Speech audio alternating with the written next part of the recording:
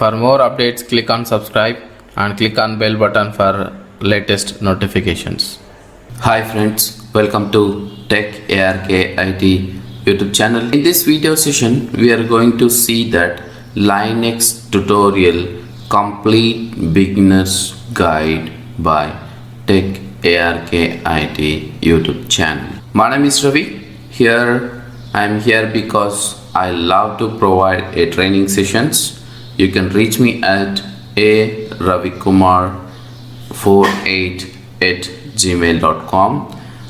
One tweet away, which is a Twitter ID, is at ravikumar48. About my experience, my name is Ravi, having 10 plus years of solid experience in infrastructure, operations, management, customer support and training.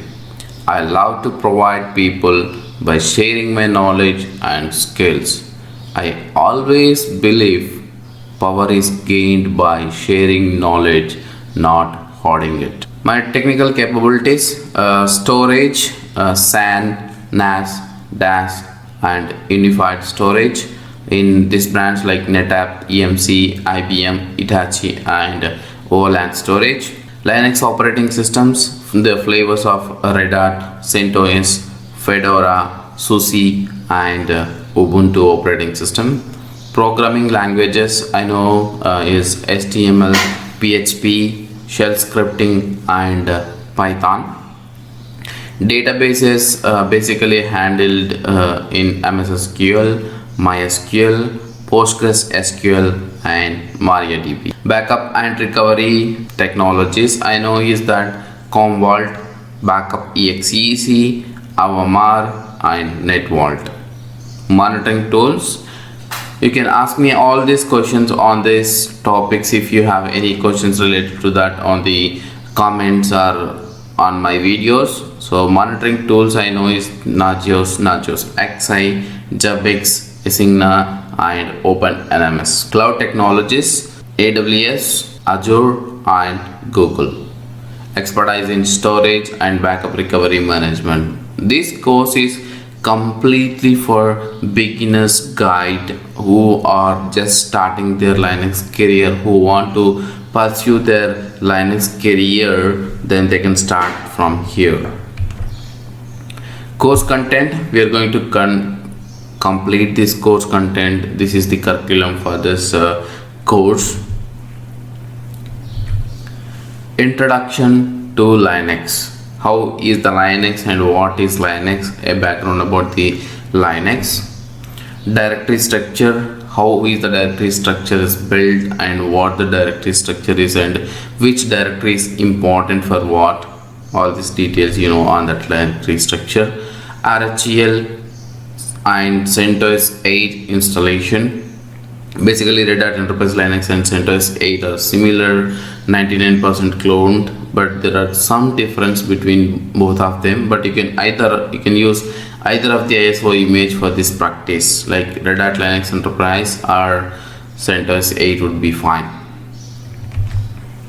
Remote server OS installation. This is very important for the remote support who are supporting remotely. Like example, you are supporting from India but your supporting server is located in another location, example like United States. Then you want to install the operating system on that bare metal server from India. How you can do that? So that's what is covered on this remote server OS installation. Boarding process. The boarding process is like how the server is boot and what are the components it loads while booting the server. Accessing Linux server GUI and CLI. For the first time, how you can access this Linux server GUI and CLI. Updating Linux packages. How you can update the Linux packages for the first time, like how you can do that using some tools like RPM, RM, how you can do that. So that's what is the clarity you can get it out here, and understanding the standard input, output and error.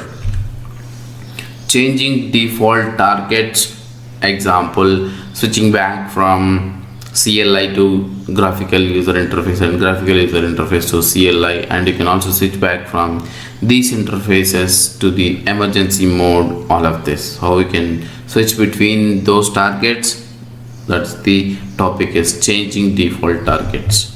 Basic commands. The basic commands is around 30 commands. The learners can learn the commands of basic commands of 32. Understanding and creating soft and hard links. Text editors. This is more important while you are editing any configuration files on the servers. You have to use text editor. The text editors are in this course is Nano and Vim. Compressing and extracting files and folders. Like if you want to send a big file to the email via email, how you can do that? You can just compress that files and send it. So how you can compress that, and how you can use this archiving mechanism to do your system backup. Getting help from command line. This is very important, is that when you do not have internet access to the systems, but you wanted to find out what are the commands and what are the command line options you have to use on the system. Grep command with regular expressions. Grep command is more useful while you curling a larger text files or the larger log files. Based out of those log files, how you can get a required content for you, or the required logs and errors messages, how you can grep that content using this grep command.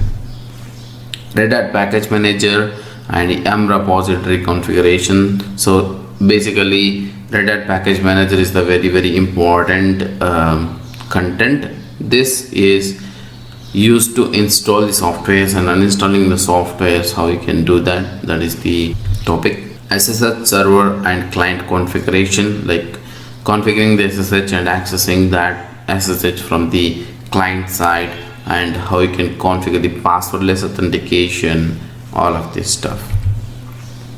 Configure key-based authentication for SSH. NTP configuration, how you can sync your time with the NTP server, that is the NTP server, time server.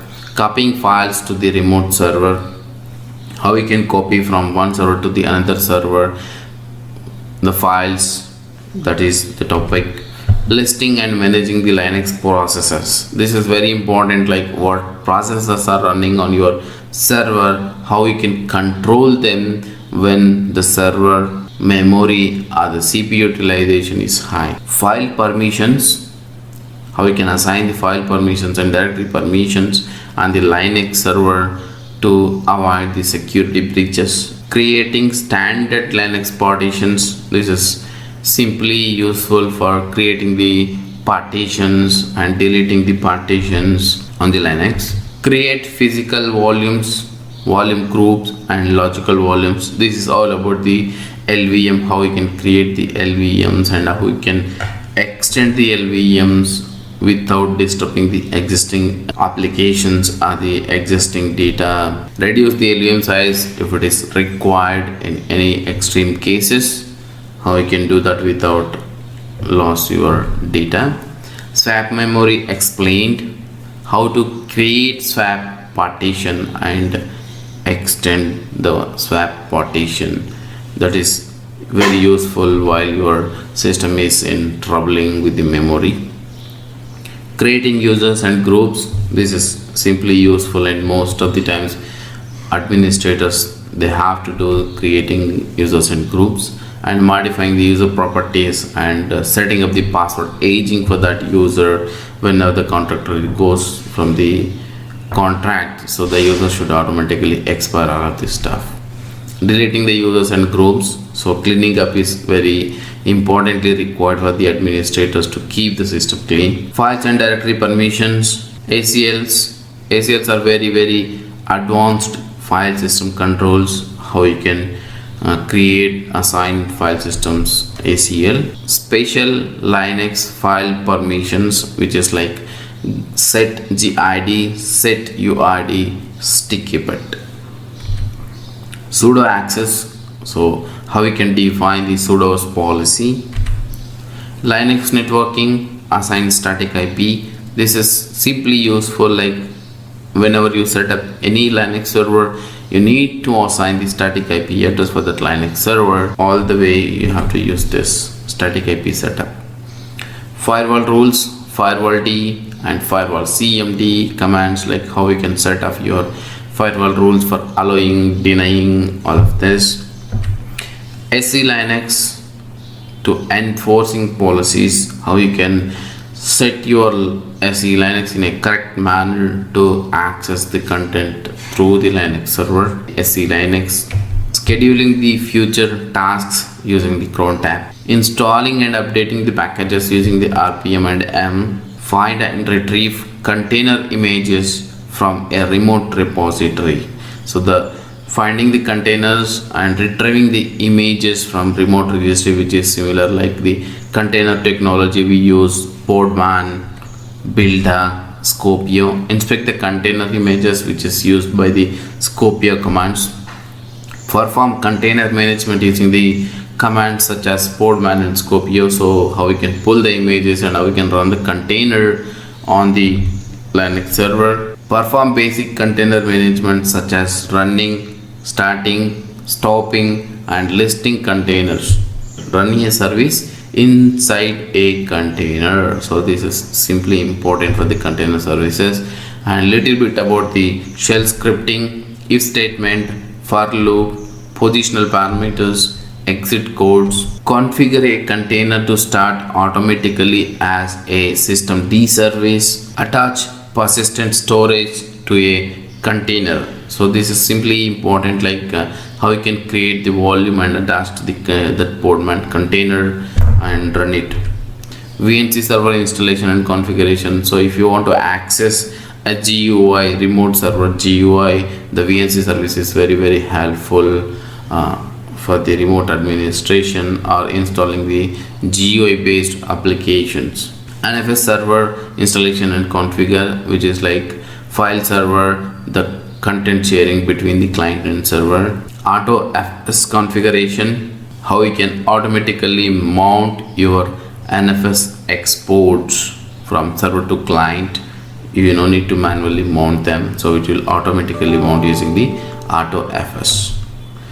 Samba server installation and configuration, cross-platform sharing content between the Windows and the Linux and the other operating systems. Thank you. If you have any questions, do not hesitate. Post me on tweet or shoot me an email. Introduction to Linux. So let's understand what exactly is the Linux and how it works.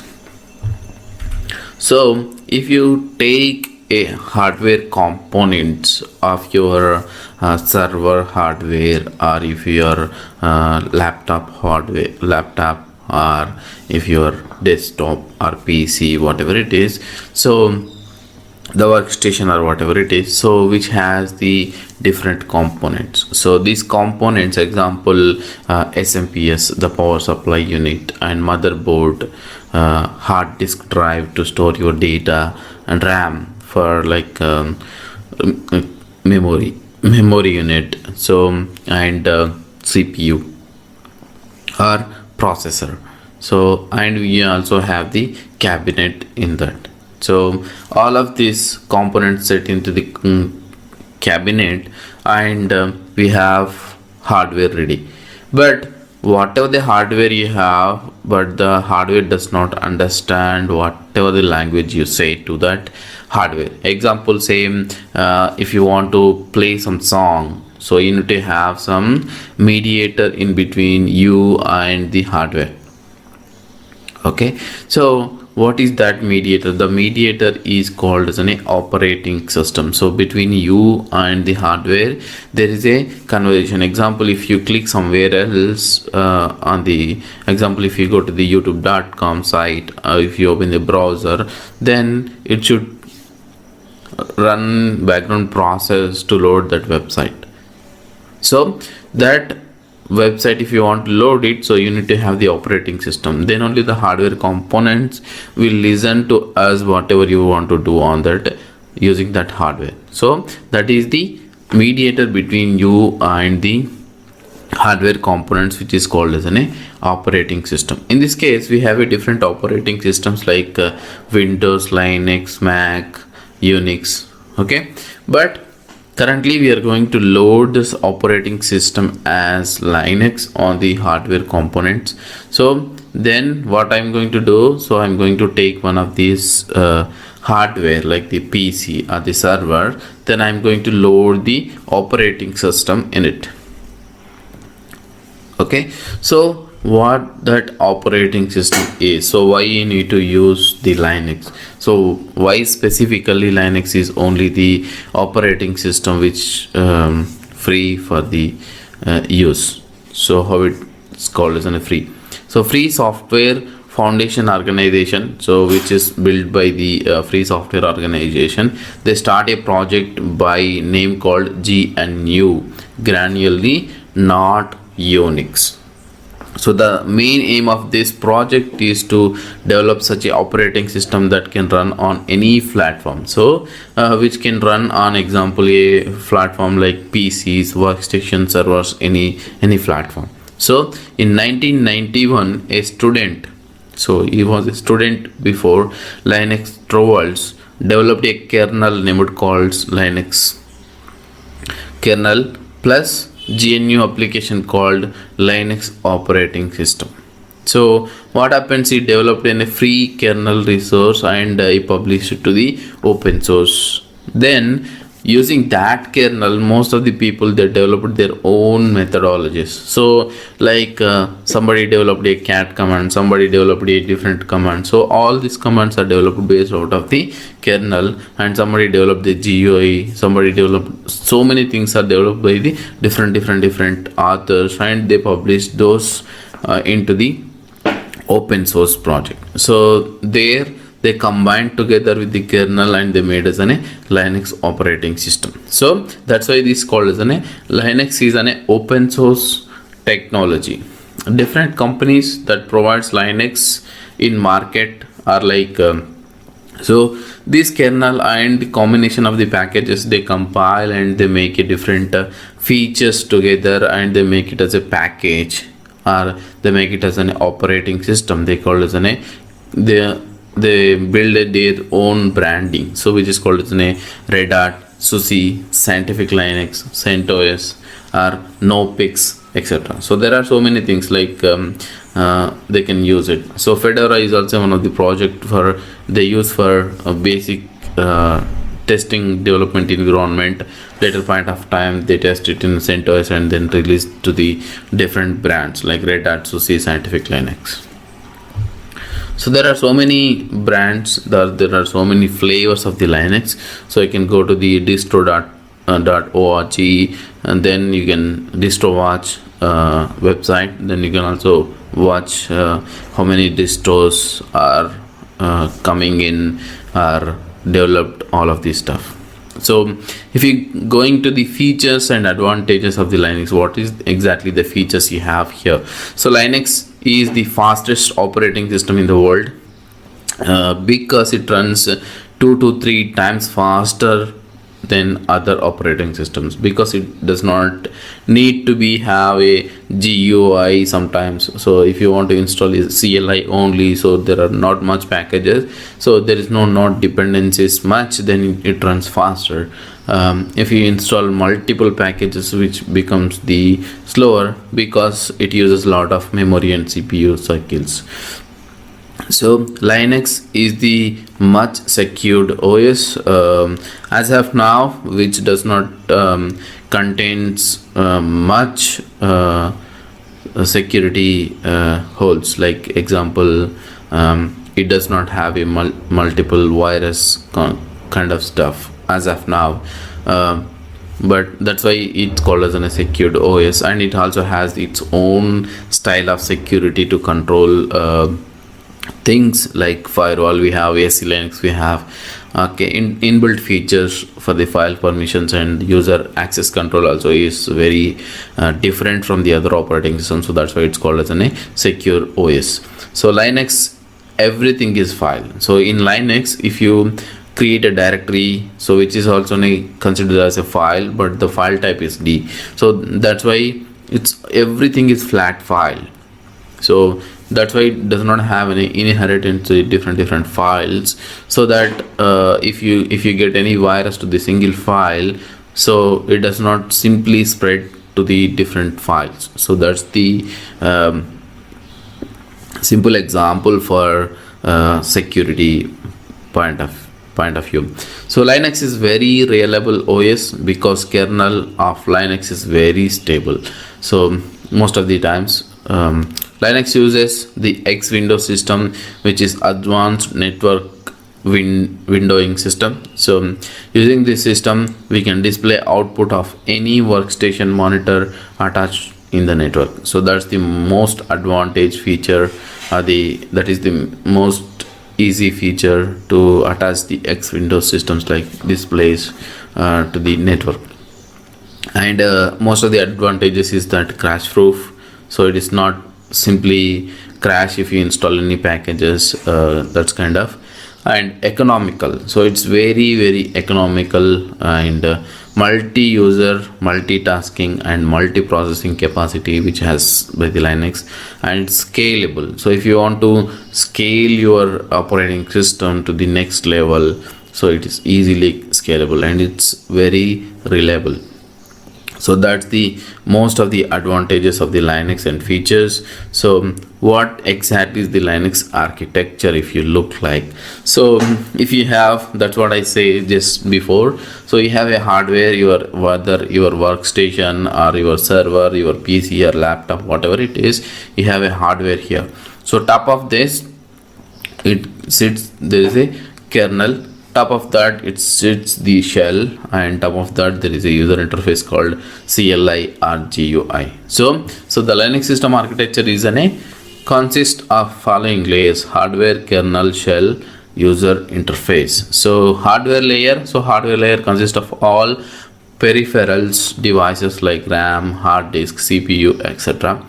Kernel, so this kernel is in a core component of the operating system, which is the heart of the operating system, interacts directly with hardware, provides the low level services to upper layer components, so which exactly converts your signals into the hardware signals, and it will convert again back to the your understandable format to the shell, and shell represents your output on the user interface. So shell is an interface to kernel, hiding complexity of kernel's functions from user. So the kernel built in a complex method, so how it sends the signals to the hardware and how it get the output from the hardware. So that complexity the user need not to face anymore. So then the shell converts this into the functions from the users.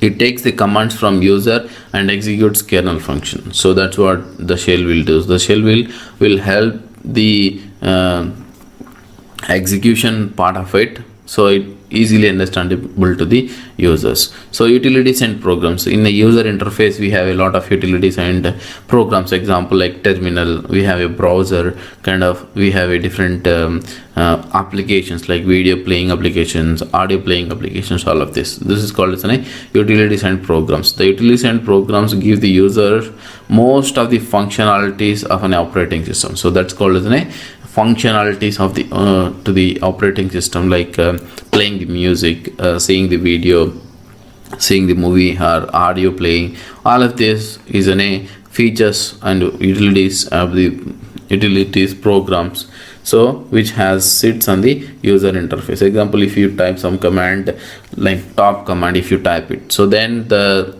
top command is executing, then the user shell will call the kernel and functionality, then the kernel will send the hardware, then only you will get to see that what is the hardware utilization of that particular server using the top command. So that's one of the example here. So that's how the Linux architecture will flow the data or the commands from user interface to shell to kernel, and kernel to hardware, and reverse back from hardware to kernel to shell, and shell to user interface.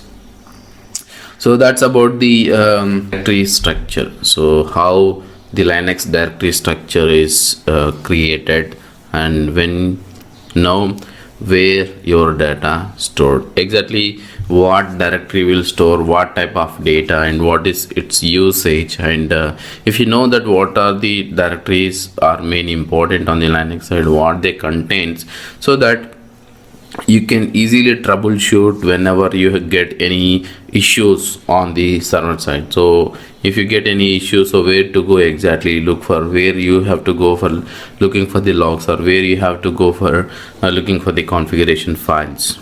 So that's why you have to know the directory structure and its important directories, so that you can know where exactly the data is stored. So let's see that. So we have the first of all, the directory structure is slash, which is called as a root directory.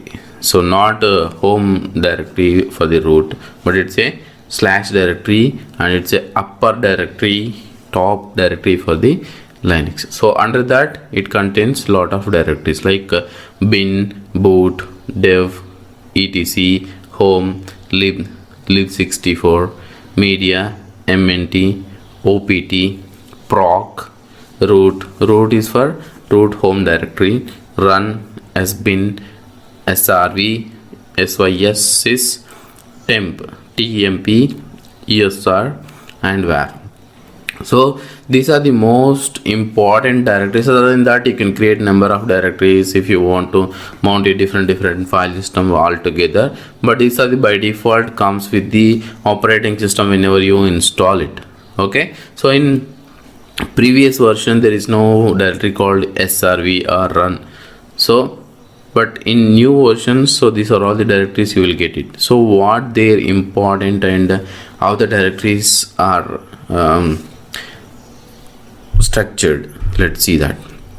So if you go to the slash boot, so the directory contains static files required to boot the system, which means so whenever your system has been booting, whatever the required files you need for booting the system, so which stored in the slash boot, such as Linux kernel, these files are essential for the system to boot properly. So if you do not have any files missing on the slash boot directory, so your system will not boot properly, which go into the emergency mode or single user mode, or it may go into the grub mode as well.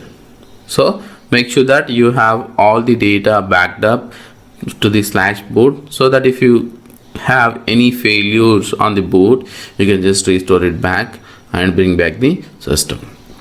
So the next one is slash dev. The directory contains device nodes that either represent devices that are attached to the system or virtual devices that are provided by the kernel. So virtual devices and attached to the system. Example, you have attached your thumb drive or the pen drive to the system, so which required one device like slash dev slash media, example, or slash media slash dvd slash media slash dev slash cd dvd rom cd rom dvd. Okay, so now new devices which cd or dvd, which is called as an sr0 sr1 something like that. So those are the devices will be contains the device node, so which means that it contains the device details, so you can mount those devices and use them. So all the device data will be stored at slash dev. Slash etc, the directory is reserved for configuration files that are local to the machine. No binaries are to be placed in. So which means the directory is completely reserved for configuration files only, so it should not contain any executable binaries, example like the any scripts, or if you write anything, so you do not store into the slash etc. Okay, so which is mainly used for local configuration file store. So any configuration, most of the softwares or anything, if you want to read the configuration file, you have to go to /etc. Under that there are subdirectories and sub files, so you need to look for. So the next one, /bin. The bin directory contains the essential user programs that must be present when the system is mounted in single user mode. Contains important system programs and utilities such as bash shell are located in /bin. Example, the bin directory contains the essential programs, user programs. Essential in the sense like whatever the program you execute as a user, normal user, like cat cd. So all these type of commands, binaries will be stored in /bin. Again, if you boot your system into the single user mode or emergency mode, then it's also required some files. Example, if you want to edit some configuration, you misplaced some configuration file, so you need to copy it, or you need to create some files on the single user modes, then you can use the vi or nano. So those are the essential programs required to the user is stored into the /bin. Again, /bin directory is accessible, and those commands are a normal user commands. Most of the normal user commands will be stored in the /bin directory. And /sbin directory is similar to the /bin directory. So it also contains the essential binaries that are generally intended to run by the root user or the system administrators. So example, there are few commands which can only be executed by the root user. Example, fdisk command, it can only be executed by the root commands. If you want to change some partition size, or if you want to create new partitions, all this stuff can only be done by the sudoers or sudo users or root users, which means system administration required commands will be at /sbin. So this will be why it is divided, because if you want to restrict somebody user who do not have the access to the administration commands or the more system commands, so you can segregate into the different directory and you can make the permissions appropriately. So that's why it is differentiated between the /bin and /sbin. /home, so most of the people know /home is the contains the home directory for the users. So example, if you create a user called Ravi, so by default it's create the /home/Ravi is the user directory, so which can create users data. So example, desktop, documents, downloads, whatever the data you want to store at your place, so it will by default store is your home directory path. So /lib or /lib64. So lib directory contains the libraries needed by the essential binaries in the /bin and /sbin folder. Libraries needed by the binaries in the /user bin folder are located in /userlib. So basically bin or /sbin contains some essential commands programs, but those are also required some associated supporting files. Example, the library files, the C code library files. So whenever you want to execute some commands, right, so which required some supporting files to run in background. So those libraries, essential required libraries, linked to this /lib and /lib64. So /lib is for 32-bit systems and /lib64 is for 64-bit systems, operating systems. So /media and /mnt, most of the times in all the operating system we see that /media and /mnt. So historically speaking, the /mnt directory is where the system administrators are mounted temporary file system while using them. So whenever you want to mount a temporary file system, example, you just plugged in your thumb drive or the pen drive, then you want to mount that, so you can just use /media or /mnt to mount it, and you can unmount it. So those are the optional folders, or those are the Folders are just given to use it as a temporary mount points. Slash media directory contains subdirectories where removable media devices inserted into the computer are mounted. So the same example. Slash opt is a directory contains subdirectories for optional software packages. Additional packages will install into slash opt directory. So which means that whenever you have an optional package which is not a mandatory package for the operating system, example, if you want to install a Chrome is a browser which does not come with the operating system, which is an external software or the optional software. So those type of optional softwares and its related directories or the configuration files or the related executables will be stored in the slash opt. So that the optional directory for optional softwares can be stored over there. And slash proc directory contains special files that prevent system and process information. So represent system and process information.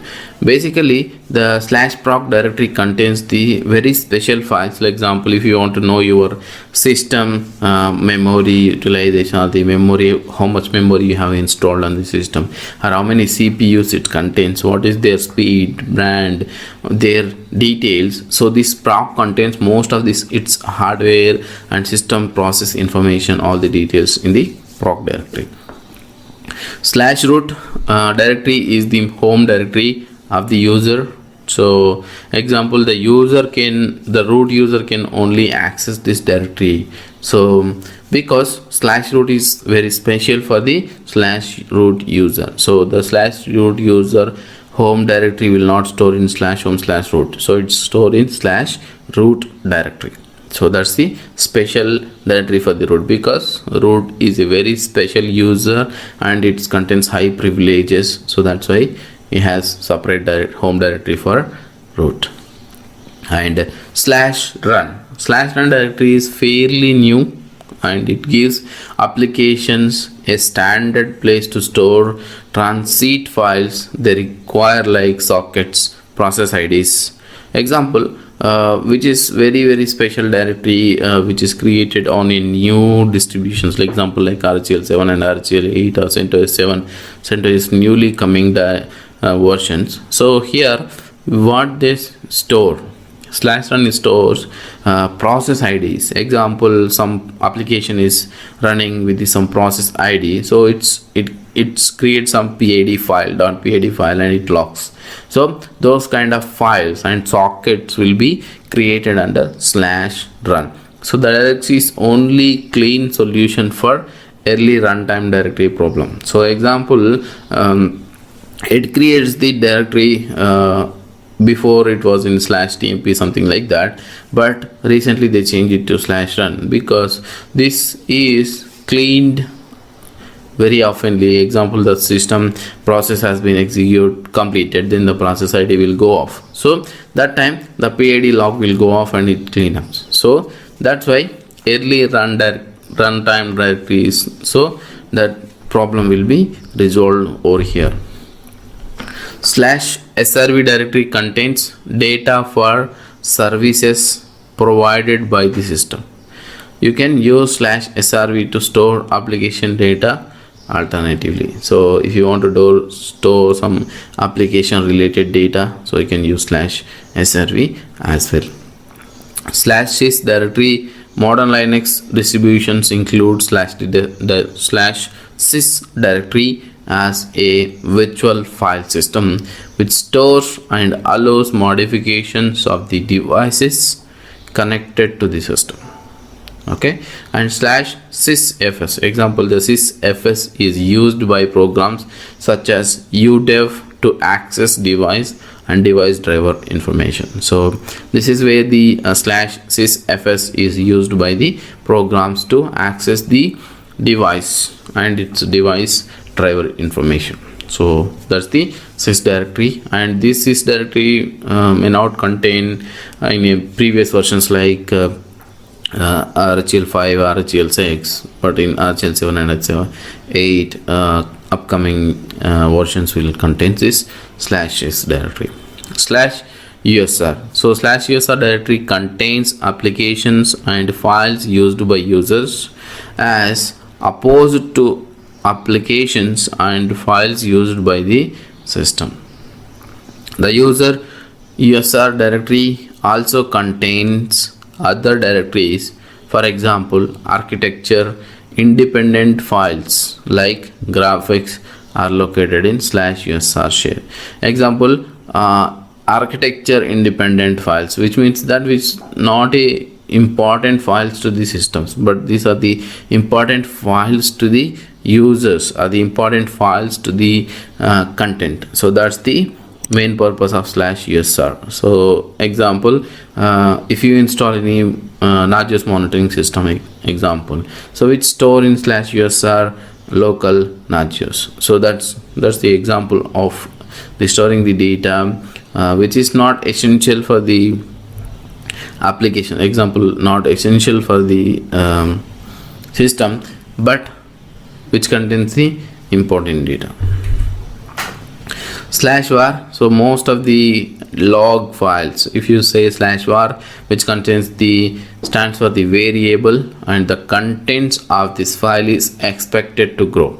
This directory contains log files, spool, mail, and temp files. So here this /var directory, it's expected to grow because most of the log files, example the messages or any different related application log files will be stored over here. So if you want to look some troubleshooting stuff, what happens in a previous one day, why the system is growing, why the system is behaving like every time the memory peaks, or example the CPU spikes, so then you can identify exactly the timings and log data using the /var log files. So this is most important for the looking at the log files data. So keep on storing the logs, the directory will automatically grow. So that's why you need to keep flexible to increase and decrease the data of the /var. /tmp, so this is very temporary purpose used. So system's temporary directory accessible by the users and root, stores temporary files for user and system till next boot. So whenever the system has been rebooted, so most of the temp directory will be cleaned up, so you do not see some data if you store it the /tmp path. So that's why do not store any important data over here. So just downloads or some temporary files and you can just clean it up. Okay, so if you store any important data in the /tmp, so anybody can access and delete the data, because the temporary directory contains the special permissions to access by the users and the root. Linux Enterprise version 8 and install that operating system in order to practice the Linux version. So let's see that how you can do that. So first of all, you need to register yourself as a personal account on the Red Hat site, so that you can use that login to download the trial version or the evaluation version of the RHEL 8. So currently I am just showing you how you can register first of all, then you can download that using the register ID. So here you have to visit this redhat.com wapp/ugc register.html page. Then you can see that this is the screenshot. This is what you can see on the registering page. Okay, after that you can just select the type of the account, which is personal. Then you can just create a Red Hat login name. So any name you can just use it, the UID, the username. Then that is what used for login. Then after that it will ask you in the Buildah page, you have to provide your email address, password and confirmation password, and what is your title if you are using your company address, then your first name, last name, and region where you are, country you are registering from, and provide your address. If you want to fill the complete address, you can also fill that, and city and state and phone number. Then after filling all of these details, you can just submit that request. Then after that you will receive a confirmation email to your email address. After that you have to just click on that URL or copy paste that URL into your browser, then it will activate your account. So after activate, you will see that your email confirmation, your email address has been confirmed. So this is what you have to register your creating your account on the Red Hat site. Now go to access.redhat.com/downloads page and click on start evolution. So it will redirect to the new page, and go here and click on try it, then start your trial. So here you have to key in your username and password, then click on login. So then it will redirect to the trial download page. So here is your evolution ready, and you can just read your terms and conditions and click on download or accept and start the download. So you need to agree this and click on agree and get started. So now it will redirect to the your evolution start download page. Now your download will begin shortly. So either you have to wait, if download is not begin in a few minutes, then you can just click on the start the download now URL, then it will start the download. So now let's see, the page will redirect and the download will start. So download is started. Let's wait for downloads to complete. It's 8.8 GB in size. So after completion, we will start the installation. So it's about to complete the download. So it's almost completed. Download is completed now. Let's start the installation. So now you just click on the file and create a new virtual machine. So first of all, I'm just going to create a folder which is called Linux Lab. So in this folder, I'm just move the VMs so that it called easy for me to identify. So just click on new virtual machine and select advanced settings and click next. And here you don't need to do anything. So this is the latest version. Just select next. And here do not install any OS. Just select the OS, which is Red Hat Linux 8 version here. Click next. So now it will show the name. So you just rename it as per your recommendation. So I'm just going to put RHEL 8_3. Then next. Now select your CPUs based on your hardware. So currently I will select two processors, two sockets, so it will come as 4 cores. Now you can set the RAM as 4 GB is enough, but I am setting 8 GB. Now select the NAT settings next, and here select the appropriate settings. Now which is recommended is NVMe. Then next, then create the hard disk. So next, and give the size as per your requirement, but I just give the 40 GB is enough for me, and store it in single file, so easy to move to the any drives. So that is a VMDK file name. Next, and click on the customization and remove the appropriate devices if you do not need any devices. So then click finish. Now the VM has been created, so just move that VM to the Linux Lab. So let's edit that VM and attach the ISO file. So edit and click on the CD DVD drive and select the ISO file here. Browse the location of the ISO file, so which is in downloads. Now select that RHEL 8 and now click OK and power on the machine, power on the virtual machine. Now just power on. So it will start booting from the ISO file. So now it is started ISO file. So now there are few settings which is called testing and troubleshooting. This is not required for now, so we're just going ahead with the installation for now. So just go with the installation. So it will take a little time to load the initialization. After that you can see the screen for the installation steps.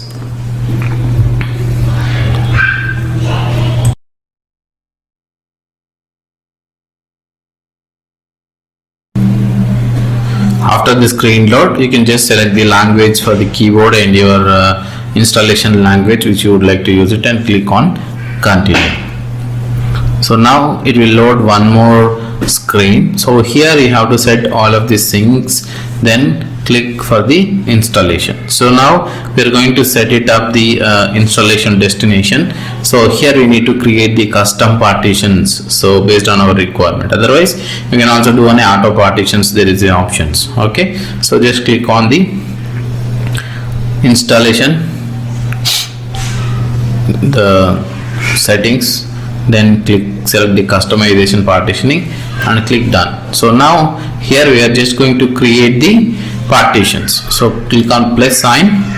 So now first of all we are going to create the boot partition, which is not a LVM, which requires a standard partition. So which is 1 GB I'm just taking as, and now click again plus sign. So again create the, so you can see that is a standard partition, so not the LVM. So boot should be always standard partition. Now select the swap. So now 4 GB I'm just selecting here, 4 GB, and so which is an LVM partition here. So now click and say slash and click assign. So here it will take entire space which is free. So this is what we require now. So we don't need to create any external one as of now. So if you need any external mount points, you can just create it. Now click done and click accept changes. So now partitions has been created. So now we need to select the time zone.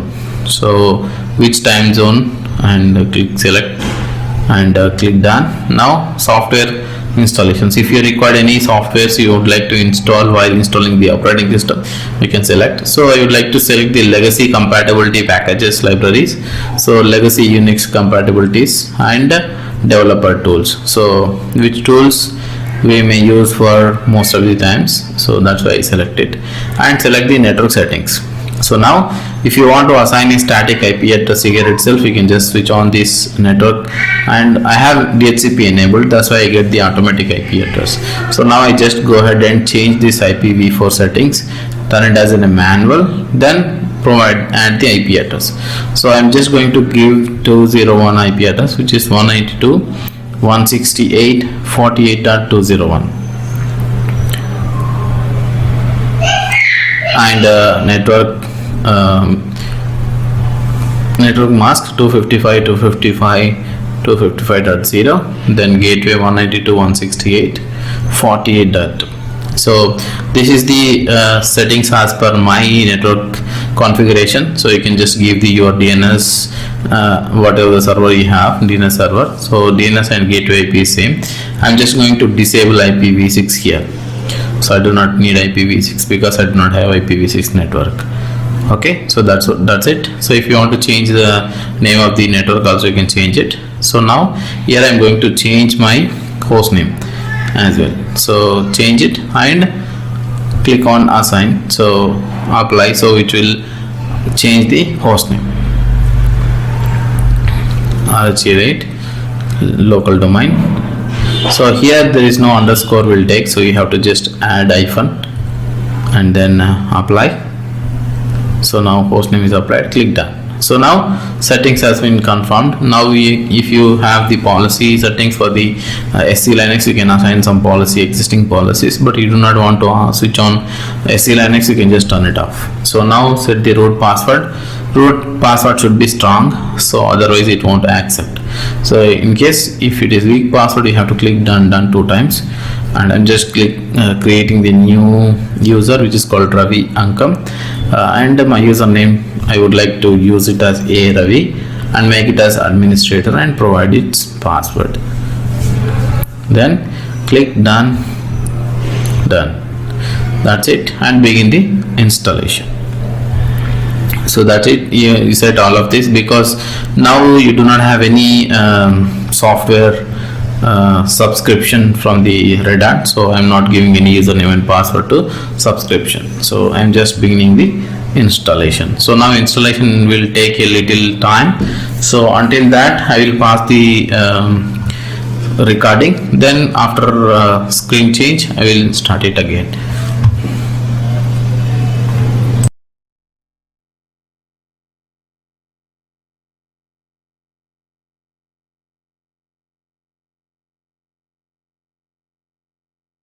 So now installation is completed. Click complete, then the system will reboot. So reboot the machine.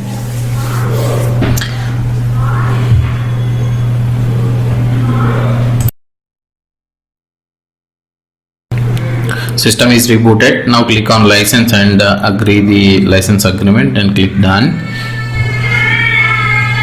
So now if you have a subscription, you can just subscribe to it, otherwise you can just click on the finish configuration. So now your system will boot again, then it will boot and ask for the credentials. So now we already created this user, so you just click on that user and provide the password and click sign in. So now you are into Linux. So now you have successfully installed and you are begin the Red Hat Linux Enterprise version 8. So you just change the settings, language settings and privacy settings according to your requirement, and just begin the start. You start using the Enterprise Linux, and this is the introduction for using how you can use it. You can just click close and you can just click on the menu. You can see that all the options here, installed applications and everything. You can just go to terminal and type cat/etc red hat release. So you can see that what is the exact version of this one, so which is 8.3. OS installation. So how you can install the OS in remote server which is located in different country or maybe a different location. So physically the server is located in a different country, and how you can install the operating system in that server. So definitely we need some help from the help desk guys or help desk team. If you have any help desk team at the data center location, or anybody who can help for the racking of the hardware and connecting the power cables and network cables, then set up some few settings for the accessing the server.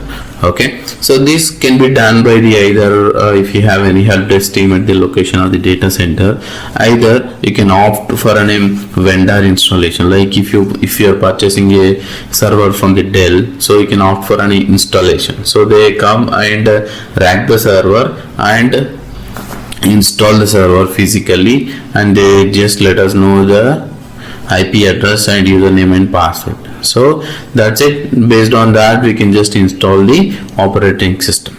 Okay, so either you can also, any brand that has this connection, like in Dell they say it as iTrack, in HP they call it as ILO, in IBM also they have the ILO. The similar way, so the remote connection, you can just use that technology to log into the remote server and install the OS. So let's see.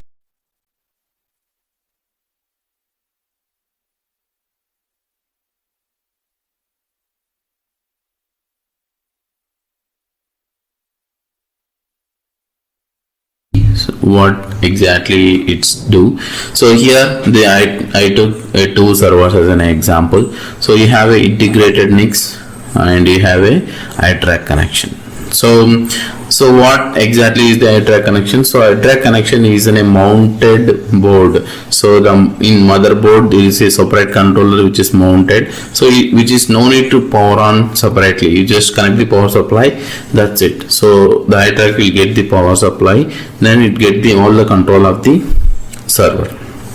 So from there you can control everything. So you can reboot the server remotely, you can do anything. So but before that we need this activities done by the site engineer, like rack the server. So you have to put the server into the rack, then connect the power cables, connect the network cables and iTrack connectivity, and we need to set up the iTrack static IP address. So you just go to the iTrack settings and set up the IP address, username, password, and you have to just provide the IP details, gateway, all of these details, then that's it.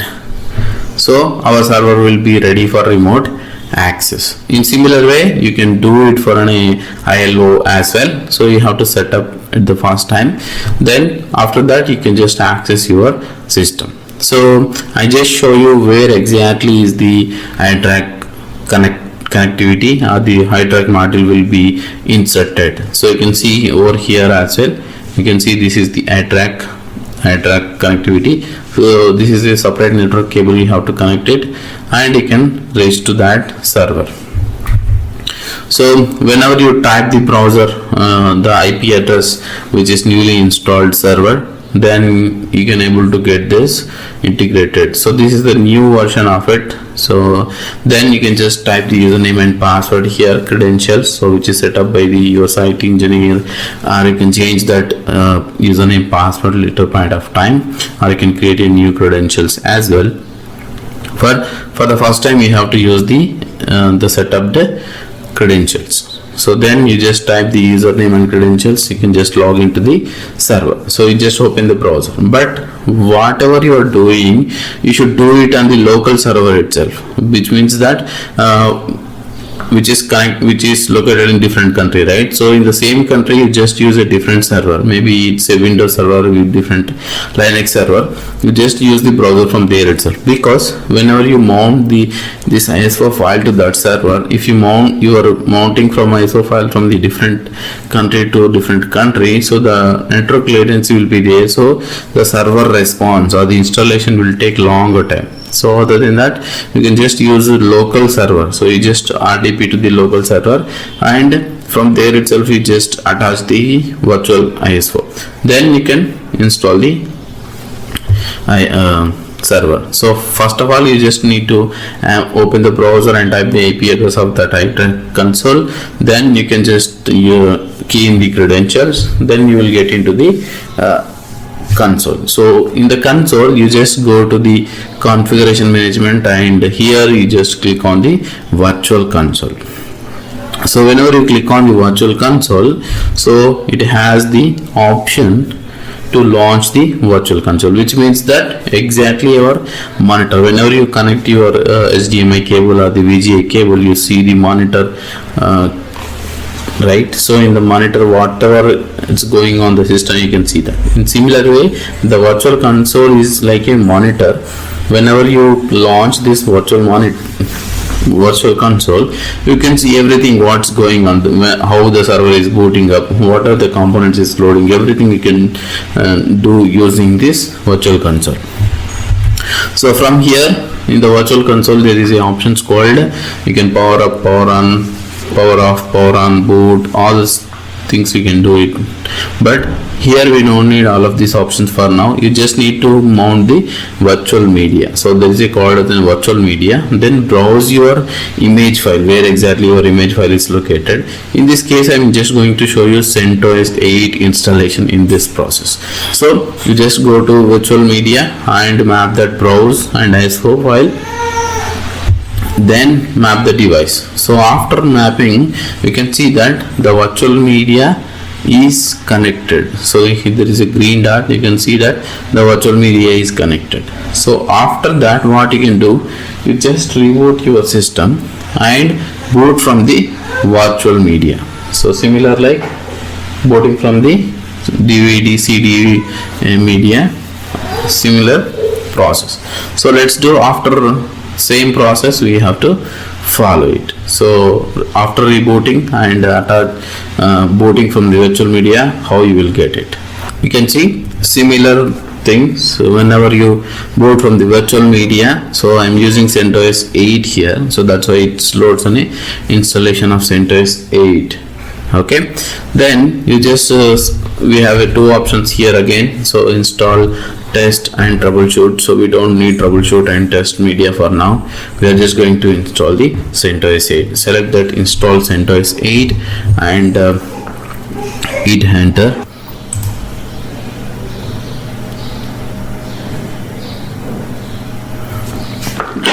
So after booting with an ISO file, you can see the similar process. You need to select the keyboard language and your language of your system. Then you can just click on continue.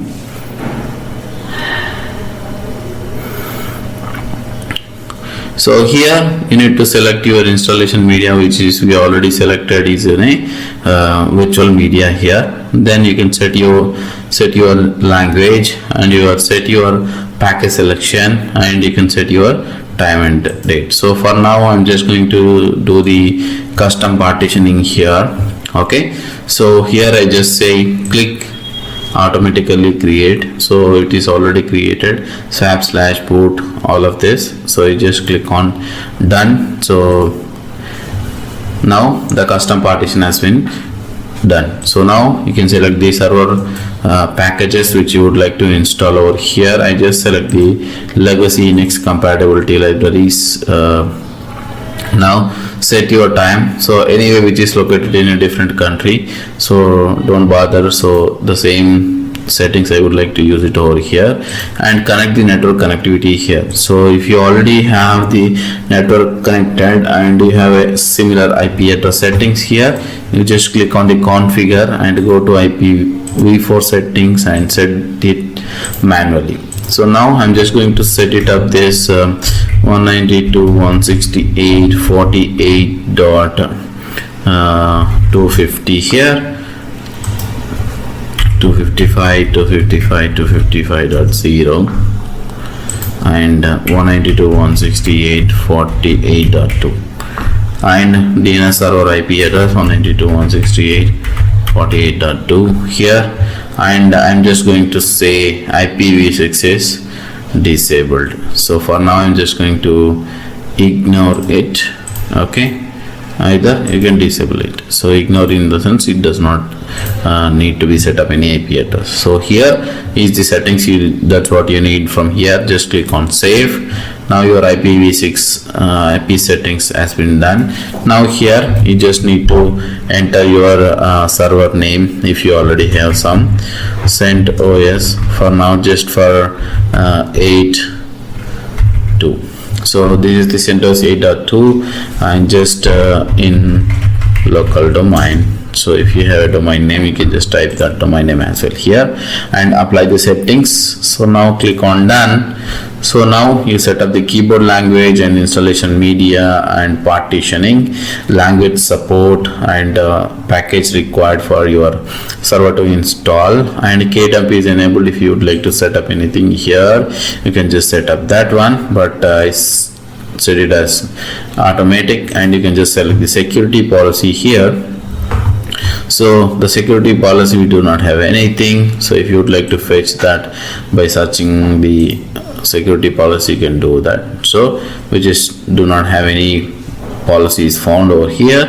Just begin the installation. So this is what you have to set it up, then begin the installation. Similar process, we need to set up the root password for later login and click done.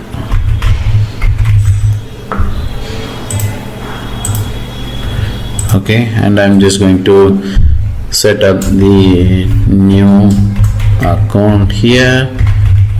I would like to use this username, and here you can just set up the, that's it.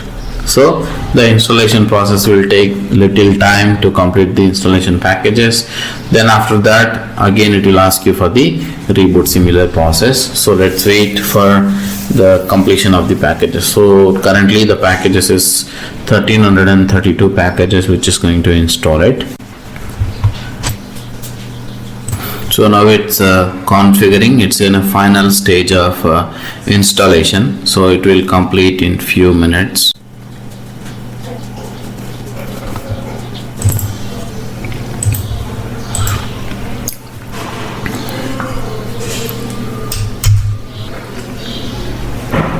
So here we comes with the setup which required for license information to be agreed. So now click on the accept the license agreement and click on done.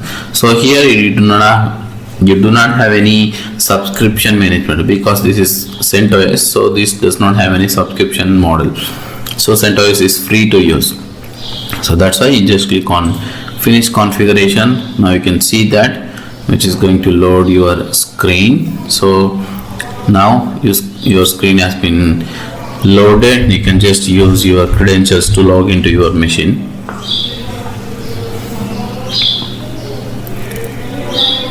So now you can see your similar setup. You just need to switch on your all of the settings, start using CentOS. So in similar way, the same process, you have all of your applications over here, frequently used applications and all of your applications. So currently I do not have any applications which is frequently used. So now you can just click on here, and if you want to reboot or turn off, you can just click on the power button. You can just restart at power button. So now if you want to verify your version, you can just use /etc red.-release, so which is the CentOS Linux release 8.2.2004 core.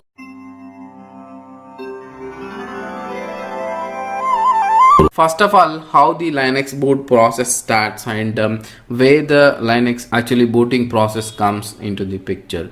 Example, say if you press your server power button, then immediately do a post power on self test. In the sense, each component of the hardware, they will power on their own, they will test their own power, like okay, I'm able to switch on myself or not. Then all the hardware says okay, I am ready to power on. Whenever you press the power button, the post completes, and immediately the BIOS program, basic input output system, will be loaded from the hardware, like all the details about the hardware and how many devices are connected, all the devices are functioning well or not, is there any errors, all the details will become over here about the hardware details.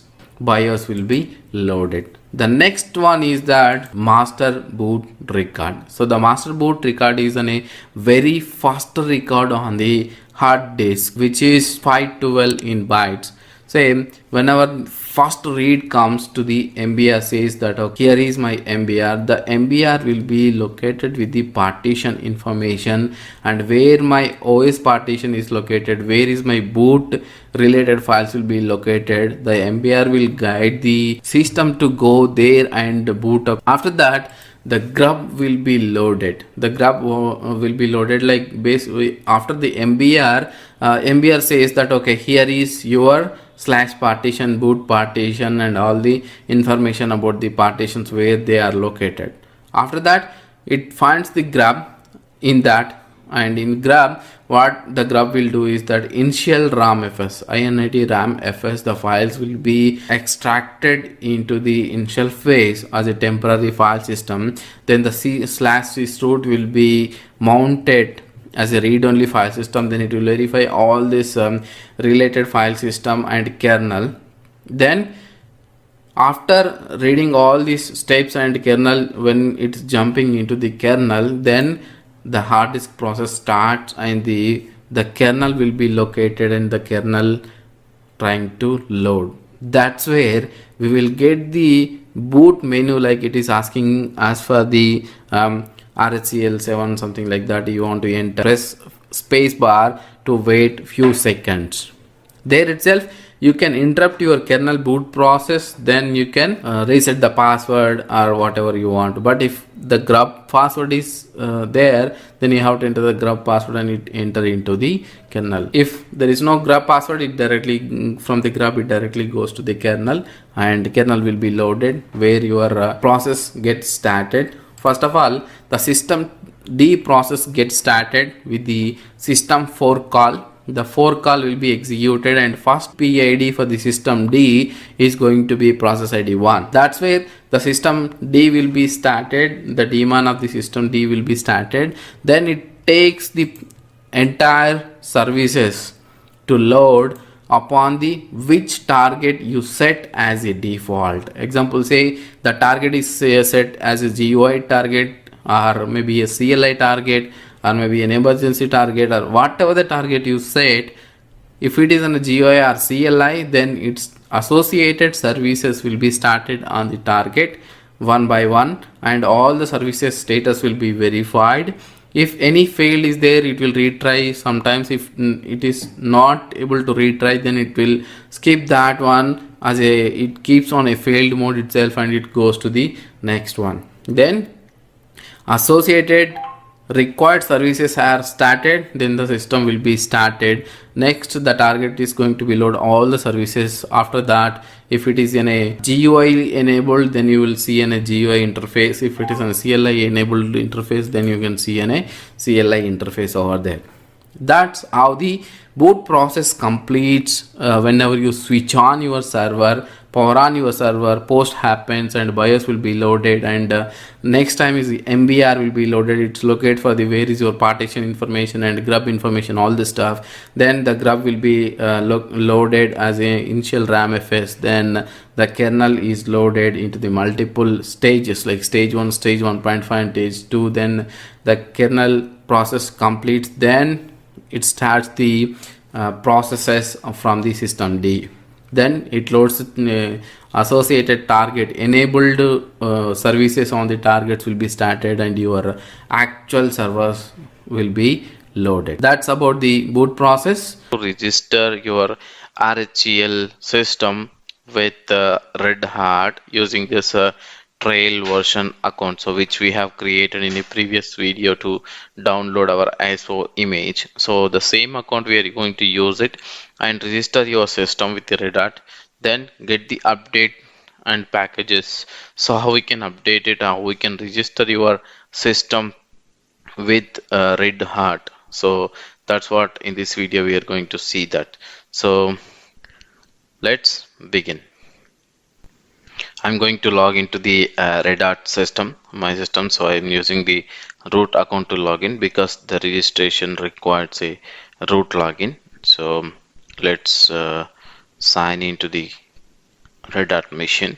So I'm directly accessing this VM via VMware. So you can also access the VM similar way, and click on activities and click on terminal. You can see the terminal window. Now type subscription manager register.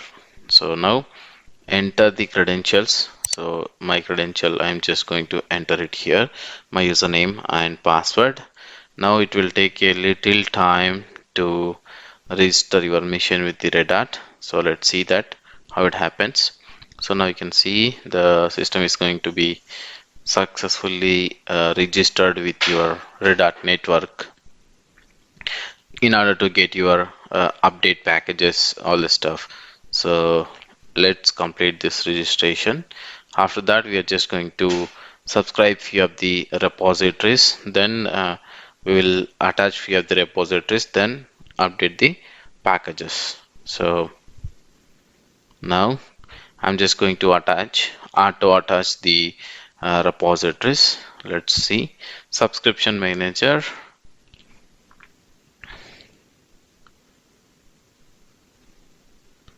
attach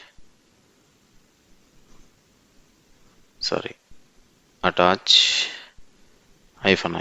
auto, so which will automatically attach the repositories, so which will available on the subscription. So sometimes it may not do that, So we have to manually get the repo ID, then add.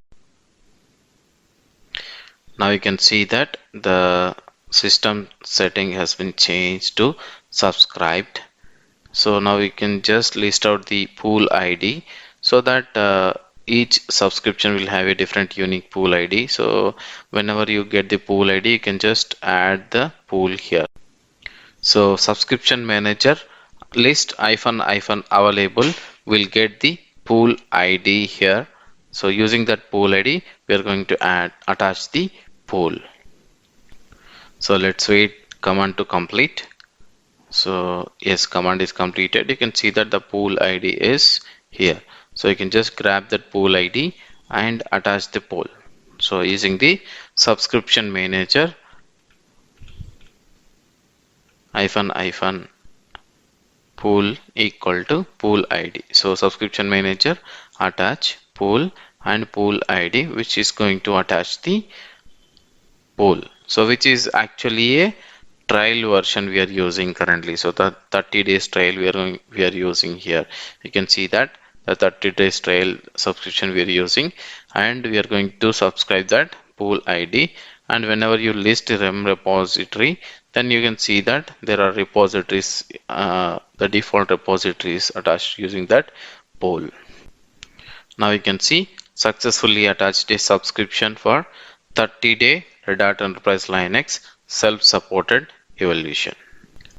Let's verify the subscription list so that you can see that whether the subscription is completed or not. So if you see subscription manager list, so it says that it is subscribed and its duration of the subscription in the window. So that's what we required. So the system is successfully registered. Now just type yum repo list. You can see that what are the repositories has been enabled on this repository. So this is the 2 repositories enabled. So now I would like to see that more repository list in the repository. Then I will subscribe few of the repositories. I would require them for installing and updating the packages, which is the AppStream and base repository, as well as some RHEL 6.5, the satellite 6.5 repositories to update the packages. So let's wait. So this is going to list out all the available repositories here. Then we will subscribe the few repositories which we require for updating our packages. So let's see. So these are the available repositories. From here, I'm just going to pick one of the repository here to enable the repository. So you can just use subscription manager, the same command, and subscription manager repos -enable, and use that repository name. So here I'm just going to use the code ready builder for RHEL 8 RPMs. So I'm just going to use it, subscription manager, and I'm enable this repository. So subscription manager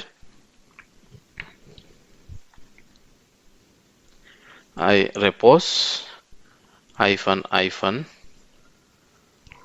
-enable equal to repository name.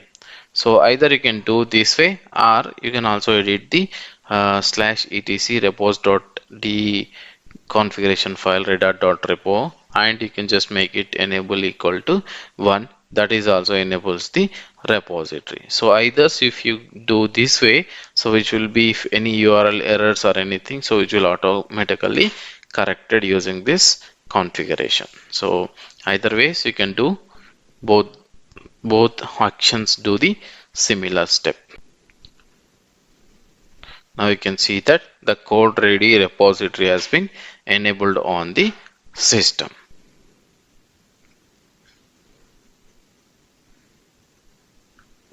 So now run mrepo list in order to verify the repository is enabled or not.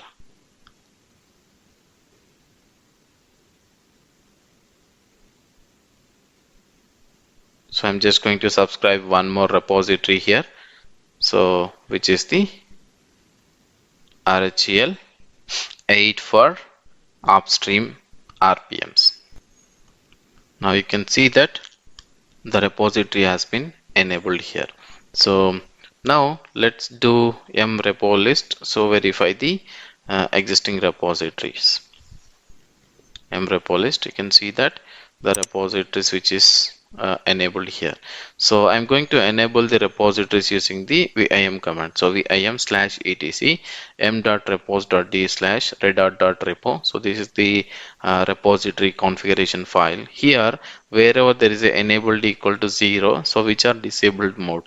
So I'm going to enable two repositories from here, so manually, so that we'll just verify the mrepo list command and verify these repos are enabled or not.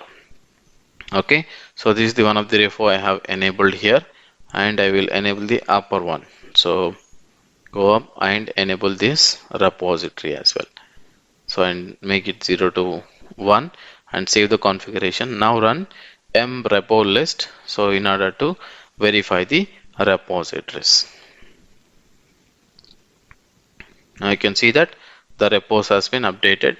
Now just run m update -y so that the existing packages which are having any updates, which are going to update automatically using this update command. So let's run that. Before you are going to install anything on the system or going to use the system, so first of all update the packages so that you won't need to disturb the any existing installed applications later onwards. So now I just run the m update, so which are going to get around 68 packages for updated update as a marked for updates, so which are going to update automatically. So let's wait, it will download and update for packages. So I will just resume when the package has been completed.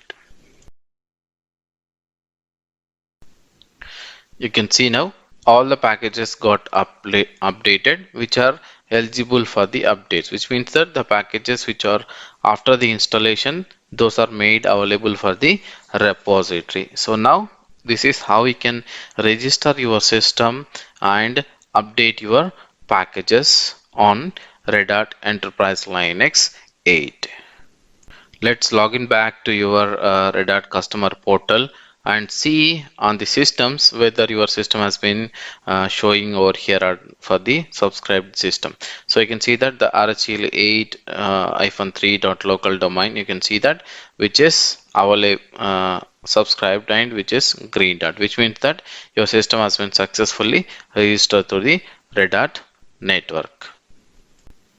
Let's run m make cache command, so which will cache the repository. So no need to again and again list out from the online, so which will take longer time to list out the packages. So instead of which will make the cache in the /var directory, so now it will make faster to the mrepo listing every time, and packages also will be resolved faster.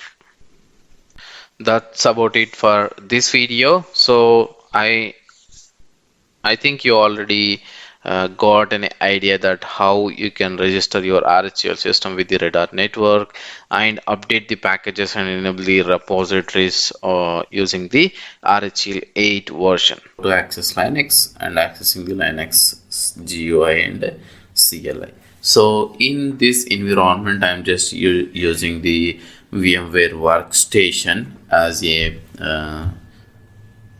provisioning for the servers. So here is my both the VMs I just created for this Linux usage. One is CentOS 8, another is RHEL 8.3. So both are different versions, like both are similar.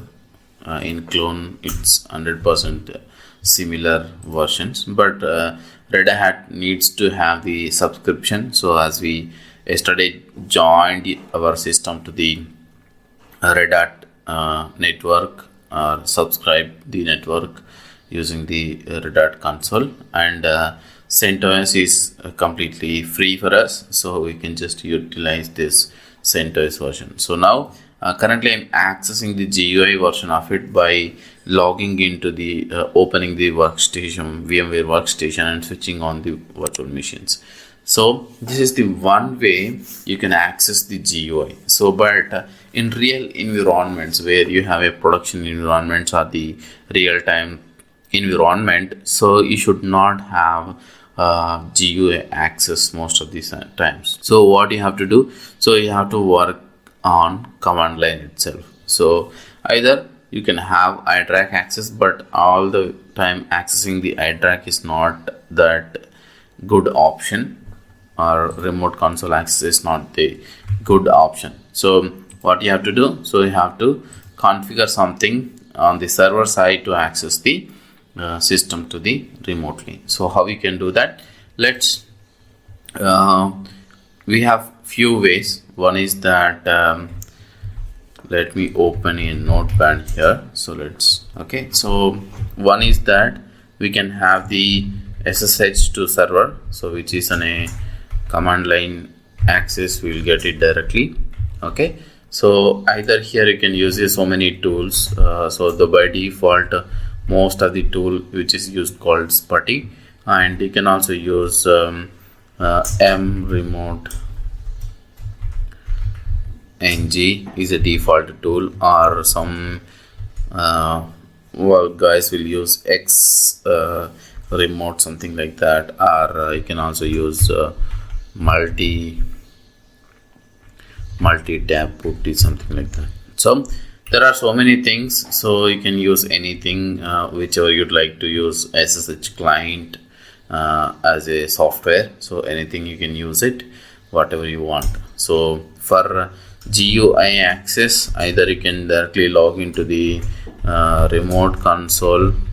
So that is not a good option always. Either you can configure VNC, so we will later know that how you can configure the VNC access, or either if it is a VMware or something like that, you can just log into the VM console. So this is the way you can access the GUI server. So first of all, GUI I'm just accessing using the here. So you can see that this is my server console. I'm just accessing my GUI. So this is how it looks whenever you are accessing your GUI. So if you'd like to access your system as a CLI, then so first of all what you have to do is that you need to install few packages and start the service, otherwise it won't work. So otherwise you cannot access your machine. So first of all what you have to do is here is that install. So you need to install open SSH package. So this is the package you need to install and start the service. So then only you could able to access the server via Linux. You need to set up firewall things, all this stuff, then you can able to access the OpenSSH server. So this is the packages I have installed here. Now what you have to do is that systemctl enable SSHD. So this is the service we need to enable here. Systemctl start SSHD and verify the status of that service. So you can see that this SSH service is running over here, which is active. And if you have a firewall or the SELinux, you need to make some changes to the firewall as well. Firewall-cmd permanent, we need to add permanent and add service. So either you can add the service or the port number to the firewall to allow your, which is says that which is already enabled in the RHEL. So sorry, already enabled in the firewall. So you need to do anything. So most of the times the SSH will be auto enabled, so in most of the servers, but if you do not have, but you need to verify that and check this is enabled over here. And now get the IP address of your system. So here IP space A. If you type it, you can get your system IP address. So this is my system IP address, is 192.168.48.250. I just copy this system. So, and if you have a Windows machine, example, you would like to access your system, then what you have to do, install the putty software. Okay, then open the putty software here. So you should not get all of this here, you just get only default settings here. Okay, so these are my saved sessions because I already using my putty session from long, so that's why I saved few of the sessions. So here what you have to type your IP address, server IP address, and port number is 22. By default the SSH port number is 22, and select your SSH. You are going to SSH to your server. If you would like to save your server as something, you can also save that session. Later point of time you just click on that, so which will automatically load your settings. Okay, so I just save this as CentOS 8.2. okay, 8-2, and save it. So here is my settings has been saved. So now IP address, port number, and what you have to do is that you just click on open. So which will give, for the first time, which will give you an alert saying that your putty security alert. So you are going to trust your host key. Say yes. Then whenever you click yes, so you will get the access, something like this. So you need to type your username and password here. So my username is this one, and I'm just going to type the password. So but whenever you are typing this username, it will take little longer time because since it is a local environment, we do not have a DNS settings over here, so that's why it's could not able to resolve your DNS. So it will take little time to log in. But if you'd like to make it faster on the Windows side, what you have to do, I will just let you know. Okay, so what you have to do, you have to just open drivers file here. Okay, so whenever you open the drivers, it will open like this in the folder, system drivers folder, and etc, you just open this host file. Open host file, and so in order to open this host file, what you have to do is that you just run your command prompt as a administrator.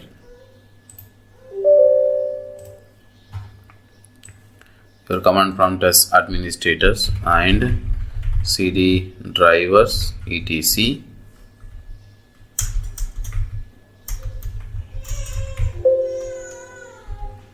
okay, and open notepad and host file.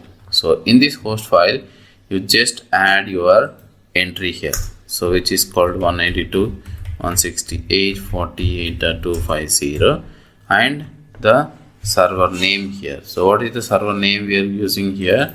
CentOS 8.2. So this is the one. We just have to enter it and save this file. So if you have administrator enabled, then you can save the file, otherwise you cannot do that. Okay, so now I'm just exit this one, and I reopen the putty session here, and I already have this CentOS 8.2 saved, and click on load, and now click open. So the putty window will open here, and if you type, so you can see that it will go faster. See that? So it's much faster than access. So this is the way you can just simply access your putty. So according to your settings, you just change your putty settings, your background settings, and all of the details. You can just set your appearance here, like changing the colors, behaviors. Okay, if you'd like to do any text changes, all of this you can do that here. Okay, so this is the way you can just access your CLI. So remember that you need to have the OpenSSH package installed here. So how you can check that whether it is installed or not? You can simply go to rpm-qa and grep for an OpenSSH package. So you can see that. So the OpenSSH package, if it is installed, OpenSSH server is installed, then start this service. which is called systemctl. You can just verify that SSHD is running or not, and you need to verify that whether your network is open to access default 22 port. So most of the networks will open by default 22 access, so that's why you don't need to worry about it most of the times. Okay, so this is the way you can just access your system from Windows machine. You can use the putty and you can access the system. But in case you are using a Linux machine or as a desktop, then how you can access? So here example, I have one more server. So this server, we need to do the similar step here. So this is example, if it is a considered as a server, that this center is considered as a client. Okay, so then you can just verify this as okay. So here you just open the put terminal session and you can just get IP address of this system. So here also you need to install that OpenSSH package and start the service, and you can access this machine. So here, which is machine called 48.201 is my IP address. So what I'm going to do, this is my example, consider this as a client. I'm just would like to access that machine from here. So what you can do, SSH and type the username @ IP address of your server machine. So this 201 is my server machine, and I already have my username over there, so which is Ravi, and I just enter. So for the first time you need to say the yes to accept the fingerprints from the remote system and type your remote user system password. So now you can see that you just access this RHEL 8.3 machine. So this is the machine name is RHEL 8.3.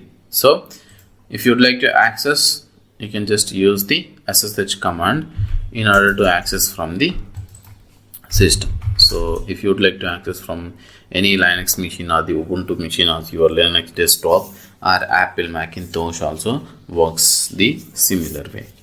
So this is how you can use your system to, or you can access from Windows or you can access from the Linux machine. So if you would like to, if you already have some VMware installed or the VirtualBox installed, so you can just open a console and access the direct as well.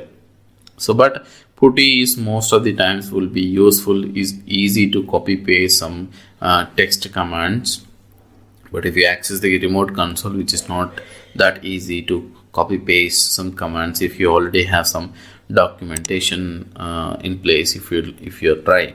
Okay, and you can also have the putty session saved, so later point of time if you'd like to refer what you've done in before times, so always do understanding targets, so mapping the run levels to the target. So before, in a previous versions like RHEL 6 or RHEL 5, we having the run levels, but here we have the target. So how this targets to be understands and what the targets do and how it is was mapped with the previous comparisons. If you see that the run levels was we have in a previous versions that 0 to 6, like 0, 1, 2, 3, 4, 5, 6. But in this new version of Linux, example the Red Hat Enterprise Linux 8, we have a different levels, run levels. So the run level we call it as an targets here, so not the run levels, but the targets also to familiar with the previous run levels, they also created multiple targets with the similar type of run level names. So if you call it as run level 0 dot target or power off dot target, which are the same as shut down the machine or the power of the system, so you can do that. So run level 1 dot target or rescue.target. So if you'd like to do your system as a rescue shell, example, if you'd like to boot it as a single user mode in a previous versions, we call it as a rescue mode over here. So if you want to switch back to the rescue mode from your system, you can do as well using the run level 1.target or rescue.target. So run level 2.target or multi-user.target and run level 3 and run level 4. So these are also a non-graphical multi-user systems.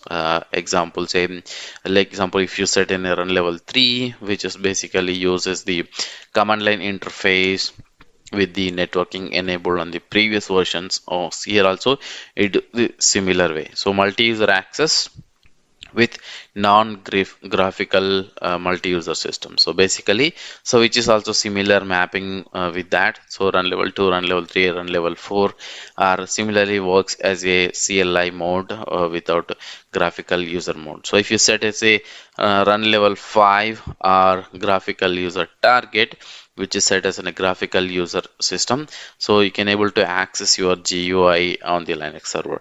So if you set a run level 6 or a target as reboot.target, the system will be reboot. So shut down and reboot the system. So this is what basically the run levels mapping with the target. So either you can use the run level 0.target if you are familiar with the previous run levels, or you can also use power of .target, something like that. So these both will be working on the system. So let's see how this targets and what does target means and how the services will load while booting the system.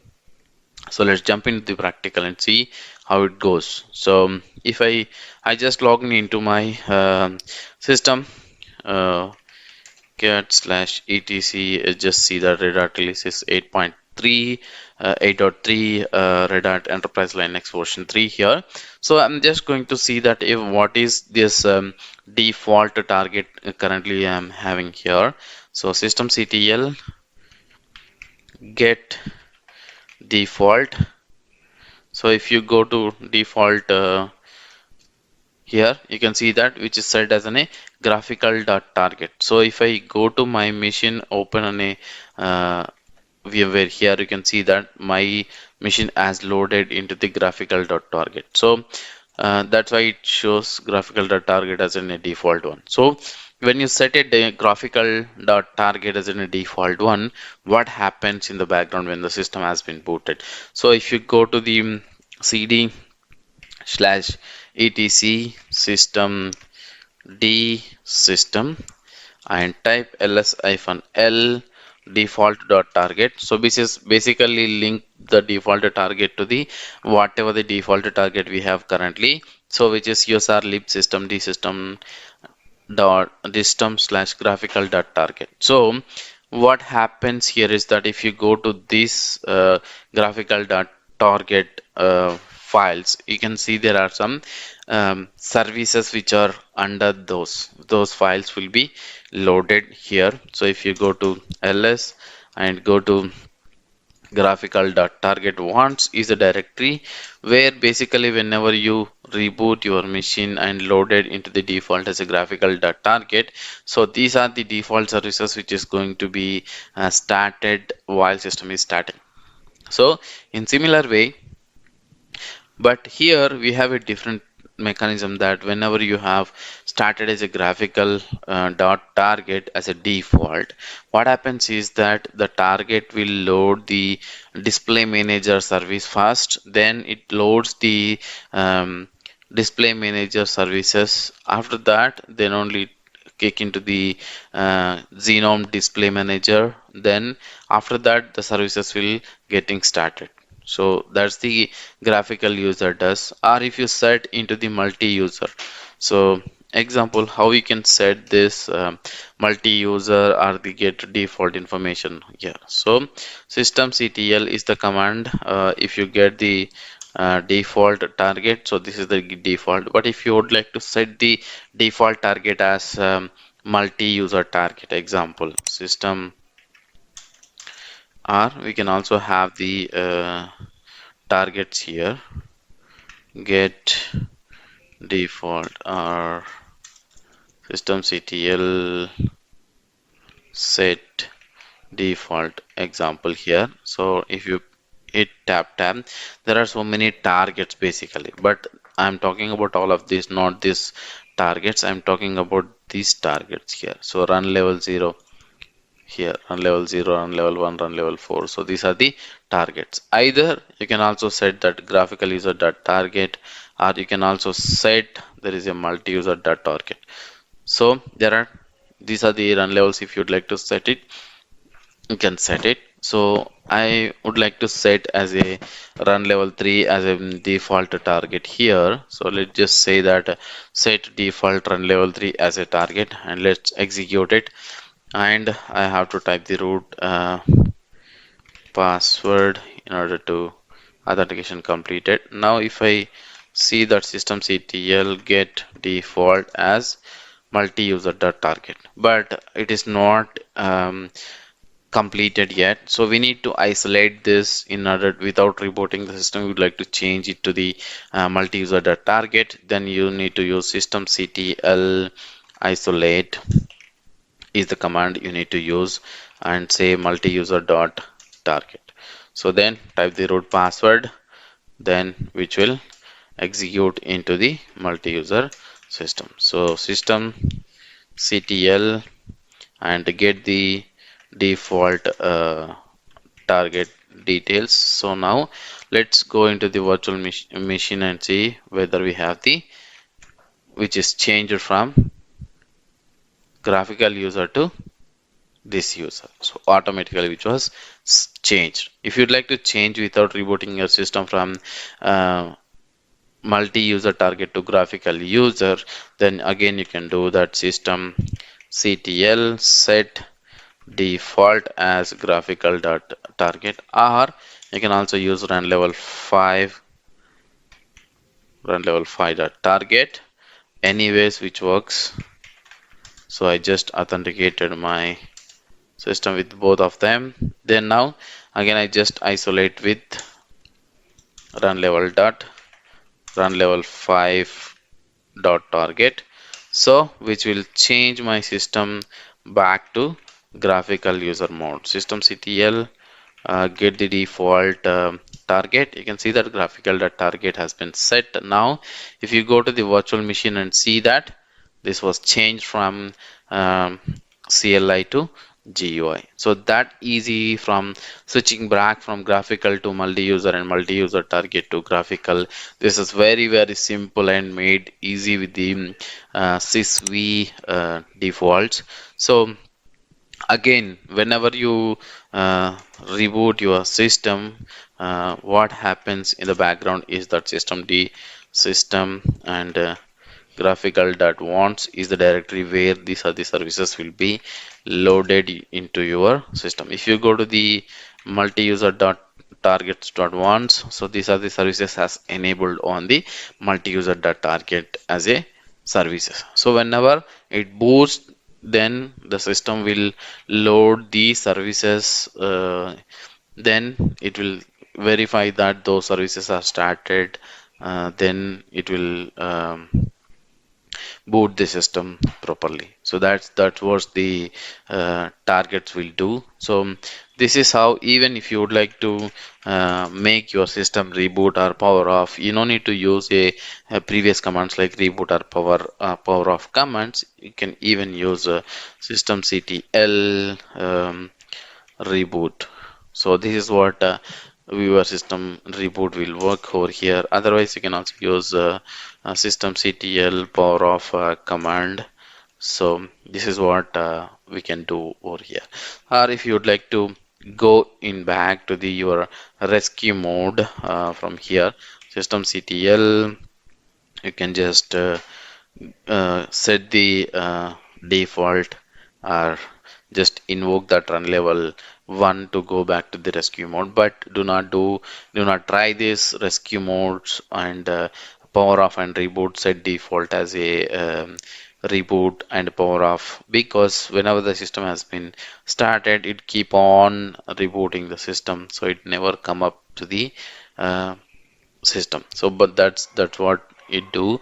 So do not try set the default as an power off or the reboot, so that makes your system continuous reboot or continuous power off. Okay, so that's about the targets or the mapping the run levels in between your run levels and the targets. Though this is how the system will work over here. So we will work on more on systemctl. So you should be familiar with systemctl for starting these services, start of the services, and you can able to check your system units, like what are the dependent units and all of this, service units, all of this. Even you can just use verify that list example dependencies for the graphical dot target. So what are the services need to be start in the background whenever you would like to enable the system graphical service, graphical dot target. So these are the dependented service which will automatically start whenever you enable this graphical dot target. Example, if you'd like to verify your multi-user dot target, what are the services is going to be enabled on this multi-user target. So this is all the services is going to start in the multi-user dot target. So that's how the systemctl and the target works. So that's how it mapped from run level to the targets. So do not confuse anything, but it does looks like it does not change much in between the run levels and the target, but they call run levels on the before version, they call targets on these versions. One of the topic called standard input, output and error. So understanding the redirection features, like example how the file descriptor we can use it to redirect the input, output and errors into the log files, or how we can input to the terminal using the file, all of this. So let's begin the session and see what we can do over here. So the basic workflow of any Linux command is that it takes an input and gives an output. So example, if you want to do some list of the files what is there in that directory, so you can just use ls command. So that is an input we are giving as an ls, then there is an output called what are the files in directory, it will show on the screen. So example, the standard input, the stood in device is most of the times keyboard, or it may be sometimes some barcode readers, or like pens, like digital pens we can use to give the standard input. Okay, but the standard output is example is the screen. So the display screen monitor which gives the output over there. So with redirection, so whenever you are redirecting the standard input and output, the above standard input output can be changed. So how it's going to change, and I'm going to show it on practically. So before that let's see that what is the file descriptor number and symbols we are going to use it, and what that description of that file descriptor. So the file descriptor is example, it shows us a 0, then the symbol is less than, then standard input. So that's going to be a standard input. So then the file descriptor is going to be a 1, then the symbol is greater than, then the standard output. So what it do is that, so whenever you do an ls, then which actually input the terminal. So whenever what are the commands you wanted to execute, then you just write it in the file and input from there to the terminal. So it will execute those commands. So you wanted to output the you want to store that output in some other file somewhere else, then you can just use that symbol. Okay, then if you want to do on a error redirection example, I don't want to capture input and output, I just wanted to capture only the error log messages, example like that, then you can use the to redirection sign. So that's the name, captures the standard error. So let's jump into the practical and see how we can do this, all of this example over here. So I am into the Linux over here, so which is my RHEL 8.3. You can simply show that release version, so 8.3 here. So I would like to example show that how exactly the standard input output works. So I just wanted to do an ls over here, which is an input I am giving it as an ls command, and output is this one. So all of these files is going to be in a output. Okay, so this is a standard input and this is a standard output over here. So if you want to example, you want to redirect this output so some other files, example, so ls, I would like to do an ls-ltr over here, and I just wanted to redirect this to /tmp file output, something like this. So what it will do is that it does not give any output over here, so the output has been changed to the file. What happens? So whenever the output is redirected to the file, what happened? The output has been stored into this file. If you just go to the cat this file, you can see that the output has been stored to this file. So this is a redirection sign which will send the output, the standard output, to the file. So example, if you want to append, example, I would like to append this here. Instead of ls, I just wanted to update the date, so you can just use this one, and now cat the file again, so you can see end of that file which was appended with the date. So like this, what you can do is that you can just change the output redirection to the one of the file. So if you want to example, you want to input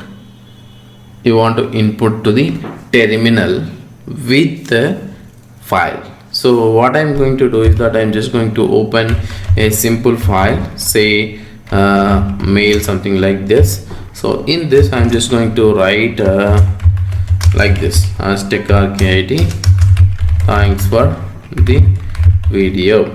Then I just write this as my email output, so email body, I just write it. So I wanted to send this email to the someone else. So then what I can do is that email -s, then my subject is something like thank you. Okay, then I would like to send this one to the user. Maybe just verify that user, whether I have that user or over there is not. So I have this user over here.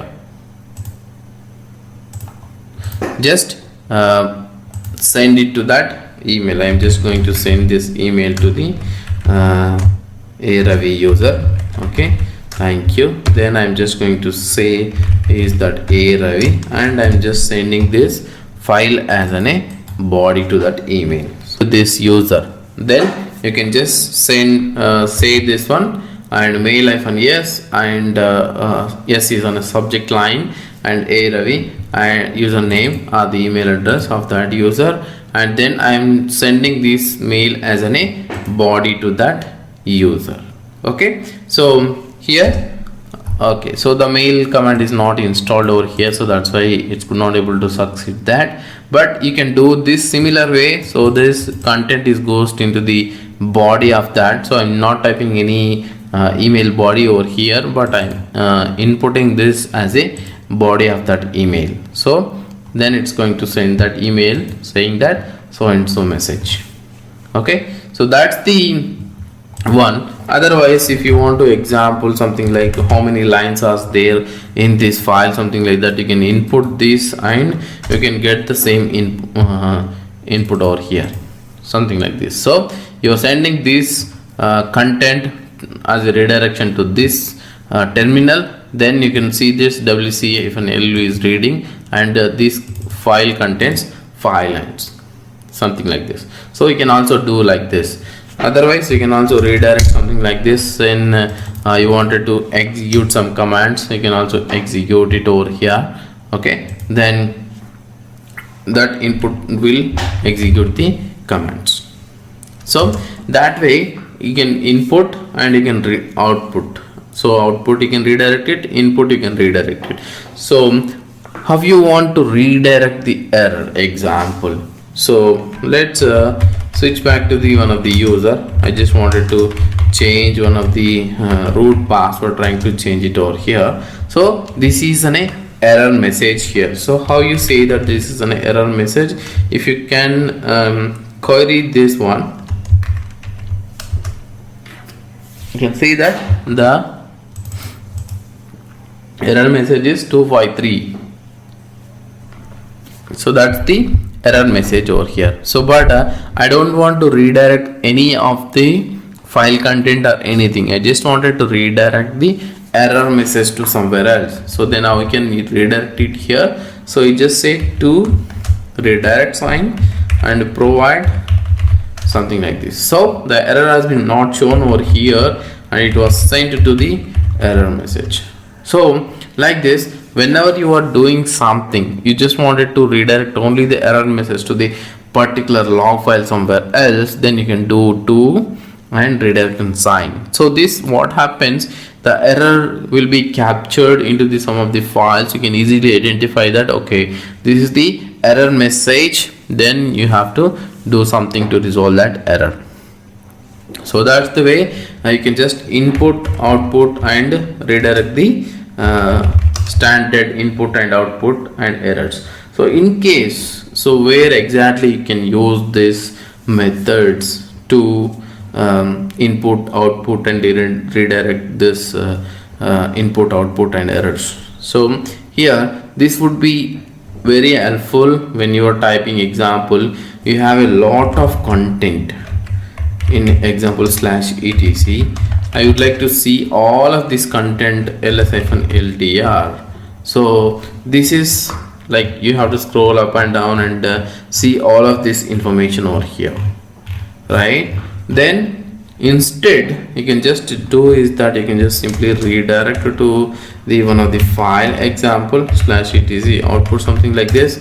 Then what you can do, you can just download that file and put it in a nice format and see that. Or you can also import to the some of the CSV file, something like that. You can filter those content based on your requirement, then you can look for the content what you want. So that would be sometime helpful. Sometime I don't want it to enter any commands or any email body, something like that, but I want to automatically send the email at particular time to the some users with some standard email body, then you can also use that way. So sometimes I have scheduled some crontab here. Okay, example say that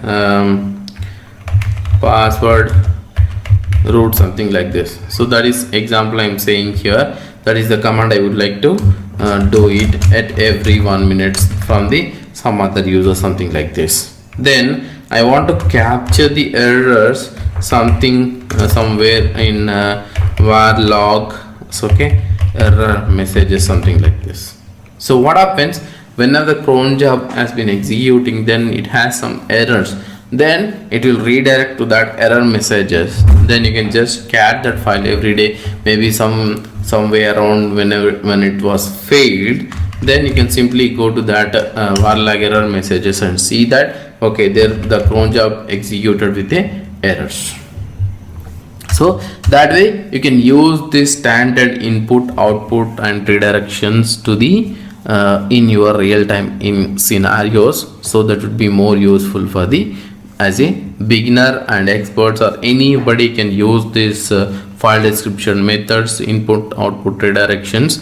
Start with basic to enter what is the commands we have, and before running the commands, what is the steps we have to follow, the rules and regulations we have to follow on the Linux command line. Okay, so before you turn over to the next chapter where you are going to meet the commands, remember a few things that apply to all Unix commands. So basically whenever you are going to enter any commands on all of the Unix based platforms, like it may be Red Hat Linux, CentOS, Fedora, or Ubuntu, or whatever it is. So but these are the rules you have to follow in all of the Unix based platforms. So all Unix commands must always be entered in small case letters. So you say case sensitive means if you have a command in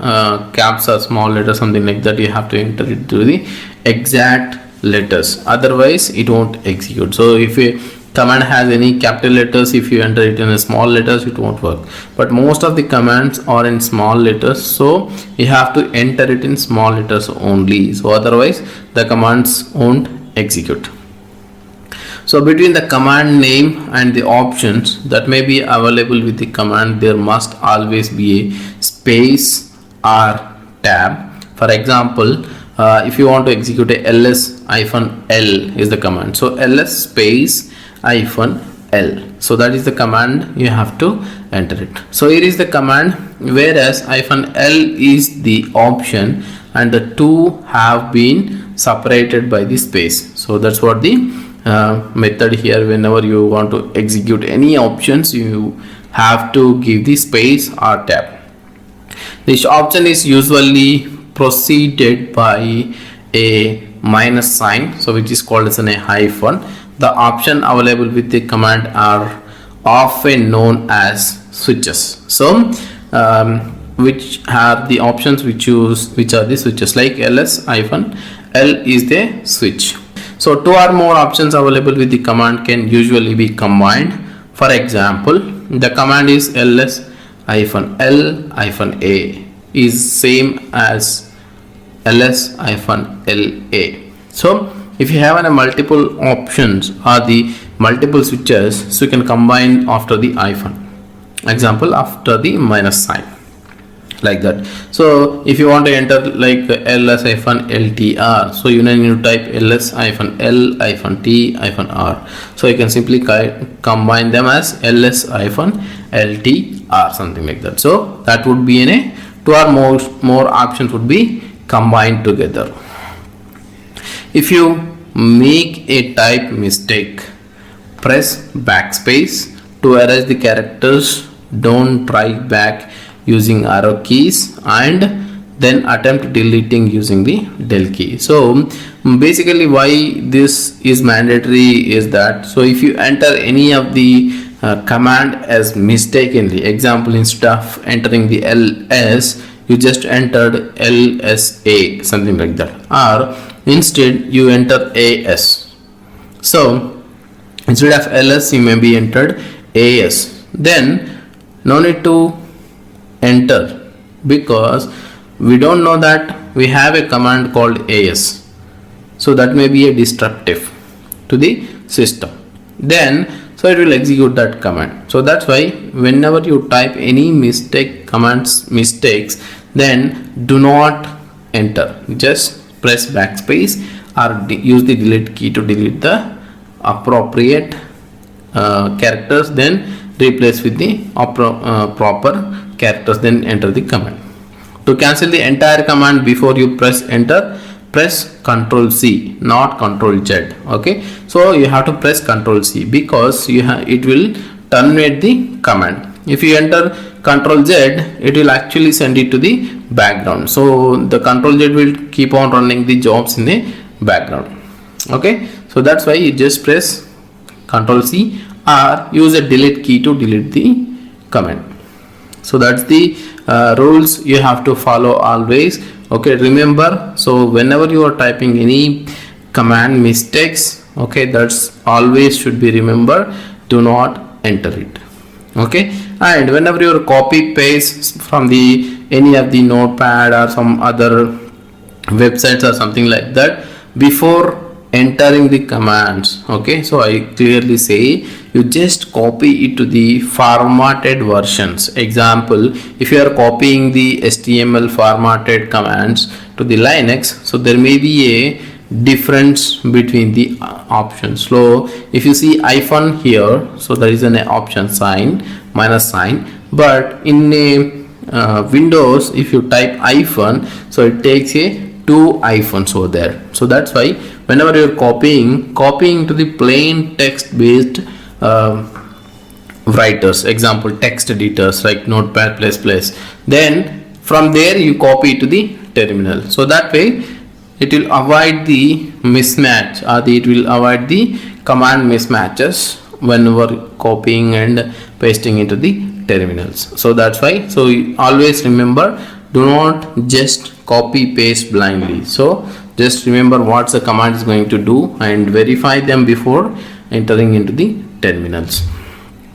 So these are the few basic commands we are going to see in this session, which is a date command, calendar command, clear command, ls, pwd, who, w, uptime, touch, rm, mkdir, cd, cat, time, cp, move command, last, reboot, power off, nslookup, dig command, tree command, stat, wc, what is, who am, where is, man, info. So these are the helpline commands: man, info, command, hyphen, help, df and du is the most useful commands in daily to daily activities. So let's jump into the terminal and see some practicals, all of these commands, so how we can do that. So here I am into the terminal. So the first command I am going to see is that date command. So basically date command is very most useful to check the date, and as well as if you would like to use any backup methods. For example, say I want to copy some of the files from one location to another location, or I wanted to take some file as a backup. So example, I wanted to copy some of the password file from somewhere else to somewhere else, /etc/password file. So I wanted to copy to tmp, but I would like to give this with the date command output. So just I would like to say that it should be in year format with month and date. So what happens while copying the file? So it will copy the file with the current date, today's year, date and month time. So year, month, date. So whenever you go to the /tmp here, then you can see that this is the file you have just copied from this location to this location with the date ended with that. So that way date can also be used in more ways, so that would be more useful in daily to daily activities. So that's way you can just use it. Or date, example, if you would like to print a previous date, something like that, hyphen date equal to hyphen, you can also provide -1 day. So it will print the previous date, like so, which was February 27, which is February 28 today, something like that. So you can also print 1 year ago, tomorrow, like this. Example, tomorrow. You can also enter something like this, or you can also enter something like last year, like year ago, something like this. So or 2 years ago, something like this, 1 year ago, or 2 years ago, something like this. So it will print all of this. So this will be very useful. Example, if you like to grab the previous dated folders or files, something like that, so you can also use this date formats and get this fetched on the script somewhere else. You can also use that. So one more thing is that calendar. So calendar is the command calendar, or if you want to enter a particular month, date also, you can do that, something like this. Okay, so this way the calendar is very useful to see the dates whenever you would like to see that. So no need to go back and click on somewhere else and see what is the calendar or what is date or something like that. So even you can use this calendar over here to particular month or date or year, that you can find out the dates. maybe this can also be printed in that what is the date format, like day format, like 1 2 3 65 days also it can print in the calendar. So clear is the command, so you can just use this to clear the command line from bottom to top. So you can also use Ctrl L to clear the screen, so that would be very useful for us to clear the screen and go up and type the commands. So that would be I'm doing always most of the times. Okay, so here you can also use ls command to list out the files in the current directory, or you can also list out the remote directory, which is different directory from your present working directory. Also you can list. So ls space the directory name and you can list out those files. So here ls has a many options to get this data, like ls -ltr, so you can just long list with the time on a recursive base. You can also see that what is the file and what is its permissions and what is its size of it and when it is what is the size of it and when it was created, all of these details.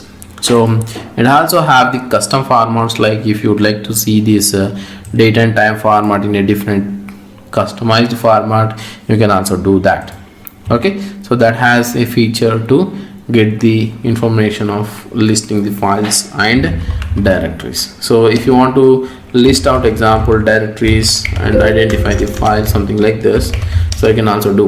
So here it is based out of the file type. You can identify that this is a directory, something like this. So this is the ls command.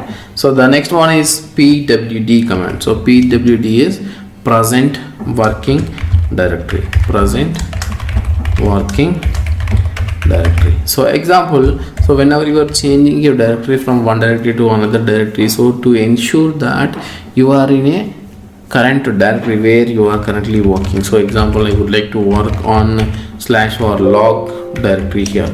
So where I am, so I just wanted to verify myself whether I am in a correct directory to execute the commands, or correct directory to copy some files from that location to another location or something like that. So that way you can just always verify before copying or moving some files from original location to temporary location or temporary location to original location. So be careful. So sometimes if you mismatch your present working directory, then you may replace old files with the new files. So that would be a issue on production systems. So the configuration may go wrong. So that's why always be sure that, and before that anything you are doing, so just verify the pwd through the present working directory condition, then copy or paste, move, whatever it is.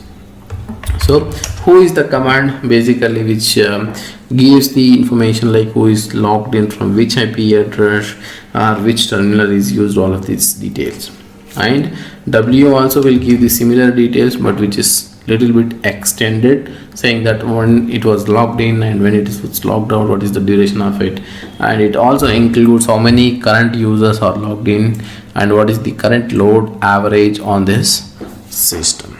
So that's the different formats. So you can use w to estimate that whether the user when was logged in and what is this TTY, in the sense terminal is used, okay, and which from which terminal to which terminal is switched from user to user. All of these details you can just find out using this w command. Okay, so and one more thing is that uptime. So uptime is the very useful command, whether is that what is the uptime of that particular server. Example, it was rebooted some time, then you can verify that whether the server is rebooted or not. You can just use uptime to verify that the server has been rebooted or not. Okay, and how many users are logged in, what is the load average of it, and current time stamp of the server. So that is the uptime command. So touch is the command, so which is used basically for creating the empty files. Example, like test, I would like to create a test file over here. I can see that is a test file has been created with empty, so you can just cat it. So there is no content in that particular file. So the basically cat is used to see the content of the file. Okay, so the touch is used basically to create the empty files. So rm command is used to delete the files and directories. Example, if you would like to delete the file just created, then you can use the rm command. Then it says that removing the regular file is empty, you would like to delete or not. Yes, say if you say yes, then it will delete it. So example, if you would like to create a number of more files, so I just create some of the files over here like 1 to 10.txt files. Then you can see that text files has been created. Then if you would like to delete those files, example test star, then it will ask each and every file saying that do you want to remove. So if you have multiple files, then keep on saying yes. That is a very time taking process and it much irritating process for us. So instead of that, so if you say -f, do not ask anything, forcefully delete that file, then just enter. So then it will delete those files. Be careful when you are deleting this with the star options.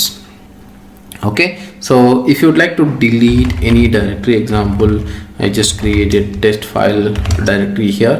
You would like to create it, delete it, then with the option F also it won't delete. But always whenever you are deleting the directory, you just use the R option. So it is a recursive option to delete the directory in a R. So mkdir is basically used to create the files, directories, mkdir, and with the path where you would like to create it. If you want to create it in a current directory, you need to specify any path to create the directory. So you can say that test folder directory 1, something like that. So I just created 2 directories. So if you'd like to create parent directories, so example directory under directory under directory, so you can also do that. mkdir-p, you have to use it. test1, test2, test3, and Ravi is the directory. So you just created, and if you want to go to those directories test1, then you can simply change it to those directory, something like this. So that way you can use the mkdir command to create the directory. So mkdir in the sense make directory. So the cd is changing the directory from one directory to another another directory. So if you would like to switch from one directory to another directory, you can always use cd. So if you want to go back again where you came from, you can just use cd-. So we'll go back to the path, and again use cd-. So we'll come back where you were.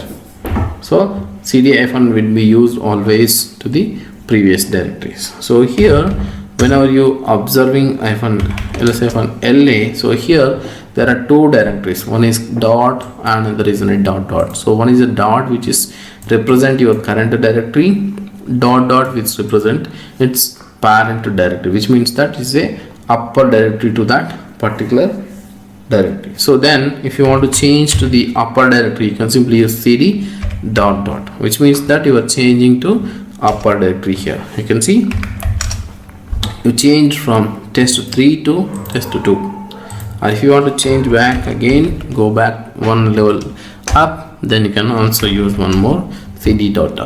Then if you type cd dot, then you are not going anywhere, so you are in same directory still. So this way cd can be used. Otherwise, if you want to change the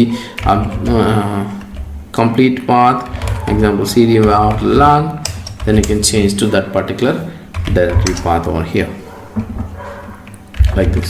So and one more command is that time. So time is showing that exactly what is the command execution time of the command. So this is very useful. Sometimes you wanted to troubleshoot slowness of the server, then you can simply estimate the time, like what is the command has been took for execute that So you can see that ls-la command has been took really 4 seconds, which means that 0.004 seconds, which is a milliseconds.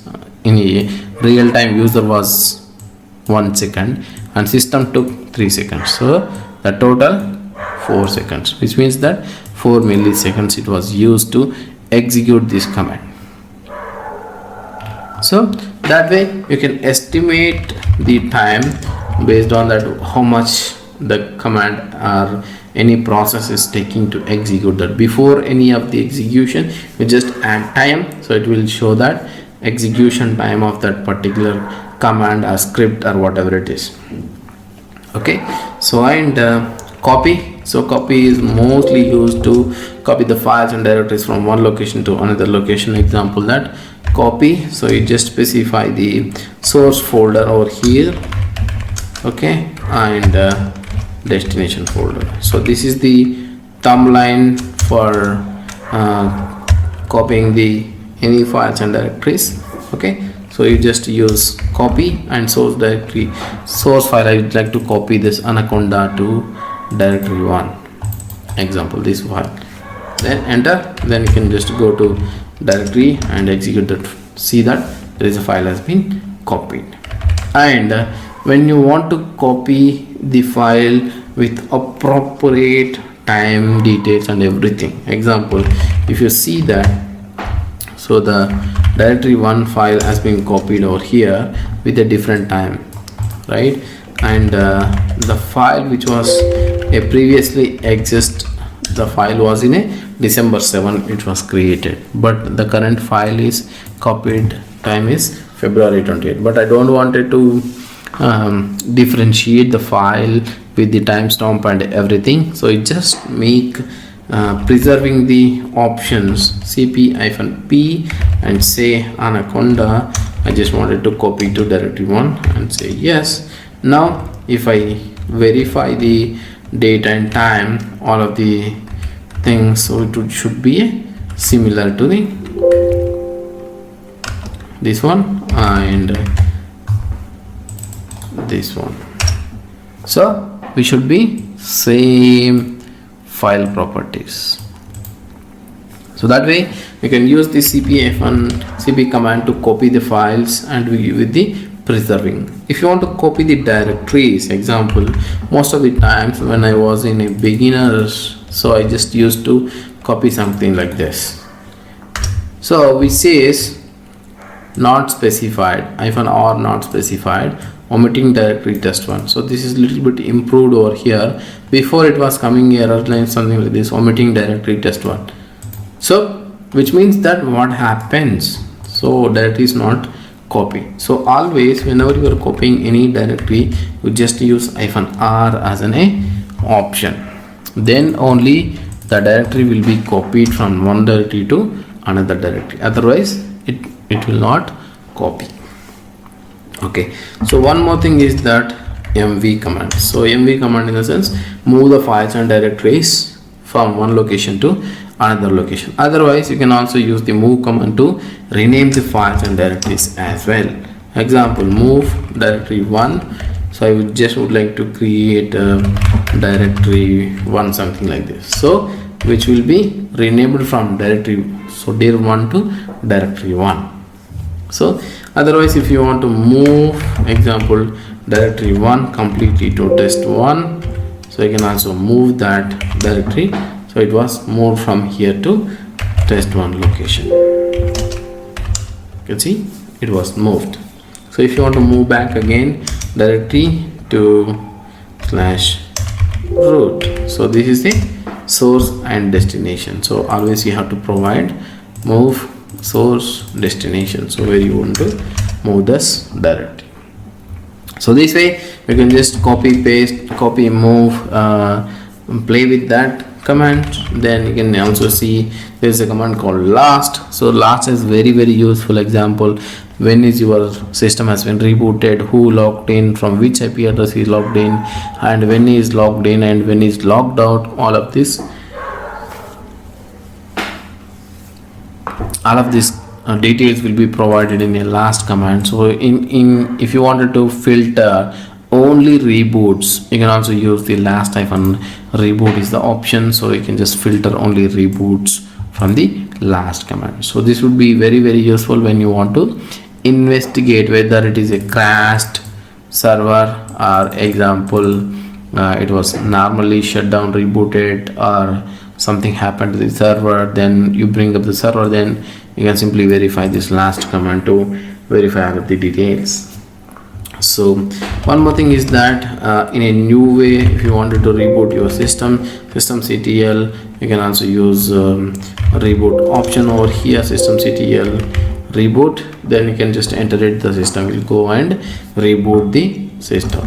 So this is one way. And if you want to completely power off your system in case of any power maintenance or something like that, you can also use systemctl power off.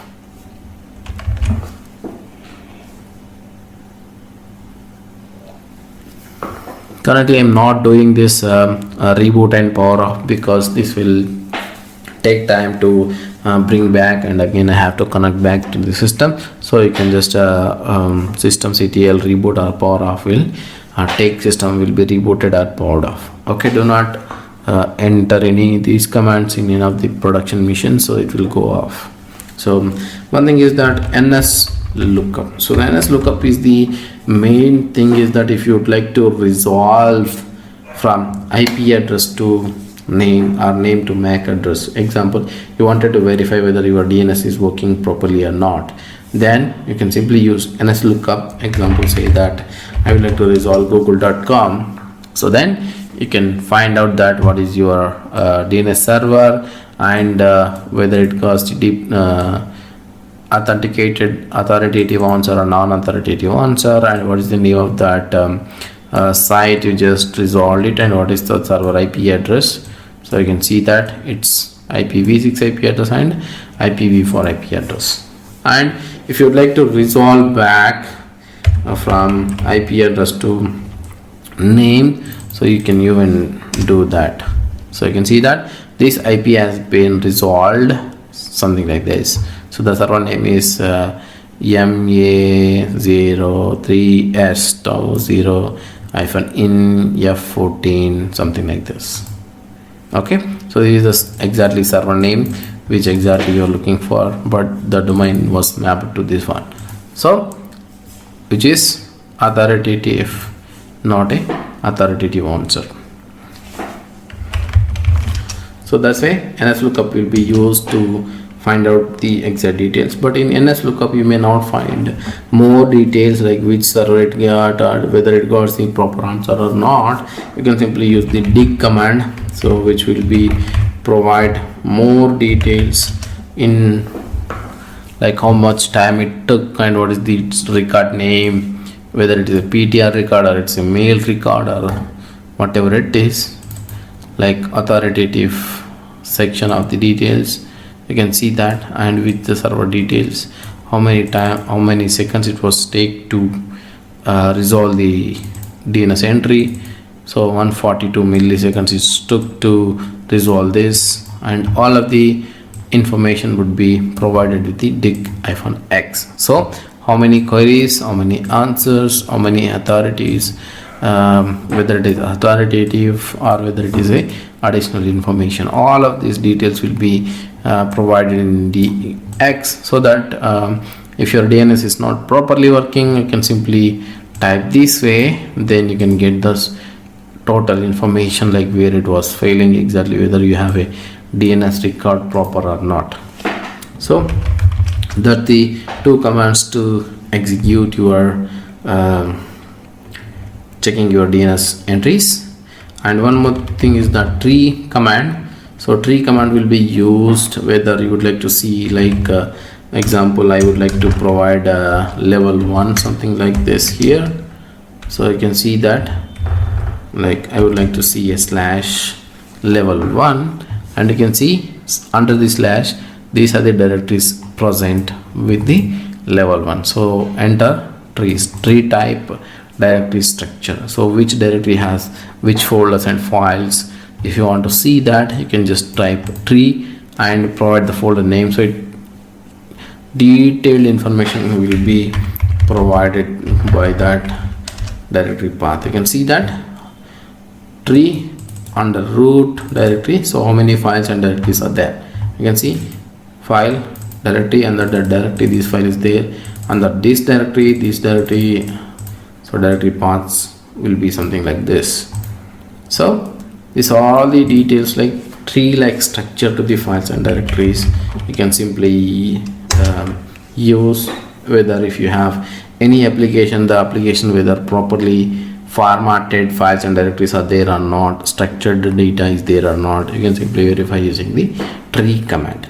So one more is that stat command. So the stat command is very useful to basically verify the security measures of the files, like when is the file was accessed, modified, changed, all of this information with context of that security context.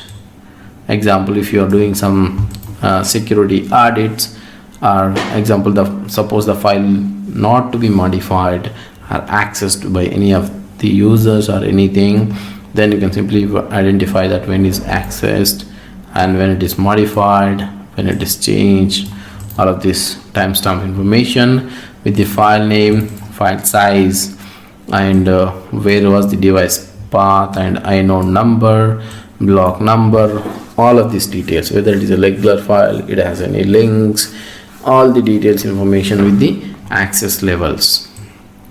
So this would be more detailed information about the files and directories. You can simply stat that file or directory. You can get this information from the file or directory. One more thing is that simply WC, so used for word count, something like that. Example, say I would like to cat anaconda file, then I would like to count that. So how many words, how many letters, how many lines it has. So all of this information over here. So this many characters we have, this many words, and this many lines. So example, if you'd like to see only lines, how many lines you have, you can say -L, or how many characters are there, you can say -M, and how many words are there, you can simply say W. So this way you can simply count those lines, words, characters on that particular file using the WC command. And sometimes you wanted to see that what exactly is the command is going to do, you don't know what this command you wanted to verify, then you can simply say what is ls. So it will provide some information saying that where it was from and what this direct command is going to do. So example, ls top, say top display Linux processes. So ls command will do listing the directory contents. So that way you can simply know that whether what this command is going to do. So example, who am I? So which user you have currently logged in, then you can simply type who am I. So this would be more useful when you are trying to do any additional activities or administrator activities. You can simply use this OIAM command, so that you can find out which user you have logged in. You wanted to find out like where is ls command is, so you can simply see, so the ls command is associated with these files. So these are the manual pages of that particular command, and this is the command path. Or example, say where is pwd command, so this is the command path and associated man pages. So this way you can simply find out what is OIAM, where is, so it would be a little bit detailed information about those commands, exactly where was the path from and all of the information. And you can also use man pages to read about the any commands, man space command name, man space cd, man space cd, so cd commands, or man space ls command details, or man space top command, so top command details. All of these details you wanted to verify most of the commands, so 90 to 95% of the commands will have the man pages. So few of the customized commands or customized scripts may not have the man pages, so you can use man space command name to read the information about that particular command's man pages to understand its options and what's going to do all of this information. So info is also one more command which also reads the man pages, but it's in a different formats and it's different way of reading the information about that particular command. So you can also read ls-l, which will show the short list of the options of those particular command. So you can see that ls-l or cd-l, so which will show the exact details of that particular command, options with options. And mostly used df command. So basically df command is used to determine how many mount points you have and their utilization, which means that how many disks you have and disk utilization information you can find out over here. So df-h is the human readable format, and -x example you wanted to remove one of the temporary file system from the table listing, so you can also use -x. So this way you can simply list only the actual file system details, not the temp file systems. Or if you want to find out what exactly is the file system of the mount points, you can also use -t here, so you can find out this file system type is xfs, ext4 or iso file or temporary device temporary file system. So this df command would be easy to use and very useful whenever you wanted to verify your usage, what is the mount point usage and what is the available space of it and what is the total size of it. So that's the df command do. And one more thing is that example you want to estimate what is the size of the particular file or directory, then you can simply use do-sh, then example provide the file name so that it will give you the file or directory size. What is the size of that particular file or directory? So example, if you want to do entire file information, something like this, you can also find out what exactly is the /etc size, so which shows 29 MB here. So that way s is used for human readable format and s is the size information about that particular directory or file. So these are all the commands. Example are most I have covered 32 commands. Difference between the soft link and hard link, and do the practical how exactly is the soft link and hard link works. Okay, let's see this how it works. So what is the difference between the soft link and the hard link? So in a tabular format, if you could see that hard link, so hard link is linked file assigned the same inode value as original. So the hard linked file which will be assigned to the same inode value as the original, and soft linked file is assigned a different inode values. So the original file and the soft link file will be a different inode values together.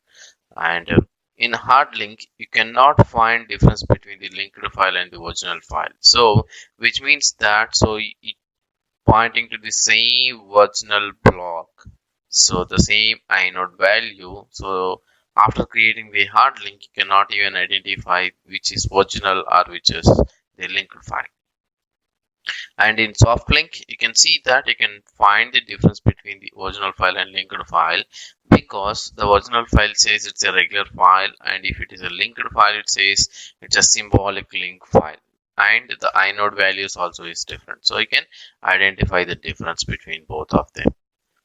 So in hard link we cannot create hard link for directories. So example, if you wanted to create the hard link for directories, we cannot create because So multiple directories with the same inodes we cannot create, because it's if you place the files here and there, so it cannot be looping back to the original files and the linked files. So that's why you cannot create it. So in case of soft link, you can create the directories for soft link, because so whenever you store the data into the soft link directory or the original directory, it stores to the original locations, not stored to the shortcut location. So that's where it's pointing to the original point.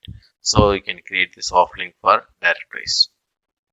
We cannot create hard links in a different file systems. Example, if you want to create the hard link from source file to destination file, it should be in same file system. So example, if your source file system is in ext4 and the destination file is in xfs, then you cannot create it, or ext3 to ext4, or vice versa, you cannot create them.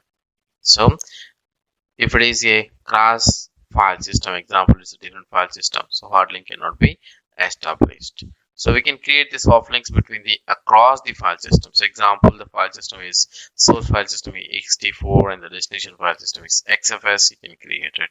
So if the source file system is ext3 and destination file system is ext4, you can still create the soft link. So that's the difference between soft link and the hard link. And deleting the original file will not affect linked file, because it's pointing to the original blocks, or the single blocks, or the inode values should be same. So it is same. That's why if you delete the original file, still the linked file will be exist, so you can still access the linked file.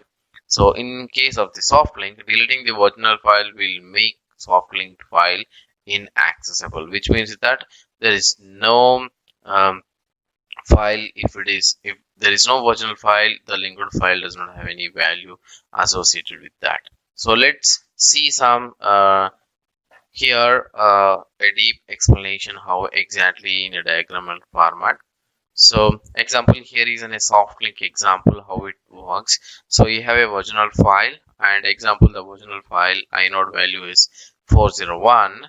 Then you create a soft link. So the soft link pointing to the original file.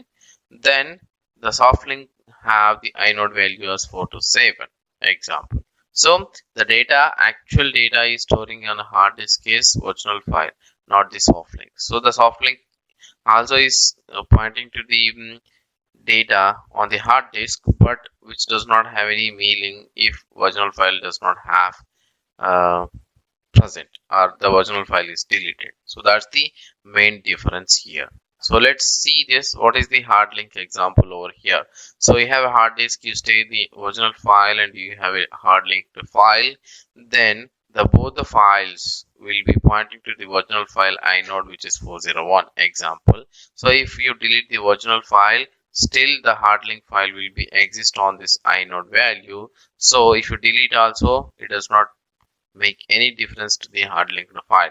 So that's the difference between the soft link and hard links. I hope you understand better in this format. So let's jump into the practical and see how we can example create the soft link and a hard link, and delete the files and see how it works. So I say soft link source here, and say soft link destination file. So now I'm just going to create a soft link here using the ln-s. S is for soft link. You can just create the file. Now you just go and start the file. Start means it gives the full details of that particular file. So okay, so that is the start of the soft link source, and this is the start of the soft link. Sorry, it's not start, it's a start. Okay, so you can see that. So this is a soft link file which says it's a regular empty file, and which is a file to soft link from destination to source, so which is pointing to the source soft link source file. And the size of this one is going to be a 14 in case which does not have any size over here. And the inode value of this particular file is going to be 69806911. this file is going to be 69806894. So the both the inode values is different, and the links is going to be for this file is 1 and this file is also 1. Means so it has link from the source to destination. So the destination file also have the link to source file. So that's why it has only link one file, and you can say that this file is a symbolic link. So now let's update some content on this file soft link source and just verify that how the data is going to be updated. Test soft link file from source. So let's save this file and see whether do we have the content in soft link source and the soft link destination. So we have. So let's edit the soft link destination and write some content over here. So we can say that test soft link file from destination. So I'm just updating soft link file over here and cut the soft link source, so which is updated, and you can update the destination. So it has the same content in both of the files. Okay, so now if you start the soft link source and start the soft destination, and you can see that the size variation here, the size of this is going to be 61 bytes or 61 bits. So then this is size 14. So it is not having any size because it does not occupy any size, which is just a shortcut to the original file. So that's why this file may keep on increase the size as soon as you write the content to that file, but this will not increase because it's just a shortcut file to that one. So in case of if you want to delete the source file, so then what's the things happens over here. So let's remove this soft source file from the source and just try to access the destination file. Do you have anything here? Let's say that is not accessible. So now let's try to do LSF and LDR on this file. So it does have anything. So it is broken to the source. So that's why it does not have the content on that particular file. So it is original file is not there. So I cannot access the soft link. So let's create the hard link. So let's create the soft link on directories and see verify here. Let's say that soft source.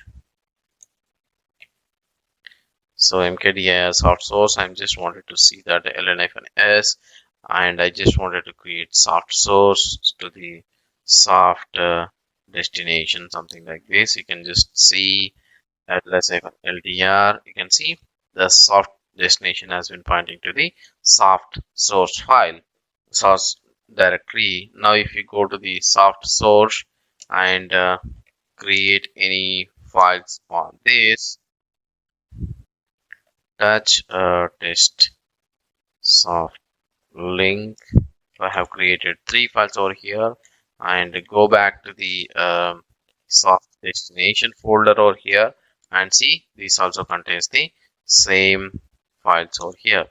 Okay, soft source and soft destination. So both the directories contains the similar files. So now the similar way, if you delete the source, then it goes the destination. But let's delete the destination. What happens? So soft destination folder over here, and go to the soft source and see we have still the files because it's a original one. Okay, let's see that how hard link works over here. We just create the hard link and see that how this hard link is going to work. So just I switch back to the desktop folder here, so it does not have any files.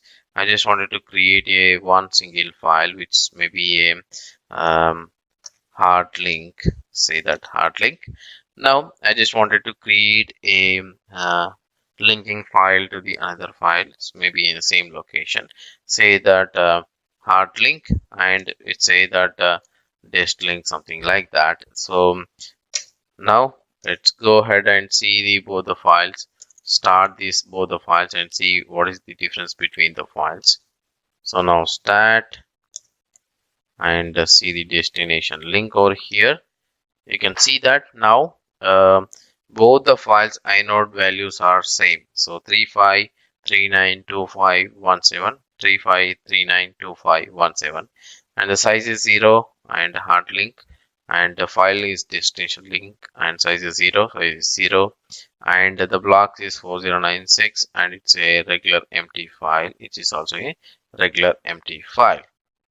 So now let's go ahead and update one of the file here. So let's say hard link, I just wanted to update test hard link data. So now save this file and cat this hard link file and cat this destination file. So both have the same content in this. So now let's start both the files and see example what is the size of the both the files. To understand better, you can see that now the size of the hard link file is 20 and the destination file also is 20, and the inode values is same in the size. So you can see that links to, because it is linking to the destination link, and it is also getting one more link from this. So it is looping back from there to here. So that's why it has a, it says 2 links. Okay, so let's delete one of the file from here. So let's delete the hard link from here. Okay, the hard link has been deleted. Now just cat this destination file. So the destination file still has the data, so it does not have any difference. But if you start this file and see what is the link numbers you have, so the links is 1 only. Still the inode number value is same and the files is same. So this is the best example. So now let's try to create mkdir hard link directory here and try to create the hard link for both the directories, something like this. So ln say hard link and say disk hard, something like this. So now hard link not allowed for directories. So that's the main difference between the soft link and the hard link. That's how you can create the soft link and hard link on the Linux system. One of the text editor called Nano. So this way what we can do is that when you want to edit any configuration file using the command line interface, so most of the people that using the VI would be much faster than Nano, but they confuse the keys, like what are the modes. You have to switching back and switch back from one mode to another mode in VI. But it's a Nano is a plain text editor where you can directly go and edit just like a notepad in Windows. So that's that, but it also has some controls. Okay, so let's see that how useful it is and how we can use it on your regular basis to edit the text files or the configuration files on the system, Linux systems. So Nano provides more features than Pico. So the Pico is in one more editor, and colored text for writing the scripts languages, example C, C++, scripting and Perl, etc. So but this one more thing is that Nano can only provide one language for the color coding. So most of the times what you use, you can set that configuration for that particular language so that it provides the scripting in a colorful manner. Like example, if you open a quotation, then it show that okay, there is a red color, so it did not close the quotation, something like that. So that would be very useful feature if you are writing more code on the language, any language. Okay, and smooth scrolling, and so when you want to scroll up and down, so this would be very smooth scrolling you can do on the command line interface. And simple control keys, like it does not provide any complexity on editing the text files. It's very simple, like up and down you can just go here and there. And regular expression support, example, if you want to search some text within the large file of text configuration files, you can use the regular expression to do that. So multiple buffers to do, undo, redo and edit the text file. So whenever you are editing any file, so it just buffer the content inside the hard disk. So before you commit any changes, it does not write to the hard drive. So that's a more buffers example. Whenever you are editing the configuration file but you do not save the configuration file, then you can revert back the changes back to the where you were. So that's the beautiful buffer support by the nano text editor. Okay, so let's jump into the practical and see how we can do that. So example, here I am into the RHEL 8.3 version. Okay, so basically when you want to edit or create any file, simple, you can simply say that nano and provide the file name. So that is example like ARKIT. So this is an empty file, there is no file, so that's why it just simply shows as an empty file. So you want to write anything, so there is no any modes over here, it's just a simple control. You can just that this is the test of nano edit or something like that. So that's it, and you can simply press the buttons to save that writing. So that's it. So see, it's simple nano editor. But if you want to go up and down and edit any control files or anything, so you can just press Ctrl X and it says that do you want to modify this buffer file. So this one says buffer file. So if you say no, then it will discard. If say yes, then it will write to the file. If you say yes, Y, enter, and it will ask you for the file. Now you can see that the file has been created here. So if you have any larger file, example save files to work on, but let's see that maybe I can just switch back to the root user and try to nano that file. So this is only for avoiding the permissions. Is to example see this. So this is the configuration file which has so many lines in it. Okay, so example, if you want to go up and down, you can simply press arrow keys like down arrow, up arrow to go up and down, and the side arrow to this side and this side. So left side and right side you can move freely with the arrow keys. Okay, so if you want to jump cursor, example in position to position, if you want to jump the cursor, so you can just do Control A, example say, so you can just go to the beginner of that current file. Example, if you are somewhere in here middle of the line, so if you jump to the begin of that particular line, so you can just press Control A, so it jumps to that particular line to the beginner. So if you want to go end of that particular line, you can simply press Control E, so it goes to the end of that line. So this is the end of that line, and you can just Control A, so it come back to that line's beginner. So that way you can just move from one ending to the normal, or you can also use home keys and end keys to move up and down. So like end of the line and begin to the line. So move home and end also does work on this nano editor. So moving the cursor and a paragraph to paragraph, you can also just use Alt 0. So just behind end of the program, then next program. So if you wanted to go paragraph by paragraph, you can also press Alt 0 key, so you can just go to the end of that paragraph. If you want to go to the beginning of that paragraph and press Alt 9, so it just go to the beginning of that paragraph. So Alt 0, Alt 9. So that is in a open bracket and close bracket. So moving up to the paragraph first and paragraph end. So that's the keys. You can just use it on the nano editor to move up and down. And if you want to come down page by page, if you have a multiple pages lines, so you can also press Alt reverse slash.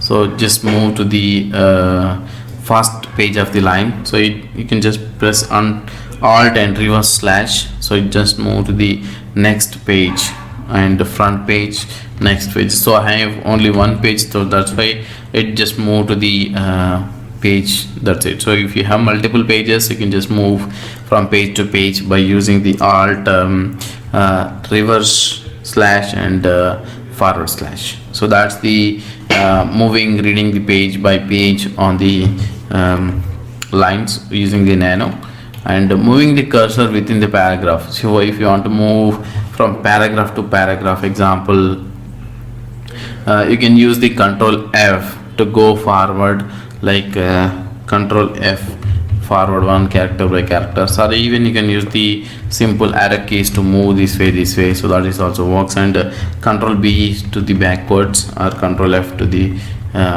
forwards, backward, control B for backward. So moving fast word by word, example, if you want to move word by word, so you can just simply press control space bar, so just it move word by word. So you can see that's the word starting, it just moving word by word. So you can also press alt space bar, just move back from word by word. So it would be much faster with the control space bar and alt space bar, move forward and move backward with the word by word. Moving the cursor line by line up and down, so I can simply use control P, so it's go up, and control N, it just move down. So line by line you can also use, so control P and control N, like moving downwards and moving upwards. So you can just, if you want to copy the multiple text by copy pasting, so you can simply use the nano text editor to copy that one.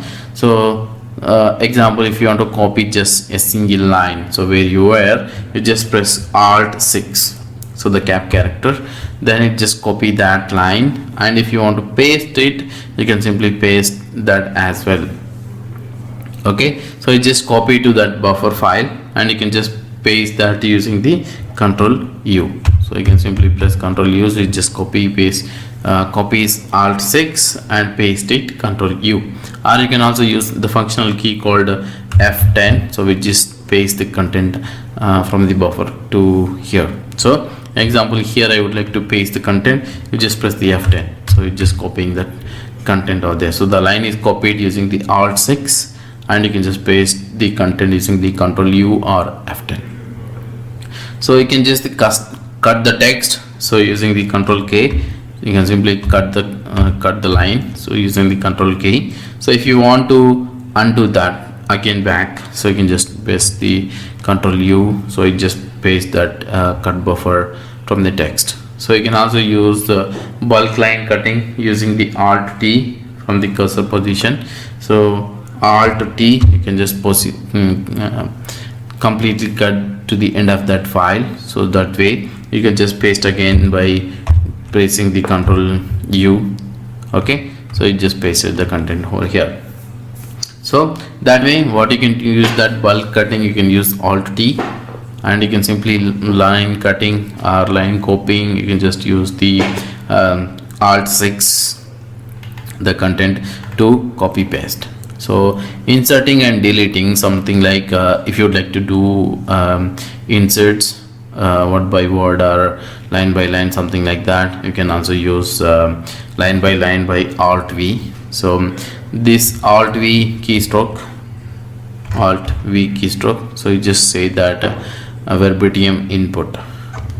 So tap to the cursor position, okay, and you can also use control I, just tap that position from the control, so you can also use that. If you want to put in new line over here, you can just press the control M.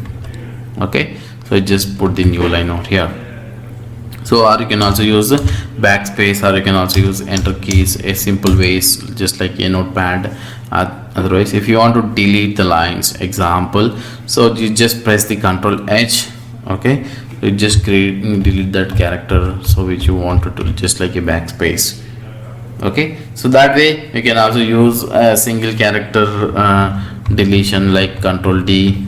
Okay, so this way you can also do that, and deleting control H, control D would be useful, like forwards and backwards, deleting the word by word, and inserting the lines and the tabs in between the characters. You can just press the control I like this. Okay, intend and unintend. Intend the current line using the keys. This example like alt and open braces. You can just press that, not a bracket. Okay, you can simply press the alt press, so it's just a bracket, something like this. So it just press left between the margin and start of the intent line. So whenever you wanted to specify paragraph spacing like that, you can just press that shift alt open braces and close braces. So you just add that paragraph lining on this lines. So example, if you want to start the paragraph over there, you want to write something, then you can simply press that shift alt open braces and close braces. So that way you just add that content lining and the paragraph spacing. So that would be very easy for whenever you are writing essay, something like that. So that would be very useful. Okay, so pressing the Control W, you just for looking for a regular expression word. So where you want to search, what you want to search. Example, I would like to search RHEL 8.3, the machine name. So you just Control W and hit enter.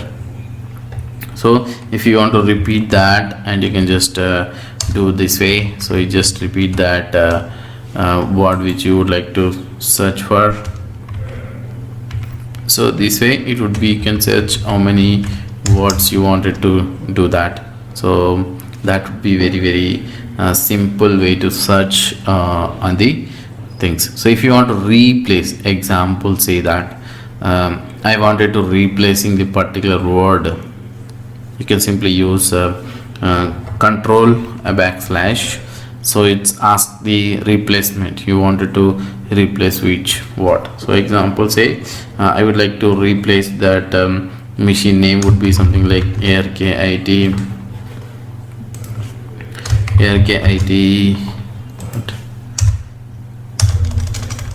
Oh, sorry, switch back to the different language. Arkit dot local, something like this. So then replace, you wanted to first line, last line, or everything you wanted to do, something like that. So replace with what? So just I would like to replace with this way. So it does not have anything to replace, it does not found anything. Okay, so Control \, and you just look for this string and replace this with Arkit.local. So how many you wanted to replace? Example, you want 1 or 2 or all, you just press A. So it just replaces everything on that file. So replace a string on a regular expression. So example, alt R also does work for the replacement. So our Control \, or alt R also uses for the replacing. So scrolling up and down, you can simply use alt plus alt equal to. So does this works for any things. Okay, example, alt plus sign. So you can just use shift towards to the scrolling up and down, like scroll or shift alt plus sign and just alt equal sign. So that way it just scrolls down, and if you want to scroll up, you can just press alt minus sign. So you just scroll up the text. So you can also use a normal keys like up arrow, down arrow, side arrows. Also you can just scrolling the content from up and down. So that also saves. So if you want to save, unload the buffer, example the content, you can just press F2, close the current file buffer, exit from the nano. So you can just press F2. So it just asks you for the, you want to save this buffer file, you can just enter, just save it by pressing yes and enter it. So it just file has been saved to the disk. So that's way, so it just buffer file would be saved to the current disk. You can also press F3, it just asks you for the file to write on the content. So that way you can just simply use this nano and press Ctrl X. You wanted to exit the file, you can just say yes to save the file, no for the not saving the file. So here if you want to enable the language support for the nano text editor, you can just use nano and /etc nano rc file.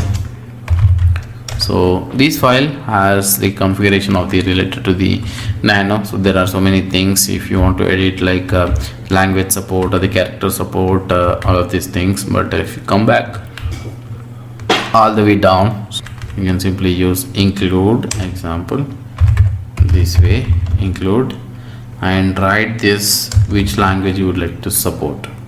Okay, /usr share nano slash, so which one you would like to see that. For example, it's a Perl or Python or shell or something like that. So I would like to see that shell, so nano rc. So this is the rc file. You just enter it and Ctrl X and say save this file. And now if you edit the file, example say that touch testing.sh, now nano, I just edit this file testing.sh and write this way. You can see that it's a coloring, say echo hello, something like that. So the color is not enabled over here, you can see that, if you see. So that way you can just enter the coloring. Yes, then you can also set some background coloring on this file and do that. So that's about all nano editor in a detail. So if you would like to do some advanced stuff, so basically in a little faster manner, VA would be a great option. But as a beginner, if you want to do some edit configuration files, all of this stuff, so you can use the nano.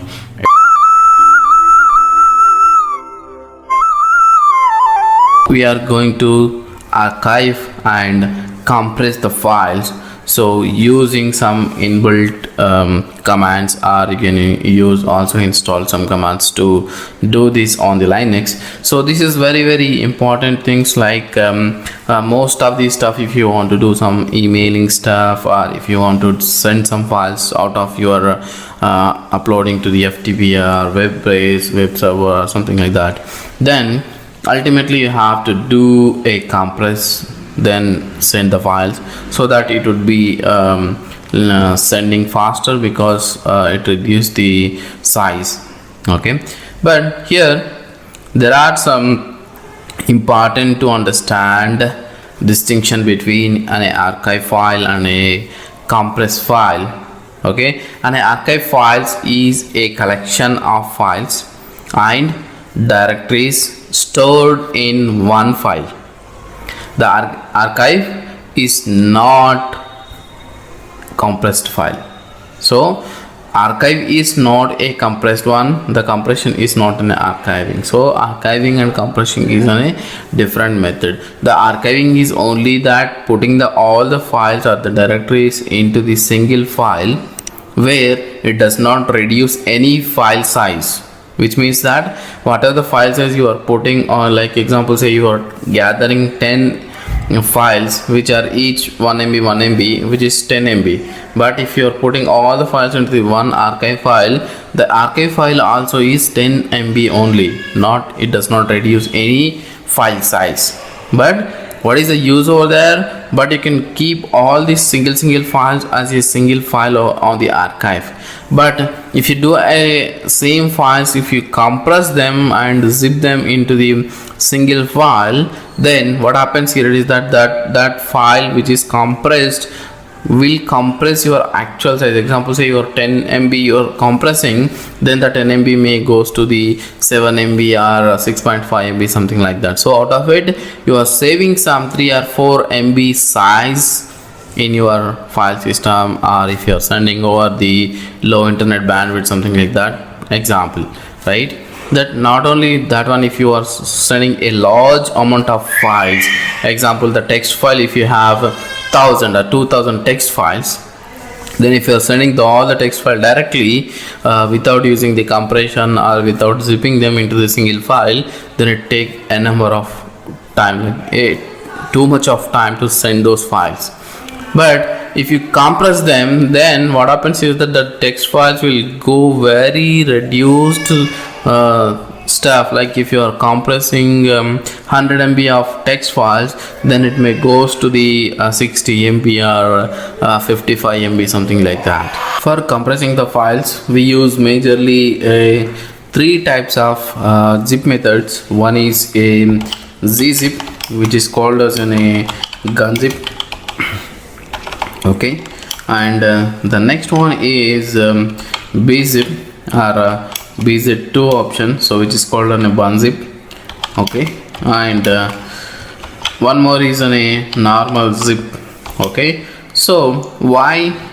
So these zip methods we have to use to compress the file. So what is the gun zip and bunzip and zip do? So they do all is the same functionality, like zip also compress and bzip also compress and zip also compress the files, but whereas their compression algorithms difference and their file extension is different, that's it. But both all these zip methods will use to compress the files and directories, but they only do method is that compressing the files and directories. Where is the compression method or the compression algorithm, so that the compression ratio would be high or less, something like that, that's it. But most is same. Let's see that. So if you want to do some archive, okay, let's see over here. Example, I'm just doing ls over here, and let's do verify the current directory size using the do-sh command and current directory dot, and see that what is the size of current directory or the current home path over here.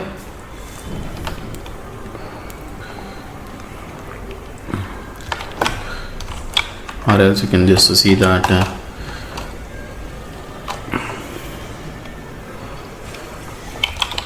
sorry, maybe you can use something like this, do-sh/home/array star, so that it has each and every file. So totally 293 MB in size. Now what I'm going to do over here is that I'm just going to compress these file, I'm just going to give some archive all these files, and how the archive is going to be verified. Let's see that. Okay, so simply you can use the command called tar, okay, xcvf. So we can use this method to create. So C in the sense create an archive file, V in the sense verbose display all the file status to archive, and F in the sense specifying the files. Examples, I'm just in this case I'm just creating some name called archive test.tar.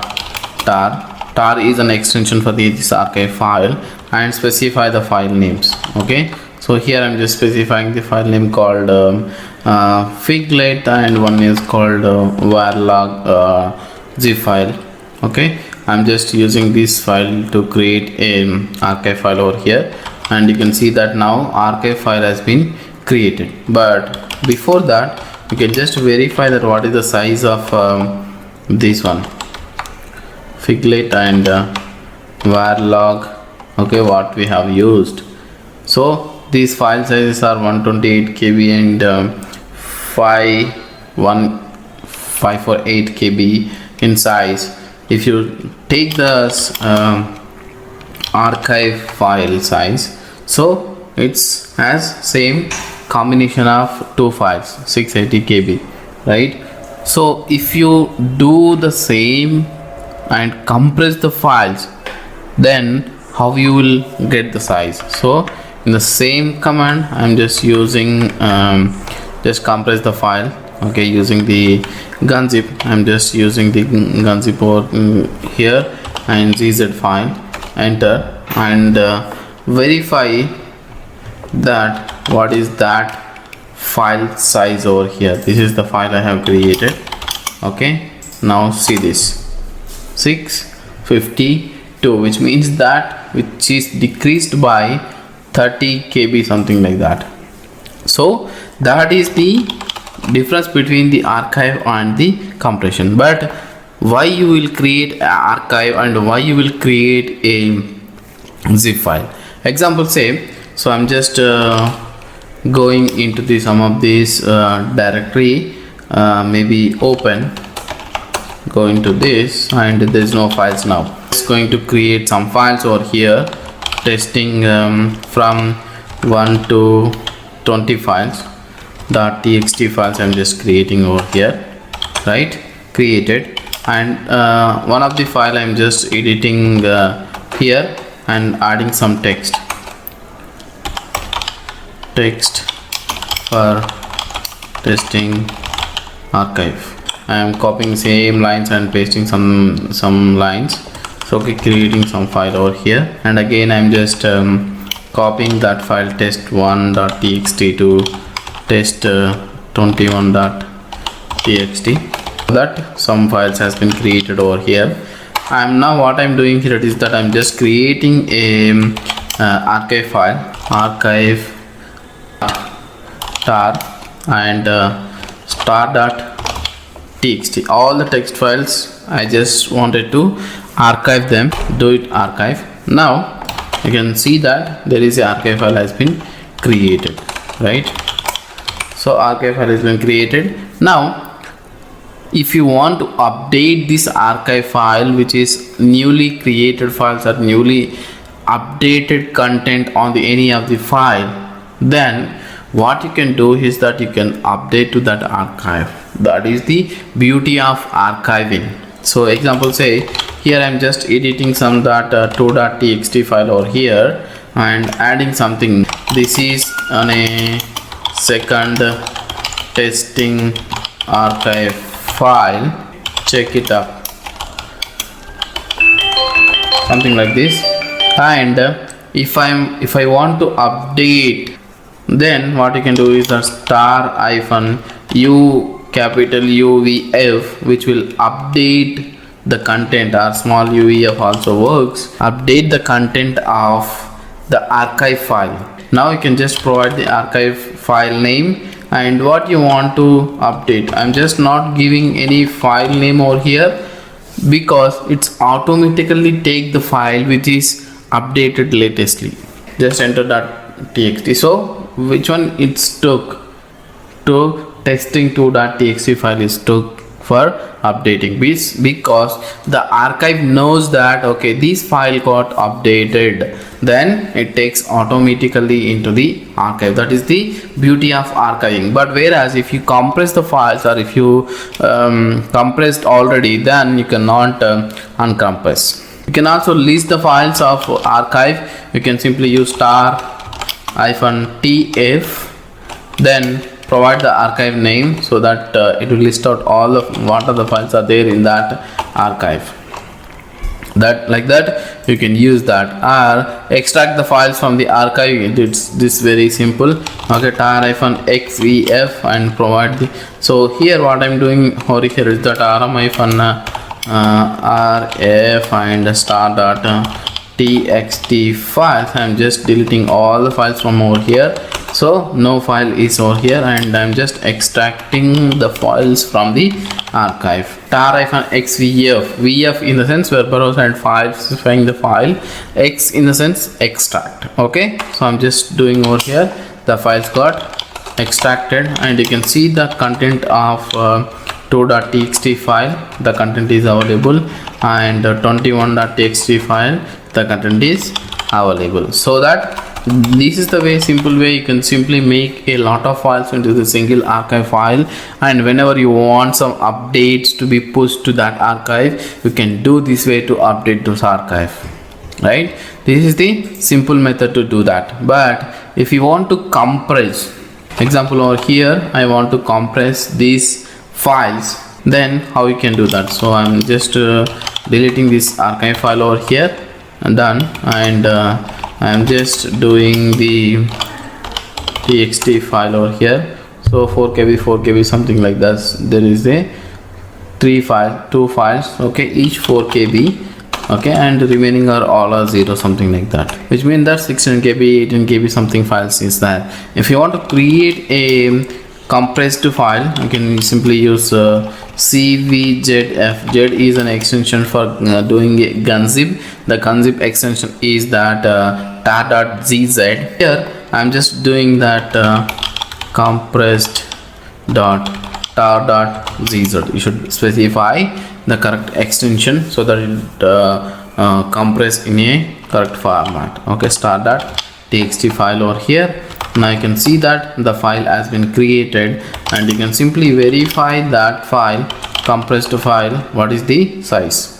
So it's supposed to be 16kb in archive file, but the compressed file is compressed and it is 4kb, which means that actually 16kb is compressed and it becomes a 4kb in size, like that. But if you want to update this compressed file, so you cannot update it. You have to create a new compressed file.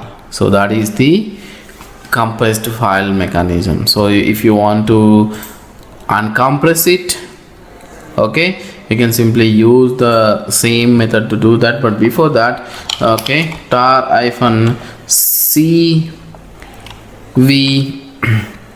I'm doing jf, so which means that the j is used for doing a bunzip, which means that the different extension. So here I'm using that different method, one compress tar.bz2 is the extension for the gunzip.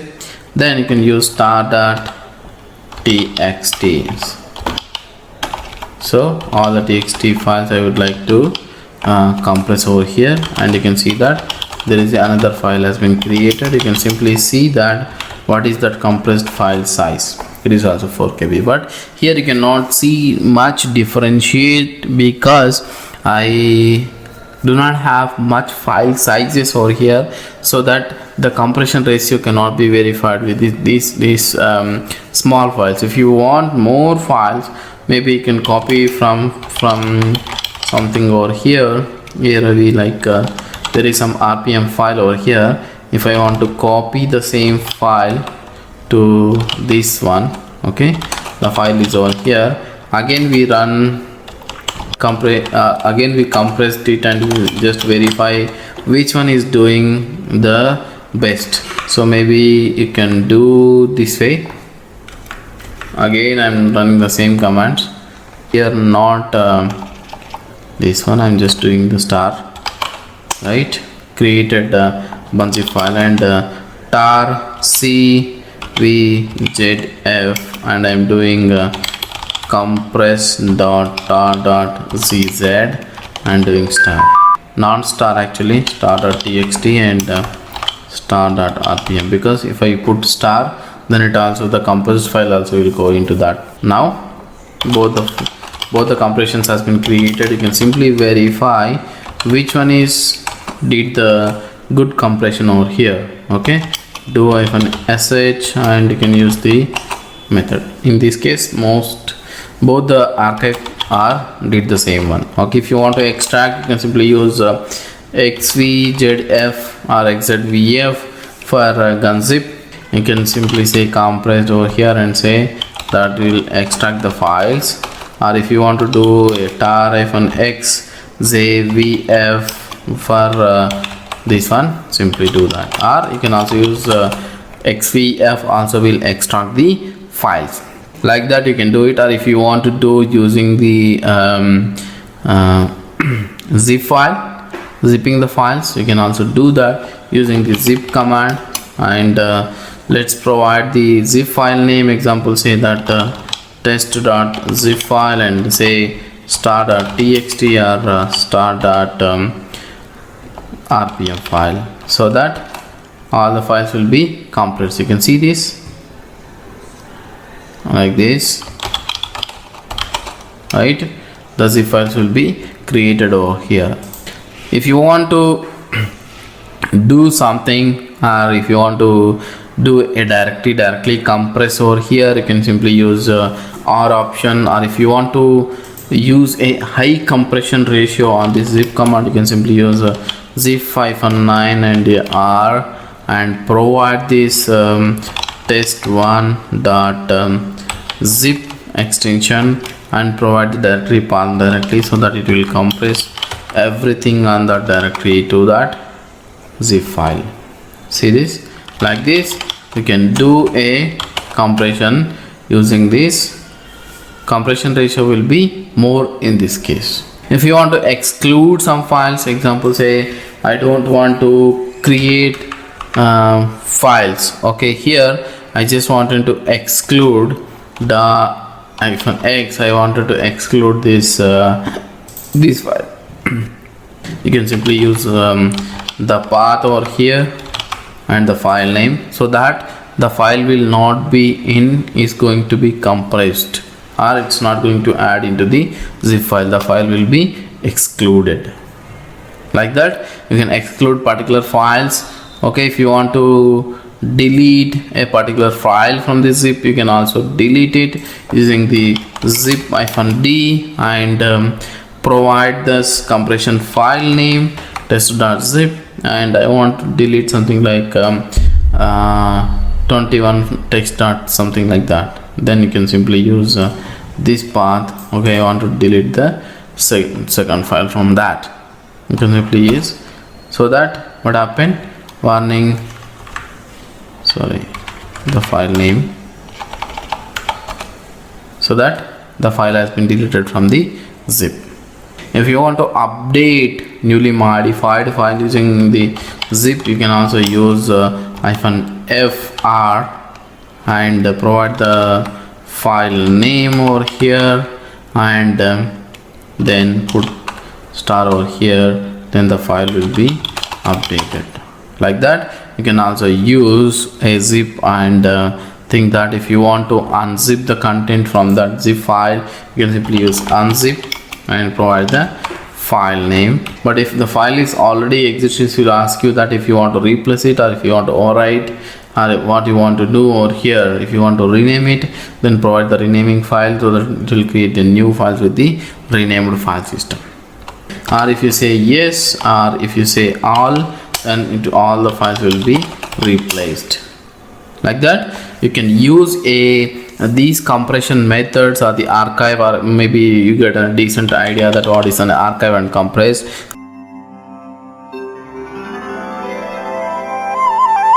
How to get help whenever you do not have any internet access, or most of the production servers do not have access because of the security reasons, but you have some command, you don't know what are the options, or how you have to use the command, or what is that command is used for. Okay, then what you can do here is that internal command line help. So what it makes, in the sense, it give you a lot of information about the command, or a lot of the commands, if you can do that.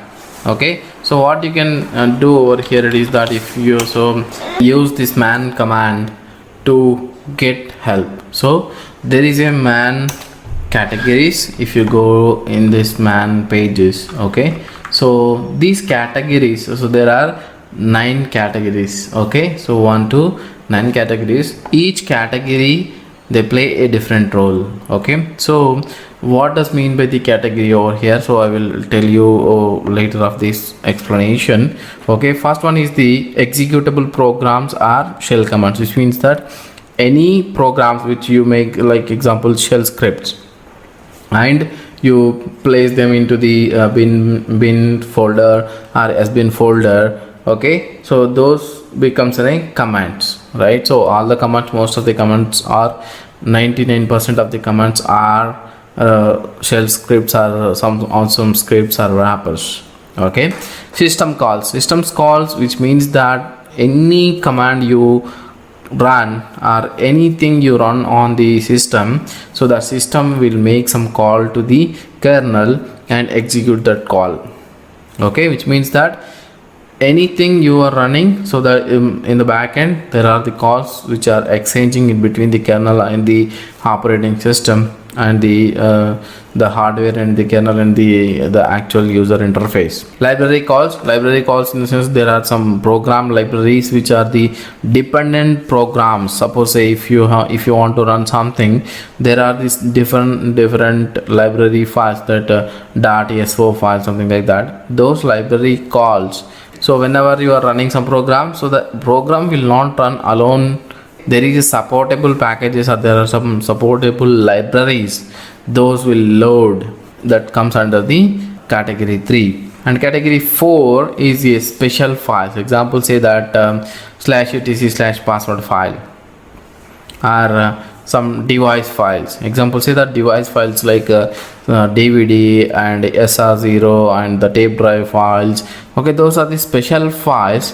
Usually they are found in the /dev directory. So which means that they have the files, like from the front end, if you look from the command line or front end, it looks only that that is called as a files, but those representation of those files are actual devices, right? So those are called a special file. So those special files related category is 4.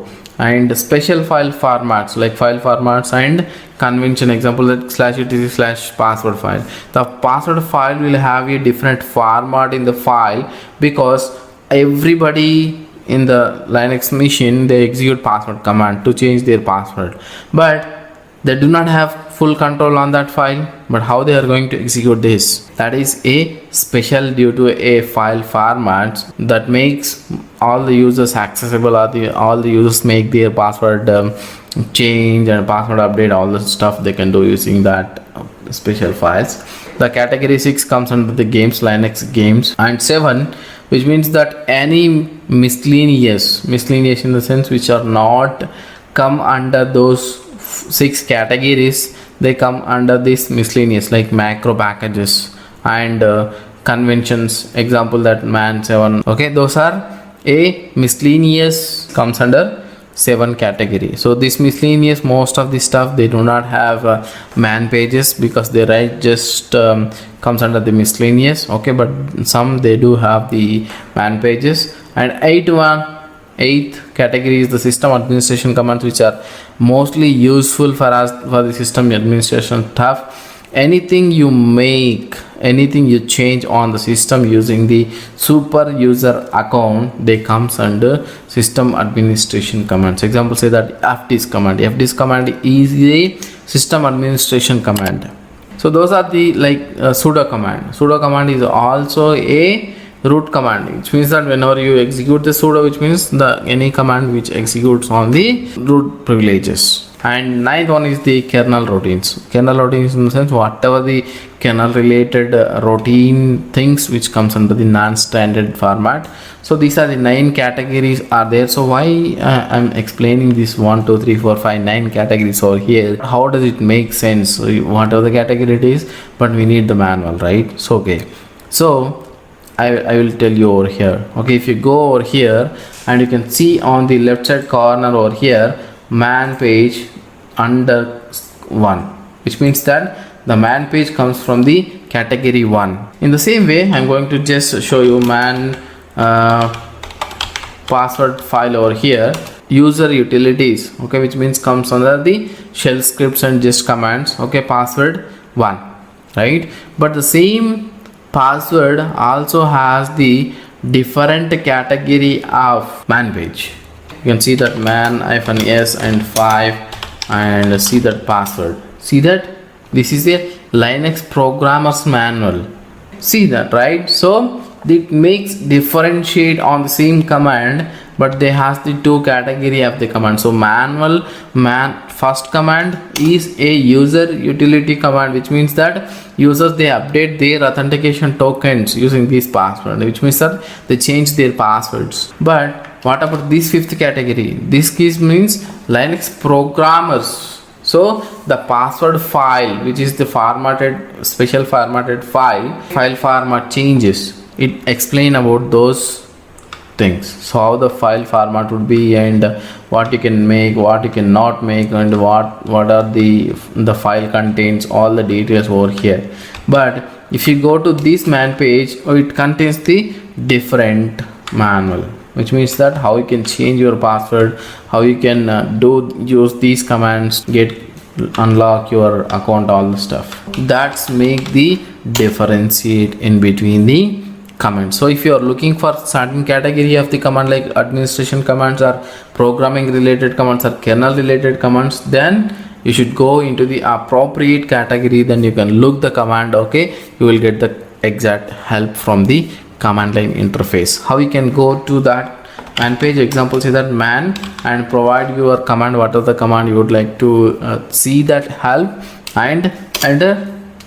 Then it will provide you that command example. So what is that command will do? So list directory contents, example in this command ls will do.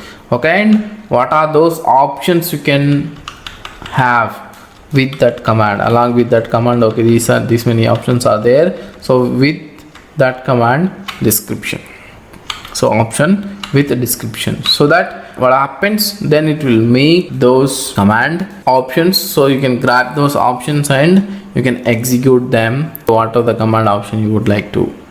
And you can also do search, example say if you want to do some short name searching, example say man -k, so I would like to get some short information about this printf command, how many printfs are there, or else you can say that concatenate the files. So what are there, so all this, what are the matching word are you searching for, it will give you those examples. Example, if you want to man -k, if you are looking for compression, so these are the commands which are related to the compression and decompression. See this, like this, if you are looking for particular any command, man -k, example that I am looking for some disk related commands over here. These are all the commands related to the disk. You can just search using that man -k and search for something which you are looking for, then it will give you all the command details. Okay, you can just, if you find appropriate command, then you can find out. Or else you can also use -s category, example say that I'm looking for fifth category and I'm searching, example password related, then so in the fifth category these are the commands are available with the password string. Or if you are just searching for category 1 and I'm looking for the password related command, what are the command is there, SSL password and secret tools. Okay, there are so many commands like this. Okay, just go into that man page and go up arrow, down arrow, you can see that the entire manual page, up and down. Okay, which line you are reading, all the lines will be shared over here. Or in this you can also use space bar to come down, you can also use page down, page up to go up and go down. And if you want to search something in this manual page, if you are looking for particular option, example say that I'm looking for all option, you can say simply type / and provide the string name what you are searching for, then it will highlight with the colors. And if you want to repeat the search and up and down, you can simply type small n for down and capital N for the up search, from down to up, up to down, small n and capital N, you can use that. And you can use escape to escape from this method, and you can just press small g, you go for the manual page to the first line. If you press capital G, will go down the manual page, which means that all the end of the line which will go small g and capital G will go up and down.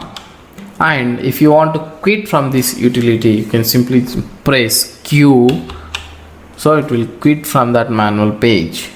These manual pages are located on the /usr share directory. In that there is a documentation or the manual page folder. In that manual page provided files will be there with the .gz extension. You cannot directly read them, but you can read them using the man utility. Or if you would like to use any alias name commands or something like that, you can use man pages. Or there are some instance help. You can also use pinfo command, which also works like the same as the man, but it will give you the different format and the output. Okay, you can see that it's a different one, right? See this, it's not exactly the command options described with the different options and what it's doing, which means that it comes from where and what does it will do and what is the status of this and the command output exist status, all this stuff. So which will give you a little bit different using the info, which means that page information will provide you by the, so the man page details, all the stuff it provides you, right? But it's little bit different than the man page. You can also use info. The info also provide the same, almost same output as like the man page. The only thing is that the difference here is that you can search in a different way on the commands and you can locate up the whichever is easy for you. The man page is the most easiest way, so you can look up the options and command and description, all the stuff. And sometimes if you'd like to know where is that command is located exactly, so this is very useful whenever you would like to write some bash shell scripts or PowerShell scripts, Perl scripts or Python scripts, something like that. So sometimes the Python command is located somewhere else and the Python version will locate in a different different Python versions if you installed like 3.2, 3.3 and 3.6, something like that. So you particularly wanted to use particular version, then you can use where is ls or where is Python, something like this. So it will provide you that exact details where it is exactly located. Then this command path you can use to specify on the shebang somewhere else, so whenever you are looking for that command. So sometimes what happens here is that the path variable, if the path variable is not working properly, example say echo $path variable is not defined perfectly, then whenever you type that Python command it does not work. Example over here, user bin is not perfectly given, then where is the command, you can look it up over here and type that entire line so that it will, the command will be executed. Or if you want to start short description about the any command, you can simply type what is the command name, it will give you that ls listing directory contents, what is password. So there are two categories, update the user authentication and password file, something like this. If you want to do man page, so what it provides, that information will be provided over here. So that's about the getting the help on the command line itself. So you don't need to search on the internet, and all the way you do not have internet, don't panic. How this grep command can be worked along if you want to search a content within a file. Example say that the file has so many records, like lakhs of records on the file, in the sense text is there on that file, but if you want to search what you need out of so many lines of text, so if you want to do that, then what you have to do, example say that, so the grep command is there or not. So the grep which is I'm using currently is that 2.20 is the version currently I'm using in this machine. So if grep command is not available, then you have to install this grep package, then the grep command will work. Or else you can also use what provides grep, then it provides the package name, then you can do that. So here in this case I am just going to use some demo file. This demo file contains a few lines. Out of these few lines, if you would like to do some grepping, so how the grep is going to be used over here, so you can simply say that grep and provide your whatever the string if you are looking for, and provide the file name. In this file name it greps that particular string whatever you are searching for, then it give you the result. So as just I am showing you over here, grep, I am just grepping for the first in the demo file. So what happens, the first line in this grep demo file is shown. So but in this demo file there are few lines, so in that there is no line contains first, but the first line contains the word called first. That's why it shows that result over here. In same way, if I am going to use this f as a small, then it does not show anything, because the whatever the grep you are using, it's a case sensitive. So if you want to ignore the case, then what you can do that just use -i, which will ignore the case, which means that the word is in capital letters or small letters, whatever it is, it does not bother about that. Example, say that I am just putting as a capital, but it does not care about whatever it is. So then it just do a in case sensitive, okay, which means that it ignore the case sensitive and it just provide you the result whatever it is. So remember that if you not sure that whatever the word is there, it is case sensitive or not case sensitive, if you want to ignore that case, then you can just simply use -i along with the grep command. Searching for the text which is not matching the string. Example, say that, so in similar way, I don't want to do a search except first whatever the remaining things are there, just show me. See this.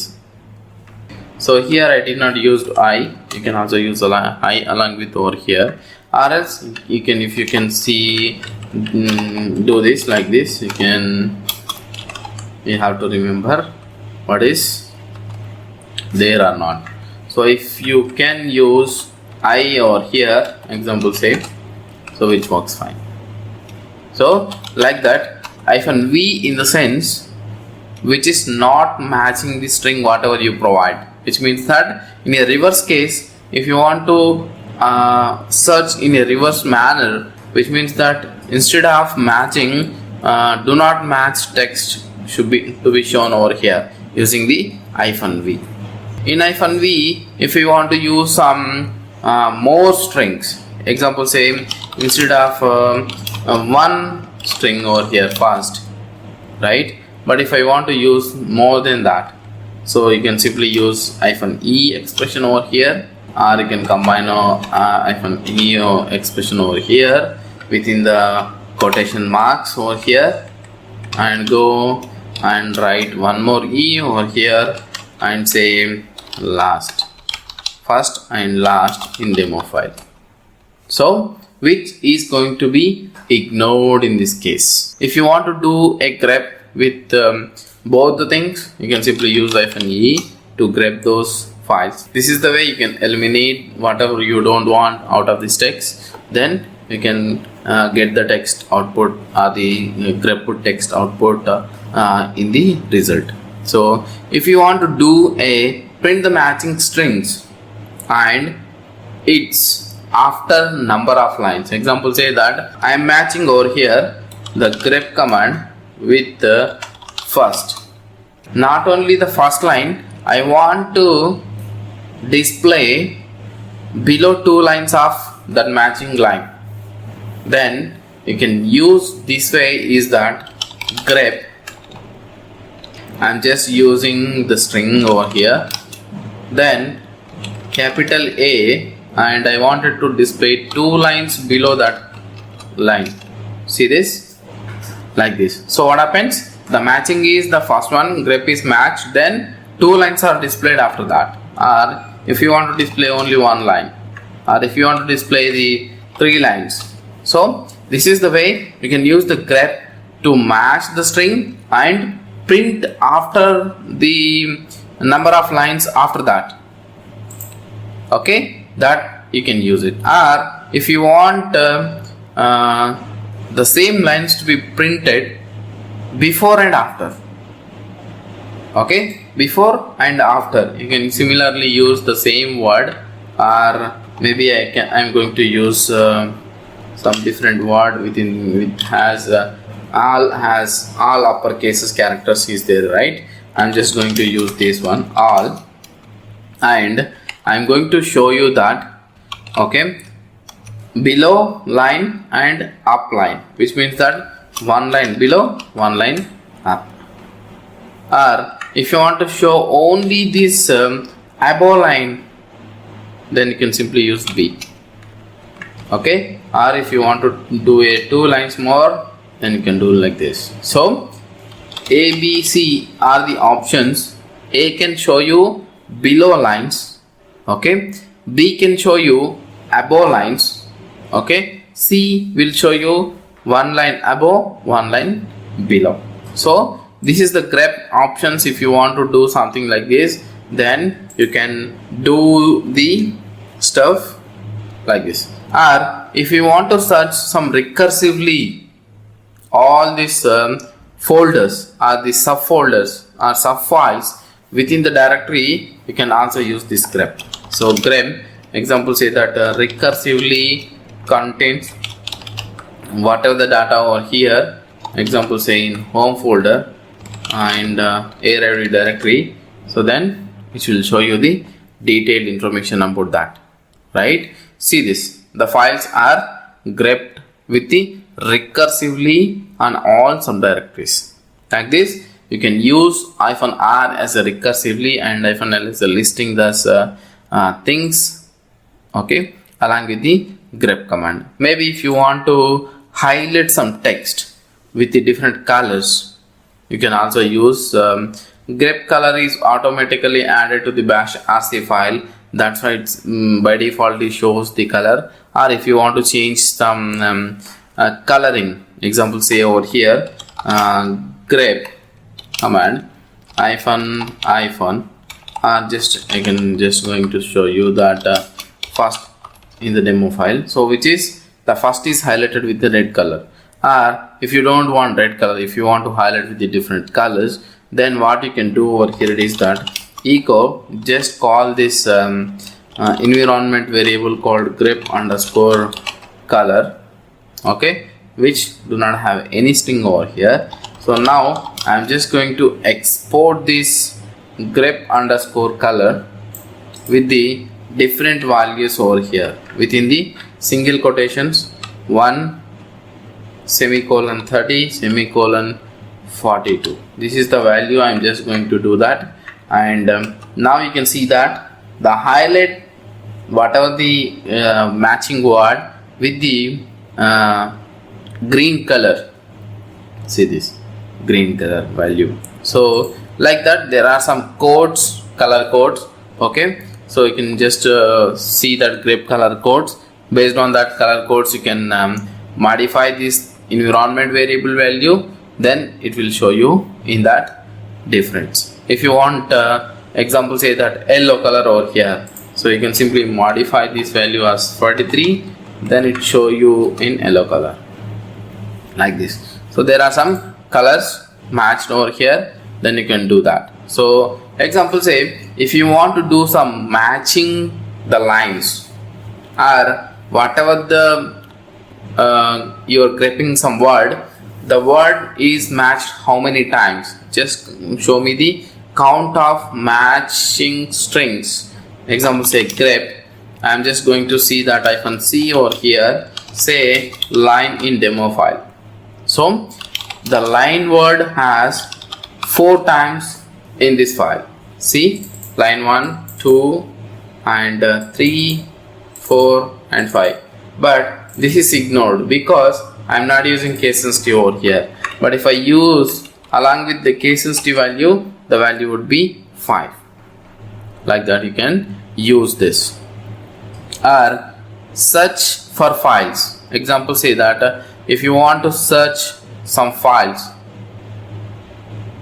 which are matching the given strings. Example, say if you want to search some files in this directory, so say that grep-l, I already show you in the above recursive method. So say this demo star over here, then whatever the file is matching that demo over here will be grepped, which means that the file will be showed over here.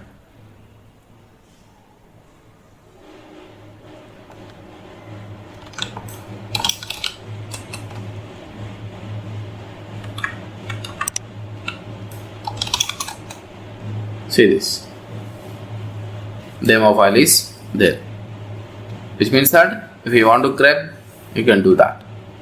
So or else if you want to grep something over here, example, say I'm just going to show you some var lag messages over here, okay, with this maybe with the sudo options over here, okay. See this, there are so many content, so many of content over here. Example, say that 26th content, 25th content, something like this, right?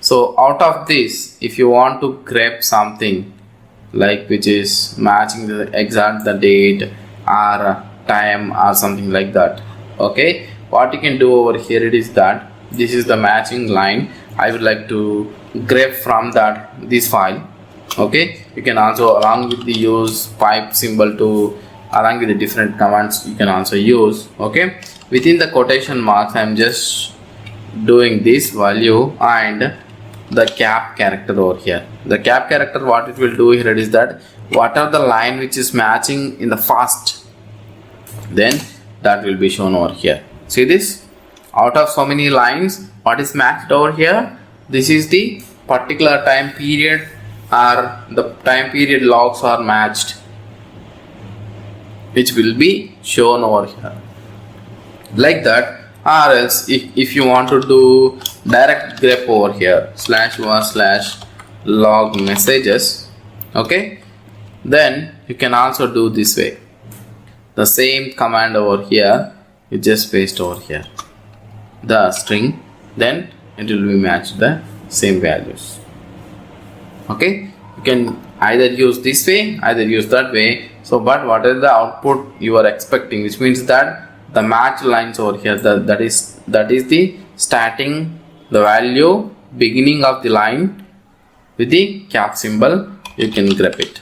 Or example, say if you want to do in different way, that I wanted to do the lines which are ending with example, say ending with demo over here in this file.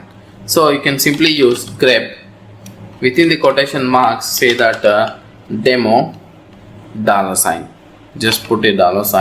So the dollar in the sense end of the line, the demo contains whatever the lines are contains with the demo in the ending of the line, which will be shown over here. So beginning of the line and ending of the line. So like this, you can use the grep command to do so many stuff out of the lakhs of messages or the lakhs of information, lakhs of lines of information in the file. If you want to grep a certain things, example, say here over here /etc/password file, which contains all the user information. Out of it, I don't want to see all the user information, I just wanted to see my user information over here. You can simply do a grep with that, or you can directly do a grep on this password file, okay, with the particular string without using any other commands, like this. So which has so many lines, but whatever the information you want, that can be shown there. So like that, the grep regular expression is going to be useful, very useful in while digging out any issues, or while you are searching for a certain strings on certain log file, you can do this grep.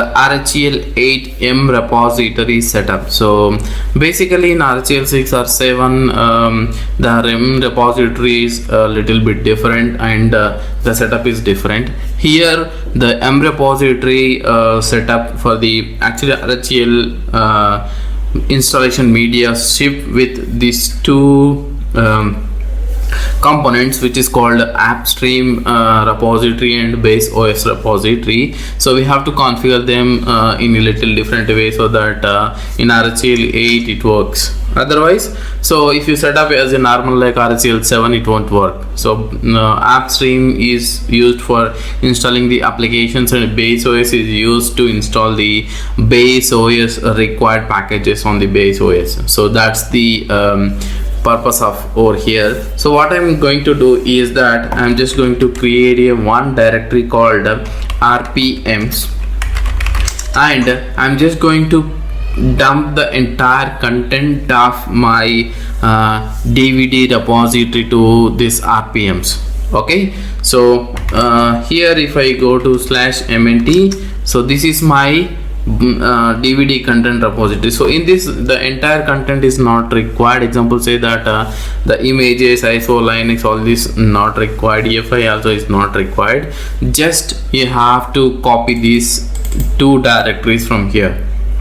So one is AppStreams, another one is the base OS. So what I'm going to do here is that I'm just going to copy this AppStreams to /RPMs.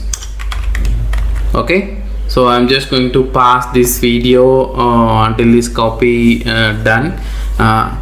Okay, maybe first of all I will copy this base OS, so it will take a small time to copy this one. Okay, so maybe you do not put V, and it's a so the copy has been completed. Now you can copy the AppStream to /RPMs.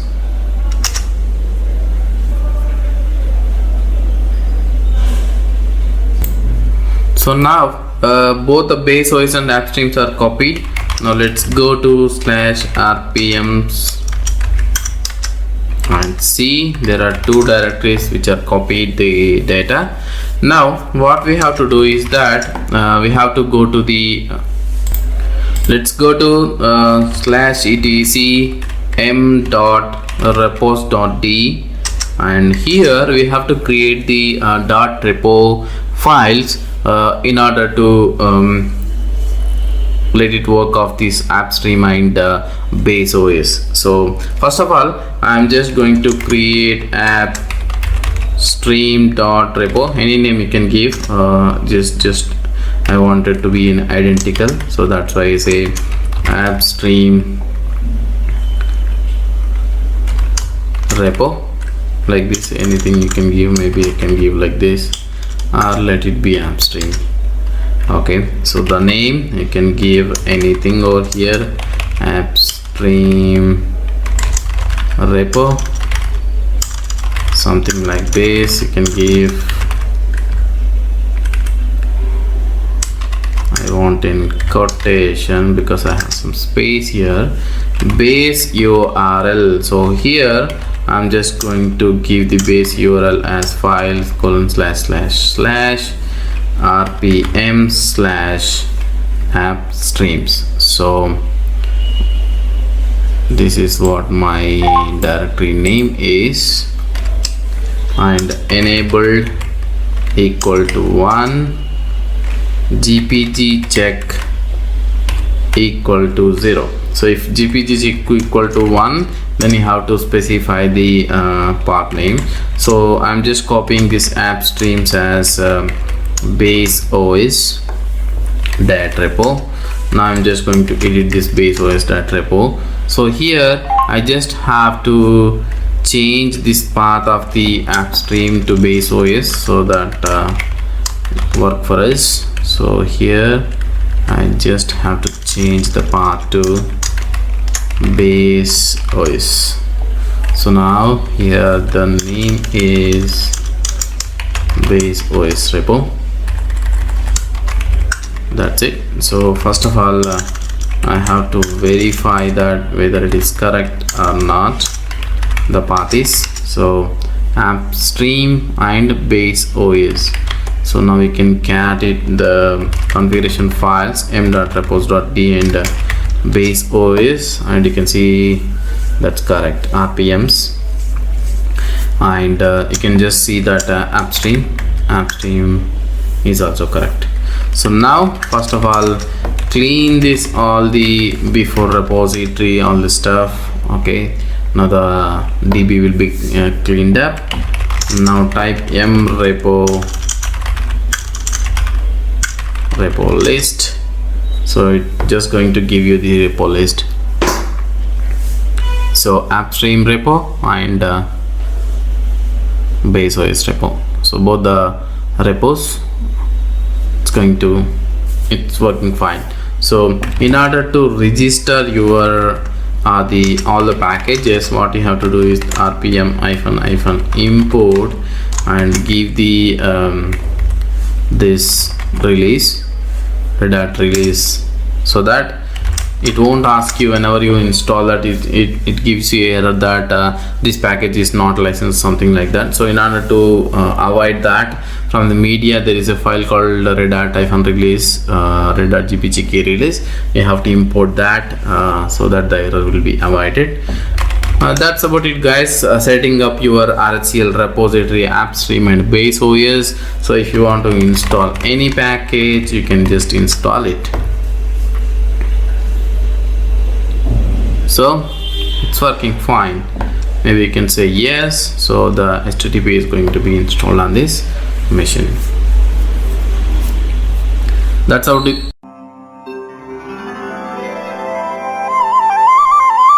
SSH server and client configuration. So which is actually a open SSH server and client. Okay, so using this, how we are going to log into the remote servers. Okay, so how securely we can log into the servers and how this open SSH technology works. Okay, then how it is authenticates against to the server and client. So all the stuff we are going to see in this session. Let's see that. So okay, this before open SSH there is a protocol, so there is a authentications happen using the telnet or the R login or different other things. But whereas telnet and R login does not provide any security in the sense like where whatever the data is communicating between the server and client is just transferring the data over plain text, which means that any data which is sending from the client to the server, which is going on the plain text, anybody some in between your server and client, somebody tapped your connection or somebody is trying to listen your port data, then they can get your authentication, like the sensitive information of your username and password, the credential details, to the other hands, which means that so if it goes to the bad hands, then they can do anything. They can log into your server and they can do anything. You don't know, right? So what is the user privileges you have? If the user has a administrator privileges or the root account user privileges, then so nothing you can do. So pretty much you can do anything on that server, right? So that is not always accepted things, like sending the authentication information over the plain text. That's why the SSH server, open SSH server, will have the encrypted connection in between the server and the client. So what's happened over here, it is that the server and the client, so it pairs using the key pair. Example, say that here is your client, here is your server, this is your server and this is your client. Example, if you want to connect from here to your server using your SSH connectivity, SSH, then the port number by default is 22. So you can change it later, not a problem. Then what happens? So here this has a public key. Okay, here it has a key and it also has the private key. So what happens here is that, so whenever the client sends a request to the server, what happens here is that the server send its identity information to the client, says this is my server identity.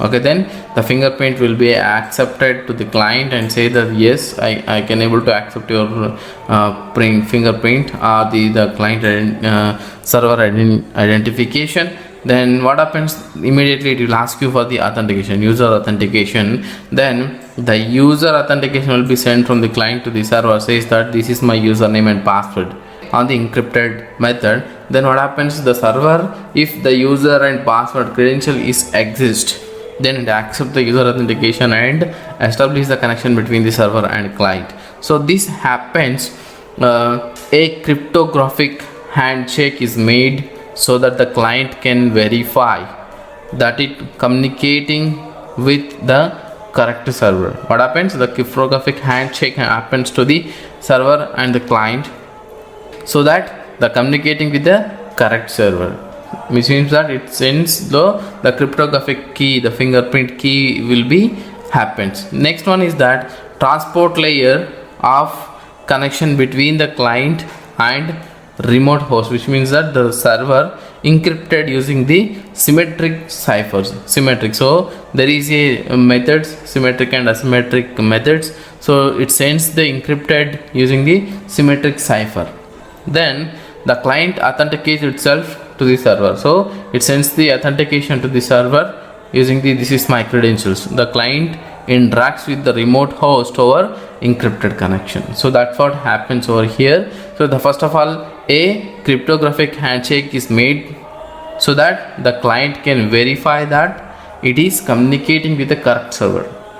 Okay, so which means that whatever the connection is sending over the client and server is encrypted, then the encrypted key would be verified between the using these key pair, so public key and private key. So if public key pair and private key pair is matched, which means that whenever your not encrypted key is with you, so the encrypted key with the remote server, then the key pair should match. If the key pair is not matched, then what happens, the server will immediately terminate the connection, saying that yes, I cannot able to identify your keys, where maybe you are authenticating to the wrong server. So that's how the authentication happen in between the SSH server and the client. Let's see that how it's going to be done in between the server and clients, what we have to do server side and what we have to do on the client server. So this is my server, this IP is 192.168.2.140, my server IP address. This is my open SSH server and I'm opening the client one. So this IP address is okay 141. This is, you can see that 192.168.2.141. So what I'm going to do over here is that I'm going to establish the SSH connectivity in between these servers. In order to do, what you have to do here is that you have to install install open SSH server, or you can also use open SSH package. You have to install this open SSH server package and see that just grep for open SSH. Okay, it's not the information over here. See this open SSH server 7.4p1 is already installed and client is already installed. So this is the package you need to install on the server side. Now what you have to do, so you have to configure the configuration files or the SSH keys on the server side, then authenticate with the client. So in order to do that, so I am just switching back to the root user, or you can also use sudo in front of every command. Systemctl status sshd is the service name. So this service is started, is listening on the server, then that's fine, you can able to connect from the client. This is the open SSH server daemon, so which is active and running and which is enabled on the run on the startup. So which is already listening, the process ID is over here. Okay, all the configuration is Done. Now you can see that systemctl, you can, if you want to restart, you can restart SSHD service. Okay, I'm not going to do that. And you can also, if you want to enable that on the startup, you can use systemctl enable, and SSHD is the stuff. You can enable the SSHD server on the, whenever your server is rebooted, it automatically starts the service. This is how you can start the service and install the packages. Then you can verify the configuration. So the configuration file is over here, /etc ssh sshd underscore config file. So this is the main configuration file, and here in the configuration file there are so many things over here. So but this is the stuff we don't need actually. Example, this is the information about how you will configure or how you will enable the TCP ports and all the stuff, right? So this is the, basically the port number is by default 22, and address family, which means that what is the address family you would like to allow our listening address. Okay, you can specify over here, but we are not doing, because by default it takes whatever the server IP. We are allowing all the address families to connect to this SSH server. By default SSH host key is going to store and /etc /ssh/host key underscore RSA key file. So these are the key file types. This is RSA key, and this is DSA key, and ECDA key, and ED25519 key. So what does mean by all these keys? So all the keys works in a same manner, but their encryption level is different. That's it. And cipher keying, so this is not okay. Logging in and system facility authentication. So there are so many options over here, right, in this. So maybe if you want to do something configuration, then you can do over here. So there are so many options over here, right? But all these options over here is not required for us, right? So which means the configuration file is going to be huge. Okay, what you can do over here is that few of the things you can do on the configuration side. The configuration side, what you can do is that the protocol type. So the protocol type should be always on 2, protocol number 2, because that gives you a more secured environment to connect your SSH server. And your authentication facility, like do you want to permit the permit user login to the root, you don't want to log in. And if you want to password authentication to be yes, or permit empty passwords, no, we don't want to authenticate any empty passwords, right? It should be password, and password authentication is yes. Okay, and here some of the options over here is that permit root login, do not permit root logins, and X11 forwarding. X11 forwarding, it means that whenever you log in from the client using the X11 forwarding options, like the -Y, then what happens is this is the server Firefox, in the sense you want to open on that client side, then you can open. Or if you want to open any graphical window using this SSH connection over, then you can open that. So that is called an X11 forwarding. And so this is the banner connectivity, which means that if you want to configure some banner message to the users, saying that whenever they log into the server or before logging to the server, so they would like to get some message. Here I am just specifying that the file name is, anywhere you can specify the file name, not only this one. So this is okay, let me delete all this configuration over here and go one by line, right? Let it be. So this one we don't want to see now. Authentication, permit root login. If you want to root directly, can log into this server, then you can just permit the login over here. So but this is very dangerous, like whenever you permit the root to log in directly to the SSH, then the root user can log in. There is no, if the root user password is in somebody's hands who does not know what to do, then they can do something, right? So always we say that permit login to be no, which is more secure to authenticate. And public key authentication, which means that no passwords, you just authenticate using the key based authentication. Okay, that's how we can do that. That's I'm going to show you over here. Okay, so password empty, this is all configuration, is just a default configuration. Okay, then what you can do over here is that you can restrict the users to log into the server.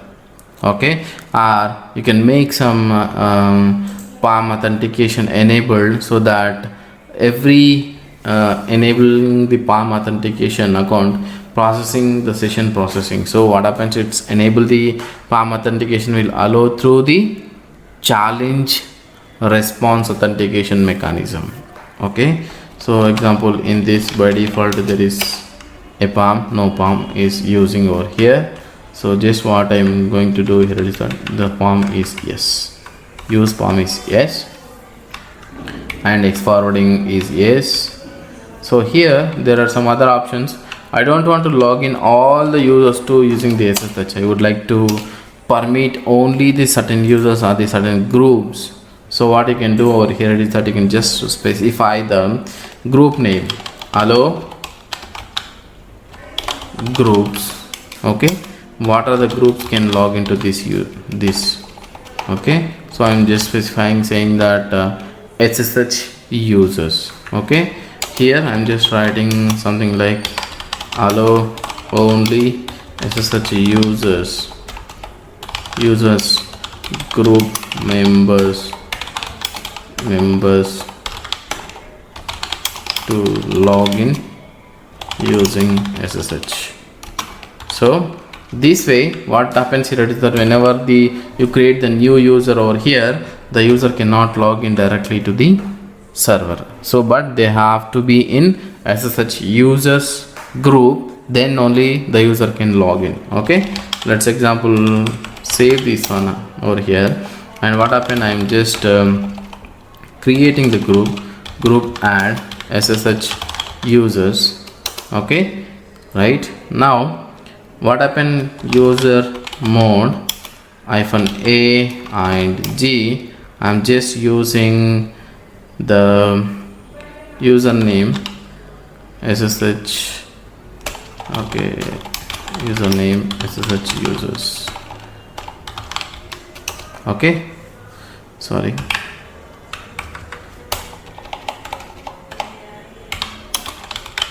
So what happens, the RHEL user has been added to the SSH users. Now let me check how many users are there over here. So there is a user 1, user 2, user 3, all this. So I'm just resetting the user 1 over here. I'm just reset the password and say this cat/etc/password and grep for user. The user is already there and is not part of the group. Okay, ID and user 1, so is not part of the SSH users, but the RHEL user account is part of the SSH users. Let's see this, how we can log into this SSH server. Okay, now exiting from the SSH server. From here I'm doing SSH RHEL at 192.168.2.140. so it is asking for the password. Now I am entering into the server, right? I'm just exit from here, and again I'm going to the same server using the user 1 and typing the password. Oh sorry, I have to reload the services. Okay, now you can also log in from the Windows using the putty authentication. So here I have already the saved session. Right now I have to just become a root and systemctl restart sshd service and verify service is running fine. Now exit from the server, exit from the client, and now try from here. Okay, just type the password, it is logged in. Now try using the user one. What happened? So said permission denied, please retry. So I typed the password correct, but it is saying that you are not permitted to log into the server. So the user is exist, but they cannot log into that user. Okay, you can log in using this server over here like that. So now I'm just what I'm doing over here is that I'm switching back to the root user now and edit the banner file /etc/issue.net. Here I specified something. In this I'm just specifying something like welcome to $hostname, okay, $user, okay, something like this specified over here. Then when I log into the server, it gives me that welcome message, so that makes more users interactive and happy. And you can also write some rules saying that something, see that welcome to hostname and user, so it is not actually replaced. Okay, we have to make something over there like that. So you can do this SSH banners. Let's see that I disabled the root user to log in over here, and I'm trying to do a authentication how it works. I do this and make the new connection, and here is, and I'm just logging to the root user, say it is access denied. Okay, so this is how you can do a authentication to the servers and client. Okay, from here you can do SSH username @ server name, server IP address, then provide the password. You can log into the server, right? Or if you'd like to example say that I don't want to every time type the password, or I would like to run some scripts on the from one server to all the remote servers, so you can also do that using the key based authentication. So it means that it will not ask you for the password unless you have that key pairing in between the server and client. So how you can do that key based authentication? So first of all, you have to log into the server, right? I just logging to the server, and I'm just here you just generate the SSH key. So the key is stored over here on the .ssh. So the authentication key is already generated, right? This is the one is already there. But if you want to refresh, then you can simply do a rm-rf and just simply delete all the files over here, right? I deleted, and ssh-keygen-t RSA type. You can do DSA or RSA, ADSA, whatever you want, but I am using RSA key pair over here, and I don't want to pass pairs to ask. Then I generated the key pair. So a new key generation over here, the key is done, right? Created over here, and do a .pub authentication. This is your private key file. So what we have to do is that you have to copy this key file to the remote server, then you can make the authentication from here to that server.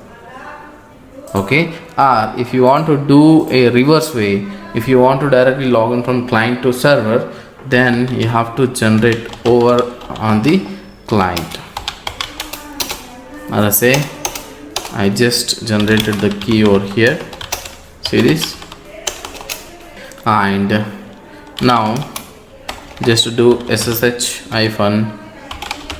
id to which user and which server, 192.168. 2.140. I would like to log into the RHEL account.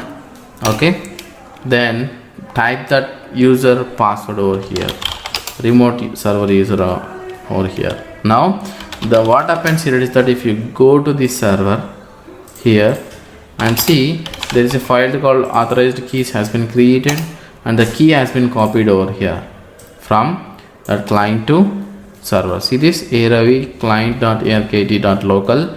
Now you can go and see over here id.pub. So the same key pair is copied over here.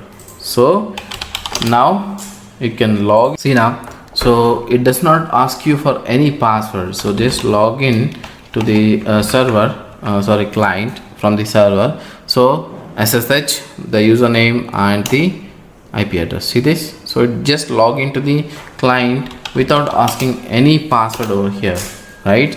That's how you can make the key authentication. So what you have to do, you have to generate the key. So the key will be generated under the SSH keys over here, and this is the key. You just copy over to the server where you want to log into that server without asking for the password. So you can just simply log into the server, just type and SSH and server, the remote machine IP address, then it will log into the server client without asking you for any password. So like this, what you can do over here is that log into the remote server and type the commands. So hostname, so that the remote server, the command is going to be executed on the remote server and going to give you the output over here. Like that you can do. So there are so many settings. If you want to refer the configuration, you can simply do man-s 5 and sshd_config. So here there is so many things of configuration, allow groups, allow streaming. So most of the it's a complete configuration. It also authenticated the Kerberos. Okay, you can do so much of things over here. So if you want to change the port number, you can also do the port number changing using the by default. If you want to change the port number from 22 to different port, so that would be a little more at the security levels, because the by default port, most of the members, they know that okay, this is the default port of SSH. But if you change the port number, so they don't know the port number, they can not log into the remote server unless they know the correct port number. That's about the SSH server and client configuration. NTP server and client configuration. So the time server and client configuration, basically time server and client synchronization is very important if you are using the clustered environment servers or reporting server, something like that. So the time is very important to get this synchronized, the heartbeat checking, all this stuff. Here you have a one server and one client. So what happens is that the first time the sending the timestamp using the protocol, which is the port number is 123 and the protocol is UDP. So here and send the timestamp and receive the timestamp. So this way it will just synchronize between the server to the client and client to the server, so that the server gets the time stamping from its upstream servers, then it sends to the clients. At the end of the day, there is a device which actually pointing to the server, the time device. Then the server will get the information from there and synchronize with the clients. This way NTP server and clients will synchronize the time between the server and the client. If you do not have the server, you can simply manually set the time, and it based on your server CMOS battery, so it keep on running that. But whenever you reboot it or you shut down for a while, it might be an issue that the time may not be get updated. So if you have the time difference between the clustered environment servers, like the heartbeat may change, so the heartbeat will be delayed, so thinks that the other cluster host thinks that okay, the server is not responding in time, which means the server might be down. Then what it's do is that it just try to take over that resources to the client. So other server thinks that the host 2 is not responding, and it's though this way what happens is that the cluster is keep on switching the resources between the servers. So that way, so the NTP is very important in synchronization, so that you won't get that type of issues. Here what we have to do on the server side, so the server side or the client side, you need to install the Crony software, this Crony package, which is required for both of the client and server configuration. And both the sides, on the server side and the client side, you need to enable Crony D service. And in the server side, what you have to configure is that you just need to enter the series, the allowed network series, which you want to allow to synchronize with the time server. Then restart the service and allow the NTP service from the firewall. Then update the NTP using the NTP upstream server, so that it gets synchronized the server with the upstream server.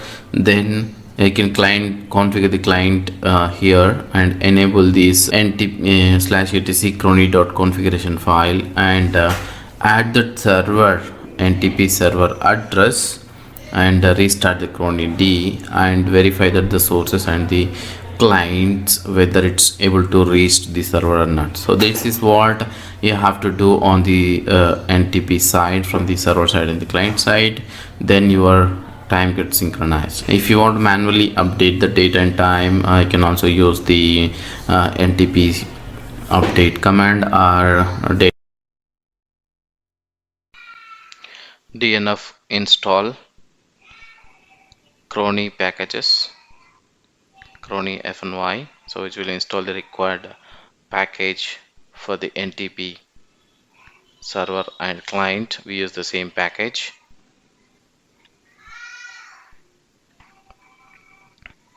So it's already installed, there is no action required. Now let's see systemctl status Crony D, which is not running. Let's start it and see the status, so which is active. Let's clear the screen and now enable this one to start up.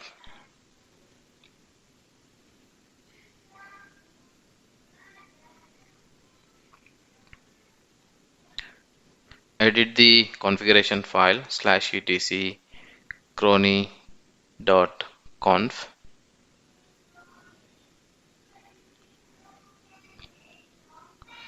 and allow the network where you would like to get this NTP synchronization. That entire network you can allow, or particular clients also you can allow.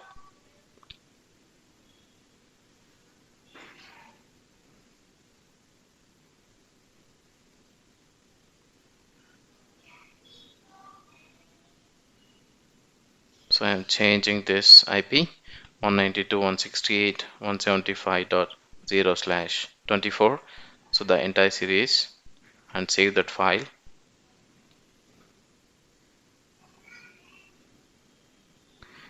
Let's restart this Crony D service.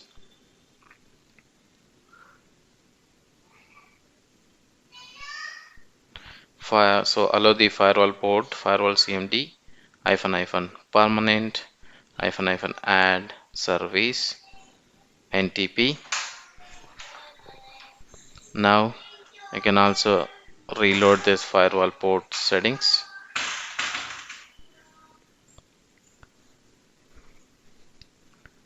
So let's run to the client configuration. Go to the client and edit /etc crony configuration file, and here add the server address, specify the NTP server address. So now all the way go back, and I'm adding the server address here, the NTP server definition. Server and NTP server IP address or host name.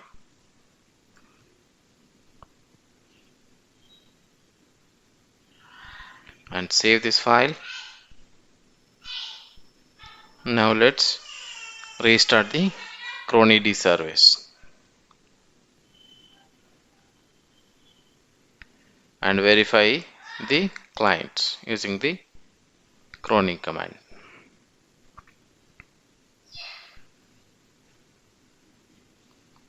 That's it. And you can see the sources, clients.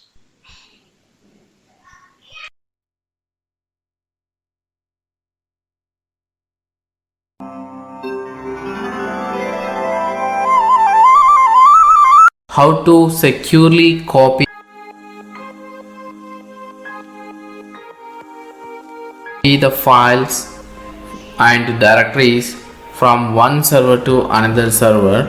So you can, what is the commands you can use, or how you can copy the data from one server to another server. That's what we are going to see in this session.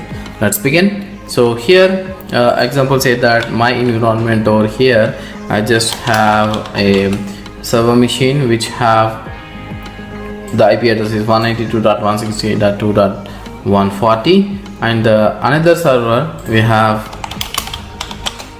192.168.2.142 over here. So let's copy some data from here to there and there to here, and how you can do that. So this securely copy the data from one source to another source. You can if you take another system where you can share the data directories and access into the remote machine and copy the data, where you have to provide some permissions over there. But here that is not case. You don't need to share any data from that server to this server, or mounting over here, or copying the data. That's not the case over here. So I just know the username and password of that machine. I can just copy the data from this here to that user's accessible directory. So that's you can use over here. So in order to do that, you can use SCP. SCP in essence secure copy from one server to another server, where I would like to use this one. So here I have a file called Linux kernel file. This one I would like to copy from this server to remote server. So this is the source over here. Then the destination you have to specify is that the username. So in this case I am just using the root user to copy the files. So because of the permission issues, just I would like to use root over here. So the destination server IP address of this server name you have to use 2.42, right? 2.42, and specify the directory where you would like to copy. So I just wanted to copy the data into the root directory itself. So I'm just going to do that, enter, and say that. So whenever you are doing a first time, the authentication, the fingerprint is going to be authenticated in between the server to server, which means that your server is sending some fingerprint, and the fingerprint will be stored on the device. Say that okay, this is a trusted device. So if you say yes, then the fingerprint will be stored on the known host device. Then it will ask you for the password. So you have to type the remote server password. Then the data is copying over there. So it is around 97 MB of the file, which is copied in 0.02 seconds. Like that, you can use the SCP to copy the data. So like this, if you want to copy a multiple files, example say that I would like to copy the files over here, something like this. So okay, any number of files you can copy from over here to there. So these many files I would like to copy to the remote host and to the remote this location itself. Say this time it will not ask because it's already a known host, and it will ask only the password. You say that, enter the password, then all the files has been copied over there. But I'm saying it's copied, but let's verify going there and see that okay, pwd I'm into the root directory over here. Let's see that. See this, I got the files. demo files and timestamp files, LMCLI file and Linux kernel file. Like that, you can copy the data from one location to another location. Or example, say if I would like to copy the entire directory itself, I don't want to copy the files. So how we can do from here to there? Let's say that I just would like to copy this links directory from here to there. You can simply use sep-r and provide the directory name, okay, directory name over here, and provide the destination path where you would like to copy. So in similar way, I'd like to copy to the root itself, :root. You have to specify the directory path over here. Enter and say it will ask you for the password and enter the password of that machine. Then your directory will be copied to the remote machine. So you can go over here and verify that you got this links directory over here.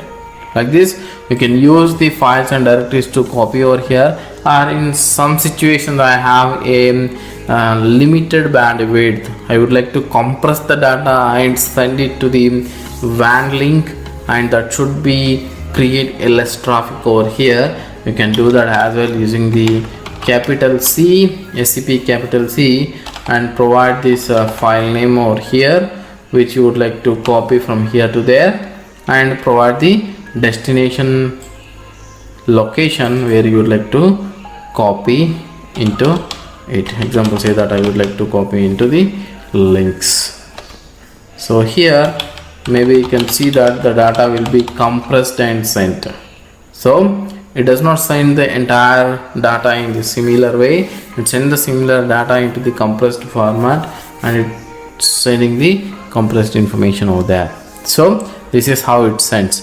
Example, say if you'd like to limit the bandwidth, or if you'd like to preserve the settings or timestamps, whatever the timestamp the file is created over here. So here example, see that this is my location, timestamp and details of this file. But if I go to the destination server over here and see this, it should be different. See this, so it is the root and the timestamp over here, it is that 10/18/12/208. okay, but here 10/18/12/208, it should be different. Yes, it should be different. See this, October 4 here, but here it is October 11, right? So like this, the data difference will be there over there. So this is actually the size, that's why it's not, there's no variation in the size. But here you can see that the timestamp is varies. But I don't want to do that actually. I would like to preserve the timestamp, all the stuff. So I just wanted to delete this file from over here, and I will copy the data from server to over here with the exact timestamp, and everything will be preserved in place. SCP, you can use RVP, or you can use the P for preserving the data. And I just wanted to copy the file itself. I will not use R, and copy the direct data from here to there. Example, say that root, and say 192.168.2.42:root. So enter 1 2 3. So your data is copying. Now your data has been copied and exit status was 0, and you can go over here and see that the data would be October 4 and 5:36. You can see, come back over here and see that the same data would be, see this, there is no difference over there and over here. So that's how the preserving your information or the timestamp, all the, you can do that. If you have a limited bandwidth from server to server, or if you'd like to copy the data, you can also use by limiting the data size by typing the -l and say that I would like to limit to the 500 kbps link over here. I just wanted to copy some data from here to remote server 192.168 data 2.42:/tmp I would like to copy. Then you can type the password. So the data will be copied in very less limitation. You can see this, the data is sending within the 500 kbps line. So that's how you have 100 mbps of the 100 mbps of line, but you don't want to use entire the network bandwidth. If you'd like to restrict that bandwidth to particular kbps, so that this works very better in terms of if you have the limited bandwidth from source to destination, you can limit the bandwidth here itself and send the data using that pipeline itself. Okay, see this, it's sending very limitedly, so that's what we specified over there. In this video session, we are going to see that listing and managing processes. So this is very important topic to the Linux administrators to know what exactly is going on the server. So you can use this process listing mechanism to manage your processes and see what is process, how it is created. So basically, what is a process and how it will be created on the system. A program loaded into memory and executing is called a process. So whenever you execute anything, so basically it loads into the memory and start executing it. So that is called as a process. So the first new process will be created by a fork system call, which is systemd with PID1. So while system is booting up, then the systemd process will be started with the system fork call.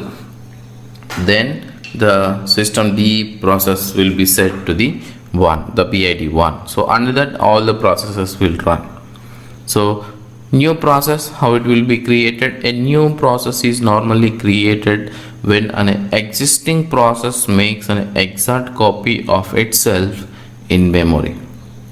The child process will have the same environment as its parent, but only the process ID number is different. So the child processes will have the similar environment as the parent, but the thing is that the PID of that child process would be different, which means the generated process, so which is a round robin mechanism to generate the process, then the process IDs will keep on increase as a round robin mechanism.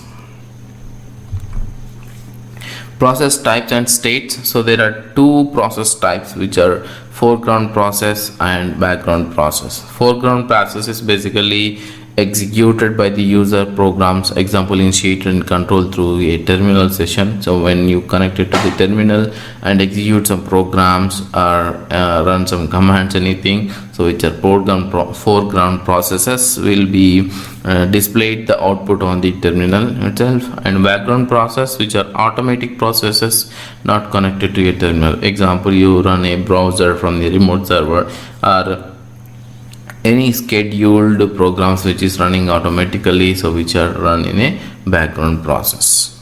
So process states, there are running processes and waiting processes, stopped processes, zombie process or defunct process, which is basically a died process but still existing in the process list, and orphaned packages, orphaned processes list, which is parent is existed before the child exit status, then the child become an orphan, then it directly connects to the systemd process. So these are the states which you can see in the process table when you type the process table commands.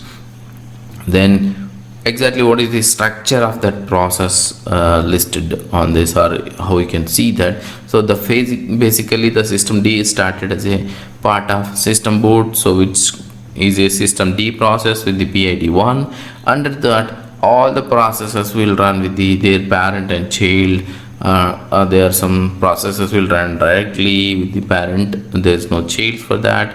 So then the process structure looks like this. Example, it's like your family structure. So like where we have the grandfather, father, mother and children's. So in similar way, system D and its parents, children's, all this runs on the process tree of that process structure.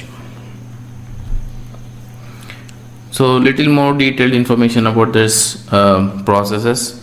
Multiple instances of the same program can exist with their respective memory allocation. For instance, for a web browser with multiple open tabs, each tab is considered a process instance by the kernel with unique memory allocation. So whenever you open a browser but you wanted to open multiple tabs in that browser, then what happens, each and every tab will be considered as in a different instance by the kernel, and there are the unique memory allocation has been done to that particular process. So that's the unique method whenever you are running in a multiple instance of the same program. So it creates the multiple processes. If multiple processes are executing simultaneously, the OS must ensure that the memory allocation of every process is protected from accidental access by another process. So it's a very secured environment. Like each and every process will have their own virtual environment, then it does not access to the another process. So that's the security level on the kernel. So the kernel provides a level of abstraction between the process and physical memory called virtual address space. Virtual address space is process view of memory. It is how the running program views the memory. Virtual address space creates an illusion that every process exclusively owns the whole memory while executing. So which means that, so virtual address space is created for a particular process, then the virtual address will be executed its own, and it does not having the access to the any other process, which means the processes will not have any cross access to the each process. So that is the security level, and that's how the memory has been managed by the physical and the allocation to the process. So the physical memory looks like single physical memory, example 4 GB or 8 GB or 16 GB, something like that. But under that physical memory there are a lot of logical processes are running, so and accessing the same memory module, but it runs its own virtual environment and exit from there. So that's the kernel mechanism, how the process memory has been allocated to that each and every process while executing. So when a process requests a kernel service through a system call, the kernel will execute on behalf of the caller process. The kernel is now said to be executing in process context. So what happens whenever you run any process or any command, it triggers the system call, then the kernel will take that call and execute behalf of the caller.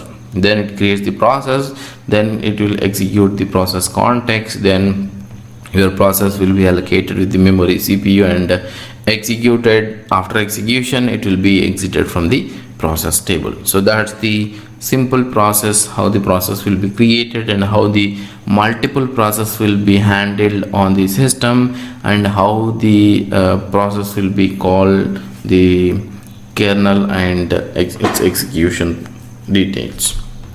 So here are the few example of the ps commands, so you can just use them to listing of that processes. Example that ps-a, -e, -r, -x or -u. So basically if you want to filter by the users, or if you want to filter by the groups, then if you want to customize the output of that ps command, you can also use -o for the options, then customize your values of that command output, what you want exactly.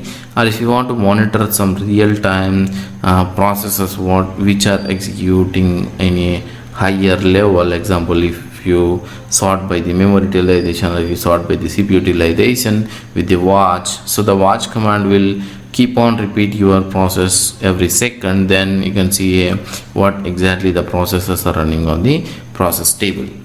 Okay, let's jump into the terminal and see practically how this memory works. So how we can use this ps command and list these processes, and how helpful is to listing the processes. So here is the Linux server. Then if I want to see that what are the processes currently running with this particular terminal, you can simply type ps, then you can see that what are the processes which are tagged to this particular session while you log into the terminal. So this is the processes which are running on that particular terminal. So if you example run some processes, let's see that I run some sleep command for an 800 seconds in the background, and see what is this ps will show. So this is the process which is executed by this particular terminal. So this is a foreground process which is running on the but I sent it to the background. So if you want to see all of the processes, maybe you can see -a or capital A. So you can see all the processes which are running on this system. Is a normal process listing here. Okay, and what exactly this is providing us, so you can see that. So there is a PID, the process number, and which terminal it is using, and what is the time, and what is the command of that particular system. So you can see all of these details, how much time it is executing, what is the terminal it is utilizing for to execute. So all these are, there is no TTY, which means that they are running in the background processes. And ps-ef will provide a detailed information of that process listing, and you can see that ps-ef UID of means which user it is, user is running under which user, and PID it's PPID instances, parent ID of that particular PID, and what is the time, date and time it's executing on that, and terminal, which terminal is using, time and command of that particular. So start time and end time of that particular process. You can see that all of these details over here. Okay, so now let's you wanted to sort down the process details. For example, if you wanted to see only particular to particular user over here, so which of the processes are running by the root, you can see that this is the command ps-f capital U, and you can filter down by the particular user. Or if you want to list down maybe with the different user, if you have any other user, then you can also see that. Okay, but there is no, I see some user here, I'll just run some command on this particular user. Okay, now I exit from this user and see that, so the process is running on that particular user. So you can also use UID number if you already have that particular user UID. Example, it is 1000. Then so the user is, you can list out that what are the processes running by that particular user. So in this case, if most of the applications will have their own service account, so what's going on with that particular application, you can list with this particular service account, then you will get the details. So otherwise, if you want to sort the details with the higher memory utilization or higher CPU utilization, you can also use sort field here with pCPU and might be a P memory, so which will sort these details with the higher memory utilization. Okay, higher CPU utilization, something like this you can see. So here higher CPU utilization and higher memory utilization of that particular process. So this is the way. What you can do is that you can simply get this top process listing here, and you can sort it out. Okay, there is the processes running with the high memory utilization and high CPU utilization. Okay, and so each and every process will have their own nice value, which means that the priority value of that process, how much priority it's got executing on that particular process. Okay, so then let's see that ps command. Okay, ps-aux might be, or I use -o option here to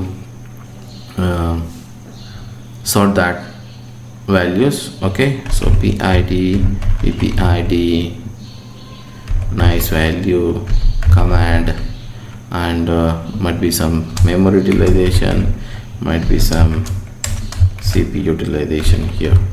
Okay, let's see that. Sorry.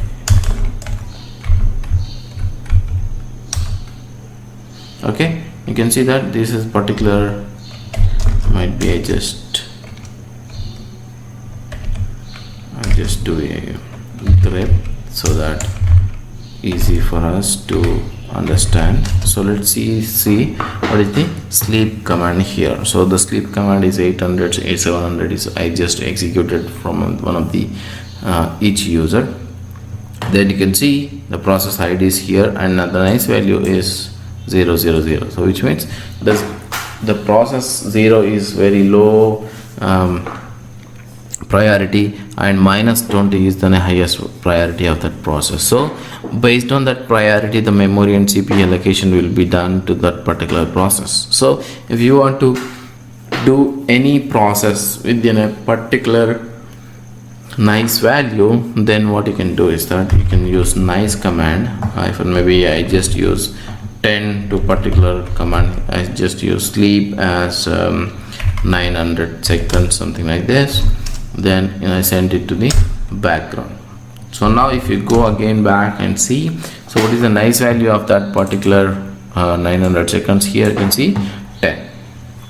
So in this case, if you want to renice that particular process value here, so you must be in a root and execute this renice command. So renice and say what is this value I wanted to execute. Same example, say minus 19 of that particular PID, and just enter it. So now what happens? The PID as the process has been changed from 10 to minus 19. So which means that which have the highest priority to execution list, but the sleep command does not to be highest priority since it sleeps for 900 seconds and exit. So but if you are running any particular programs, so you want to prioritize them, you can also use this nice value to that process. So it will prioritize that execution and allocate the memory and CPU is faster than the other processes.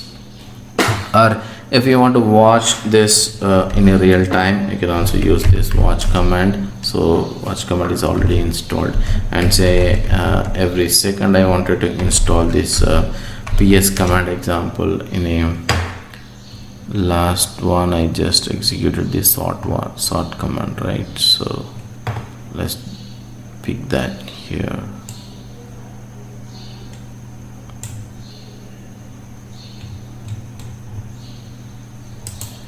Okay, the similar one I wanted to loop it and run it for a while. So what happens, every second this process table will be refreshing, and you can see the new process if it is comes any. So this way what happens is that real-time processes in the top processes, we can watch it for a while and see okay what's going on the system. Okay, you can also sort by the memory, or you can also sort by the CPU utilization. Then you can identify which process is exactly using the value, so means exactly consuming the resources. So that's about these ps command. I hope you understand well. File and directory permissions. So understanding the file permissions, how exactly the file permissions works and what is those permissions, all these details over here. So if you see that, so the permissions table simple, it's permission is read, then the symbolic value of that particular value is R, and the numeric value of that particular value is 4, and write is W, and the numeric value of that particular representation is 2, and execution process, so while executing, and the permission of that process symbolically is X, and the numeric value is 1. So whenever you have any file permissions or the directory permission, basically it holds two things. So okay, so one is three things, which is user, group and others. So owner of the file and owner of that group, then file and others, so which are not part of that group or part of that user, then others which comes to under the process. So the files and directories will have the read and write execute permissions for the users and groups and others. Okay, and the default permissions for the files, it's by default it gets 644, and for the directory it gets 755. But based on our requirement, the restriction of that files, we can change that permissions. Okay, and you can use this is the file example. If you type an -ltr on that particular directory, if you have any files, so it represents that these values. So the first character says that the file type, which means that everything in the Linux is a file. Based on its type, it represents in a different manner. Example, it's a D, it's a directory, hyphen is a file, and like piped files, directory files, device files, something like that.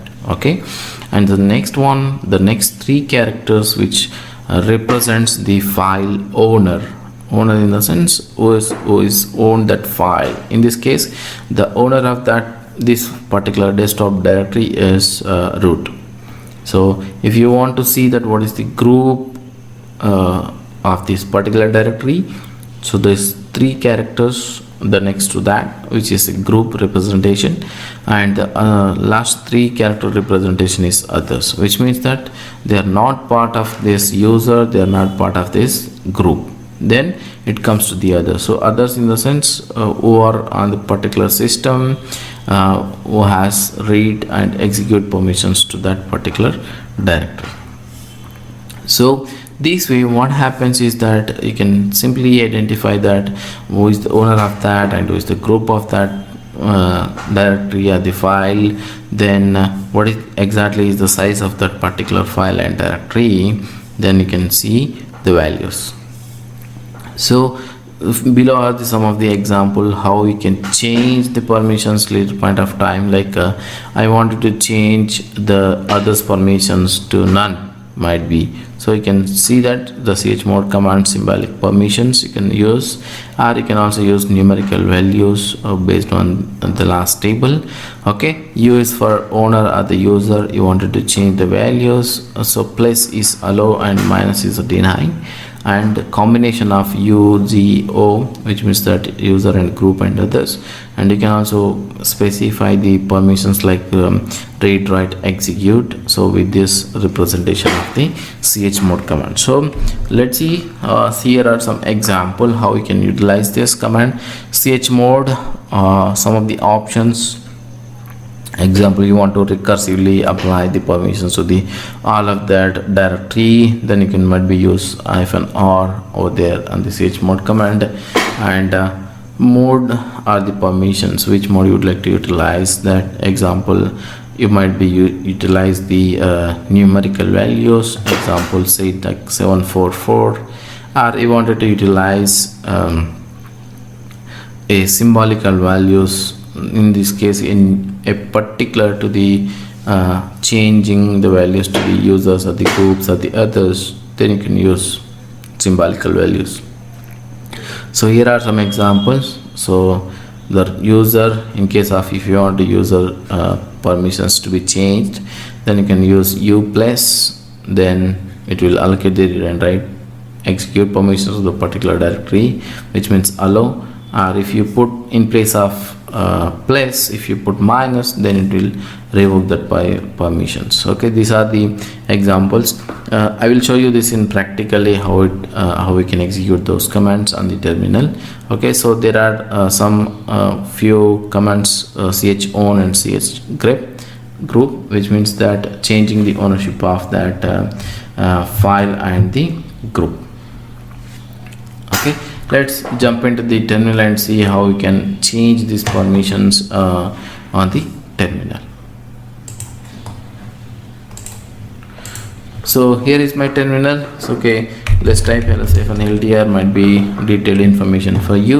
You can see that. So this is the one particular file I have here, and the user permissions, you can see that this is a file type is normal file, and read and write execute here is a owner root has this read and write permissions for that particular file, and read and read permissions to particular this group, and read permissions to the others, and it has around this many bytes on this file, and it is date and timestamp and the file name of that particular file. So if you want to change these values of that particular file, you can use chmod. Example, if you want to change the user permissions, examples 744 something like this. So in this case the first 7 represents the owner of this permissions. So the 7 in the sense read plus write plus execute, which makes 7 value here, and the 4 is a read value for that particular group, and 4 is an value for that particular others. So group and others already have read and read, so that's why I am using the same values over here, like 4 7 I am changing it here, read and write is and execute to the owner of that particular file. So now you can just type execute this value and see this. You can see now the owner is changed read write execute. Okay, but in this value, so what you have to do is that you have to remember the previous values, and you have to simulate the numbers similarly and change the allocate that values, and you can change that.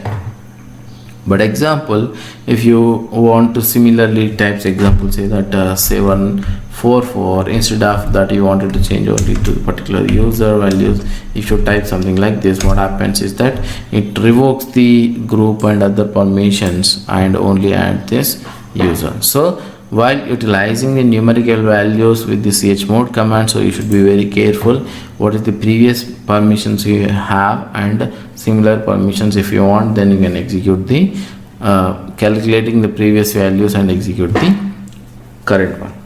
Otherwise, if you want to granularly change only the particular values, use a symbolical values with the chmod command. So example, chmod, I wanted to add a group permissions or read here. So group is Z, and you want to add is plus and read permissions to that particular file, then you can specify this way. So what happens is that now you can see that so the group has been allocated with the read permission. So in this case, if you want to allocate a group and others is read only permissions, you can use Z O for others and place sign. I can see this now, group and others will have the read only permissions. So in this way, read group users group and others UGO, and allocate the permissions based on that. So if I want to revoke the permissions for the particular user, okay, so user, I want to revoke the execute permissions of that particular file. Now you can see that, okay, let's do this only value. You can see now read write, so execute has been gone, and read and read.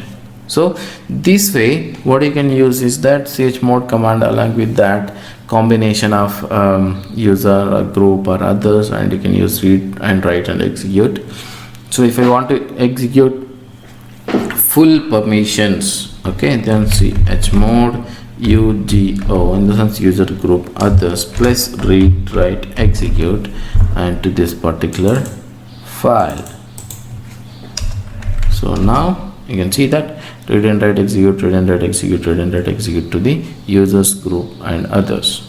So this way you can execute these values and change these file permissions based on requirement. Example, you wanted to change the file permissions under the particular directory. There are so many subfolders and so many files in it. So what you can simply utilize is that you can simply just say -R, so which will recursively change that directory permission. So which means that it will change all the subfolders and sub file permissions to this particular values, whatever you change it. So this way recursively change all of these folder permissions to that. You can do that. So here I have the ownership of root and root, so I don't want root and root, I wanted to change it to something else. So what you can use is the /own and which user ownership you want and which group ownership you want. So in this case ARV is a user and root is a group. So now you can see the ownership of that particular file has been shifted to the ARV, and still the group ownership is with the root group. So this is the group of root. So this way you can change the ownership of that particular group, the file or the directory or whatever it is. So in this also you can use capital R, so it will recursively change the directories and subfolders and everything of that particular where you point to that particular path. So in this case I don't want to change the username user, or I want to change only the group permissions. Okay, so what you can do is that chgrp and provide the group name here. So example, the group name is ARV, and now execute it. Now you can see that, so the group is changed. So I don't want to change the user, I just wanted to update the group. You can also update this group here. So this way what you can is that you can change the file permissions with the read and write, execute, which level you want to change it, or you can also change the ownership, and you can also change the group ownership of that particular file and directory using this commands. So that's about the simple about the file permissions, how it works, and the explanation. Creating and deleting the partition. So the creating the file system and deleting the file system, so how we can do that simple way. Okay, so let's see.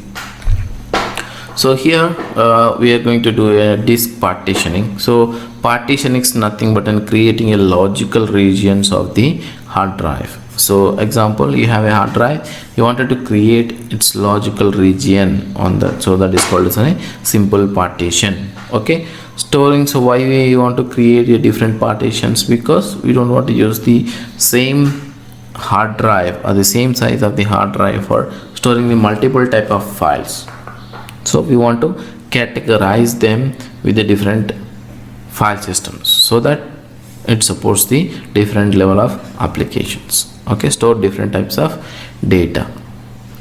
So here in this case I have a 2 hard disk example. So the partitions example, in this case the first hard drive we have here, in this case you want to create the partitions. If you create the partition type as primary, then you can maximum create for the particular hard drive is 4 primary partitions you can create. Okay, so if you, while creating the partitions, if you select the primary, then maximum is 4 you can create, and you can format those partitions with a different file system. So what file system you want, you can format them. Example, in this case partition 1 is formatted with the ext3, partition 2 is formatted with the ext4, and partition 3 is formatted with the xfs, and partition 4 is formatted with the ext4. So this is the way hard drive you have. In this you can create a maximum of 4 primary partitions. But if you want more partitions than 4, so then what you can do is that you can create a 3 primary partitions, you can create 1 extended. In that extended you can create a number of logical partitions. So in this case, if you are utilizing a virtual device, the maximum partitions you can do is that 15. But if you are utilizing a physical device, might be a hard drive, or it might be a something like LAN, something like that, you can create a number of logical volumes. So based on that, so which type you would like to select it, you can utilize maybe a P1 P2, and you can do a extended, or maybe P1 P2 P3 extended. Based on that, so you can do it's your logical partitioning, or how you want to utilize. So what is the steps for creating the partition? So first of all, if you already have a disk and disk has already free space, then you can create the partition under that. But if you do not have a free space on the existing disk, what you have to do, you have to attach the new disk to the server, or new LAN to the server, then scan for the new hardware changes, or you need to reboot the server to get that detected. So either of the day, so avoid rebooting, use the scan utilities to scan the hardware changes. Then maybe you can use a utility, might be most of the times we use fdisk, or you can also use gdisk, or you can also use parted. So based on your flexibility, you can use any utility to do that. In this case we are using fdisk, and provide the new /dev, the new disk name, so it might be something like /sdc1 or sdc or sdb. Then when you enter into the fdisk utility, you can just say n, so, and that will create the new disk, and it will ask you for the partition type. So which partition you want to use, primary or you want to say extended. So then specify based on which partition type you would like to select it, and specify the size. So example, you have a 100 GB drive, but you wanted to utilize only few GB out of that, then specify that particular, then save and exit from that. Okay, then you have to inform the kernel saying that you have created a new partition. Either you can run part probe and /device name path, otherwise in a new version you can say udev adm settle. So this way it will inform to the kernel and provide the details of that. Okay, make file system. So you have to format the drive in order to make the file system with the file system type ext3, ext4, ext xfs. So then you can mount this partition using the mount command, or you have to add it to the fs tab for the permanent mount. So whenever you reboot, so fs tab entry will be remount these partitions. So then steps for the deletion. What is the things you have to follow while you delete this file partition? So here you have to run the final full archive backup in case if you need any data from that, if it's application data or any important data later point, if you want to refer it, then you can just run a final backup of that data, then bring down the applications are hosted on that particular. So which if you have any applications which are accessing that particular data, bring down that applications or remove those applications from that particular partition, then unmount that mount point. So you have to unmount it and remove it from the fs tab entry, then delete the partition using the fdisk or the delete zdisk utility, then destroy that hard drive. So if it is if you have any confidential data on that particular hard drive, physical drive, then destroy using the crusher or anything, then that's it. So that's how the deletion works. Let's see, jump into the practical and see how we can create and delete the partitions. So in this case I have a virtual machine which is a Linux server. So this is the one. If you see that lsblk, you can see that I have only one drive which is SDA, and this I have SDA1, SDA2. Into that I have two LVMs, which is one is a slash and another is a swap, and there is a SR0 which is on a DVD drive. Okay, so these are the drives I have. So I do not have any other disks over here. If you type fdisk-l, you can see SDA I have here with this size. Okay, now I wanted to add another drive and scan it for the new hardware changes, then do a new partitions in that. Okay, so let's go to this hardware here. So this is basically my first start of the virtual machine.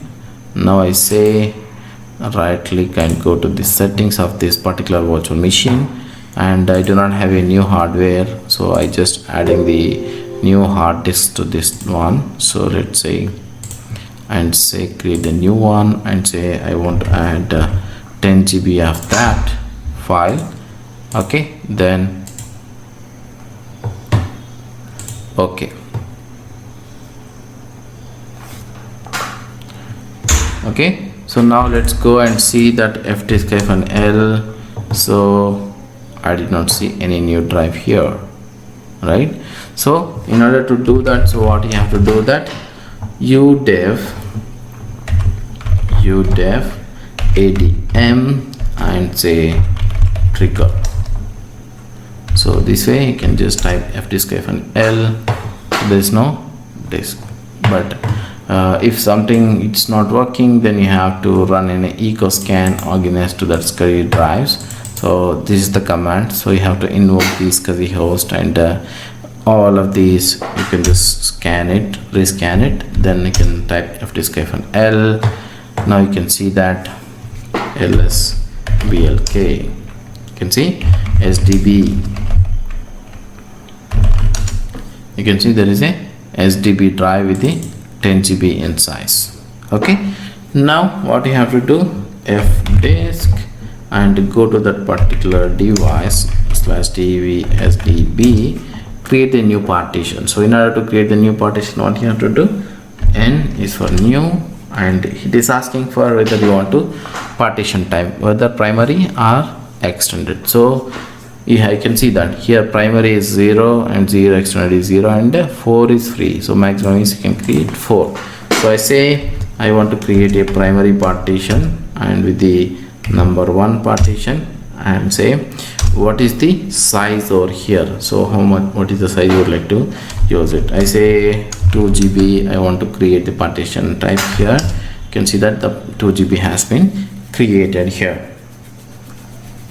So now if you want to create a next partition, and say now say n and say extended. Okay, now say how much you want to create that extended partition here. So I say again 4 GB here. So here 4 GB. So now you can see that one is 2 GB and one is 4 GB is extended partition has been created. Now save this and execute udev adm settle, so that this way you inform the kernel saying that you have created a new partition. Now you can see that lsblk. So you have sdb is sdb1 and sdb2 is a new partitions. Okay, you can just type fdisk-l and you can see that there are the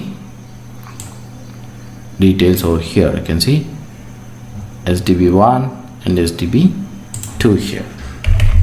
So now what we have to do, we have to make the file system mkfs.ext4/dv/sdb1.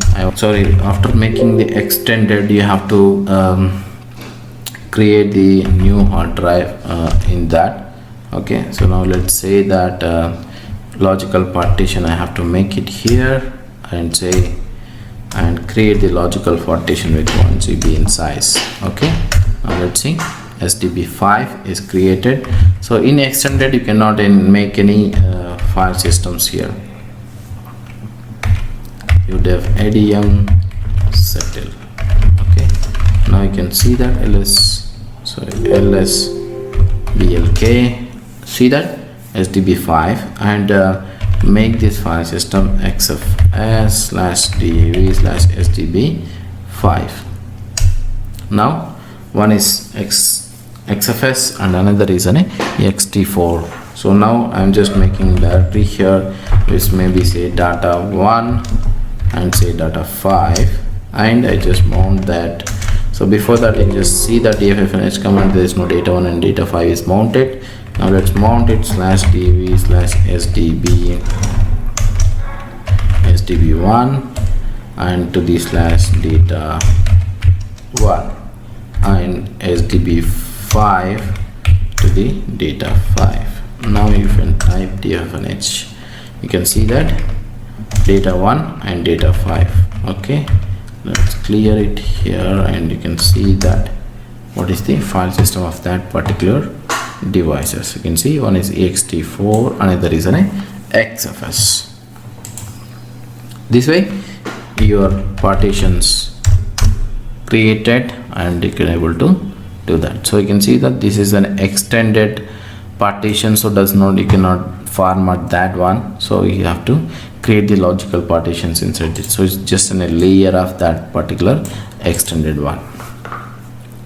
Okay, that's how you can create the partition. So if you want to delete the partition, so what you have to do now, so first of all you have to run the backup of that particular data. So since I do not have any data in this, I just unmount this one first.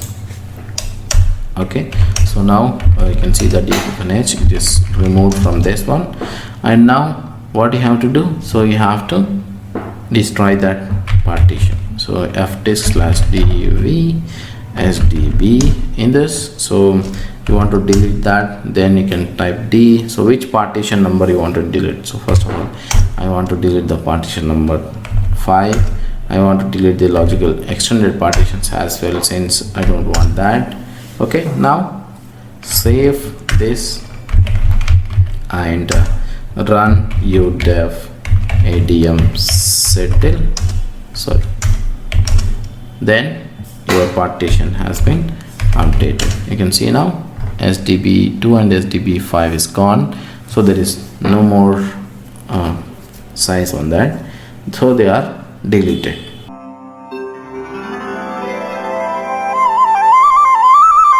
Logical volume manager, how the logical volume manager is going to be used. Okay, so before this video we already see that how to create the standard partitions and how to delete the standard partitions. But in these standard partitions there are some disadvantages, which means that if you mount any partition, standard partitions, the partition is already in use or applications are already installed in that standard partitions, what you cannot do is that you cannot increase, rather decrease the partition size unless you unmount it and bring the partition users offline, then you can increase the partition size. So that makes a lot of systems to be given by the downtime. Like if the application is keep on running on that standard partition, then what you have to do, you have to bring down the application and databases, whatever the application is running on that standard partition, then you have to increase the standard partition, then remount it again, you have to bring back all the application and database services. So that makes a lot of our lives things goes very bad whenever the system the utilization goes behind the utilization what we specified. Now to avoid such a kind of things, like increase your file system whenever it is online and all those file systems are in use, you can increase and you can decrease, but you cannot decrease, of course you can increase the file system. That makes our lot of things easier, like you don't need to take any downtime, or you don't need to get any approval for getting the system down, all the stuff. That is the main advantages. And another one is that adding the more hard drives to the existing partitions will be more easy, and the LVM partitions will give more performance than the standard partitions, and also it supports the larger size of file systems. How it possible? So what is the scenario over here? Let's see that. So actually the LVMs are made by multiple physical volumes, so which means that multiple hard drives. Here is the example that I have the hard drive 1 and hard drive 2 and hard drive 3. So example 3 HDD3 and HDD2 and HDD1. So this is example, say that 100 GB, 100 GB and 100 GB. Okay, now so if I combine these hard disks together, example say this is one physical volume and this is one physical volume, this is one physical volume. So what here, so the standard partitions is only the single hard drive which sliced into the multiple partitions. So if somebody writing the data, example say that he wanted to write 100 MB in size, this will be written to the one of the your logical partition, and your spindle rotates and it writes the data into the hard drive. This example take a 1 minute.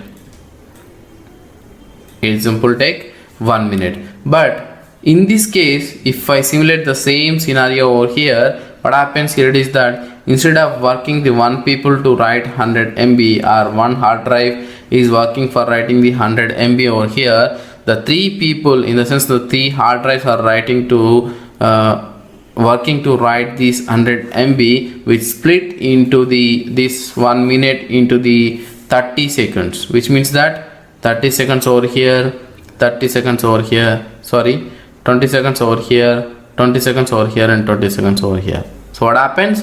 So your data will be written 3 times faster than what you written to the standard alone hard drive. So that is the performance you will get out of the logical volume manager. So we are going to make here, it is that 3 hard drives will make it an individual physical volumes, and then we combine these 3 as one volume group. Okay, and this is one PV, this is one PV, and this is one PV. So 3 PVs are included into this volume group. From here, what we are going to do, we are going to slice the VG, in the sense the VG is now 300 GB, and now we are going to make the slices. Here the partitions, what are the partition size you make over here out of the 300 GB? So which may be a 50 GB in size, this may be a 20 GB in size, okay, this may be a 100 GB in size, or this may be anything 50 GB in size or 30 GB in size. So any slice you can make from out of this volume group. If the volume group is going to be full, what you can do here is that you can attach one more physical volume over here. Example, the 100 GB or 200 GB, there is no like should be not in the same equivalent size. Any size you can add. Okay, now the volume group will grow and become a 400 GB, and you can increase your logical volume on the go. This is the exactly what you get on the logical volume manager. So this is the physical volumes, and this is the volume group, this is an LVMs, logical volumes. This is logical volume 1 2 3 4.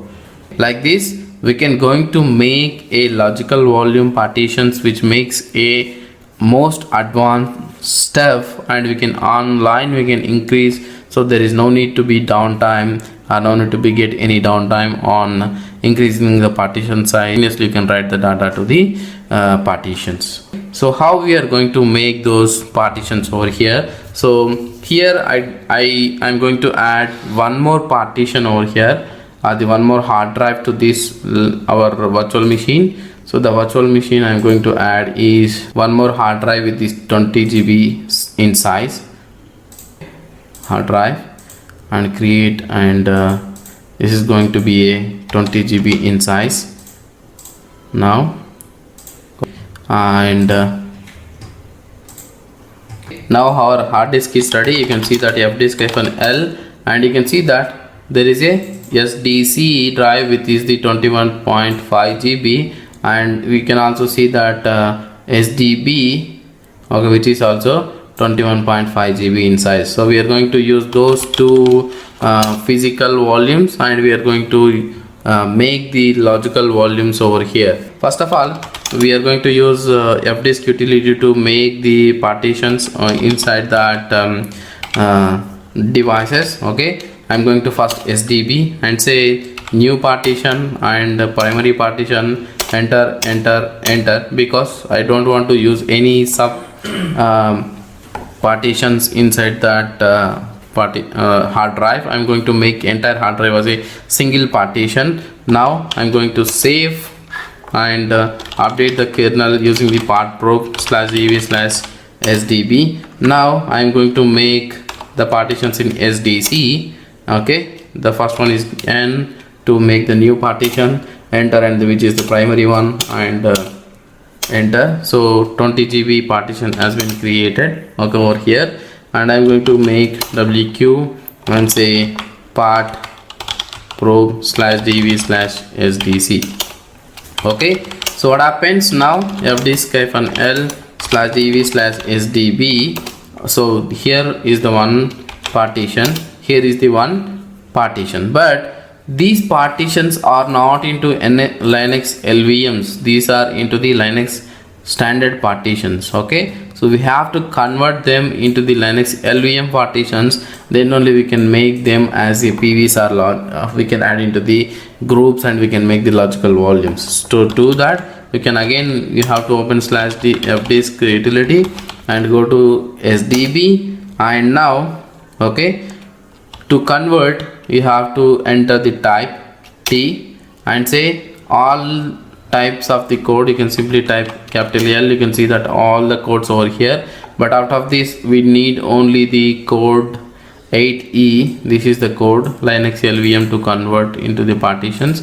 Okay, I'm going to enter that 8E, and you can see that now the partition has been converted into the 8E and the ID is 8E. Okay, now save it and again going back to the SDC and type 8E and verify that it is converted from Linux to Linux LVM, and write and exit and type part probe /dev/sdb and SDC. Now our partitions fdisk -L, and you can verify that both the partitions are converted into the Linux LVMs. Now we have to create the physical volumes from those partitions. Okay, we are not going to make any file system on that now. So after making the logical volumes, we are going to make the partitions. Okay, to do that, pv create and provide the path of the disk which you have created, sdb1 in this case. Okay, do you want to, because we already used this one for previous partitioning, that's why it's asking for the confirmation. Okay, I am also making the second one as the PV, so you can see that now pvs is the command to see that how many PVs are exist. Okay, sdb1 and sdc1, and which are 20 gig in size. Okay, now we are going to make a group of these PVs into the VG, which is called VG create, and we are going to give you the VG name, which name you would like to use. Maybe I would like to use the VG name called VG0. Okay, and add the PV details over here /sdb1/dv/sdc1. okay, now VG has been created. You can type VGS to display that VG details. You can see that the VG0 is created and 2 PVs into 8, and there is no LVs and there is no essence. Okay, and which is actually 39.99 GB is free. The total volume group size is 39.99 GB. Okay, you can also use VG display and type the VG name, which will give you the full details out of it. Okay, so which has the physical extents, which means that the drive is converted into the pieces. Each piece size, the physical extent size will be 4 MB. You can also use these pieces to make your logical volumes or the volume group volumes. Okay, using the physical extents also, or you can also use the size to make your logical volumes. Okay, now we are done with the creating the PVs and volume groups. Now we are going to make a logical volumes over here. Okay, what is called lv create, and say the first one is the name which you would like to give. I would like to say that lv1 or lv0 I would like to create. Okay, or maybe in small, you can give anything. Okay, I would like to specify the size. To specify the size, you have to provide capital L, and I would like to give maybe 4 GB in size, and which VG you would like to use to create this LV. So my VG name is VG0.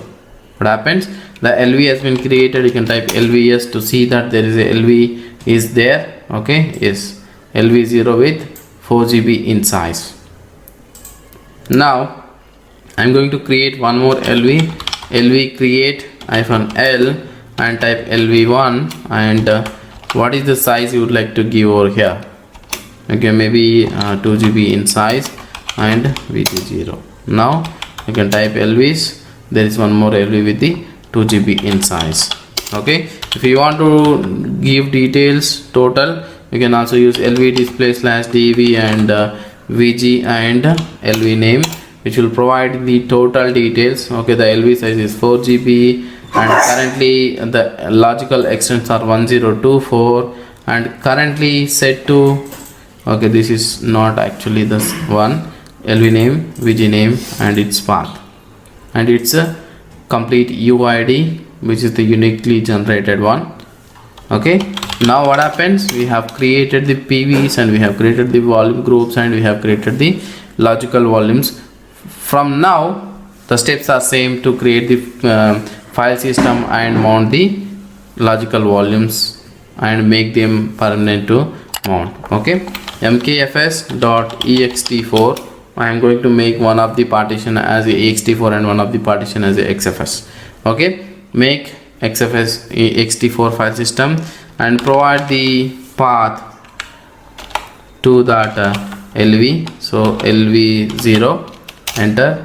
So it makes the same stuff over here. One is formatted and again I am going to format one more. One is that with mkfs.xfs file system and slash dv vg0 lv1. Now we make the same partitions over there and over here. Now I am going to make mkdir as two partitions, one to mount for ext4 part and one to mount xfs part. Okay, now edit slash etc fstab file over here and come down and add slash dv slash vg0 slash lv0 and the mount partition would be ext4 part and the file system is ext4 and defaults and 1,2. so what is this my 1,2? 1 in the sense whenever the server has been rebooted, which should be the partition should be mustly present or else the system will not boot. The second in the sense number 2 in the sense scan for errors. If any block errors are there, just make that file system checks and if any errors, correct it. Okay, that is the options over here. Okay, again I am going to make one more partition lv1 slash xfs part and file system is xfs defaults and I'm going to make 192. Now mount -a and you can go ahead and see that there are two partitions which are mounted. One is the 3.9 GB in size and 2 is 2 GB in size. This is the LVM partitions, how you can make.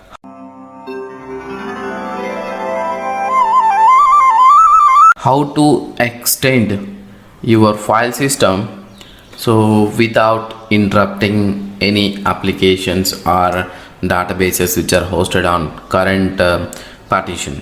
Okay, so rather are on LVM. So in previous session we see that how to create a logical volume and how to mount them permanently, but how to extend the file system so without interrupting the regular one, so are the existing application. So the partitions we have created over here, it is that these are the two.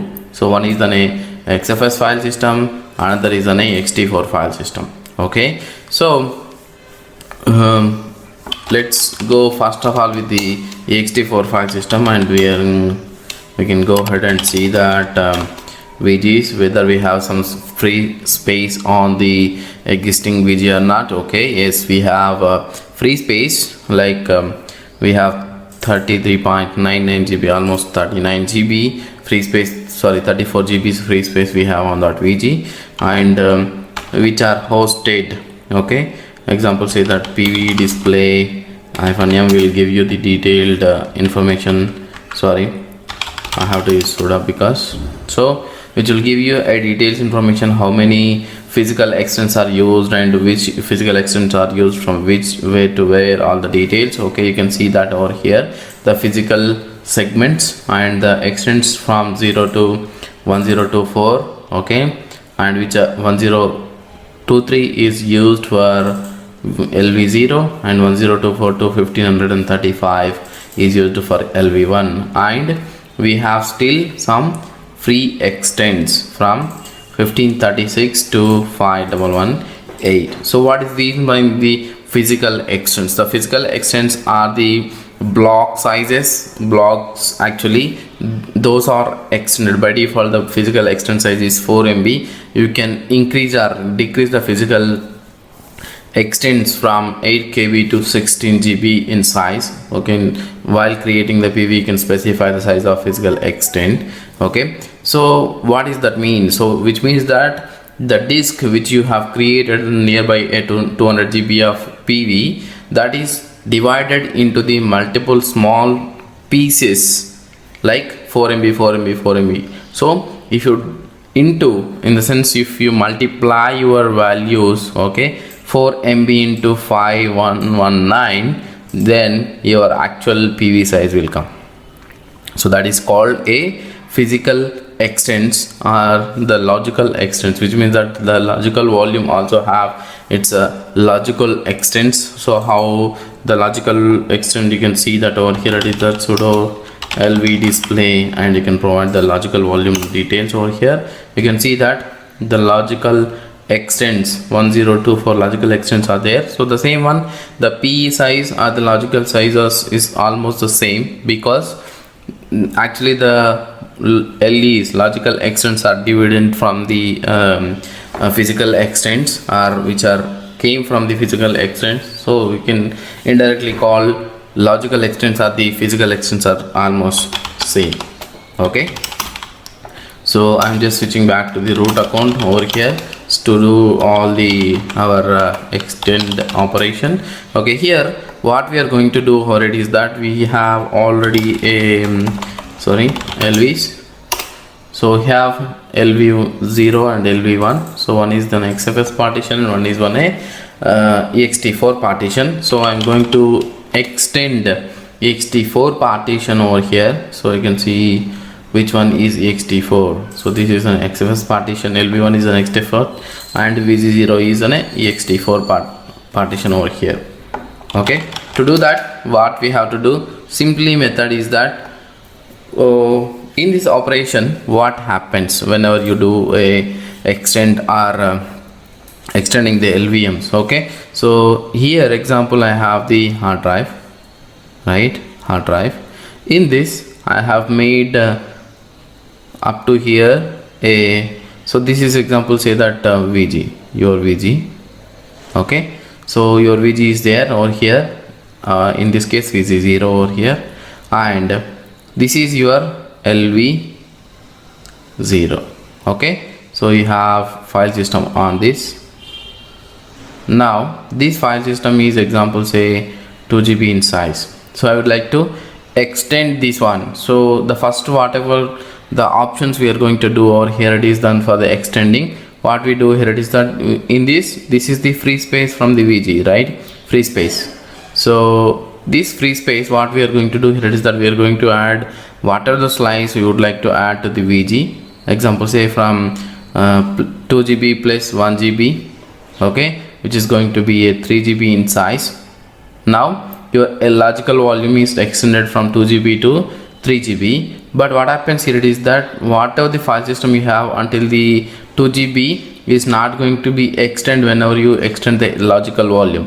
What we have to do over here, it is that we have to extend the file system as well. Whatever the file system is there on the existing disk or the existing logical volume, we have to extend over here.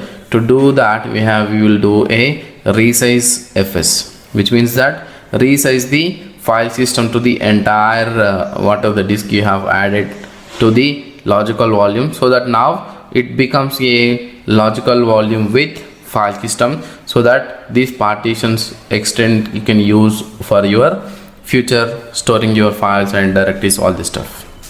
So this is about the logic how we are going to do a extend on the LVM extend. So let's see how you can do that. So first of all, I have verified the VG, I have some space, and I verified the LVs. Okay, the LV0 I'm going to extend. Now what I'm going to do here is that I'm going to add some space. Okay, LV extend. Okay, before that let's going to see that what is our LV0 size over here. It is around 4 GB with ext4 partition, right? ext4 file system. Now LV extend, and I'm going to add some space here. No need to specify any VG details over here because it directly pick the space from the VG itself, because the LV is already reside on the VG. Now I'm just going to add one more GB to over here, plus 1 GB. So you should be known that capital L I'm using over here, not small l. Okay, there is a difference between, so that's why you have to make sure capital L or small l, and provide the device path, so which is the VG0 and LV0. Now enter. What happens here is that now the VG0 LV0 has been extended from 4 GB to 5 GB, which means that from 1024 extends to it extended to 1280 extends. Now logical volume is successfully resets. Okay, now if you go to df-h and see that ext4 partition, what is the size? Okay, 3.9 GB and 3.9 GB. Where is this 1 GB went? Okay, because what happens, as I explained you in a previous just now. Okay, LV0. So LV0 size is 5 GB, but what it is showing over there, it's only 4 GB. So what happens to that remaining 1 GB? So the remaining 1 GB is added to the your existing LV, but that LV extended space is not have any file system. So what you have to do now, you have to resize your file system, means you have to make the file system in that existing LV, that extended part, so that your file system will come in use. Okay, to do that, resize to fs and provide the path /dv vg0 and lv0. Enter. What happens now? Your online resizing got completed successfully. Your blocks are extended, which means that your size has been, the remaining size has been formatted with the file system. Now you can see the space. So LV0, it's went to 4.8 GB in size. That's how you can extend your ext4 logical volume. Okay, if you want to extend a XFS, okay, it is also in a similar situation, but there is a different command to do that. Okay, so what you have to do, so is LV extend is same way, LV extend and -l, and I'm going to add the same space to the /dv/vz0/lv1. okay, now you can go and see that /xfs part, which is 2 GB, okay, which is not extended to 3 GB yet. Now in this case you don't need to run resize to fs. If you run resize to fs also, the LV is not going to be resized. So to remaining, you have to make the file system using the xfs underscore grow fs /dev, okay, vg0 lv1. so this way you are going to make your file system extended on the XFS. See this, now it become a 3 GB in size. That's about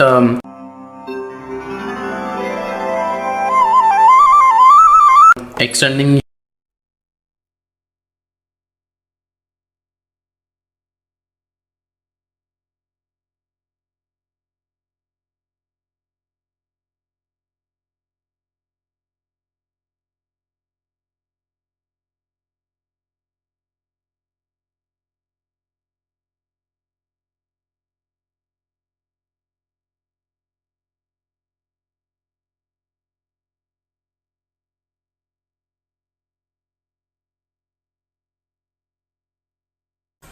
how to reduce your LVM size, okay, which only for ext4 file system, okay, which are the steps I am going to do over here. It is that, okay, before doing this one, okay, there is a sixth step which is going to be check for any errors, okay. These are the steps we are going to do actually for reducing your file system. First of all, shut down all your applications or the databases which are hosted on that LVM. Then complete the backup, okay, in the sense take complete backup of that LV. In case of any errors or in case of anything happens to that LV, you can restore the data back. And unmount the LVM file system, then hash out the entry in file fs tab entry to unfortunate mounts or any mounts, okay, to prevent the mounting automatically. And these options, so what are the lvreduce procedure we are going to see in this session, it's only support for ext2 and ext3 and ext4 file systems, though there is no xfs file system support for this, okay. You can reduce the xfs file system, but that needs to done with the different steps, okay. And check for any errors, so which is going to be do on using the e2fsck file system. So any block errors or any size errors which will be fix it before you do a reduce. Now we are going to see that which file system. So the file system is ext4 part, the mount point, and the ext4, this one we are going to reduce from 2 GB to 1 GB in size. Now I'm just going to do a fs tab entry over here and just comment this, and now unmount /ext4 part, and you can go ahead and see that there's no ext4 now, and you can just type mount-a for reconfirmation, okay. There is no ext4 partition mounted back. Now just run e2fsck-f and go to /vg and lv path lv0, and now you can see that there is no errors found or there is no block issues, there is no size, this is all are fine. Now what we are going to do over here, it is that we are going to reduce the file system, which means that the first of all we do a resizing the file system, then reduce the actual LVM size, okay. Resize fs, okay, resize to fs, and provide your lv path, okay, lv0. I'm going to reduce up to 1 GB, right? So that way I'm going to give you 1 GB in size. If you want to reduce up to, in the sense if your disk is 10 GB, then you would like to remove out of 8 GB from 8, then you have to do in reverse way. You have to do resize the file system to 2 GB, or if you want to only remove the 2 GB from 8, then you have to reduce your file system to 8 GB. So in this case I'm going to reduce to 1 GB, okay, the file system, because I want to remove 1 GB size from that partition, okay. So do a resize of 1 GB. Now your file system has been reduced. Now you can reduce your lvreduce, okay. I'm going to do a capital L and 1 GB size, okay, and which means that I'm just removing the 1 GB size from that partition, okay, and provide the path of /dv/vg0 and lv path, okay. The partition is going to be reduced over here. Then your partition has been reduced to from 2 GB to 1 GB in size. Now you just go to /etc/fs tab entry and uncomment this mount line, then type mount-a. Now I can go ahead and see that the file system ext4 has been come to 1 GB in size, okay. So it's not exactly 1 GB because there is some mismatch in the extent sizes, so that's why it comes nearby 930 MB to nearby 1024 MB, something like that, okay. So that is how you can reduce your LVM partitions. Okay, be careful while doing this lvreduce. Okay, don't confuse. If you confuse, you are resizing your file system, then the data may corrupt. Okay, what is swap and Linux, and how this swap is going to be useful in Linux? Let's see over here how a swap file system works and what is the use of swap file system. Basically, we have physical memory in Linux machine, but whenever you have the physical memory on the Linux machine, the physical memory is not enough to serve for your upcoming applications. So example, say over here my RAM has 32 GB or 32 gigabytes in my system, but my application uses is more than 32 gigabytes. So how the upcoming applications are going to be accommodate, how it's going to be run on your machine? Whenever you are occupied your total RAM memory or your physical memory on the system, it get slowed, which means that your application opening is get slowed. Whenever you open any application, so you cannot open the application immediately. It takes a while to open the application because your physical memory is completely utilized. Then how you can free up that? So maybe you can kill that application and bring the memory. So that is not a good practice, because if your production application is running on your machine, all of the sudden in the middle of the process you kill that application, you can bring the server healthy, but your production will lose some hours of time to relaunch the application. So that is not a good practice to kill the applications and bring back the application. So in order to optimize that's the kind of applications, what we do is that we take some portion of your hard drive or the partition, a single partition, and switch on the swap on that hard drive. This swap, what it will do is that whenever the applications is coming into the physical memory, so whatever the inactive applications are, which means that example, say in your machine you are opened a lot of applications. Example, say you have browser, you have PowerPoint, you have some other tools which are maybe a video editing tools or gaming or other stuff, but all of these windows cannot be utilized in a single go. Maybe you are utilizing one or two applications on the active phase, but whenever your inactive applications are there, so continuously you are not touching those applications, you just opened it but you are not touching those applications.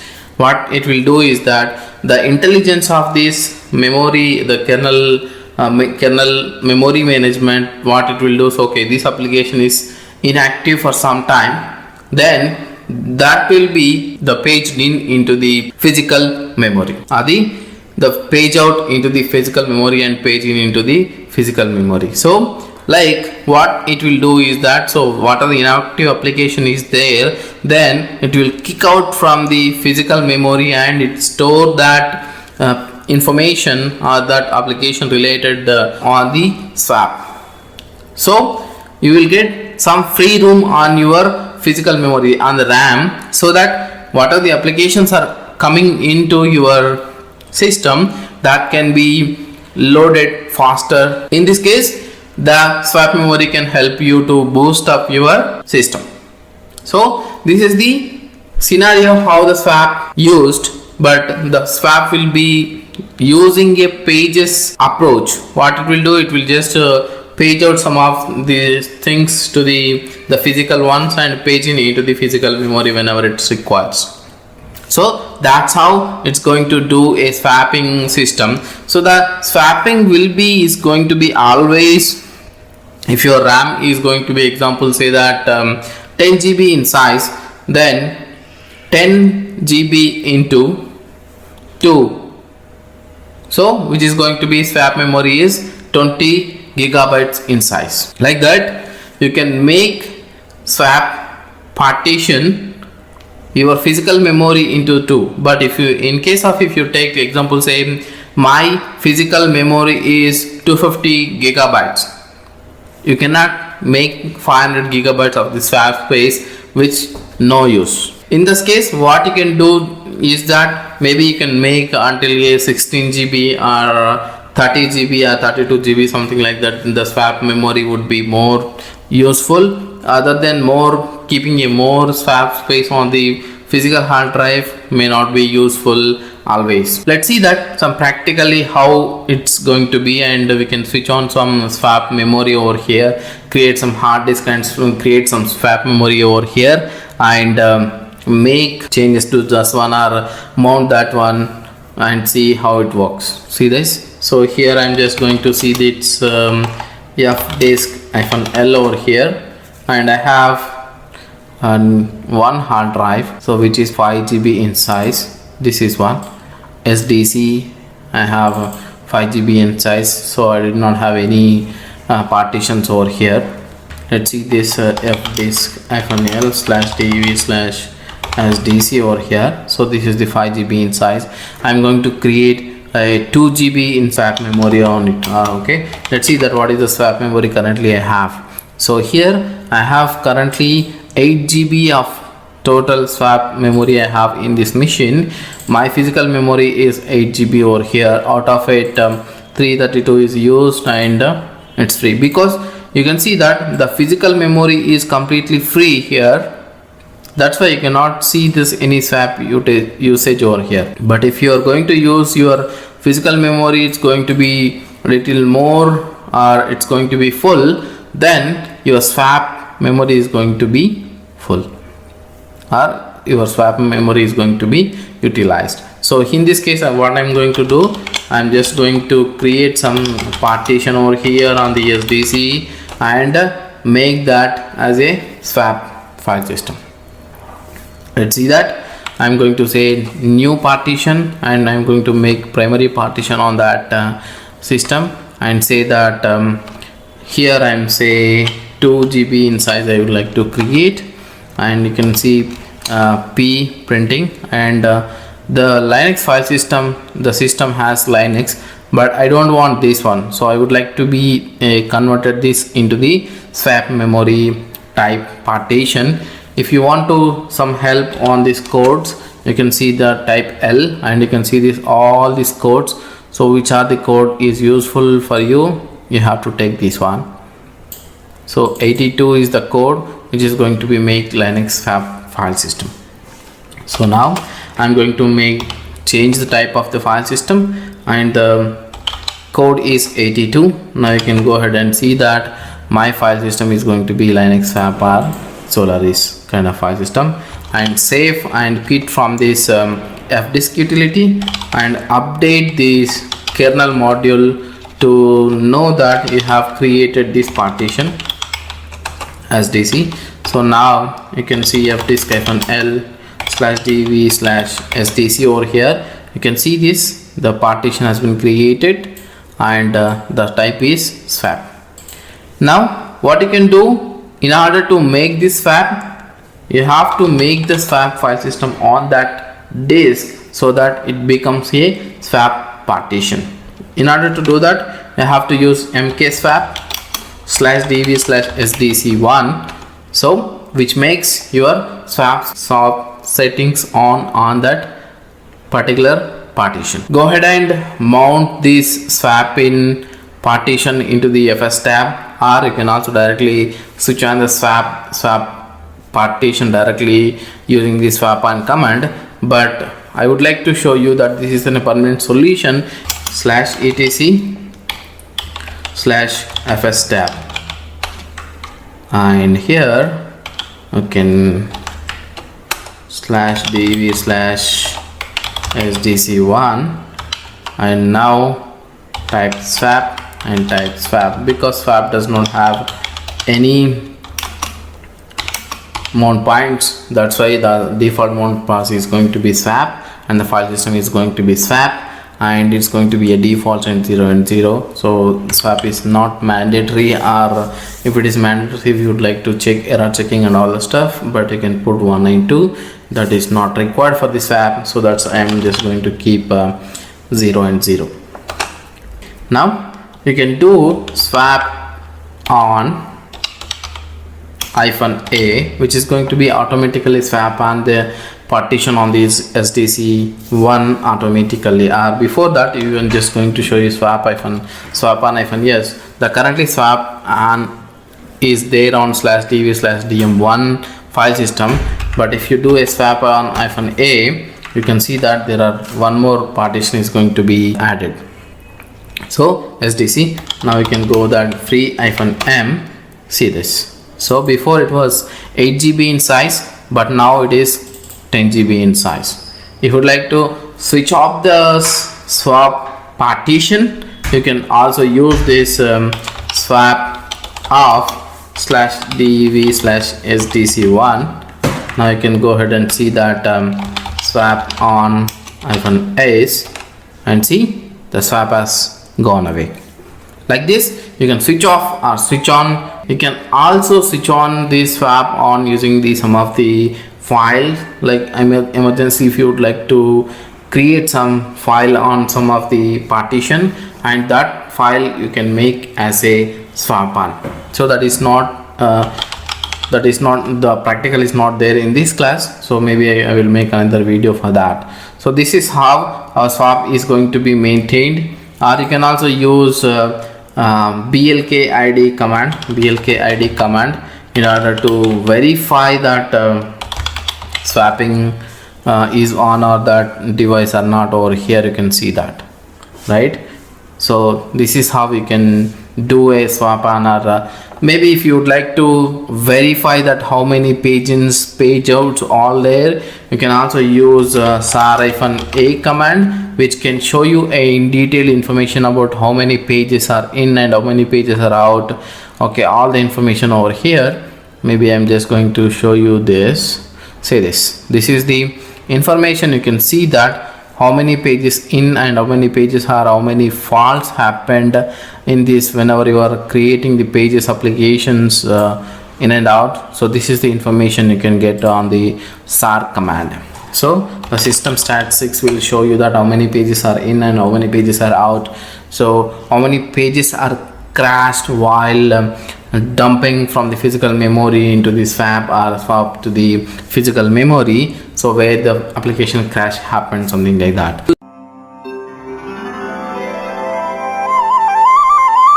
User administration. So how we are going to administer the users, and create the users and delete the users and change their user properties and assigning the shells and all the stuff. We are going to see that. Before doing that, actually what type of users are there, what does mean by the user, so we have to get into the details kind of stuff. Okay, so what does mean by the user? So the user is a user who uses the system resources to do their work, accomplish their work, okay, with a minimal time, or with using this system they are going to do some work which is going to be done in reducing their manpower. So that is called as an actually user. So in this user, actually the users are three different users types in Linux. Okay, three types of users in Linux. So what are those? So one is a super user, okay, or administrator user, or we can say that root user. Okay, so first user is super user or administrator user or root user, which always the root user UID, in the sense user identification number, like whenever you join to some company, they give some employee ID number, right? Same like in the users are identified on the Linux using the UID, not the username. So the UID of the username or user identification number is always 0 for the super user or the root user. So the next one is that normal users. Normal users, what are those normal users? Normal users are the users which are created by the administrators or which are created by root user. So those IDs start with 1000. In previous versions actually it was starting with the 500 actually, but nowadays there are services are increased, so many system services are coming in, so that's why they increase the number from 499 to 999 actually for that. So that's why the normal users are starting with 1000 to 65,000 nearby. So which means that the normal user IDs we can create from 1000, the UID numbers from 1000 to 65,000. So 65,564 some number is there. So that is an approximate normal users we can create on the system. So the normal users are the users which are created by the administrator accounts or root account. So the next one is the system users are service accounts. So the system users are service accounts. What does mean by the system users? In the sense, whenever you install some service or some packages, along with that there are associated users are created with that to maintain those services. Example, say that if I install VSFTPD package, so what happens? So there is a FTP user is created by default, the system user account. The user account is responsible for that FTP services and maintaining this FTP permissions and all the stuff, but we can override them by configuring, changing the configuration files, all the stuff. But by default there are some users associated with that services, those called as a service accounts or system users. Example, say one more example is that if you install and configure the NFS service, there is a account called NFS nobody is been created, and whenever you share any NFS export from one server to another server, so that by default this NFS nobody is the property value is assigned to that folder or the directory. So that's why if you give the 777 permission to the NFS nobody on that particular directory, so it is a full permissions on the remote server. On the client side you can access full permission. So like that there are some services which runs by default whenever you install some packages. Okay, those are called as service accounts are the system users. These IDs are starts from 1 to 999. So the first one is the root user, is always the user identification number is 0, and the next one is on a service account which number starts from 1 to 999, and the normal users are start from UIDs from 1000 to 65,564 something like that. So we got little information about the users, like what are the users and their types and their UID property details. Okay, now if you wanted to create any user on the system, so how the user will be created, so what are the files are modified and what are the files it uses to create the username or the user details on the system. So the system users will be created or the normal users will be created. So whenever you say something like user add command and say username, so it by default we create all the default properties like his home directory path, his login shell details, and his by default there is a group will be created with the username, and there are some files are defaultly copied like bash rc file and bash profile, and there are some other files like dot bash underscore logout will be created, right?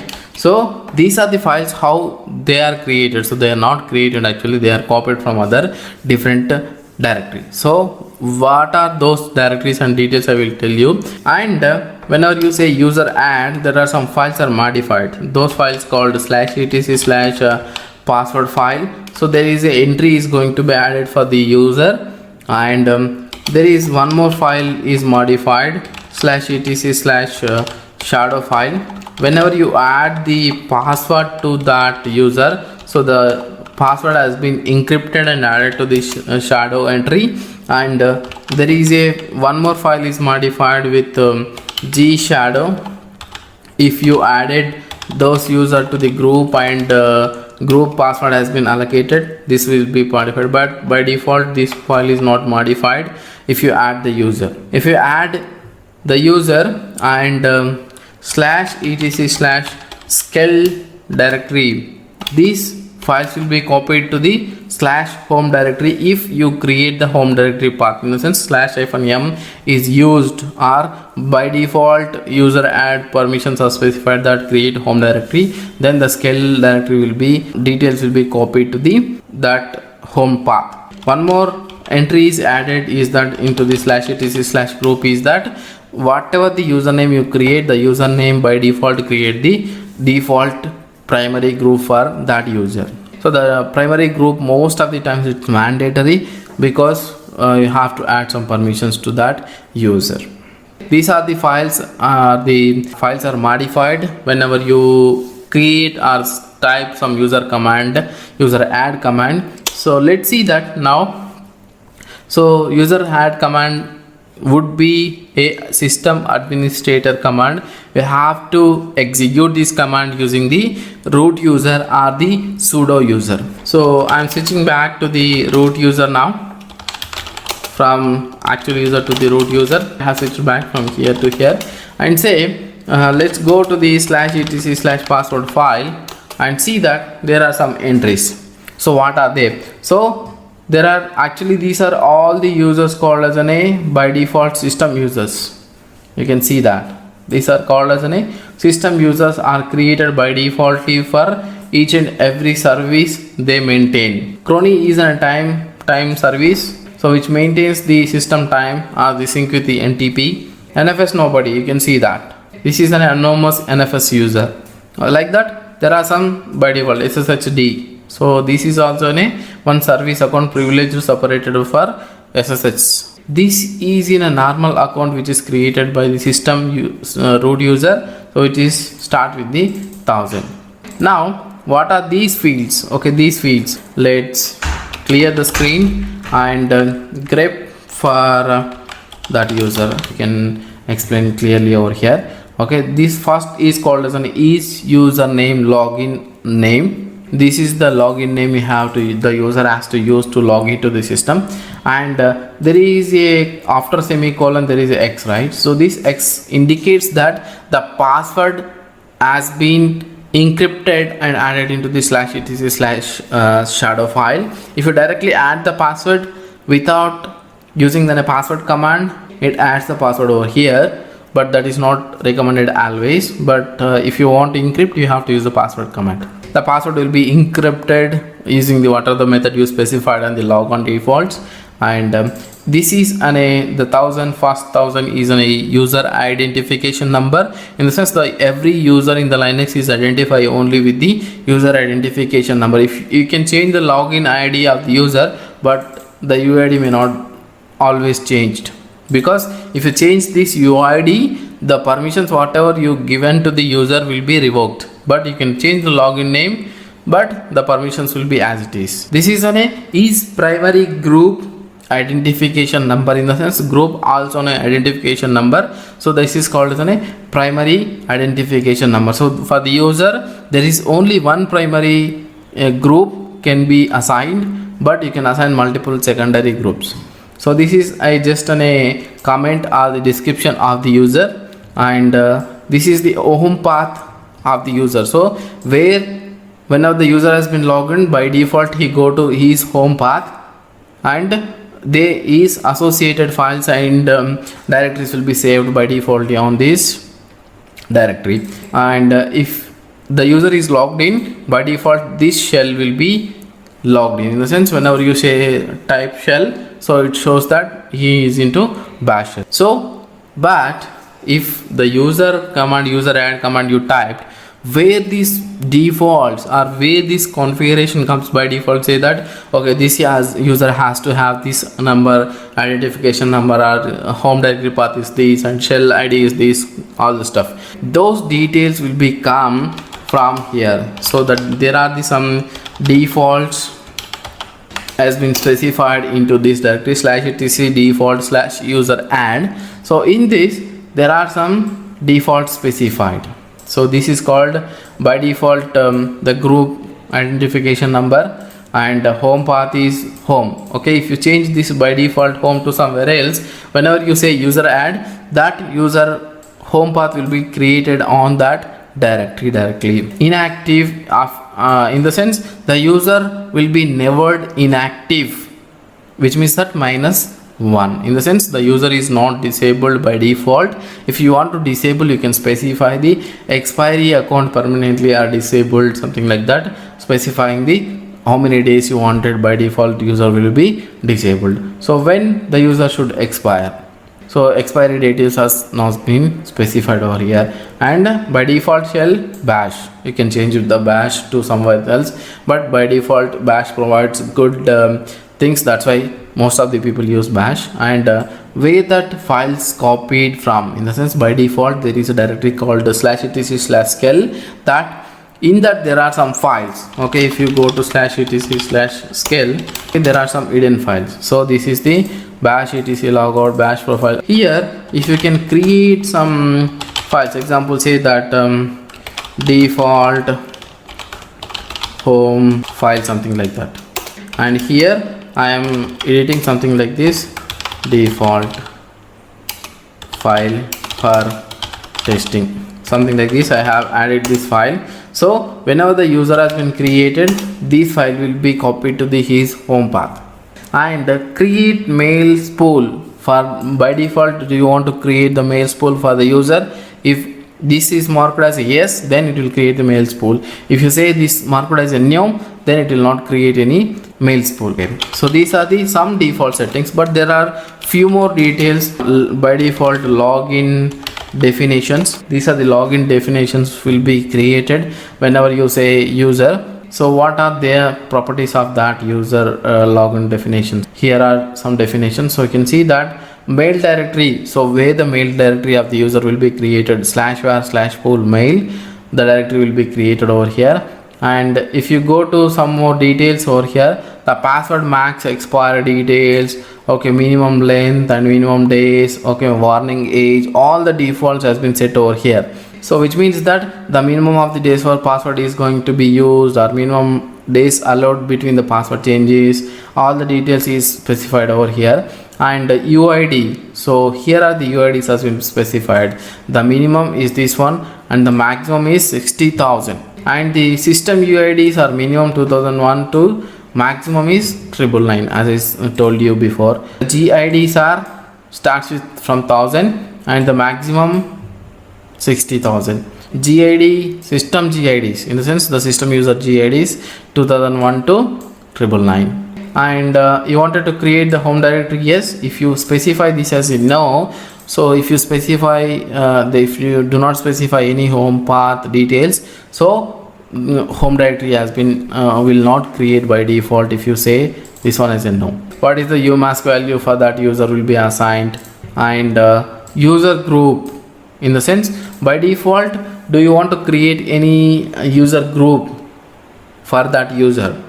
If you say yes, then it will create the primary group with the is username. If you say no, then it will not create primary user. Okay. And what is the encryption method you wanted to use for your password? So this is the method has been used to encrypt your password. So we have know that where are those files. So the first one is /etc/skel directory, and will be copied, the files will be copied from skel directory to the home path. And one more is /etc/default/user add is defaults, which is specified login shell home directory path, all the stuff.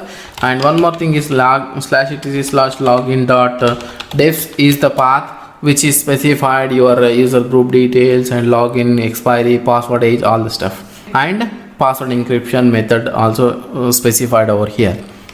We got most of the details, like whenever you say user add and what are the details will be copied or what are the files are modified, you can verify your details. Now let's go and create one user and see whether we are getting the details or not. So now I am not specifying anything over here, just to say user add test1. So I am not specifying any home directory path or login shell or any details, just to say user add test1 and create is password of the test1, and user created and password also created for that user. Now go and see whether we have the entries in /etc/password test. Yes, we had the entry over here. And go to /etc/group and see that is there any group has been created. Yes, test1 group has been created. Now go to /etc shadow file and grep for test. So there is a encrypted shadow password has been created and his password aging, all the details has been created. Now go to /home path and see that there is a user directory has been created. Yes, go to that path and see there is a default has been copied. Yes, default has been copied, and you can see that lsf&la there are some files which are copied from scale directory. So now what left? Most all the details has been created and group created. Okay, whatever we discussed on this, the files has been modified and created. And now, so if you want to create any user within a custom shell or the custom expiry date or home directory path, you wanted to create your own customized user definition, then you can use this command. This is a most useful command for you, and you can use this command to create your user properly, which means that you can customize as it is. Okay, example, say I want to create the user with the 2000 UID number, and I wanted to create a user with the primary group which is called test1. Okay, in the sense small g in the sense primary group, capital G in the sense secondary group. You can specify a number of groups. Example, say that I wanted to add to the multiple groups something secondary groups like this. You can also specify if you have any other user something like this. Okay, but I don't want to add into the any sudoers users. First primary group and secondary group, and if you want to specify a comment about the user, administrator user for RCSA. Now I'm going to specify a shell /bin/bash, or you can specify any other, or I'm going to specify his home path would be going to be /opt user or RCSA, something like that. His home path is going to be /opt/RCSA, and I'm going to create his password directly, or you can specify the password or not specify the password.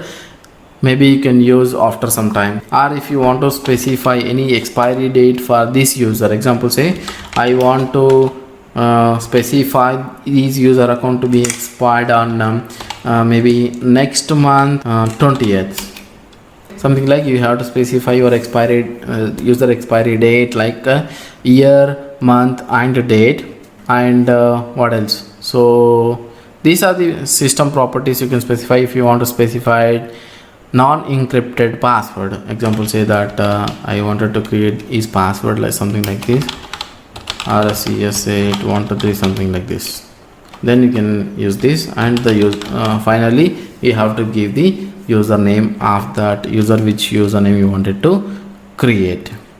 And so there are few more options if you want to create. Okay, so now you can go to that RCSA user and see that the home path has been created. And now you can go to the password and type RCSA. You can see that the user ID has been created with the 2000, and the UID and GID has been created with the test1. The test1 is 1001, and the description what we have given: administrator user for RCSA and home path /opt/RCSA, and the login details has been created.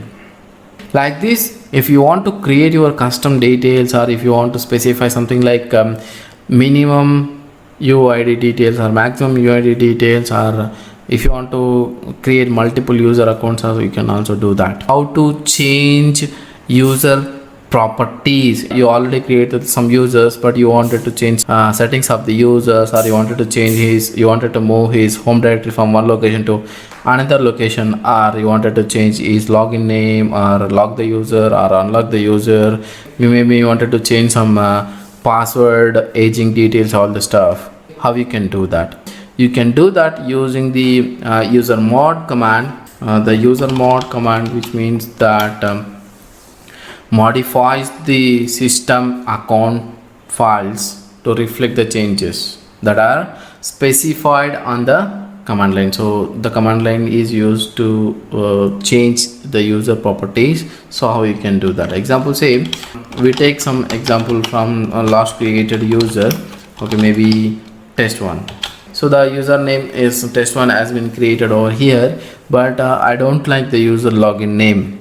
Like I don't want test1 something like that. I wanted to change to some meaningful username for that user ID.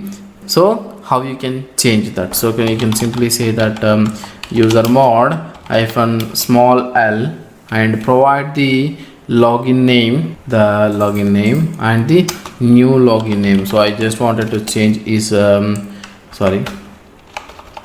new login name from test1 to Ravi. Now if you type test1, so there is no test1 login name actually. So but the home path is test1. So if you want to move is home path from that directory to somewhere else, so you can move that. So how we can move that?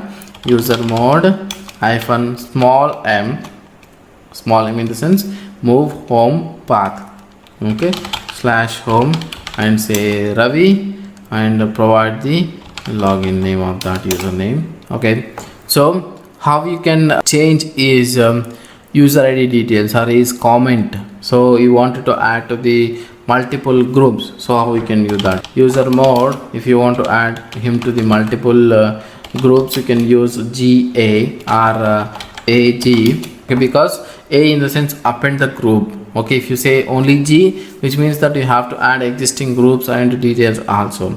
So I wanted to append the user group details over here. So using what user ID group you wanted to add? I wanted to add to the Ravi and root group also. I wanted to add the username is Ravi. Now you can provide the username so that you can see that what are the groups he is added into. You can see that root group is added and Ravi also is added. If you want to add some more users or details, you can also add even using the capital G is a secondary group. If you want to change primary group details, you can also change the primary group details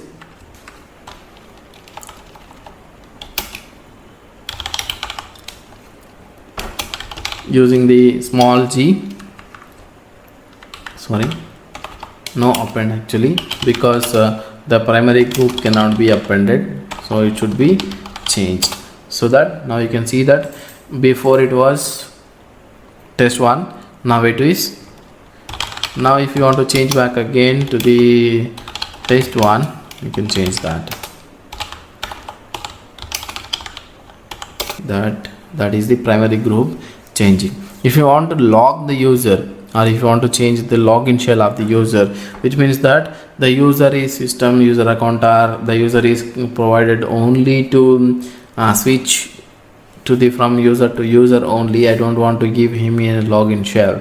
You can simply change his login shell to the no login shell, which means that he cannot remotely log into that user using that user. You can simply say slash has been slash no login and provide the username. Now you can go to that slash etc slash password entry and see that the Ravi user does not have the login shell to login.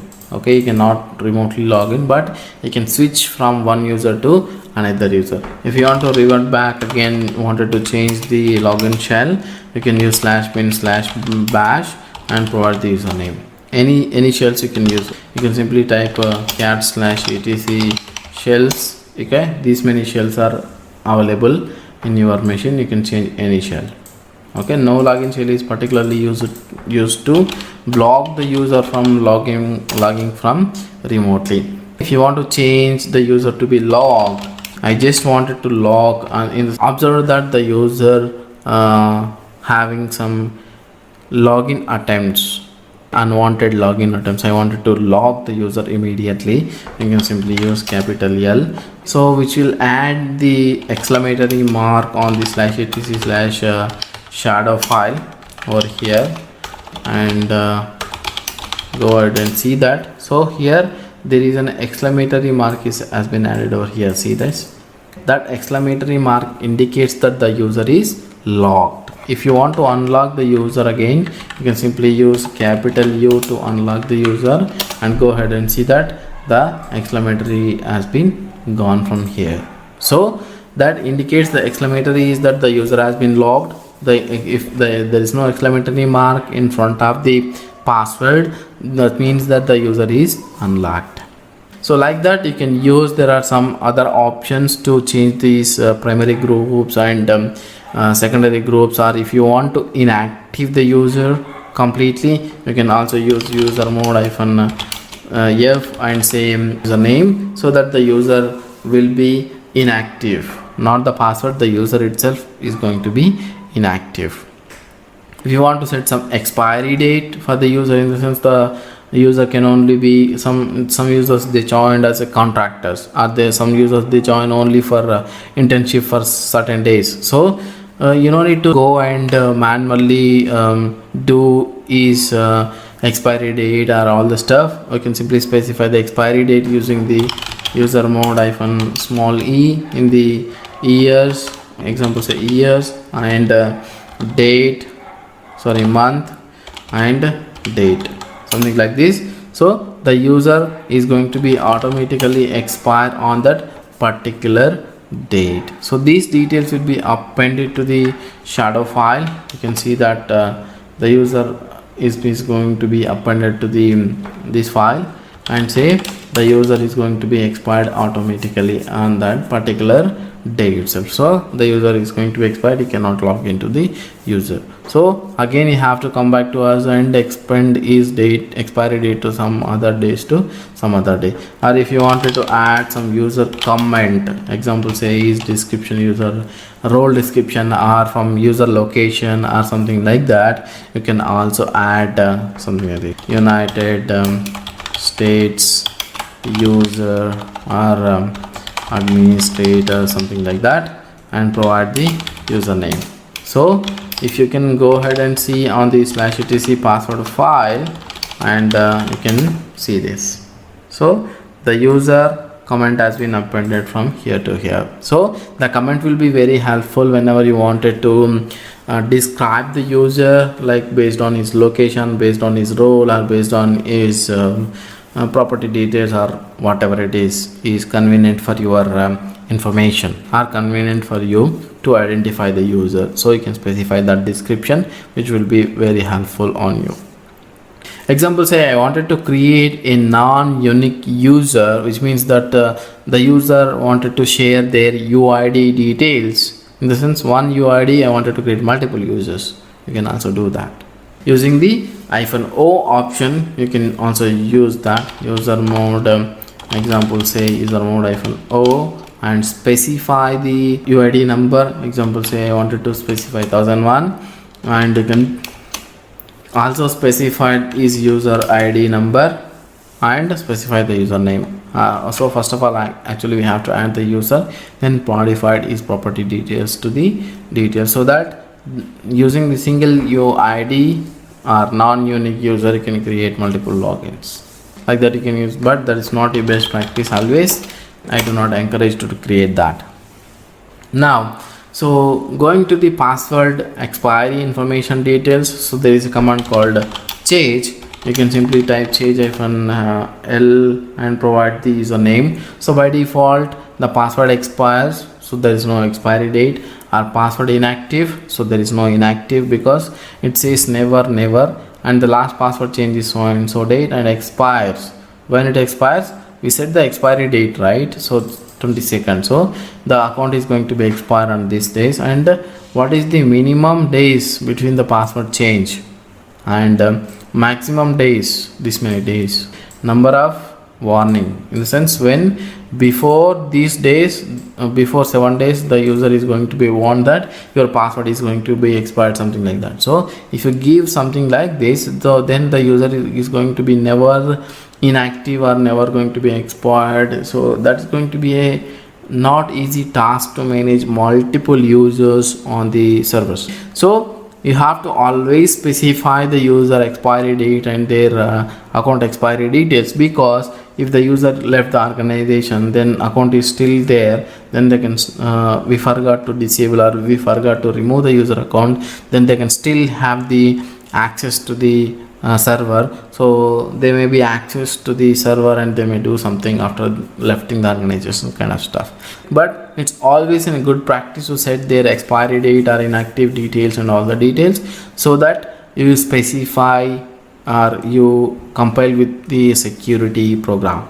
Let's do that. So how we can do that? Using the change command, and you can using the -m, you can specify minimum number of days to change the password age. So I specified 0, and the maximum days to be changed every 90 days. I wanted to change the user to change the password, and the warning details to be before 10 days to expire the password is going to be provide the details, and when is going to be expiry dates or example, say you wanted to specify last day, something like that. You can also specify the expiry date details, capital E. You can specify when the user is going to be expired. Example, say I wanted to extend this user to here with the 28 date and say username, and now go to details, and you can see that the password is going to be expired. Password is not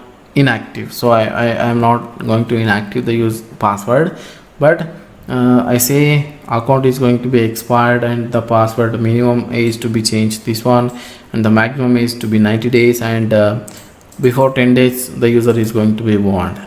So like this, you can use the change command to change the user details or the user password aging details, so that the compile with the security information or the security of the users. Example, say you don't wanted to give any unauthorized access to the unauthorized persons, so that's why the system will take care automatically expiring the user details and all this stuff. How to modify or the delete and set the group password and remove the group password, all the stuff in this video session. Let's start it. So in this video session, I'm going to create a group. Group add. I'm just going to create a group called fin user, something like that, which says permission denied, because I'm not the root. So always you have to execute this command from the root user. So now what I'm doing here is that group add, just to say fin users. So there is a group created called fin users. You can see that the group name is fin users and group ID is 1002, and there are other groups also, test1 also group, and I'm going to say the group I'm going to add our users, okay, maybe user 1 I say, and I'm going to add this user, and user add user 2, user add user 3. I have created sample users over here, and their groups also created automatically. So how we can modify the group, their secondary group, the user secondary group. Let's verify first what are their first groups and second groups.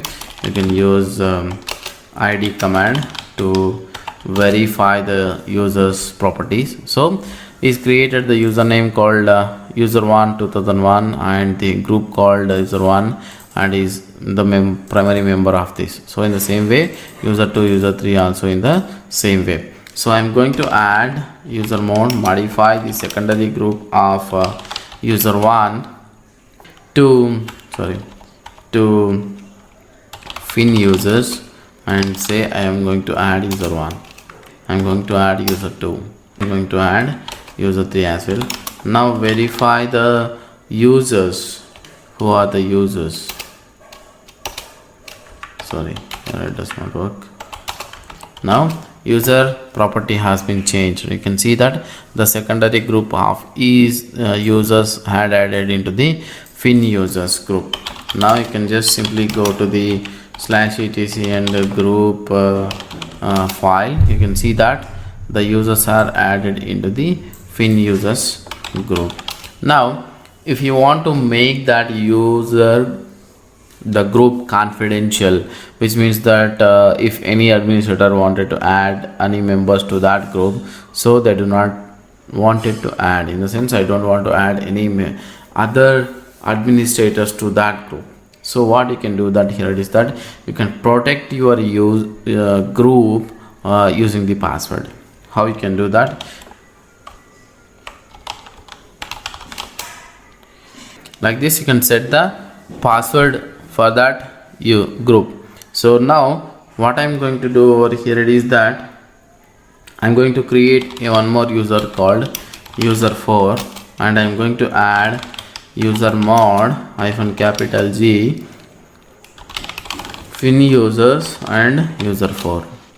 So is the root, so they can add into that group. But if any member from this group, example say user4, and say if you wanted to add, so you cannot add it. Or if I go to the again back to the normal user over here and say user mod G, and say I want to add a user4, so it's already there,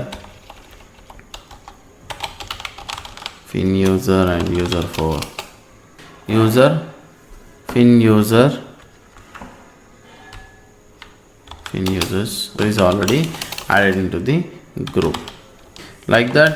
So you can add it, but what that will say here is that if you enable the password for that particular group, whenever you wanted to add or remove the group, so it will ask you for the password. Example say I don't want to give any user to the administrator rights, but I can give a temporary administrator right to the particular user to add any member to that group.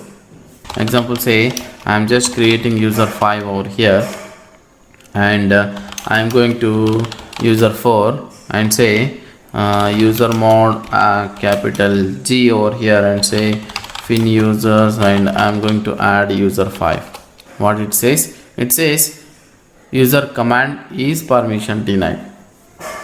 But what I can do here is that if I give the permissions to that particular user to add into the group, then what happens is the administrator is become administrator of that group, then he can add any member to that group.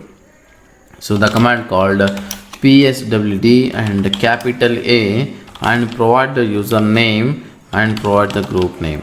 So what happens now, the user 4 who is the member is become an administrator to that fin users. Now if I change back to the user 4, of course he has to have the user mode command access. Okay, I don't think he had it. Let's see, or here fin users, and I'm going to add user 5. Say the user, not the, it's a permission issue, but it's the command issue actually. So we have to add them into the sudoers, then you can add into the members. So if you want to add a multiple users to the group at the same time, you can simply say user 1, user 2, user 3 and user 4 and user 5 and group name. So multiple users you can add into the group using the G password -M is the command. You can simply do that. So as of now, what we did here is that we have created the group and added the members, and if you want to remove the member from the any of the group, you can simply use the G password capital small d and say which user you wanted to remove. I wanted to remove user 4 from the fin users group. So removing user 4 from fin users group. You can just go to the user 4 and see that there is no fin users group. He is removed from that group.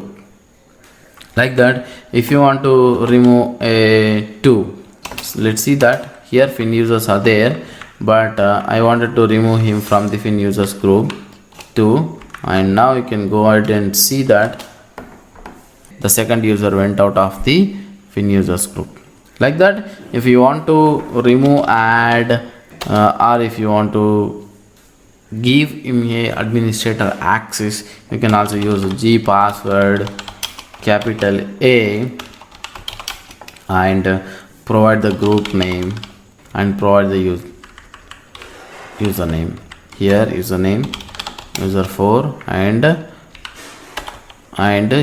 fin users.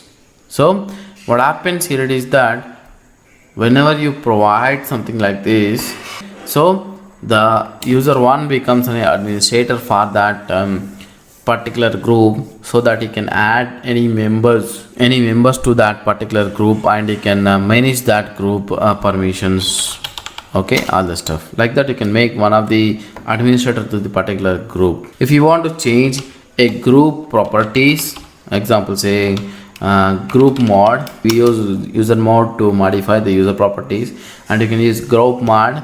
And if you want to change a ID of the any group, example say that I say group, so here there is a group ID called fin users, it is 1002, right?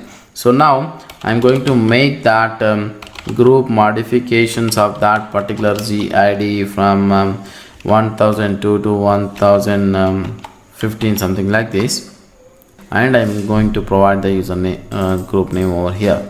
So what happens, the particular group property has been changed. Now you can see that the group ID from 1002 to 1015 has been changed, but what are the permissions you provided to this group will be go off, because the file permissions will be obtained using only the GID and the UID only, not the name. That's why, so whenever you are changing this ID number of the group, so you have to be careful that we don't know what is the permissions you have. So you have to verify all the permissions with particular group, then you have to change all manually.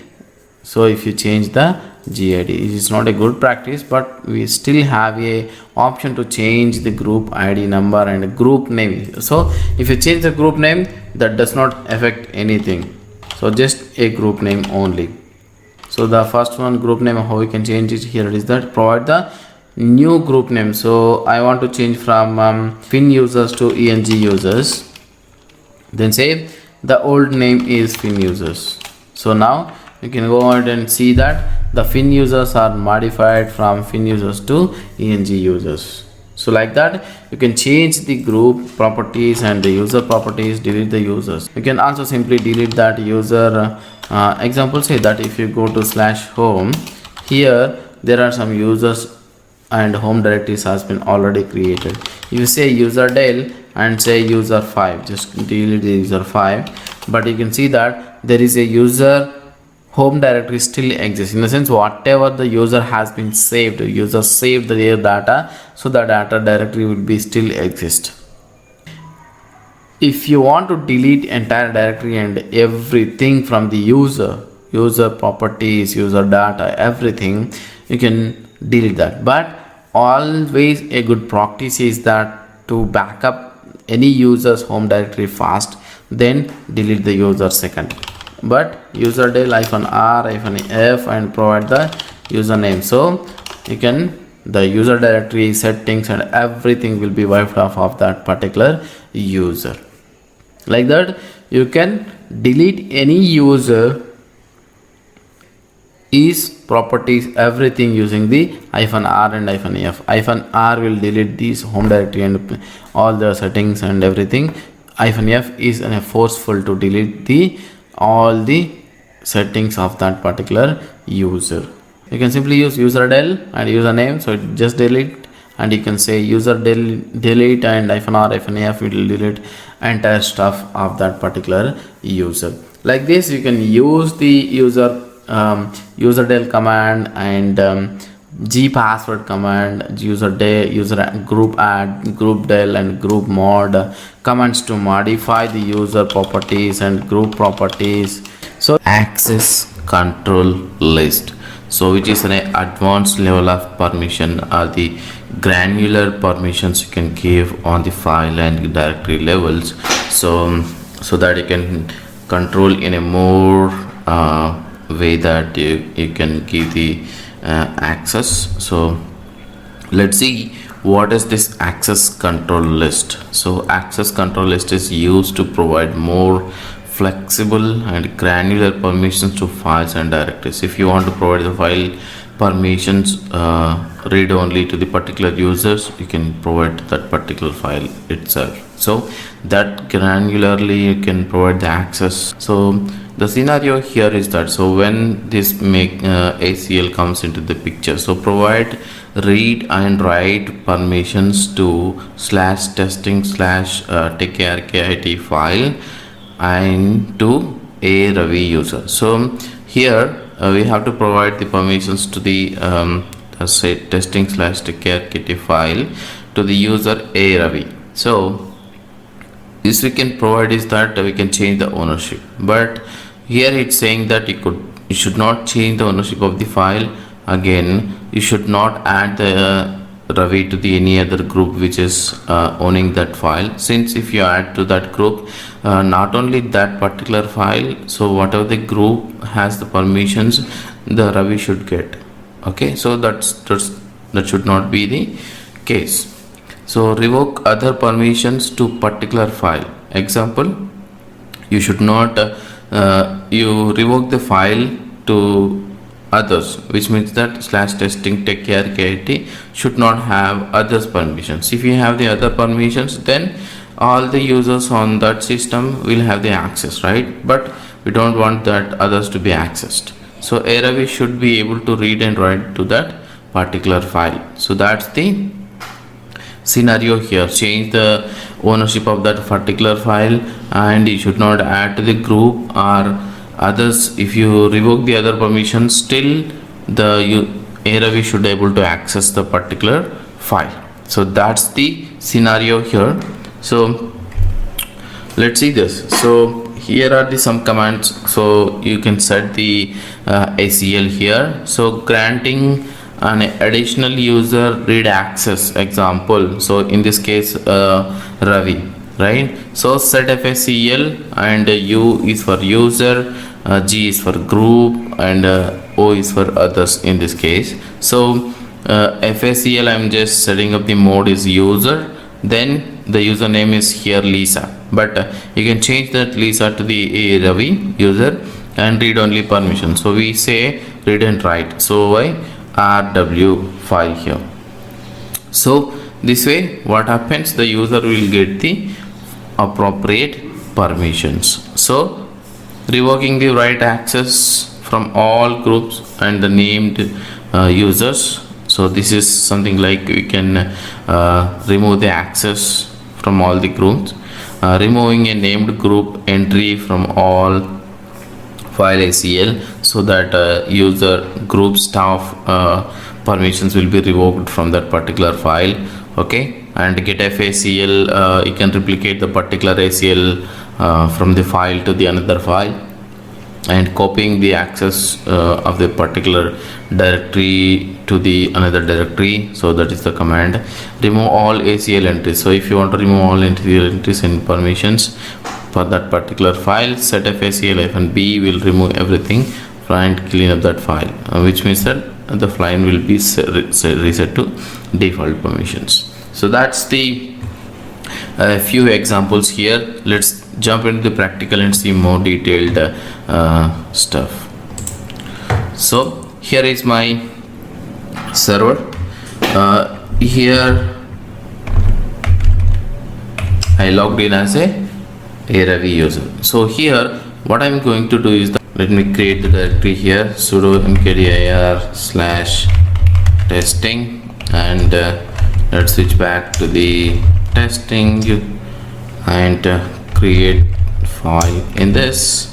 Let's say tech arkit.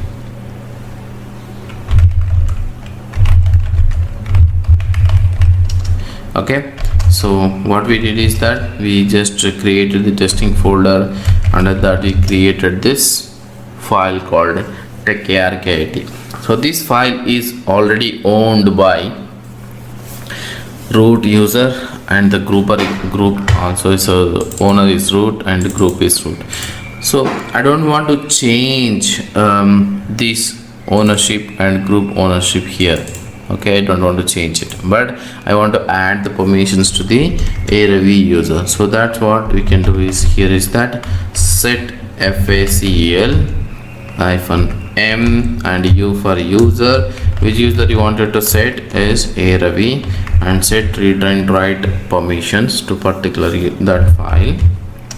Okay, so this is the command we have to type. So here set facel -m is for mode and u for user and username, and I'm providing the read and write permissions to that particular file. So now go to get facel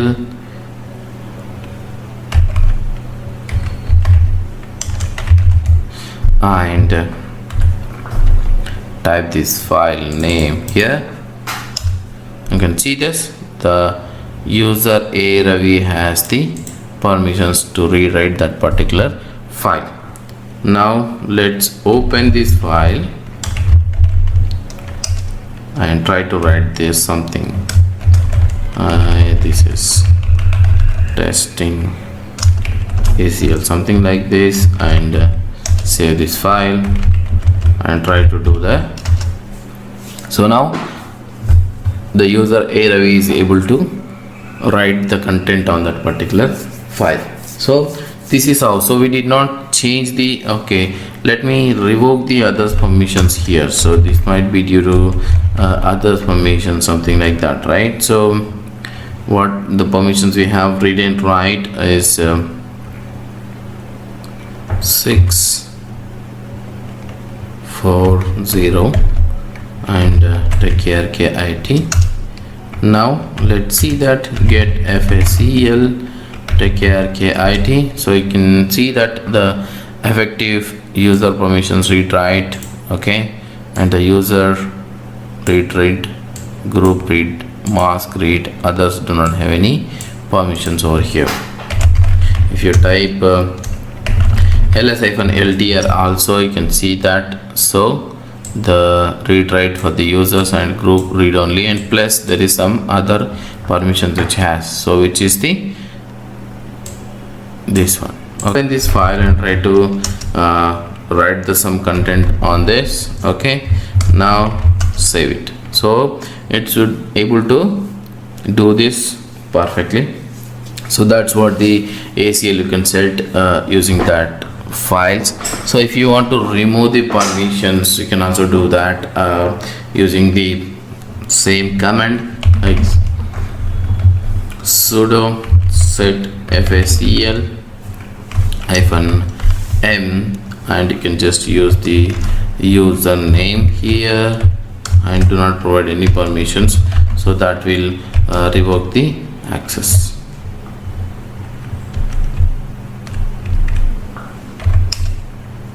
Okay, now get facel, say this.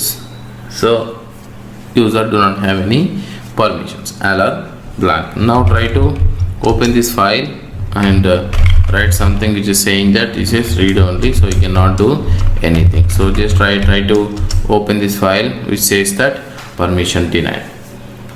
So that's the ACL you can apply for particular user. So if you want to apply the similar permissions to the group, so how we can do that? Sudo set facel and -m for mode and g for group. So group name we have to provide, and provide read and write execute permissions maybe to that particular file, and try to run this get facel. Now you can see that there is another entry with the group name the group name is A Ravi, and you can see this, there are some permissions exist on that particular file. That's the method you can use, method to use assign the permissions to particular user and the group. But example, if you want to replicate this permissions, example this file permissions exactly to the another file, so how you can do that? So you just need the get FACL of this one and assign to the another file. So this is how get, let's see, get FACL, okay, and file name. So this is the file name, we have to use it. And now set FACL and passing this input to the that file, set file equal to, and there is a space in between. So here we need to create another file. Okay, let's create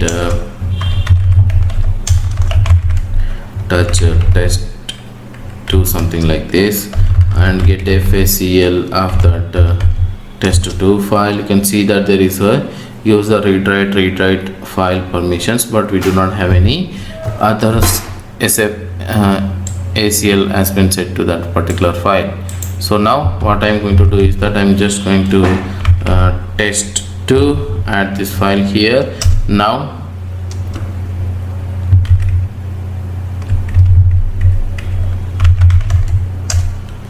okay, now you can see that get FACL and test2.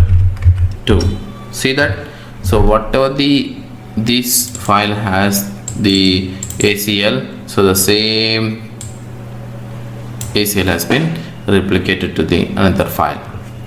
In similar way, you can also replicate the ACL permissions for the particular directories. Example, I'm just wanted to create some directory here, okay, AR ACL1 and ACL2. okay, I have created 2, and I'm just setting some ACL to the particular directory. So this directory here, let's see, UG A Ravi, and I would like to provide read and write execute permissions to the ACL1 here, sorry, ACL1 here, and I want to set the group permissions also full. So now get FACL to that particular directory ACL1. You can see now the group A Ravi and group user A Ravi has full rights on this read and write execute permissions on that particular directory. Now I want to replicate the same permissions to the ACL2 directory. Okay, let's before see get FACL ACL2 here. So ACL2 do not have any permissions here. Get FACL and now hyphen access that particular directory name and pipe that permissions to the set FACL -d for directory and capital M and provide the directory name here. Okay, so now you can see that get FACL to the secondary directory. So you can see now the permissions has been replicated. You can see that default user, default group. So this is the way you can just replicate this ACL from one file to another file and one directory to another directory. If you want to clear the ACL on that particular file, you can see that set FACL and -b and say test2, sorry, -b test2. Let's run get FACL test2. So now all the SCL has been gone, ACL permissions has gone on that particular file. That's about the ACL permission. So Let's see some special permissions. The special permissions are Set-UID, Set-GID and sticky bit. So these are very high level view of that particular permissions, and as well where you can use them in order to effectively use these permissions. So Set-UID is a Linux file permission setting that allows a user to execute that file or program with the permissions of the owner of that file. This is primarily used to elevate the privileges of the current user. So example is /etc/password. So /etc/password is owned by the root and root user, but when you are running this password command from the particular user, so the user also able to execute that particular file. So how is going to execute it? Because it set the UID, so the password will be executed using this ownership of the root, and the file is executed with the root permissions. So that's the example here. And Set-GID is also similar like Set-UID. A process when executed will run as the group that owns the file. So example is that crontab. So crontab has the crontab is a group ownership, so that runs with that particular Set-GID. So that's the simple example. So in similar way, whenever you are executing the file which runs the group ownership, so if you are the part of the particular group, then you can able to execute that file. So that's the simple method. Sticky bit. So when sticky bit is set on a directory, the files in that directory can only be deleted by the owner. So this is a more of protecting the files. Example, the owner create the files, then the owner can only delete the files. So that simple is sticky bit. So here is the some permissions for how we can make that Set-UID permission. Symbolically you can see as whenever set you see S and the numerical value of that one is 4, and Set-GID and symbolical value of that one is S and numerical value is set to 2, and the sticky bit is T, you can see here. So I just applied one of the sticky bit Set-UID, Set-GID on this particular file, and you can see that here this is how you can see that Set-UID and Set-GID and sticky bit permissions on that particular file and directory. Okay, and if it is a numerical value, so the numerical value of that particular Set-UID is 4, Set-GID is 2 and sticky bit is 1. Okay, so let's see how we can apply these permissions using these commands. So this is the commands you can apply it. So to apply the Set-UID permissions, you can use the chmod command. So we already see this similar command on file permission apply. So this is on a file and directory permissions, so you can use chmod u+s in the sense UID, setting the UID, and chmod here there is a 4, right? This 4 makes this Set-UID on that particular file, and applying this GID permissions, and you can use G+S, and you can also use 2 is the number with the numerical value, and assign the sticky bit. So it's simple that you don't need to use user or group anything, you just press T on that particular file and directory, then you can see that they can only do that. And chmod, so this is the one is the sticky bit value, you can assign that particular file path, okay, or directory path. So let's see practically how it's going to apply on this server. So example, here is my server I have. So I just wanted to create some directories here. Sudo mkdir set make advanced permission, something like that, and I just go into the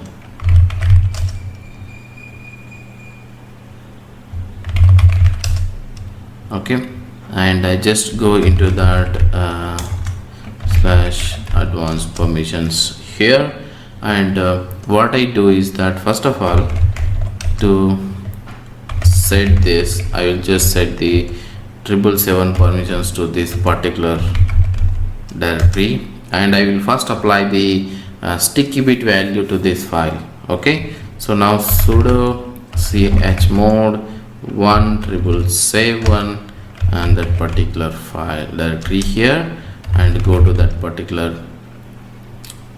directory, and now you can just create a touch RHEL. So what you can see now, the file has been created here. So if I apply this 177 to that particular file, okay, now what I'm going to do is that I'm just going to create a new user add for example say test user, something like this, and I'm just setting that password that particular user. Okay, now what I'm going to do is that I'm going to switch back to that particular user, test user, and try to do this, and now go to this advanced permissions file, and you can see this file is completely read and write execute file permissions to all of the users. Also full permissions are allowed. So right to remove this file. Okay, and see now what it's saying, the operation not permitted, cannot remove RHEL because we have applied the sticky bit. That's why the other users cannot delete that particular file, since it has a full permissions, but you cannot delete the particular file.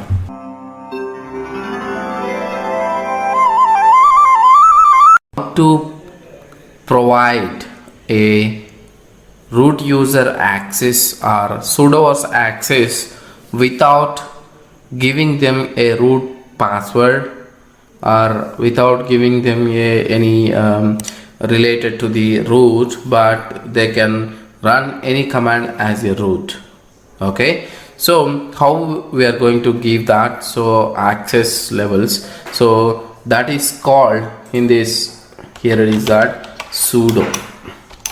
Okay, sudo means, sudo stands for substitute user do. Okay, substitute user do or super user do, which means that by default the super user is root, right, in the Linux. So the whatever the super user do, if you want to do as a root as a user, normal user, then what you require to configure or what you require to add into the configuration files so that the user becomes a super user, can do as a super user.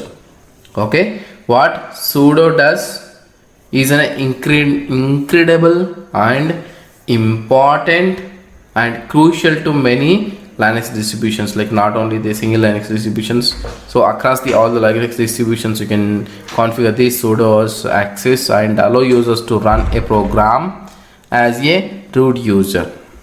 How you can do that? So using this sudoers file, so what it makes in the sense, whenever you say to run any command or particular commands can only be run as a root user, so cannot be run as a normal user. So always to switch back to the root user, and they have to type the commands from the root. If they use the root, then they can change anything, right? So restrict the users and provide them only the particular commands to run and log them what they are doing. So giving the permissions from the sudoers, it gives you a limited user privileges, and as well as it logs all the options to the file. So whenever they type any command, it logs to the file. So that is the main intention, to give the permissions through the sudoers. So if you give directly root password, though they can do anything, right? So instead of doing that, so we are going to give them a permissions. The permissions can be added over here into the /etc/sudoers files. Either you can edit this file. So now you can see that the user does not have any permission to edit the sudoers files. Rather, you can also do vi sudo to edit the sudoers files. Another way, any way you can do that. So now what I'm going to do here is that I'm going to give the permissions this particular user. So if you want to edit any sudo, you have to switch back to the root user first of all. Now I'm going to use vi sudo over here. So this is the default configuration file. In this we have configuration stuff, right? So what I'm doing over here is that I'm just moving that file /etc/sudo. Sorry, I don't want to move it. I just say cat /etc sudoers, okay, and I'm just backing up that file to /opt/sudo or something like this. So now what I'm doing here is the class /etc. I just wanted to make that value completely null to /etc sudoers. Now so nothing in sudoers file. Now what I'm going to do here is that I'm going to write a complete sudoers file so that it explains you better way you can understand that. So here first of all what you have to specify is that host alias specifications, which means that you can add a number of server names over here or single server name, whatever it is, you can add both. So the first of all, the host aliases, host alias, and the host alias name you can assign to any group, or you can alias directly write the username. Example, say I say file or something like servers. I say servers, and I'm going to add the usernames over here. Okay, so my server name is this one and my server name is server. I added this one like this, you can add. Okay, the first one is the example. I'm just for details, host alias, and the next one is user alias. User alias in the sense if you want to make any group like user underscore alias equal to, so maybe if you want to make some admins as a group, admins. Here I want to add the users like this, Ravi user 1.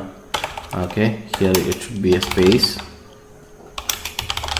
user 2, something like this. There becomes the admins group.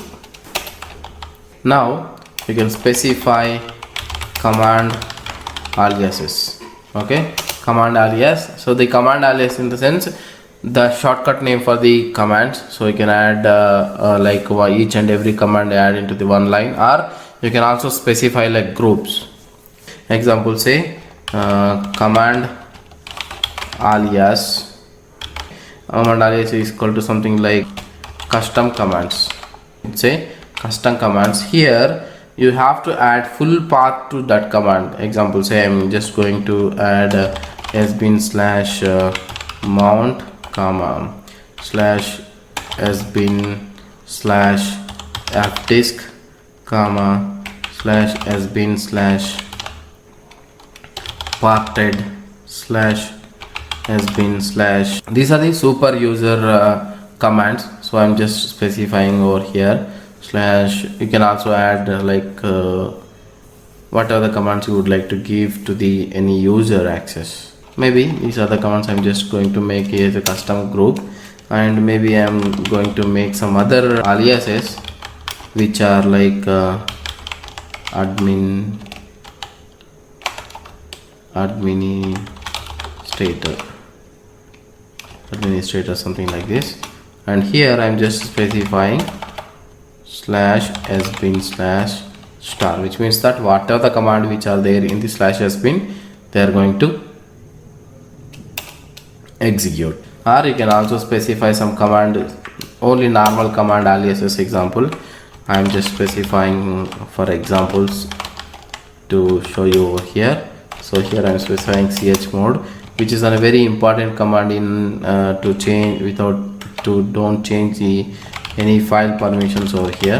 And I'm again adding one more command alias over here, is called chown equal to /bin/chown. This is the file. You can add command aliases, user aliases and server aliases. Now you can define the policies. So here you can define the policies like by default, whenever the command somebody typed wrong, then you should get email alert, or you should add the timestamp to the commands whatever they type. Log year, okay, log the tickets, like, which means that the TTY ticket numbers, all the details if you want to add, and you want to add the default log file somewhere else, you should specify what are the commands you type over here. Okay, here I am specifying defaults, something like this, and defaults syslog, example that it should log the syslog to authentication, and any insults, which means that somebody typed the wrong passwords, or they are trying to do something, that should be logged, and send an alert. And I'm again saying defaults over here. The log file, default log file is over. I'm going to write into /var/log/sudo.log file, and again the defaults I'm going to specify is the timestamp underscore timeout value equal to 0, which means that no waiting, so it's going to immediately write, and log the year as well. So in the time it does not write the full year actually, but in this case it writes the full year. And again I'm going to define the mail option, which means that whenever something wrong, they should send a email alert to my email address. And here, and when the mail should send always, and specify also mail backups, and mail no user, in the sense it will not mail to the users, it mails only to the root user or the specified user. And when it is sent again, so when they do a bad password, okay, here I don't want any things, I want to add as a bad password. This is the configuration I specified. Now I am going to specify a user details. Here, allow users to run any commands. I am allowing the first of all root user, I am allowing to the all the commands, and root specified into the all, and I'm specifying the user A Ravi to run all related, and I'm specifying over here it is that no password it will ask while running any commands. Like this you can specify, and you can also specify group names. Example, I would like to specify the group name called engineers. So this is the default group you can create, and you can provide the permissions to them. All equal to, example, I specify all, or I specify no password, and they can only execute something like custom commands, these custom commands. Or you can also specify admin groups. Example say admins, or admins one. Example say I already have admins over there, so here all and all, and I am going to say administrator, they are going to execute. In the engineers, or if you want to make any other group, example say I would like to make something like a DBA group over here, they also execute all the commands or all the administrator commands, but I would like to restrict there some commands. The restriction commands you can type over here. It is that using the exclamatory over here, chmod. So who are the member of DBA group, they don't want to run chmod or ch1 commands. So this is the just configuration file I have written for the sudo users. So I'm going to explain you that now. There is some error, that's okay, no problem. Edit the file. There is some error over here, so I did not specify the comma over here, that's why it's giving the error, right? Now again it is saying it is actually good, not good. Our sudo file is confirmed. There are some unused aliases, that's okay, no problem, but unused aliases basically you have to comment the file actually, but I did not comment it over here. So now if I switch back to the RHEL user over here, so what are the commands I have specified? Sorry, I just switch back to the root and /etc/sudoers file. For the RHEL, what I have specified, run any command with sudo without password, and I'm just switching back to the user over here, and I'm typing something like cat/etc/sudoers. So it says permission denied, but before that I just add sudo, so it's add me to execute that command. So which means that the RHEL user has all the commands they can execute, but without root.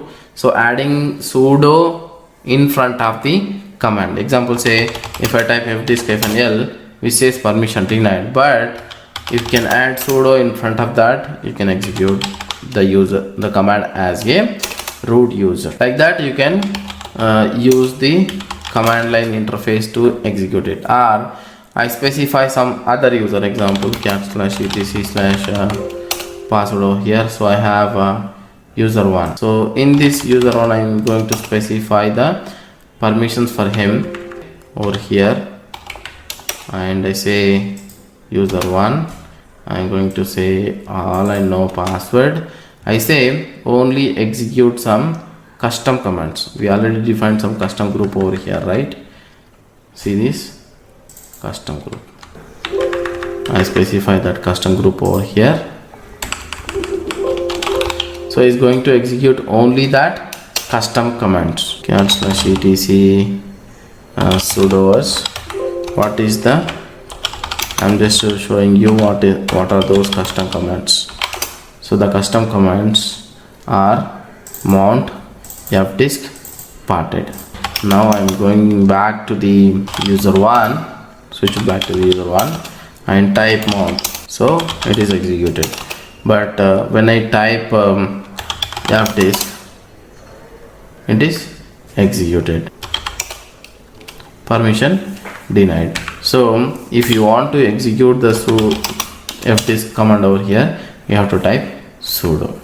If you want to mount, okay, if you want to mount any path, you have to execute with sudo.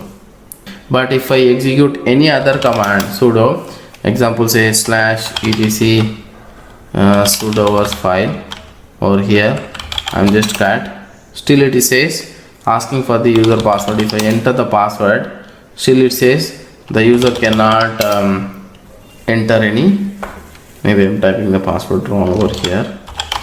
Exit from here, let's example say set the password first and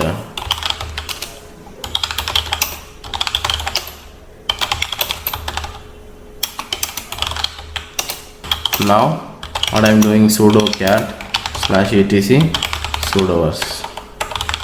Basically I did not given permission to use the sudoers file to cat or edit for the user one, so which is asking for the password. If I enter the correct password also, it says that sorry, the user one is not allowed to execute /cat sudoers file as a root the server one, because I did not given him a permission to execute those commands. But I given them a execute command called fdisk, right? If you execute without sudo, it gives you permission denied, but you can execute it using the like this. So what is the policies you have to specify over here in the vi sudo? You can add the command aliases and user aliases and user permissions you can give, but here I have specified the group. Why you have to specify these groups over here? Example, every time whenever I use the user added to the Linux or the created on the server, then I again have to go to edit this vi sudo file and giving him the permissions and all the stuff, right? No need to edit sudo file always whenever the user is joined to the organization. I want to give this permission, that permissions, no. Okay, you simply what you can do here it is that you can simply create the user and add that user to that group. In sense, whatever the group we specified over here in the sudoers. Example, say I specified the user to add into the DBA groups or engineers group. So you can simply say group add, I say DBA group, and say whenever the user adding, okay, I would like to say add the user add, I want to say maybe 10010 something like this, and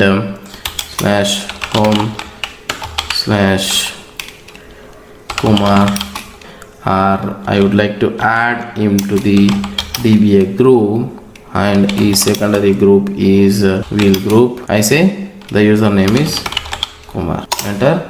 The username Kumar has been added, so by default he will get the permissions of DBAs. So what are the DBAs they has?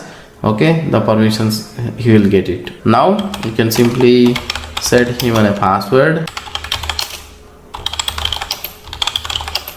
and switch back to his user ID.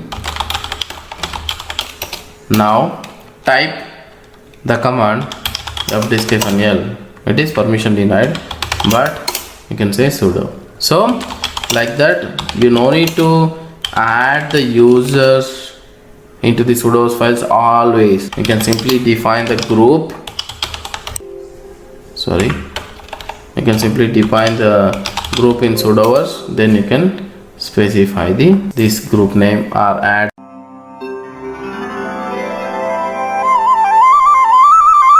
the network manager command line interface, which is useful to do any modifications on your NIC card, like creating a profiles and assigning the IP address, modifying the IP address, and the gateway, DNS, all the stuff you can do using this NMCLI tool. So in RHEL 7, what is the advantage we get by using this network interface manager or the network manager interface, command line interface?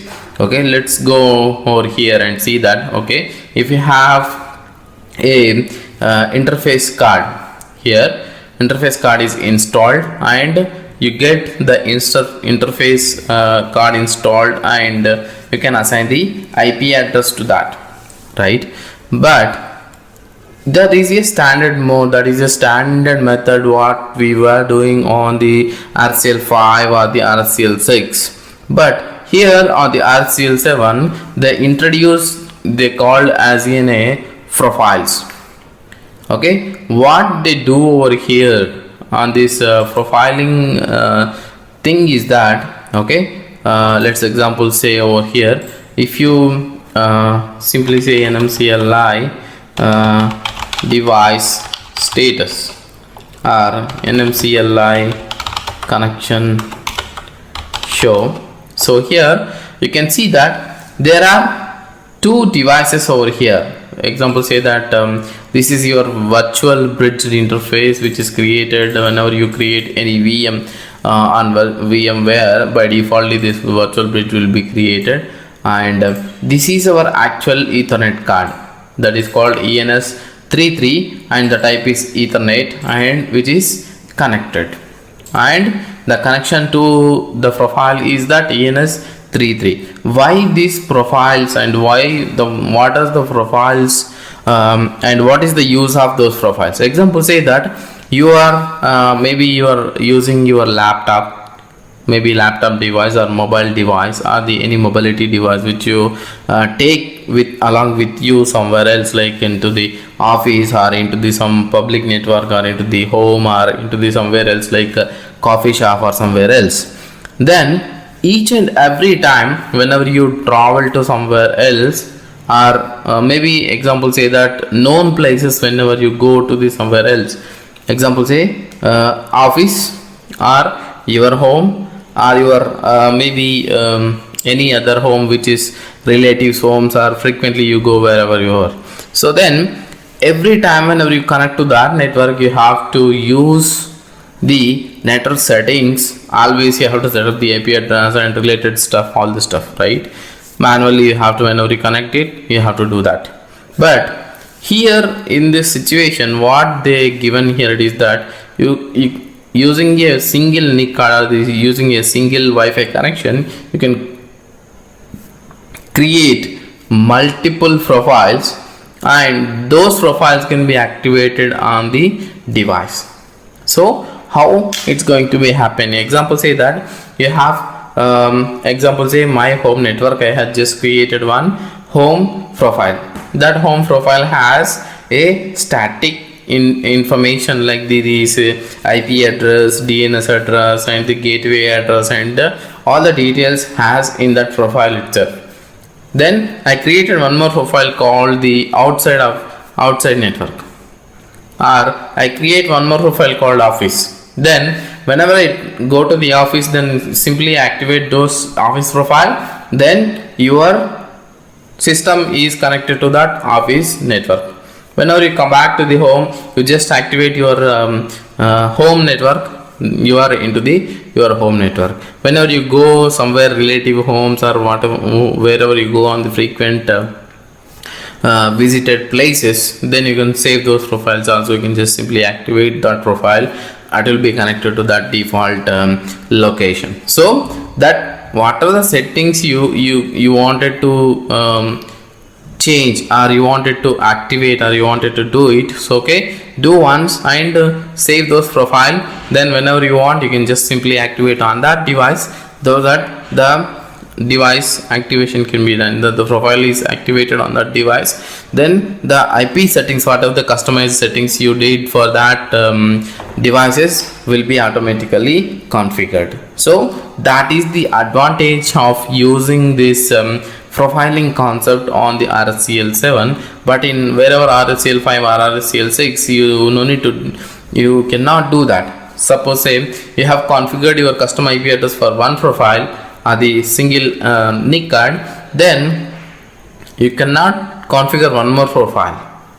Of course you can do using the like the configuration files, instead of you have to go to the that configuration file and change, rename and do all this stuff. But here it's not the case. You can simply create multiple profiles, but at the same time one profile can be activated, and that profile can be activated at any point of time to the particular device. Example, say you have multiple devices over here, Ethernet card, Wi-Fi card, and your bridging devices or your different devices. Then which device or the which profile you wanted to activate, you simply do that, bring up those connection and bring down those connections which are not required, then which automatically going to be your profile settings. In this case I am using this name called ENS33 and the device called ENS33, and this is activated as the Ethernet profile, and this is the unique identification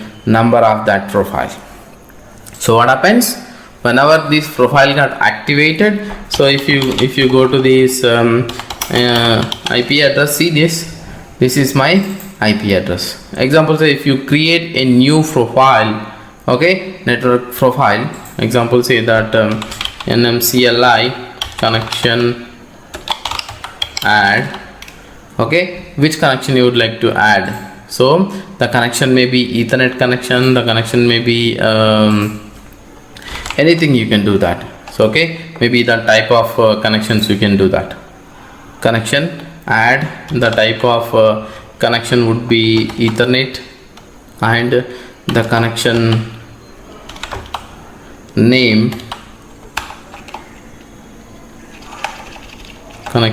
would be anything, whatever the connection name you would like to give. Example, say you would like to give the connection name called home, okay, and this if name, which Ethernet interface name you would like to use. I would like to use ENS33.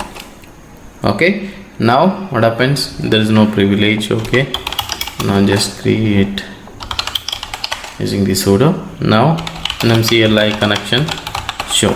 You can see that there is one more profile got created with the different UID and Ethernet, type is Ethernet, but currently which is not using any device over here, which is not active connection. So the connection got created, but it is not using any stuff over here. If you would like to activate, you can simply bring down this connection and bring up this connection. So this connection will be activated. To create the profiles and modify the profiles, and nmcli is a command line tool for controlling network manager and reporting network status. It can be utilized as a replacement for nmapplet, so the other graphical clients, so which is actually a very useful tool, or the whenever you are actually working in RHEL 5 or RHEL 6. On previous video I have shown you that how this network profiles has been introduced on the RHEL 7, and those profiles how we can create without editing any configuration files, and you can modify the IP addresses and DNS address, and like automatically connect the DHCP settings, user permissions, and configuring the Wi-Fi settings. Like you can directly configure or connect the Wi-Fi using this nmcli tool directly, so that it can manage the network connections manually. So which can be shown you that okay, how this nmcli is going to be work. So what are the commands it has? So there are so many commands actually, so but basically I'm going to show you only the few out of it. Okay, example, here is here are the best example. I can see that nmcli connection, like you can show up, down, modify, add, edit, clone, delete, monitor, reload, load, import, export. So all these options you can do for only for the connections, not for the devices, or not for the Wi-Fi or other stuff. So there are so many other stuff also associated with the nmcli command, but I'm not going to show you all this stuff. I'm going to show you only this related to this examination stuff, but later point I will create other videos to show you that more important stuff on this nmcli connections, for how you can do a Wi-Fi stuff or other stuffs using this nmcli. Okay, so this is the example how nmcli connection you can use nmcli command. Okay, so first of all, what the thing over here it is that nmcli, okay, you can simply type nmcli and general status, which means that the generally what are the connections or the connectivity is enabled, and what is the connectivity is running, whether it is connected or not connected. Okay, all these statuses can be showing you in a single status output, which is called Wi-Fi is enabled, and double LAN is enabled, and all this hardware connection is enabled, connectivity is running on fully, and state is connected. So this simple command will show you that all the details of how the nmcli command is going to be work. Okay, the next one is that nmcli general logging. So it is going to be show you that how many stuffs are there over here, protocols and all the stuff. Okay, and nmcli device status or dev status also you can type in a shortcut. So this is the where you can get the information about the how many network devices you have, which means that the NIC cards you have on the system, and how many devices are currently connected or how many devices are managed, not managed. Okay, and which are the devices sitting idle, which is not connected to any connectivity, all this stuff you can see. So this is only the single status, but if you want to see the troubleshooting stuff, all the details you can see in details by typing the nmcli device show. Okay, and provide the device name over here, so it give you the more details about this device, particular device. Okay, what is the device and type of device and MAC address, and what is this MTU connectivity by default it is 1500 actually. Okay, status, whether it is connected or not. If it is not connected, why it is not connected, which means that you have any cable issues over there. Okay, what is the IP address, gateway, all the stuff is going to be show over here itself, right? That is the single step you can see about the devices. Okay, or what about the connection profiles? Okay, nmcli connection show will give you the connection status, like what are the currently connection profiles are there, and those profiles, whether how many profiles got activated. So at any point of time, which means that if you have 3 devices, 3 profile can be activated, or if you have only one device, one profile can be activated on that device, which means that one device equal to one profile can be activated, but n number of profiles you can create it, but you can only activate one profile on these systems. Okay, which means that only one stuff you can work. Okay, see this, like how number of profiles you can create over here. Like I have ENS profile and I have one profile, and I have another profile called bridging profile. This bridging profile works actually whenever you install the VMware, actually with by default installed. Okay, that's different profile over here. So if you want to create some profiles and create some IP address and do the connections over here, let's see that what is your IP address currently. So currently it is 140, so I'm going to create one more profile with 141 and assign all these DNS and all the stuff, and activate that profile and connect from that remotely. Let's see that how it works. Now what I'm going to do over here is that nmcli connection, add the connection, and type is Ethernet because we are not using any other connection over here, and connection name, currently I'm using the connection name, maybe this is for RCSA, right? Or I'm just using tech arkit over here, and if name I'm going to use this ENS by default, that is the device name, in the sense interface name we have to use over here, and method, so I'm not using any method over here, just create the connection, and see no privilege because I have to use sudo over here. Got created, and you can see that nmcli connection show, which can show you that true purpose got created. But I am going to delete nmcli connection, delete one of the connection name is, I don't want to do this, deleted, both the profiles got deleted.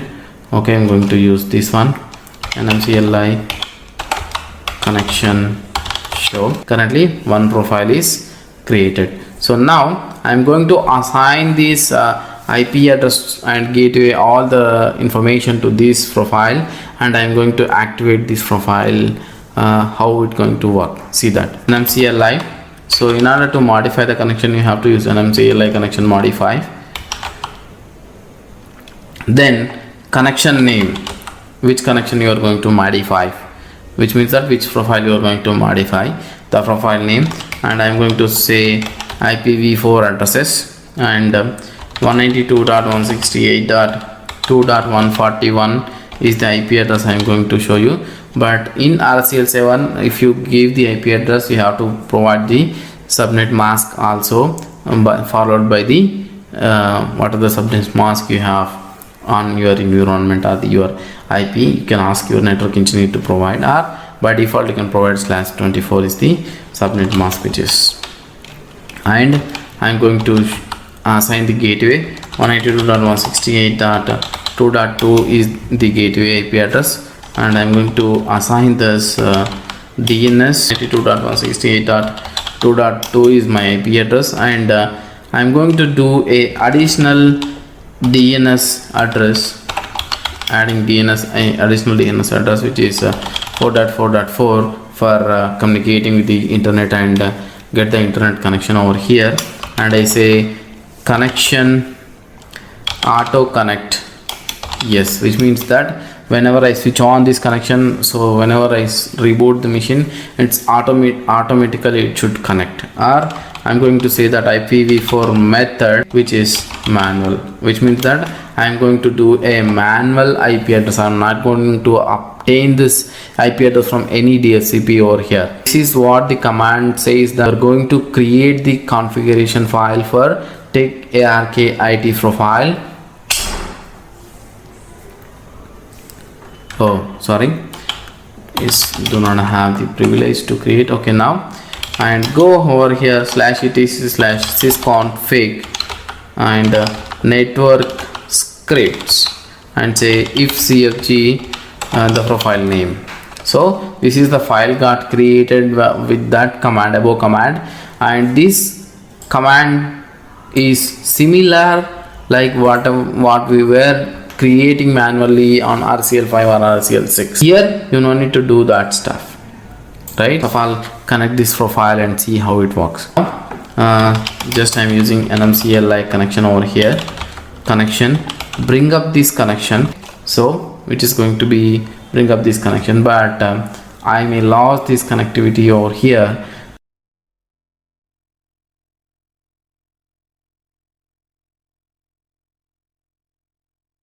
You can see that now, so that the new profile got activated over here. NMCLI connection show. See this, the new profile is got activated, and now you can see that the IP address is changed from 192.168.2.140 to 141. So like this you can change your connections. If you are on remote machine, okay, don't try this, because if you do not have the console access, because you may lose the IP address changes, then you cannot able to reach that server. Firewalld, so that is a Firewalld application on the Linux server. So how this firewall is going to secure your port access. So okay, let's jump into the topic and see what is firewall and how it is useful. So a firewall is a network security system that monitors and controls incoming and outgoing network traffic based on predetermined security rules. So which means that whatever the security rules you already, example say that you block the port 80, so that whenever somebody is requesting HTTP to that particular server, so the packets whatever it's sent to the port 80 is dropped. So that's the predetermined security rules. So these security devices used to stop or mitigate unauthorized access to private networks connected to the internet, especially internets. So like internally what are the devices are accessed, so that this should not have a problem. That's okay, internally that's fine, but what are the devices which are accessing the internet, example outside of our organization, outside of our network, then we don't know that what malicious files we have or what are the impact if you download something from that. So this putting some firewall rules over there, so you cannot access the content to the unauthorized access to the private network. So it will restrict some point from the port level access. So that's the firewall. So what a firewall can provide from the SELinux perspective, so it is a rich language for specific firewall rules and dbus API. Basically these kernel rules all are loaded into the packet filters with the kernel module, so it won't be manipulated during your system running. So that's why, so you cannot simply manipulate those rules from the outside, so you have to do from the server. And timed firewall rules and IPv4 and IPv6 NAT also supported. Create different firewall zones. Example, if you want different zones like red, green, yellow, something like that, you can create those kind of zones and activate the zone at one zone at the same time. And integration with Puppet. So nowadays Puppet is more automation tool, so you can also integrate with that. And direct interface, and you can also add this particular interface to that particular rules mapping. And IP set support and simple log denied packets, automatic loading of Linux kernel modules, lockdown, whitelisting of applications that may modify the firewall rules. Okay, so whitelisted applications, which are the whitelisted applications which can modify the firewall rules.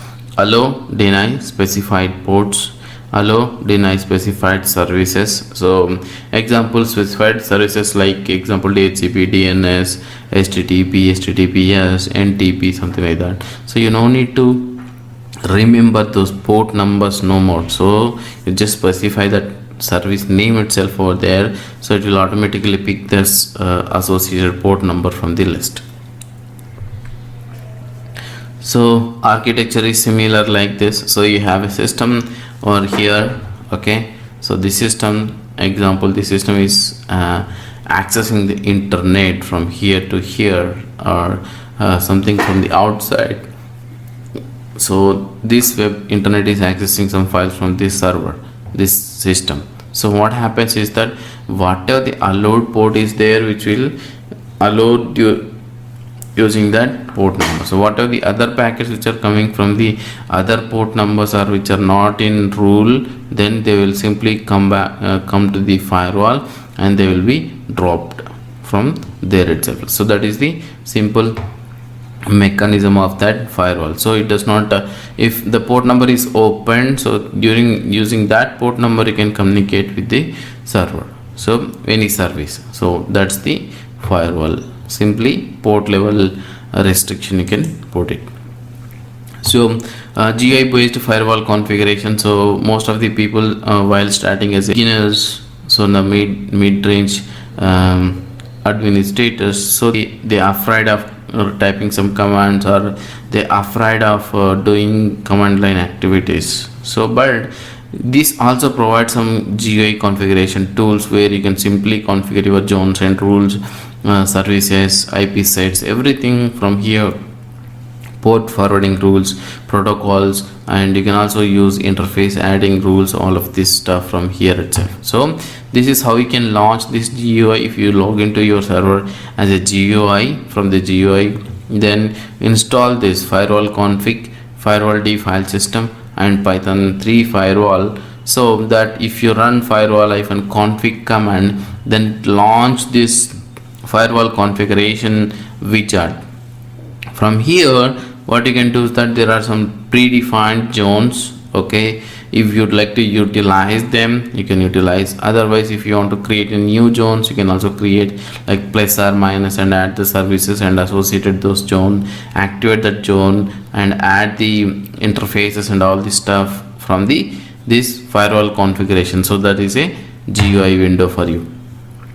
Otherwise, if you do not have the GUI access if you want to do from the command line. So this is what you have to do. So you have to first of all disable the previous IP tables version. So if it is running, then the firewall may not any proper access, like you cannot use the firewall or IP tables. Both are using the packet filtering mechanism on the kernel. So that first of all stop the IP tables which are previous ones, then start Firewalld services. Okay, so this way you just mask this firewall IP6 tables and IP tables and mask them. Then you can just verify the status of those which are in mask status, and then install the Firewalld and firewall config packages and start this Firewalld service.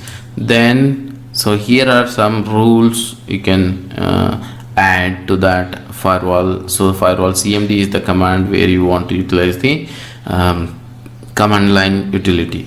So get default zone, you can see that what is the default zone which is currently activated, and what is the set default. If you want to set something, a zone which is named called home, you can set that zone as a default. If you want what is the zone name, you can keep it here, and after that you can again verify that. And what is the active zone, so currently which is in the active zone. So there are so many zones, but at a time only one zone can be activated, so that's the active zone. You can get this. And what is the firewall version, you can get it over here using this -- version command. And zone public list interfaces. So in zone public zone, which are the interfaces are included, like similar wise, what are the zone name you wanted to keep it over here, replace the zone name and specify, see that what are the interfaces. If you have 2-3 interfaces in your server, then one is facing to the public, one is facing to the internal, something like that. So you can specify a different rules to the different zones, and you can add those interface to the different zones. And if you want to add the interface, example it is 0 is your interface name to the public zone, you can include this way. And remove, if you want to remove it, you can remove this way. And get the services. What are the services the firewall is recognized and have those service names, you can use this command to get all of the list of the services. And you can add the permanent services. And here is one of the ways that if you want to block everything from the firewall, so you can just do a panic on. So what happens is that it will drop every packet, and which means that incoming and outgoing packets from that particular server. So do not do this, do not practice this panic on any of the production systems. So it will simply drop every connection to the firewall. Okay, and if you want more commands on this firewall, you can just visit this URL, so which is my GitHub repository and Arkit, and go to this firewall-cmd command. So I have more examples over there. So let's jump into the practical and see how it practically works.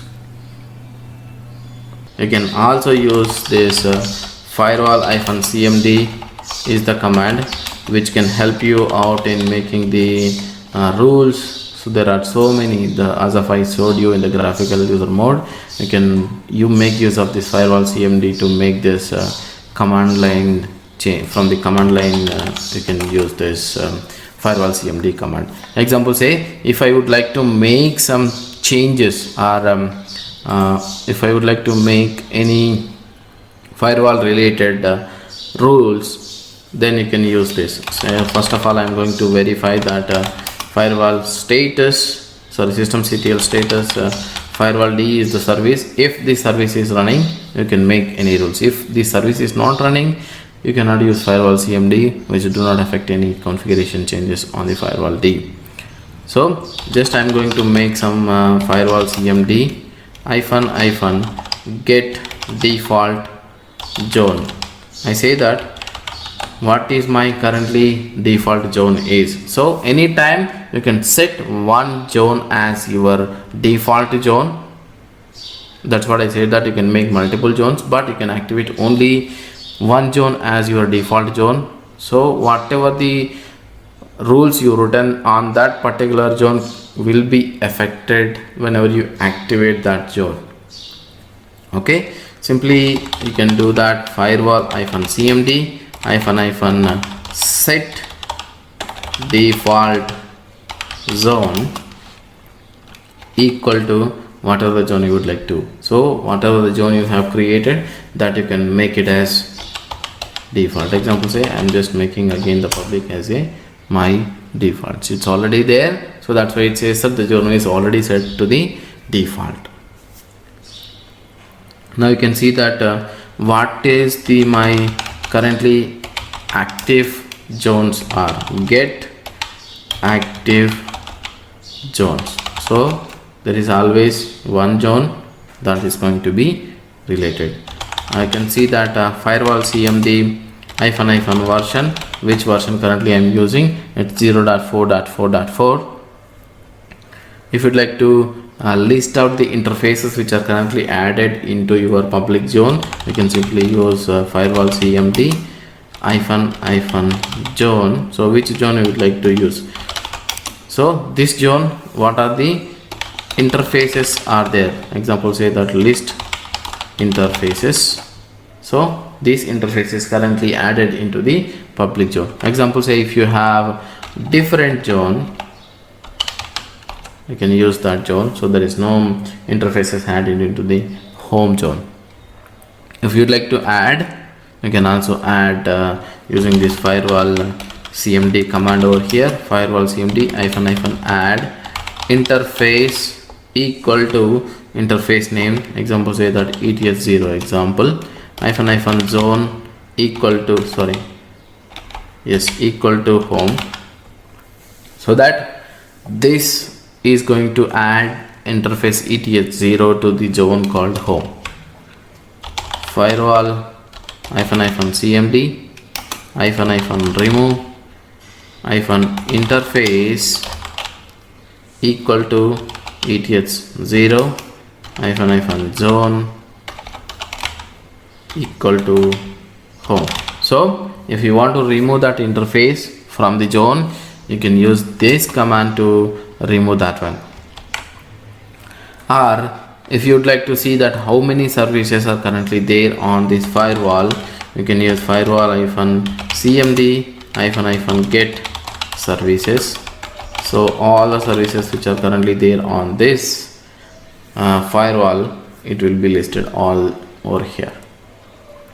Like this, you can add things or remove the things, or you can do a rich rules, or if you want to import bulk settings or bulk changes to this firewall, you can use this XML file where it is located on the etc cat/etc firewall d, and here on this zones, example, say that this is called a public XML file.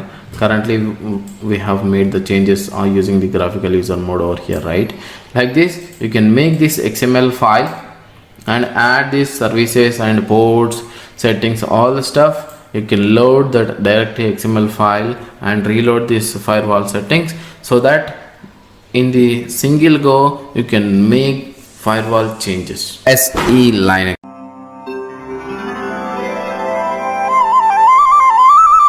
What does mean by the SELinux, and how that SELinux will give you a enhanced security protection on your machine. So how that works and how it's going to be useful for your environment. So example, see that SELinux in the sense security enhanced Linux. If you already have the firewall, why you need a SELinux? Or you already have the SELinux, or why you need the firewall? So in security, there is no any software or any device does not provide you the 100% security, or there is some security loopholes in all the things. But if you use multi-level of security systems, example that in edge of your network you use the firewall, in the system level you use the firewall, and the system level you use the SELinux security, and file level you restrict the permission, so that certain security can be provided to the systems using the systems, so that our important things will be protected against hackers or malicious software things, something like that. So that's why we can use firewall. We also have to use the SELinux or different things, but the SELinux will provide you the different levels of security enhancements in like it can be switched on like port level security, like particular port. If you are mapping to the particular service, then you can enable that level, or if you are starting some services, then you can enable the service level, and you can also enable this SELinux on the file level as well. So which means that 3 layers of security the SELinux can provide, but the firewall can only protect on the port level. Like if the port is allowed, the firewall does not look that traffic which is coming the allowed port, because it is allowed. But in this case SELinux, which means that if you allow the port 80, but still if the traffic is coming inside the 80 and trying to access the other services which are not contexted to that particular service, then what it says that it block your service. Okay, so that is the SELinux. So the SELinux has the 3 modes. One is enforcing mode, the next one is permissive mode, and last one is disabled mode. So what does mean by these 3 modes, and how these 3 modes can help the system? So enforcing, in the sense the policies, whatever the policies you defined on the system. So example, say that cat/etc SELinux, and there is a file called config. In this configuration file there is a policies. See this targeted policy, and the minimum policy, and the MLS, multi-level security protection, and modification of target policy. Only selected processes are protected, and target processes are protected. So you can enable any of this one, but by default the targeted is enabled. SELinux type is by default. So which means here, if enforcing, in the sense the SELinux policy is enforced, which means that is SELinux is switched on, and it is looking for all the services which are already targeted. So if any of the file level times are not matched, then it blocks that service. It does not allow any other user to come inside and access that services. Permissive in the sense it does not disable, or it does not restrict the users. It allows, but it only records the information on the log. That's it. It does not do anything. Permissive in the sense.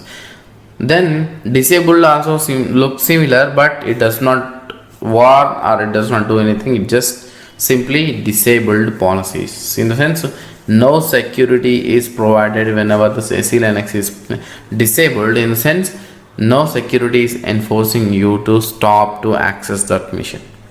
Some service is compromised, then using that service they can go into the home folders, or they can go into the different locations they can access the files. But in case of SELinux is in enforcing mode, if one service is compromised, the service level, what are the files are accessible, they can only access those files. But other than those files, with our other contexted files, which is example that if your HTTP is compromised, but if you're accessing the FTP folders, FTP related files, so the security will stop. In the sense the SELinux will stop based on its context. So how the context here? So example, say if you say ls-lz parameter which show you context. Okay, so here you can see that this is the context of the SELinux. So what does mean by this context over here? So let's see that. So the first one, unconfigured, unconfined _u, which means that that is a SELinux user based context. The next one is the role context, role based access control, and this one is the type. Okay, which type of the context over here. And the next one is the level, which level of the SELinux context is going to be provided over here. S0 in the sense that's a simple context. So here these levels can be configured on the over here like /etc SELinux. In this there is a configuration files. Okay, so wherever you enable the policies over here, so here is the things, you can see this. So multi-categorized security level tables over here, so which is already defined over here. You see that offset can be categorized from 0 to 1023 categories defined by the admin. So here what we do here over is that define once, administratively define once, and the same definition whatever you define, it will be defined system wide, not for the particular things. Okay, you can also define particular things, or you can define entirely for the system. So here S0 in the sense system low, S0 minus S0 or C0 or to system low to system high, or S0 or C0 to system high. So C1023 in the sense the system is very high security level is configured. If you configure that, you have to be very careful in configuring each and every configuration file. If you misplace some of the context, or if you misplace one of the user level context or role level context or the types or level of security you enabled, which means that the SELinux security does not allow even you the other files which you define other than the service. So that's why you have to be very careful whenever you are configuring. SELinux is configured, or why the SELinux should be used if you have the other services. So the SELinux policy is administratively defined and enforced the system wide. Okay, which means that it will be once administratively defined and it's available enforcing for the all the system wide files and the services and ports will be protected against the any attacks or the any context which are not matching the labels. So basically the SELinux is more improved, and however the SELinux is not an antivirus software or the any replacement for the passwords or the firewalls or the security systems. Along with the SELinux we have to use those like password security levels and firewalls and security systems whatever you are using. And example say that if you want see a SELinux architecture, the SELinux architecture is defined as I shown you in the before, like I'm just switching back to the root user in order to show you. So first of all you have to see that get enforce, so which means that SELinux status, what is the SELinux status currently? It is enforcing, or it is permissive, or it is disabled or something like that. You can also see if you want to see the details, see status, enter, then you can see that in detailed information about the SELinux status. Example say that SELinux status is enabled or disabled is enabled, and file is enabled, and the directory level it is enabled, and the policy loaded is targeted, and the current mode, which means that the current mode is enabled also, and from the configuration file also it is enforcing, and the policy target status is MLS, in the sense multi-level security is enabled. The policy deny unknown status is allowed, which means that any deny unknown status, which means that deny any unknown configured file system, simply deny it. Maximum kernel level policies version is 28. So the SELinux is not only configured on the levels which are not the system levels or the configuration files. The SELinux is by default load the from the kernel level access operations on the systems, which means that whenever the system boots, the SELinux will be put the hook on all the files and things using the context. So let's see that how you can switch over these modes. Example, say if you say get enforce, which means that you get that which is enforcing. If you want to set to the permissive, you can simply say that set enforce to 0, and now you can go and see that SELinux has been changed to permissive mode, which means that the permissive mode will allow you to do anything but which logs the logs on the audit logs or the messages, like SELinux is access this file is allowed, this file is not allowed, but the users are able to access the files, just it reports, that's it, it does not do anything. But if you say enforce equal to 1, which means that the SELinux is in still enforcing mode, so that the SELinux cannot allow other services which are not configured properly or which is not labeled properly on the system. So how you can go and see that different labels. Okay, simply say lsf and ldz say /root, which is actually labeled with the admin underscore home underscore t, which means that the type of the SELinux context is defined already, which means that, and if you see, go ahead and see like /user, so this has the different context over here. Or if you go and see that where it has the different context, and if you go and see whether they, okay, I do not have any FTP or www service, okay, maybe we can install it later. But if you go to home, then you can see that home underscore root underscore t, and if you see maybe the etc, so etc underscore t, maybe if you see different files, example say /etc/password file, so like this you have the different context, so that the service can only access based on that context is matching in the, or the label is matching. If you type the different commands, or if you are trying to access this password file with the different commands, then it does not allow you to get into that file or change anything on that file, because it is not matched your context with the password file type. Or if you are accessing the user home directory from the HTTP protocol, which does not allow you to access because the /home folder is not typed as a HTTP. Example, I am installing HTTPD over here. For the best example, we can see on the HTTPD or FTP, things like that. Let's see that. So my HTTP is in a system, and say start HTTPD service, and lsf and ldz see that /var www.html is the directory which is enabled as a httpd sys underscore content underscore t, which means that which can be allowed to browse from the web browser service using the httpd service.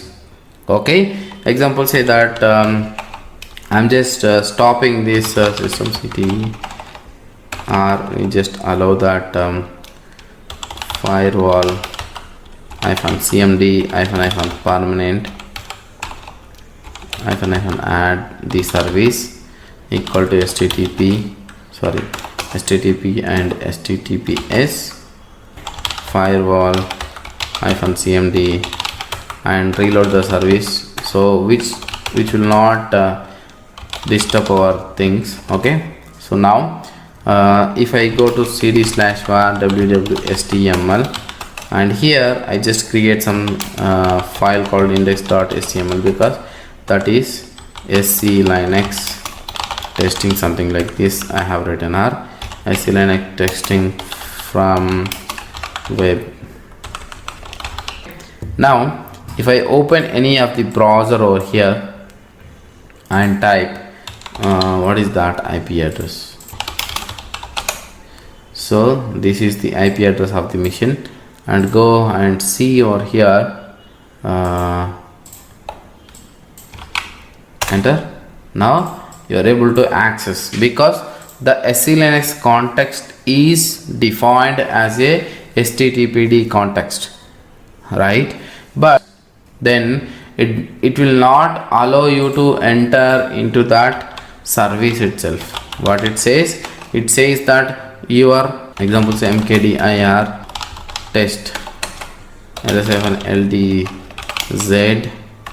Let's see that test directory. What is the context you get over here? See this httpd context you get. That's why the httpd context will allow automatically to browse your things.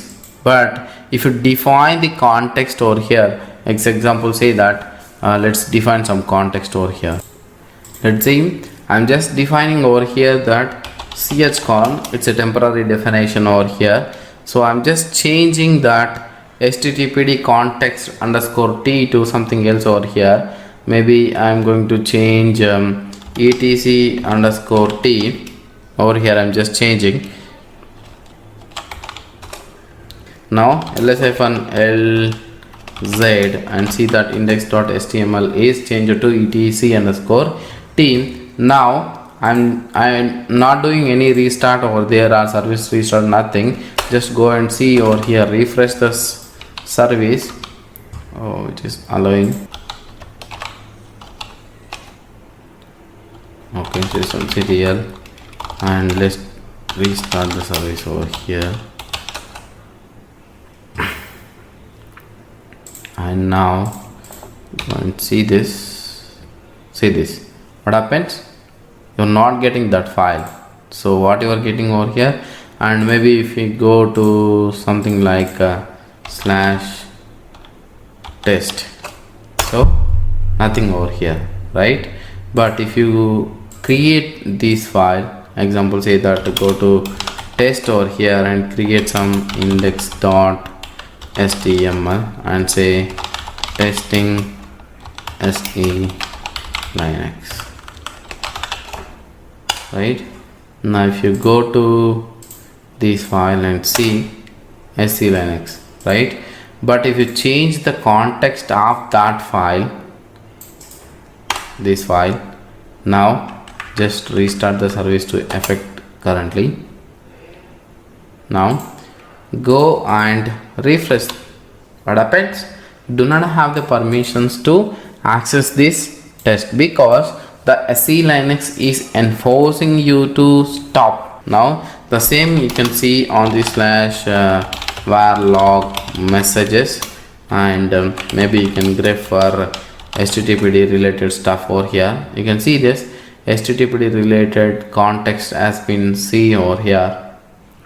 Like what happens? See this SELinux is preventing httpd from getting the access to that file called /var/test/html file, right, which we are trying to access. But if you want to see the details, you can see over here SE alert and thus message over here. Let's see. So it is also show you in detailed information about that which file you are trying to access and which is preventing you all the stuff. But what I'm going to do over here, it is that set enforce equal to 0, which means that it records your messages but it does not do anything over here. Let's example say that let's watch this file. Okay, let's tail-f over here and just enter. Now I'm trying to access this file over here. The log will append. Example see this, the file is coming, serving the data, it's serving the data, but what happens, it is recording the messages over here. See this, right? So like that, what it will do over here, it is that it will just record. See this, SELinux is preventing httpd open access to this file for complete messages. See this, see alert. Like that, it is showing you the information but it is not blocking you. But if you say set enforce equal to 1, which means that now you cannot able to access your things because the context what you set is not matching exactly what you are supposed to match, right? And now you can go and ls-ldz/var www HTML. You can see that this is the context exactly it should match to that system, that file. Now I will change that chcon. It's a temporary change. Okay, we are going to do it. Index.html. Now you just restart httpd service in order to effect that condition.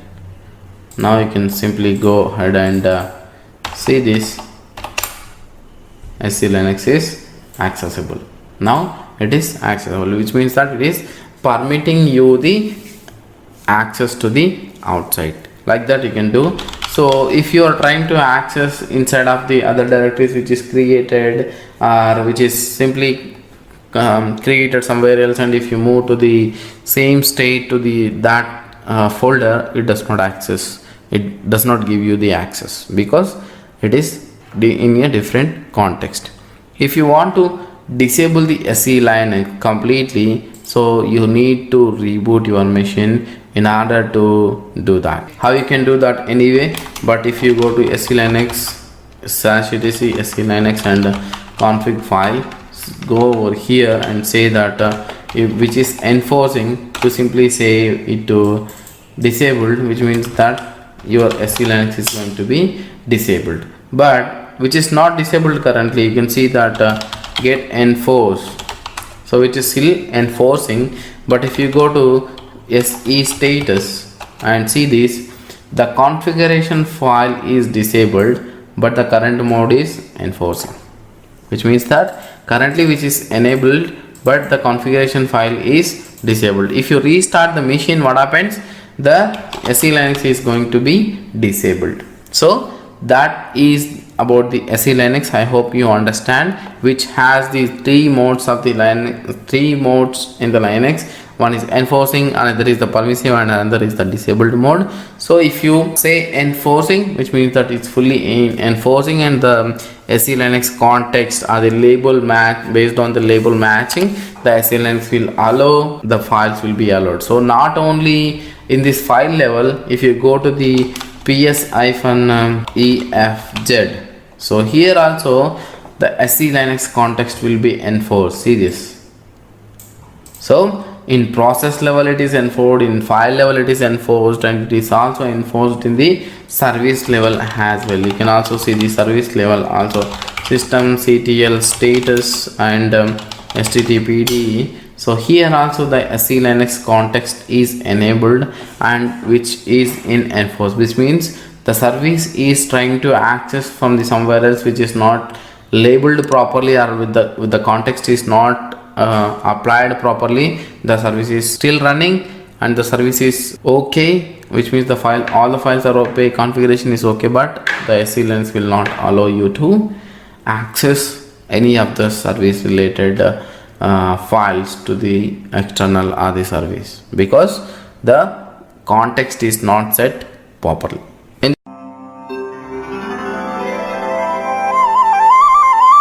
this video session we are going to see about what is shell scripting and what its advantages, and right click on the desktop and you can say click on the terminal, so it will open you the terminal.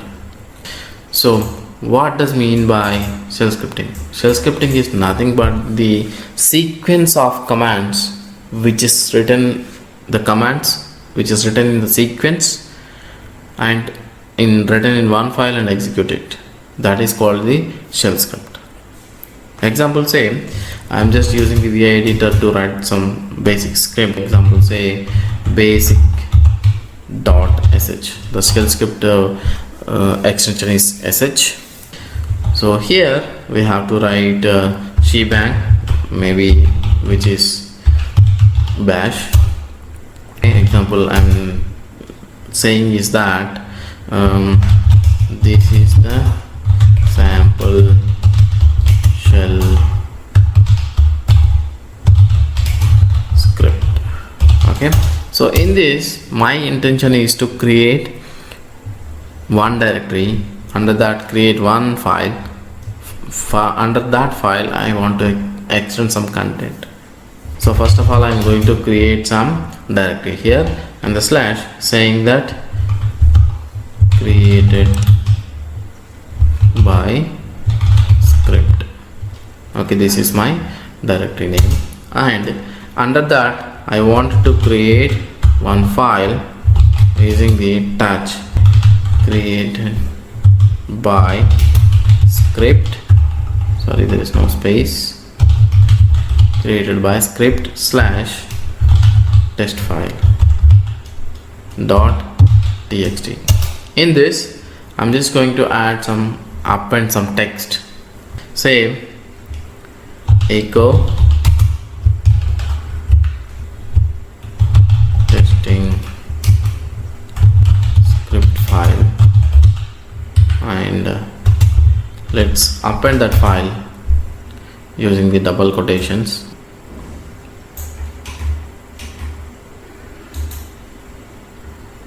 Copy here and paste here.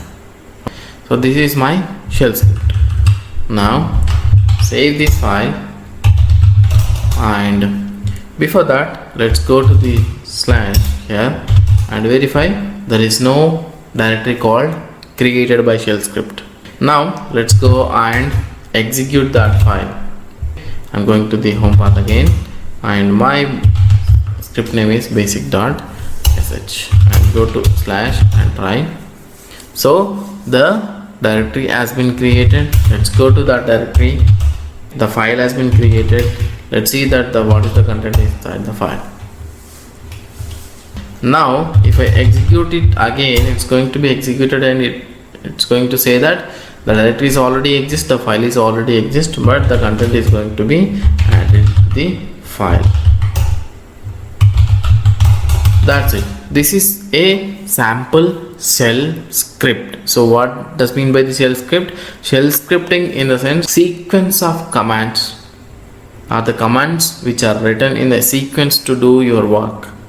Or whatever example, say every day you wanted to log into the server and verify some commands, or run some commands and verify those commands output and say okay, this server is working fine, something like that. So instead of doing manually every day, what you can do, that you can write all the commands into the one file in the sequence, then schedule using the crontab, then every day it will execute at the same time and put you the output in one file. So after when you came to the office, you just verify that file so that you'll get all the output, something like that. You can put all the files in one centralized place or one single file from the shared folder, then you can access that information from the single place, so no need to log into each and every server and verify. That is the shell script. What is the shell and what are the types of shells we have on Linux? So basically shell is a program which will take the commands from the keyboard or the input devices, then execute it on the terminal or on the shell. So the shell passes the command to the kernel, then the kernel will go to the hardware and will execute and get the reply from the hardware to the kernel, and from kernel to the shell, and shell displays again the whatever the output which is sent by the kernel on the shell itself. Example, say I am just executing ls command. This ls command executed so quickly that the shell, whatever the shell I am using, which sends the command to the kernel. Linux, we have different types of shells. So before, the shell is SSH. Now we are using bash. What does it make difference? So what is the difference we have? So sh and bash looks like same, in the sense most of the parameters looks like same, or most of the commands you execute on the sh and bash will execute it, but there is a difference. What does difference is? Let's example, say I have that comparison sheet over here. So you can see that some job controls you can execute on the bash, but there is a sh that job controls do not have. You cannot create aliases on sh, but you can create aliases on bash. So command line history, sh will not store any command line history if you use it, but bash can store. Command line editing, sh cannot do that, but bash can do it. vi command line editor, so it does not have any vi on the sh, but bash can have. There are so many differences over here, so which can give you a detailed information. See this list variables, so in the sh you cannot do it, but in the bash you can do it. That is the difference over here. You can see that. Likewise, if you go into the sh and type some commands and see that whether you can able to see some history or not. /bin/sh. So I enter into the sh terminal now. So example say I execute some commands. So ls clear, in the latest version it is stored, but in the older version it's not. /etc shells. You can see this. If you set any user / bin no login, which means that the user cannot log in into the machine, but they can do some work after switching over from one user to other user. So basically most of the service accounts do have the no login access, so which is mandatory for the service accounts to not to log into the machines. So tch and csh is used for most of the programming developers, like who are into the C language development or the application development on the C language. They are more familiar and they have flexibility on these terminals. They can switch back. That is the shells we have, and the shell is a program which will take the input from the keyboard and send it to the kernel and get the output and show into the terminal. That's about the shells.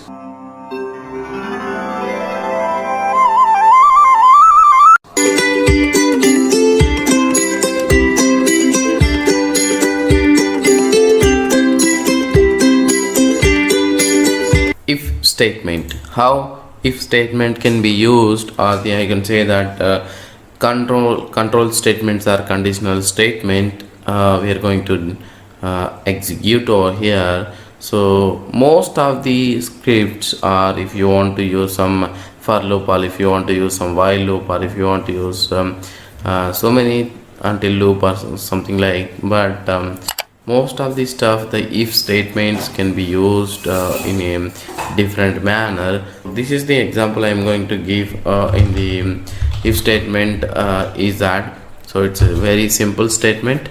If statement, I'm going to write my shell scripting template over here, and I'm going to edit that if statement template. Same if statement example. The example I am going to write over here, which is very simple, and how we are going to write it. So if any value, whatever the value you give the value within 10, then what is this, that it's going to do some action. So that is the if statement we are going to write over here. Let's example say I am asking some user, taking some user input. Please provide value below 10. So I am saying, I am asking the user to provide any value with within 10, and I am saying that the value I am storing over here using the value variable, and I am saying that if you have to provide these braces in this, so you have to give the spaces compulsory in between that. I say $value is less than or equal to 10. If the provided value is less than or equal to 10, then what you have to do is that, example say echo, I say you provided value is dollar value. So I'm again saying something like this, mkdir example set test files. I would like to create something like touch test files. I'm going to create over here using within 100 files. I'm going to create .txt, where I'm going to create /tmp directory, then say fi echo script completed successfully. So this is my if condition over here. So if condition is written over here, is very simple, different logic over here. So first of all, I'm asking the user to provide some value over here, and second, whatever the user is provided the value over here, I'm storing that value into this value variable. And here if condition, if and provide the space over here, and provide the braces and provide the space over here, and here the space, here the space, and here the space. So if you not provide the space over here or over here, the if condition is not going to execute properly, so it's going to fail. So that's why I'm saying that you have to properly space in between the if condition wherever you write the condition over here. Then this condition is that the value, whatever the value I am calling over here, that the value stored over here in the value variable is less than or equal to 10. In the sense the value is less than or equal to 10, then it's going to execute this statement, and this statement. If the value is provided more than 10 or more than 11, more than 10, then the condition will be verified, then it will exit from the script. That's it. So it will not execute this block. So this is a simple if condition script I am writing over here. And same sh if statement, enter. I am providing the value as something like 10. So your provided value is 10. The script is completed successfully. If you can go to /tmp and see some files, then the 100 files has been created over here. That is the script which we have written over here. And example, say the if statement, if you want to write in a different way, you can also write it over here. If you cannot, maybe some people, what they will do, if not providing any semicolon over here, write the then in the next line. So this will also execute in the same way. Then I provide the value is 11, then say that the script is exited from the without the statement, whatever the statement condition is not, the condition is not matched, in the sense the value is not less than 10, so the script is exited from the its execution. So that is what we written and is executed successfully.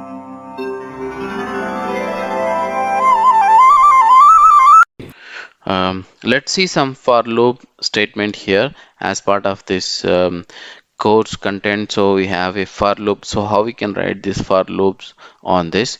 So here what I'm going to do is that I'm just going to create some server list. So this is I just created some server list here. So 192.168.175 for some random IPs, I put it over here, and this IP is the server IP, and this is something public IP. This is also public IP. This is server IP does not exist anymore, but I just put it as a here. So now saving this file here, I'm just going to write this for loop saying that if the IP is reachable, then it says that the server is up. If it is not reachable, then it says that server is down. It's a simple for loop statement, and we are going to see that. So I'm just going to use I am here with the ping.sh, and I writing this shebang value here. Let's say that ping servers, and I'm just going to write a for loop. So for server, so what I'm doing is that I'm just specifying the variable called server. In this, I'm storing the values of cat scripts servers. So whatever the file name here we written, that value I'm storing putting over here, and I'm storing that values into the server variable. Do it now. What I'm going to do is that ping-c, ping one time to the dollar server, and put that output somewhere else into the ping result. Okay, now what you have to do is that, so you return the statement, and how you are going to validate this one. I'm specifying the variable saying that valid equal to, I validate against dollar question mark. What this will do, ping one time to this server, so which means that the server IP address. So it is going to validate, say valid echo dollar question mark. Dollar question mark, what it will do, it will say that whatever the command is executed in a upper line, so this command is executed, it provides its status with the exit code. What is the exit code here? If it is exited with this code number 0, then it says that the command is executed successfully. If it is not exited from the exit code is 0, then it might exited with the different value. So that is the status of that particular command execution. So here I'm taking the validation using the if statement, saying that dollar valid, so the variable valid has equal to value 0, then echo, I'm just going to print is that server is up, else echo dollar server is down. So here dollar server variable. So dollar server variable has the IP address of that particular server. Closing that if bracket and closing the for loop. So this is a simple for loop. What I'm doing for, so I'm specifying the variable called server. I'm storing that variable values over here, and do it, say ping. So how many servers you have on this file, so it will list one by one. So it one by one stores into the server and go through each and one at one time, first IP address, second IP address, something like that. Then it say validate saying that echo dollar question mark, which is an exit code is number, which exit code is exited the above command status. Then if it is exited with the 0, then that is valid and is executed successfully, then that is 0. Now ping.sh, now you can see that the server is the up 192.168.175.129 is up. This is the local server IP address, which is get super fast, and you can see this is the status of that particular command. Now let's execute into the debug mode and see how the output goes from here. You can see the first output, so it caches the file of the script server, and it execute this and ping to that particular server. You can see, okay, ping to that particular server, ping -c, and echo the valid script which is executed is that echo dollar question mark, value is 0. Then if it is equal to 0, then what is that echo statement should come here saying that server is up. Again it go back to the file and bring the next value. and the echo statement was the exit code of that particular command is 1, which is not executed correctly, which means it is not something different. Okay, so now exit code is 1, then it is not equal to 1, then the next statement, the if else statement print. Similar way, both the scripts does the same. Ping to this IP address, then validate that command status. If it is 0, then it is up. If it is not 0, then it is down.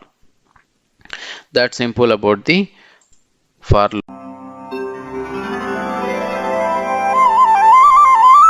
loop. So here I just made some date and read the command and write the output over there. Then later point of time you just cat the file and verify. So now I have written a small script. So then I wanted to schedule the jobs, the future jobs. So how you can do that? You can do that using the cron jobs. So crontab scheduler, so which uses on the in Linux. So you can do that basically scheduling the jobs. So whenever you want to execute any particular time, so you want to run some backup or you want to put some copy some data from particular time, you can make those some small scripts and you can schedule it. So how you can do that?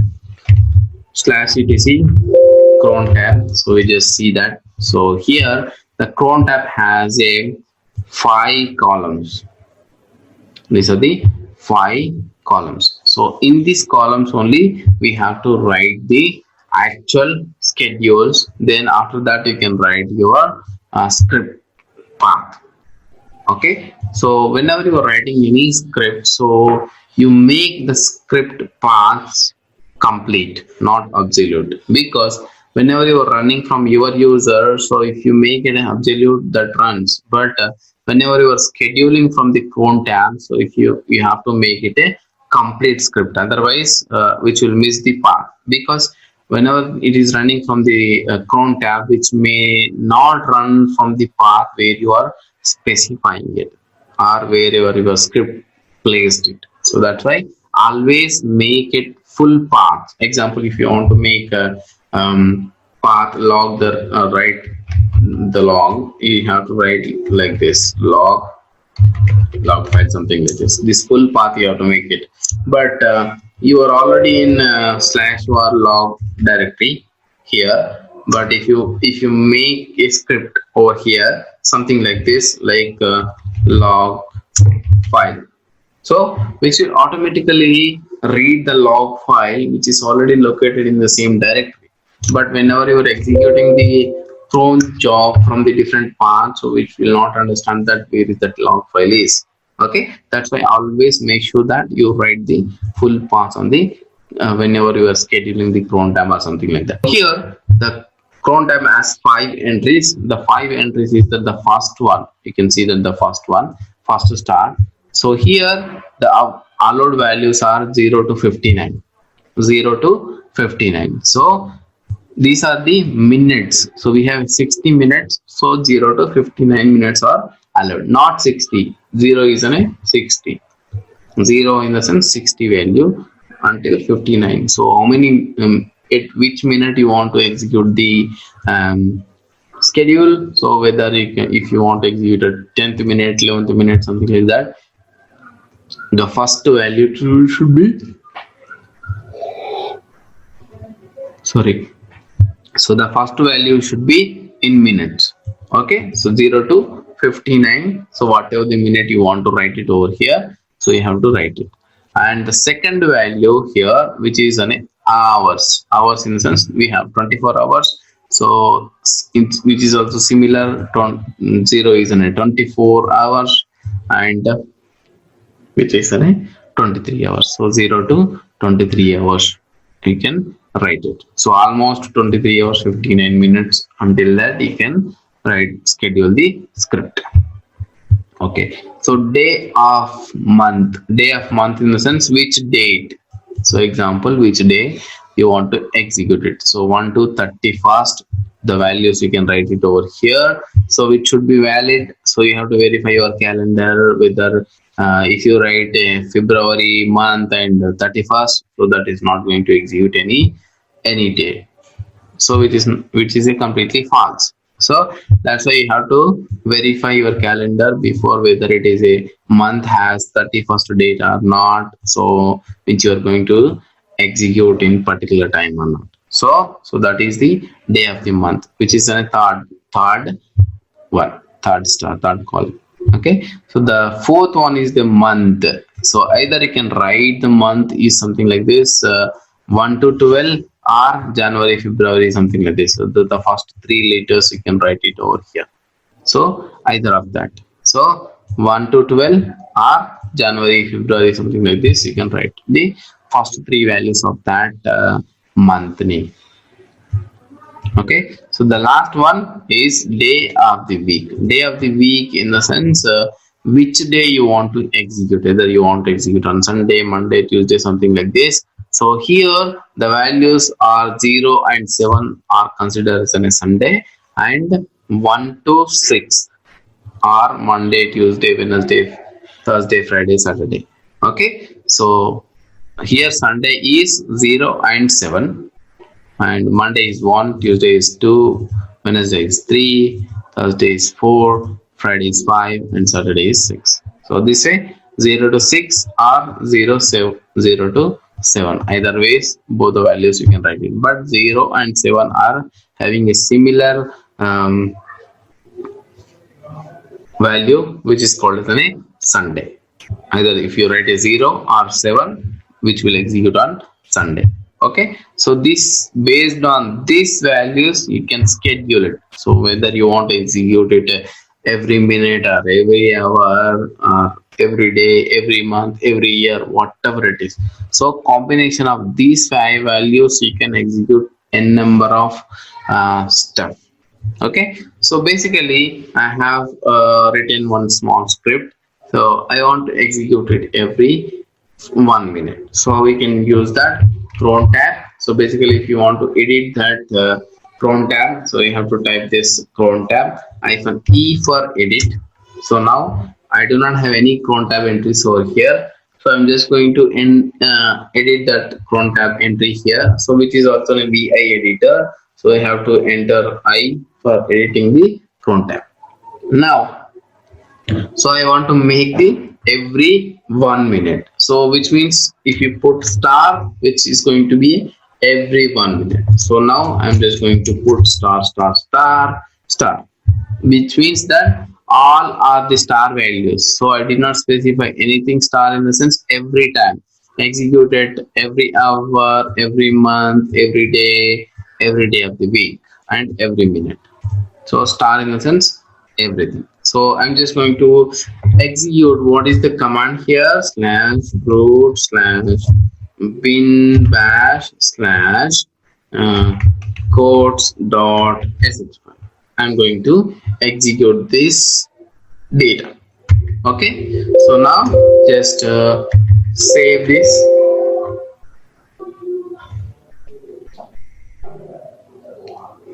I'm going to executing this file. So how you can know that whether the crontab is executing or not? So whether you can just look for that file. So okay, where we have written hello file here, so which will automatically append it every 1 minute. You can see that, right? Just now it is appended. So after 1 minute this file will append again. Okay, this is the one method. You can see that whether if you have a log file, you can see that on the log file status whether the cron job is executed or not. So one more thing is that we have log files, right? So the log files you can just cat that file /log. Cron is the log file. So if you just look for that codes.sh file, you can see that. So when it was executed last time, you can see July 6th, 21st hour, 46 minutes, which got executed. You can see, so it is almost 46 minutes. So now 47th minute also, which is going to execute it. Okay, So wait for a few seconds, so it is going to also execute it. So in Warlock run we can watch the logs. Is it successful or failure? Yes, yes. You can see that now it is already executed one more time, right? Like this, you can watch that log cron is executed successfully or not. So otherwise, you can also do one more thing is that you can write that the values over here. So saying that I want to capture the log whether the script is executed or not. So what you can do is that you can just put and sign like redirect to 1 and 2, like input, output, error, everything redirect to the one of the log file, and you just go and watch that log file. So whatever this executed, what is input and what is output, everything will be logged on that log file, and you can see that identify the debug method whether the file is got successfully executed or not.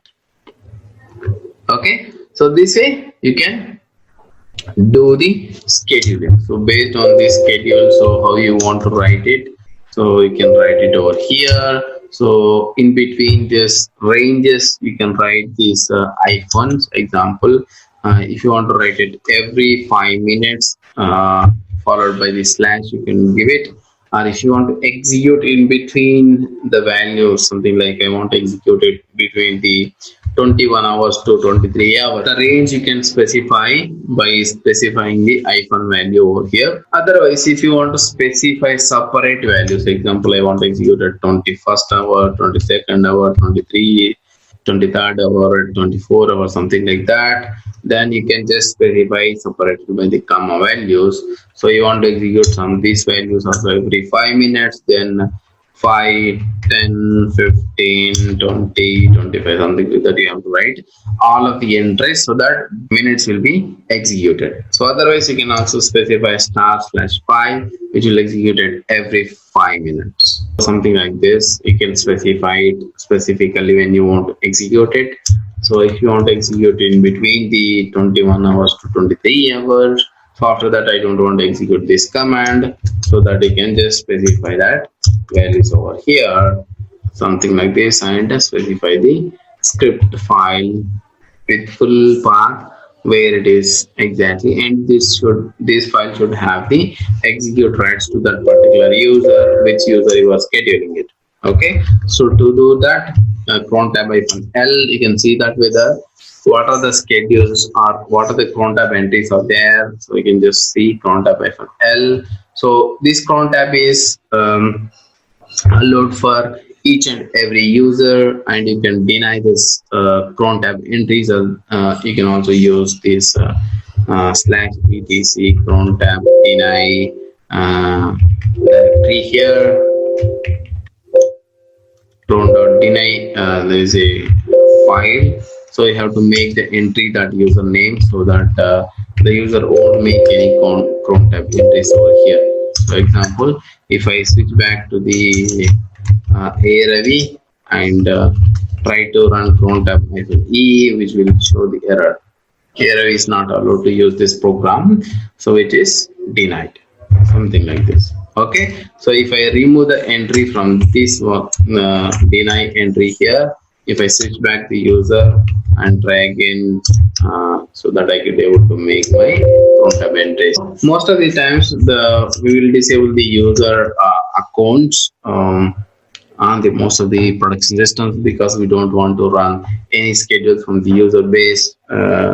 So only service accounts will allow to run the crontab entries, and root also allowed to run the crontab entries. Okay, so this way you can allow it. Allow also, there is a command cron.allow. allow. So if you want to specifically allow the user, you can just add into allow, but by default the cron is allowed. If you want to deny it, you can just go to cron.deny and add the user entry, so it will be denied. Okay, so by default, if you want to make any default scripts which you want to execute it here as a run parts, so you can just also add over here cron, just make throw the file into this cron.d, and add into the run parts. So what does run parts here is that /etc cron, if you tab, so you can see that there are the multiple directories already made. If you want to write it, execute the cron job daily, you can just drop the file into this, the shell script. If you just drop into this daily, so it will automatically execute the file daily. And if you drop it here, which will automatically execute it hourly. If you drop it on this directory, which will automatically execute it monthly. So if you drop it here, which will automatically execute it every weekly. So what is that means? Which will already have some run parts in the sense, so they already have some schedules associated with this directory, so which will automatically execute it every 1 hour, every monthly, every weekly, every daily, something like that. So you don't need to specifically schedule the jobs if you want to execute it daily, monthly, hourly, something like that. You just make script and drop into the appropriate folder, which will automatically execute according to that schedule.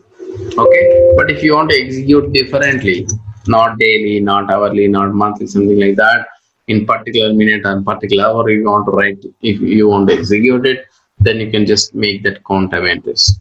Red Hat package manager and LODOG update modified. These are the two package managers, basically installing, updating, removing the softwares we use on RPM based packages distributions, any distribution which supports the RPM. So we can use these two tools to install it and remove the software. So how this works, let's see what exactly is the difference, all these details. So RPM says, RPM means Red Hat package manager, so which was developed around in 1997, and M in means LODOG update modified, they say, or they say updater module, they say. Okay, so but LODOG updater modified is the latest word, or updater module is the word they say, and which is developed in 2000 nearby. Okay, and if you take an example of a simple package, the simple RPM package, which has a detailed description about that RPM. So RPM will have its package naming, what is its version, how many updates it have. Basically, whenever you have a 2.0 version, after that if there any features comes in, then add some updates to it. And then if they have any bugs in it or any issues in that package, they add some patches to that, that is the patch number. Linux version, so which version it supports. So this is an enterprise Linux 8 version supports. Package type, which might be a .rpm, .srpm, .noarch. Noarch in the sense no architecture dependent, which means which can be installed in 64-bit or 32-bit any of the system. But if you have a RPM or SRPM, so source RPM is compiled from the source code, and RPM is already a package which is Red Hat package manager distribution. So this is how the package looks like whenever we install. So basically we patch the servers, so we change the patch numbers and the update numbers based on this, and we can also update the major update was version numbers. What is the difference between the RPM versus M? RPM means Red Hat package manager, M means LODOG modified update manager / update module. RPM does not resolve dependencies, it just failed to install if dependency not available. So what RPM do is that whenever you run RPM if an IVH command with the package name, if there is no dependencies already installed to that package, so it fails. It says that the dependency is not installed, so install the dependency and come back to me. M, what it will do whenever you do M install package name, so it resolves and install the required dependencies automatically. So that's the main difference between the RPM and the M, and its advantage of the M is that resolving the dependencies and installing them automatically is the key area for the M. it can install, the RPM can install any RPM package, need to provide the exact package path. Example, if you found some of the package you wanted to install it from the web, you just provide that RPM direct path and do a RPM -ivh command, and with that HTTP URL to that RPM package, still it can install that package if dependency is already resolved. Yum will only install the available packages from the repository. Example, whatever the repositories you configured, that's what it can install. So whatever the available packages on the repository, so the Yum can only do that. So it does not install any external packages with the Yum. You have to manually run the updates, so RPM, by specifying the new package path. Does not do any patch updates or anything for using the RPMs. If you want to do any updates, so what you have to do, you have to download that updated RPM package, then again run the updates RPM-UVH, so that it will update the package. But M, so we can also use this M as a patch updates. Example, M update-y, which will basically install the updates which are available on that particular repository, and we automatically do the updates if you set that options. So that's the one of the advantage, we can use it for patching the server. Difficult to manage when it comes to installing and upgrading the packages. So RPM is very difficult sometimes, like if you do not have a proper dependencies already installed on that server, quite difficult to install the packages with all the dependencies. So that's why most of the times use easy tool, which is M, which will automatically resolve these packages and install the required packages, and it will also update if it is required, if it's already have some updates on that. Major difference between the RPM and the M. Here is some of the difference between the RPM and M commands, so how we can install it. So if you want to install using the RPM, then what you have to do, RPM-I for install, V for verbose, H for hash value, so which will show the progress of that package installation, and provide the package path or the package name. For the using the M, how you can install the packages, M install package name. Updating, so if you want to update using the RPM-UVH and package path or the package name, M update, and you can provide the package name.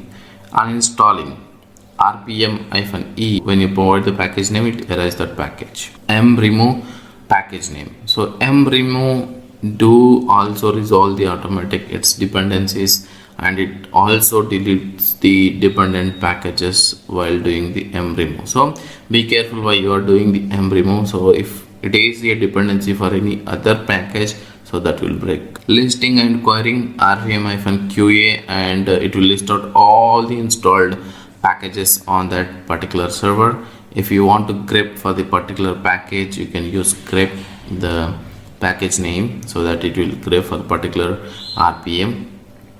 And M list -installed, this will list out all the installed packages on that particular server. Determine the package name. Example, if you have some of the files already, example the password file, so you wanted to know which package associated to that, then you can use that RPM-QF, so it will provide this using that file path, it will provide the associated package. And M provides /etc password, so this is also one of the method to get this package name for that particular file. So this is what the examples related to the RPM and M. Let's jump into the practical and see how we can practically install some RPMs and using the M repository. Let's see. Here is the Linux server, and we just try to install and update the packages using the both utilities like RPM and M, how we can do that. So here I'm in a path where the package is already there. I just would like to install some of the packages using this. Example, say that I would like to install this tree package using the RPM, rpm-ivh and provide that package name. So it's just simple that if dependencies are already installed, so it will inspect the package and it will install it. So if it says it's already installed, so it does not do anything. That's a simple way you can install this package. If you want to erase that particular package, so how you can do that? rpm-e and provide that package name. So this one, and it say that it erased the package. So now go back and I rpm-qa and grep for tree. You can see that. So there is no tree package. Now let's install it back again. Now it says that the package has been installed. You can see that. So this, before that it was say it's already installed. So this is the way you can simply install that particular package. And if you want to know something related to that particular file package naming, so how you can do that, you can see that. So whenever you see that what this file can be generated from this package, so if you install this package setup to this package, then it will generate this password file. So sometimes what happens, some people accidentally delete this password file. So what you can do, you have to reinstall this package, so it will automatically generate the default password file for that, if you do not have any backup. Sometimes this is a simple method, okay, how we can install it, how we can uninstall it, how we can query the packages on the server. And if you want to update, you just need to download the updated package and run rpm-uvh and provide that particular package, so that it will do a update. So if the package is already installed, it does not do anything. But if it is having a higher version than that particular version, then it will update that particular package. Now let's see M repository, how this M repository works. Basically M repository need to be configured before you run any M commands. If you go to here, so I already have some CentOS repositories on this. So if you do not have repository, configure one based on my previous sessions, like how you configure the M repository using the local DVD, or you can also use EPEL repository, which is available directly. Then you can just install the EPEL release package. It will automatically configure the repository for you. Now what you have to do, when you want to install any package, M install, let's say that maybe I see MySQL,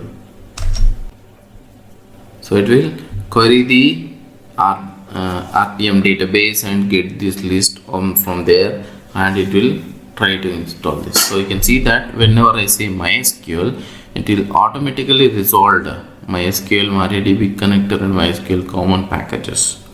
Okay, let's say yes. Now it will do the installation of that particular packages. So it will automatically resolve and installing its dependency packages. I said install only MySQL, but it installed 3 packages. So this is how it installs the packages. Sometimes if you want to, you don't know the package, but you know the command, how you can look for that particular package. M what provides, and say which command. Example, say password command. So I just say password command. So this is the utility you have to install in order to get this password command. So now let's see how you can uninstall it. M remove, say MySQL -y in the sense it will automatically accept that, and you can see the MySQL is removing and its dependencies also removed from the server. So that's the one. And one more thing is that M list -- installed, so which will list out all the installed packages and similar like what you want. If you want to get some m provides and /etc/password file, and it will give the file which you need to install for setting up this password package. So similar way, RPM also given the same package name and M also given the same package name. So when you want to install this, you just say m install setup, then it will automatically install that base OS packages from that. So it is required and mandate utilities, so it will install that setup packages. If you want to patch the server, so simply m update -y, so it will automatically takes all the scanned updates and gets these updates. You can see that. So there are so many updates, 3 packages and 77 packages are going to be upgraded to the next versions. Okay, you can see, and you can capture these values, and later updates you can compare these values with this package listing. So you can see what exactly currently we have and what is updating. Example, I would like to only do some updates on SSHD package. Okay, let's first query installed and grep this with the SSHD packages. You can see 2.4.09 EL8 is the package name we have, and m update and SSHD and say -y. Now clear the screen and go back and see here. You can see now. So it was EL8 before, now it's say 4.1. So that the update, simple, you can do the updates of the packages.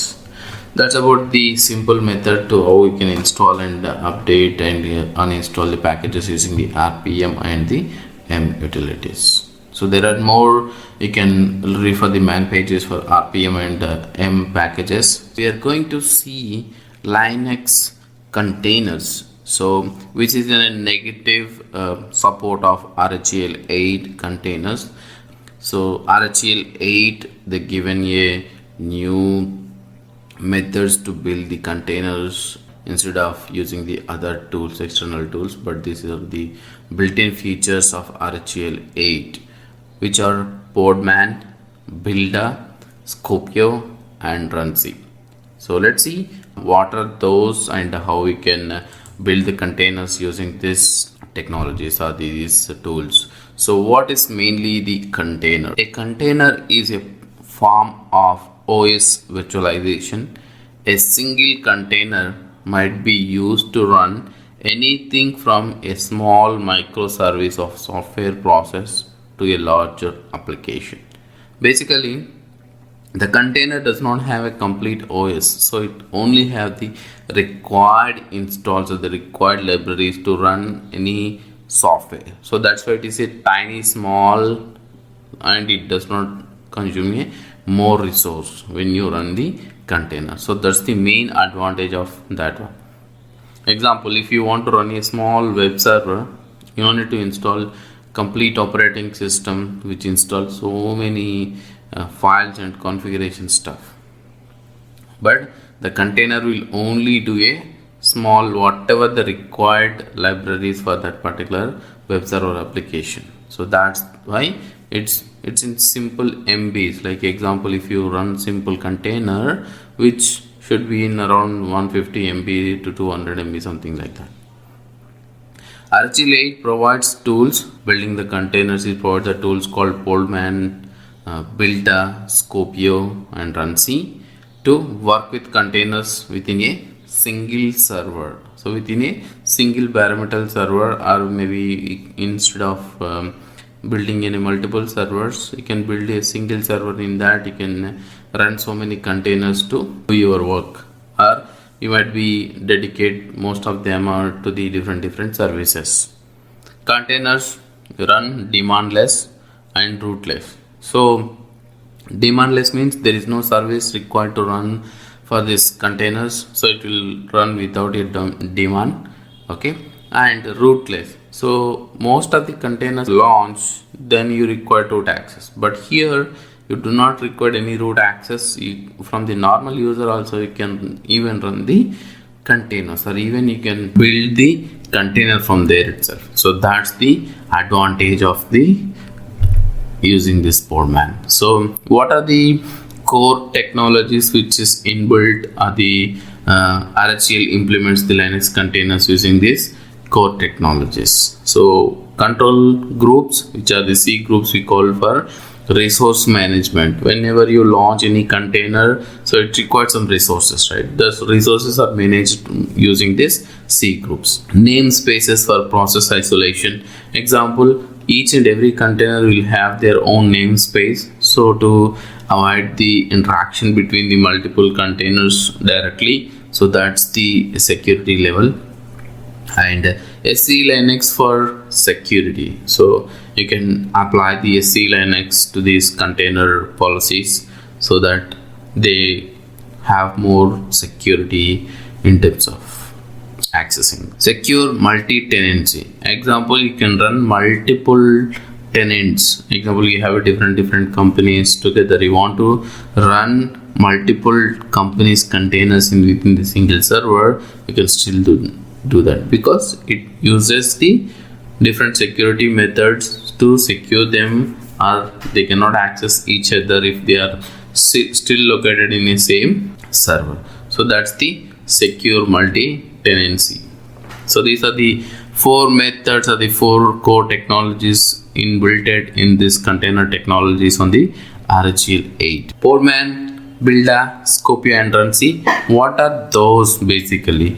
Podman is a demandless container engine for developing, managing and running OCI containers on Linux system. Containers can either be run as root or in rootless mode.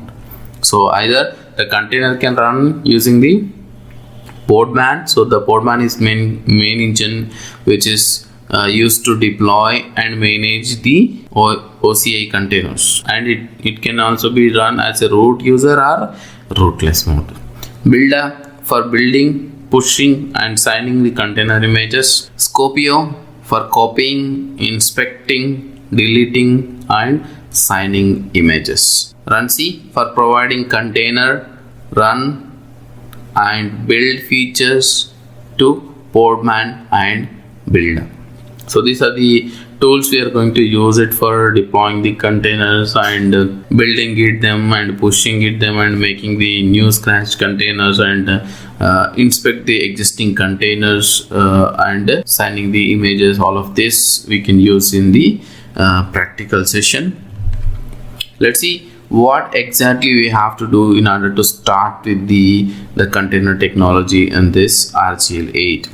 So first of all, we need to install the module called container tools, so which basically install all the dependent packages for this required containers packages. So the commands and associated libraries will be installed.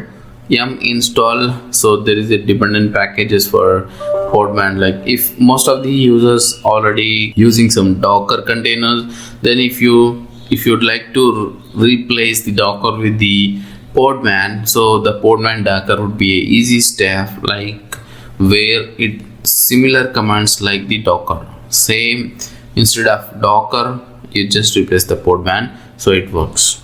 So that's the simple funda. That's why you can install the podman-docker, so it's similar like commands for the Dockers. Podman search CentOS, so which will basically search the repository on the access.red.registry.com or on the Red Hat side, and as well as the Docker site for searching the images and pull the images using the Podman pull. And what are the name, the image name, you can here CentOS I just put as an example. You may put CentOS, Ubuntu, RHEL, whatever you want, and you can see that pulled images using the Podman images. And Podman inspect the image name ID, so the when you download the image it gets a ID number, so ID you can inspect that particular image whether it is inspect will provide all the detailed information that what are the packages are installed on that particular image, and where it is came from, and what are these details of particular image. Before running that, if you inspect it, you will get the full details on that image. And you can run podman run and running that image, so it will run this image. And if there is no job is running within that pod, so you cannot see any processes running behind that, because it's a daemon list. And podman run -it interactive manner, if you want to execute any commands on that particular image, you can just run something like this, and bash, so that you can access the bash command prompt on that particular pod container. So let's see in practically how we can install and configure them. So this is my RHEL 8 or the CentOS 8. So if you do not have any RHEL subscription, or you do not have any trial license already, trial is not subscribed to the RHEL 8, so I recommend to go with the CentOS 8. Since if you do not have the subscription, then the container technology may not work properly for you. So that's why if you do not have the RHEL 8 already subscribed to the subscription manager as a trial version, as I shown you before, if it is not, then you just use the CentOS to do this. So let's install the packages required. module install container tools. Since I already installed these packages, so it says dependencies is solved, nothing to do with anything. So let's install the another packages, the dependent packages of podman and the rootless container running dependent packages. install, the dependence package name is lirp4net-ns. so this is the dependent packages for rootless, and the podman and podman-docker-y. So these are the packages required for our installation. So basically, whenever you install the container tools, it will automatically install all the required packages for you. Now we installed all the required packages for us. Now let's create some user to run as a rootless user. And example, I just run something like username is Ravi. I maybe create some comment as Ravi Kumar. It might be something admin, and say the username is Ravi. Then the user has been created, and set this username password. So user created and user password has been created successfully. Now do SSH to that user. SSH. Do not use a sudo, because since it does not load the required environment for you, so it may not work. So that's why you have to do this way. Then now podman is ready to do with this rootless. Let's run some rootless container and see how it works. Podman. First of all, we do search on this CentOS method and see if we could able to get this access. You can see there are so many stuff. So this error you may get it because since we do not have any registries on this, it is not registered with that, so that's why it may get error. And you can see that Docker.io, there are so many CentOS images. So which image you would like to bring it here? So whether you can bring it CentOS or CentOS latest, whatever it is, you can pull that image using this. So now let's specify that which image you would like to pull it. Podman pull. I just would like to pull the CentOS latest version. Okay. Okay, and let's type this one. You can see now the image has been pulled over here. Let's clear the screen and see Podman images. Now you can see there is a new latest CentOS image has been pulled out and which was created 7 months ago, and you can see that there is an image ID which is here, and inspect this container and see what is there in that. Podman inspect and provide this ID. So you can see that there are so many details.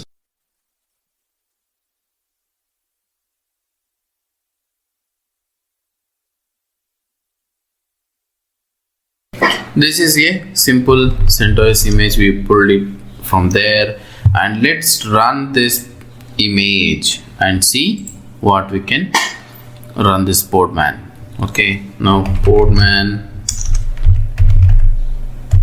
images and Podman run and provide that image name or image ID. So it just run and exit it. Let's run it again with the different same Podman images. Let's see Podman images and run it with some different naming or some commands on there on the Podman, then delete that Podman image. So maybe I just run something different container here. Let's something like run it and remove it from here. CentOS, let's say latest and cat /etc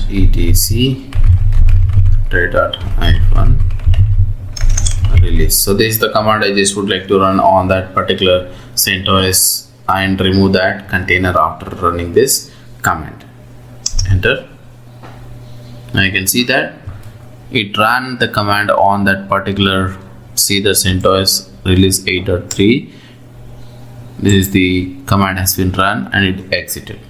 And similar way, if you want to run something different, Podman run, maybe I would like to put a different name to that particular container, saying that it's a tech arkit for that, and I can interactively run on this Ubuntu latest. I just pull the different image and run bin bash on that particular image. So it just go and pull that Ubuntu image and run that bin bash. So I'm not removing this container, so I did not specify anything rm over there. So you can see that this is the container which is logged in. Now let's run something like cat /etc os-release. You can see that this is the Ubuntu version 20.04 LTS focal fossa, and this is the image. You can see that, and let's run some ls. You can see directories on that particular container. Now if you go back, I just launch a different image, sorry, duplicate session of this one and show you something. Now just run Podman ps. So what is the processes are running in this? You cannot see here, okay, because it's a daemon list, that's why it does not show anything. And if you go back to the maybe user Ravi,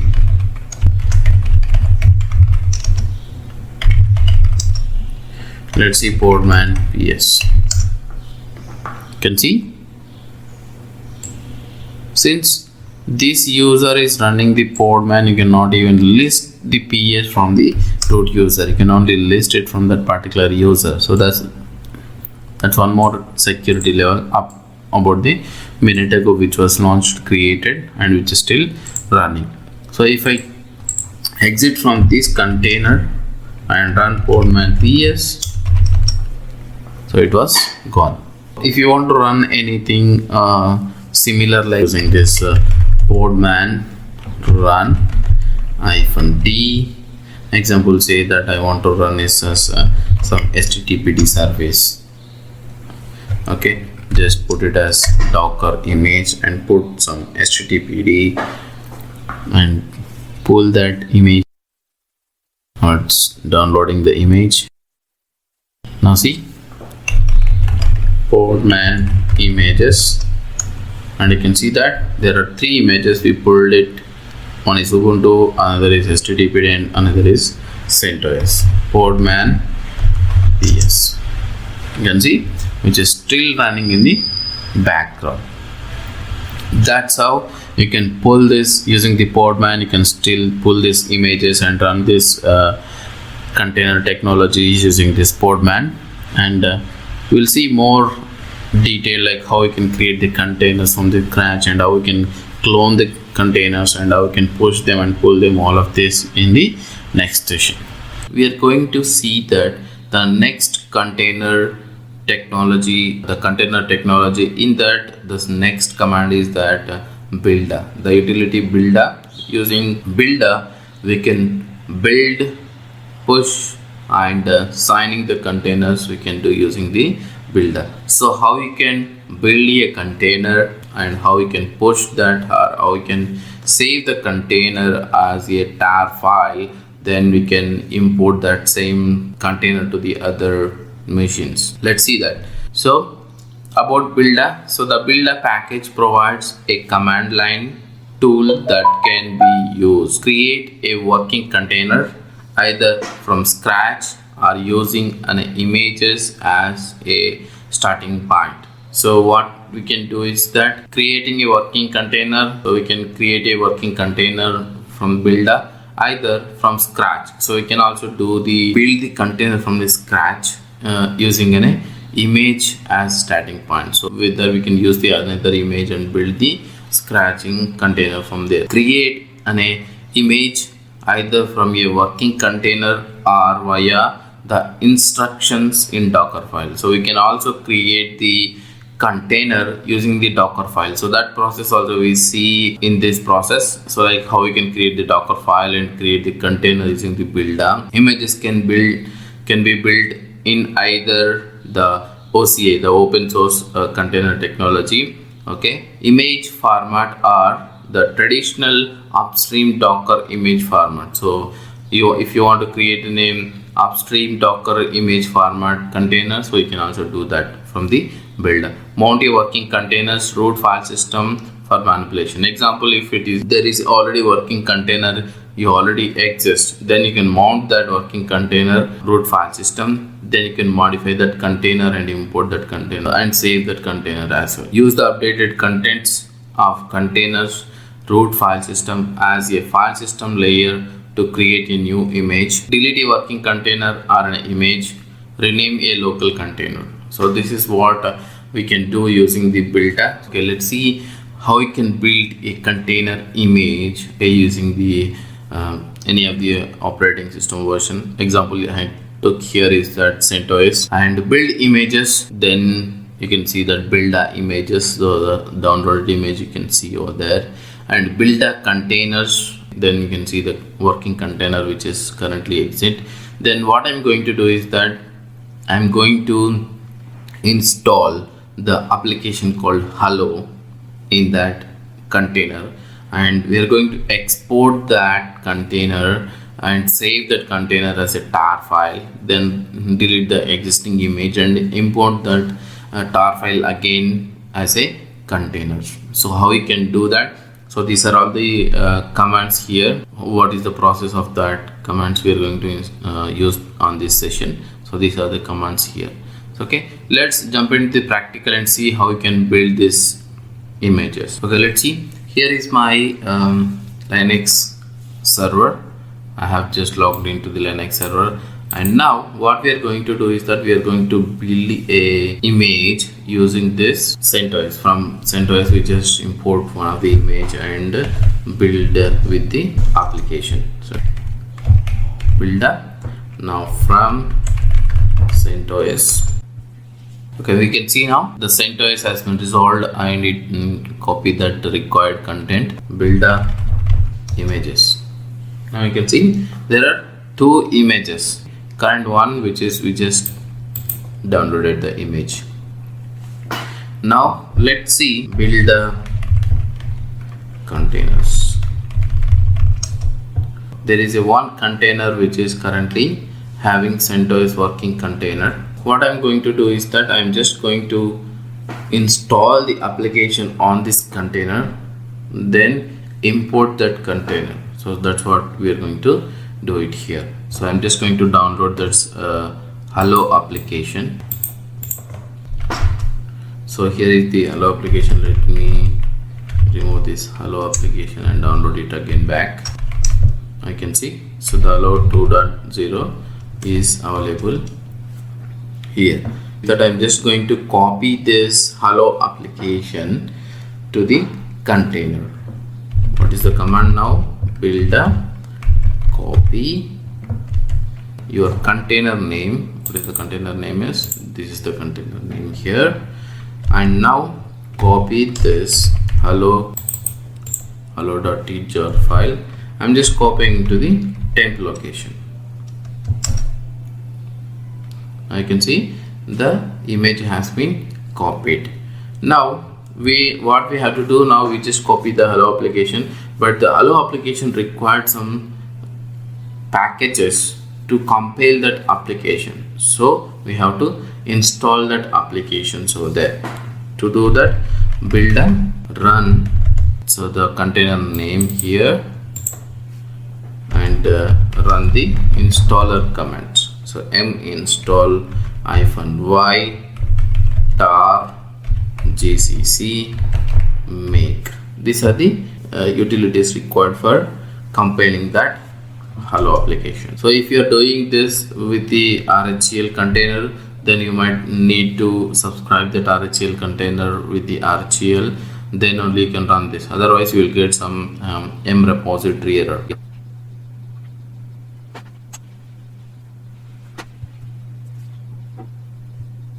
Now you can see the packages installed on that container. Let's clean this m, otherwise the image size would become more. So m buildah run, and we need to working container. The working container is CentOS working container. Now run m clean all. So now you can see 21 files has been removed, so the image size will get decreased. Otherwise the m cache will be on that machine, so that the m cache will be also come as some size. Now run this extracting that application tar file, Buildah run. So now our working container, the container name here, tar xvzf, so that is a zip file, temp. Now what we have to do, so we have to provide that tar file name zz, and I am just compiling that output to the /opt location. I can see the hello application has been extracted on that container. Now let's build that. So let's set some working directory on that container. Buildah config ---- working directory /opt hello. So the directory name is here. You can just copy this one here and paste it here, and the container name CentOS working container. This is what we are doing, is that we are setting some working container, the working path for that container here. Then what we do is that we just compile that package and install that package on over there. So to do that, Buildah run CentOS working container, that is our container name. then /configure. So this is the way we have to compile that package, and after that install that make install. Now we just run that make command again. So here instead of configure, run it as a make. Make has been completed. Run make install. Make is completed, make install is completed, so the application is installation completed. And let's see whether the application is working fine or not. So here I'm just going to test that hello command, hello application with hello-v, which will provide the hello application whatever the version we installed, and that. So that is the 2.10 version. You can see that hello application has been installed. So now what we have to do is that we have to set the entry point and save that as a Docker image and import that image. Okay, let's see how we can do that. Buildah, now config -- entry point /user local bin hello. So this is the application path, hello path, and I'm setting that as an entry point for this container. You can see some warning that you can ignore that warning as well. And now again run that Buildah, commit the changes, otherwise it goes in nothing. So we have to commit that in a Docker format. Let's see, working container here, and I say that my first build might be my first build would be latest. So that is the name I'm just giving to that container as an image name, so that it will import to that my first build to latest on the local server. You can see now, so that image has been imported. Now if you go to the Buildah images, you can see there is a latest image. You can see that the local host and my first build has been completed, and you can see it was 21 seconds ago was committed. So this is the images. Now what we have to do is that we have to import that as a tar file and delete all the images and containers and rerun that import of that tar file. How we can import that one? Podman, and save that output of that file. Let's say my first build.tar file, and provide that repository name. So this is the repository name here, and enter. Now image has been saved. You can just ls here. You can see my past build.tar has been completed. Let's delete all the images. Okay, first run Buildah images here, and you can see there are images, right? Now I just wanted to delete all the images here. Podman rmi and deleting the images. So this is the image name. I just say F, and again going back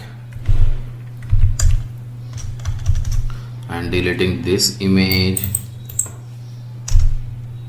and again I am deleting the one more image left.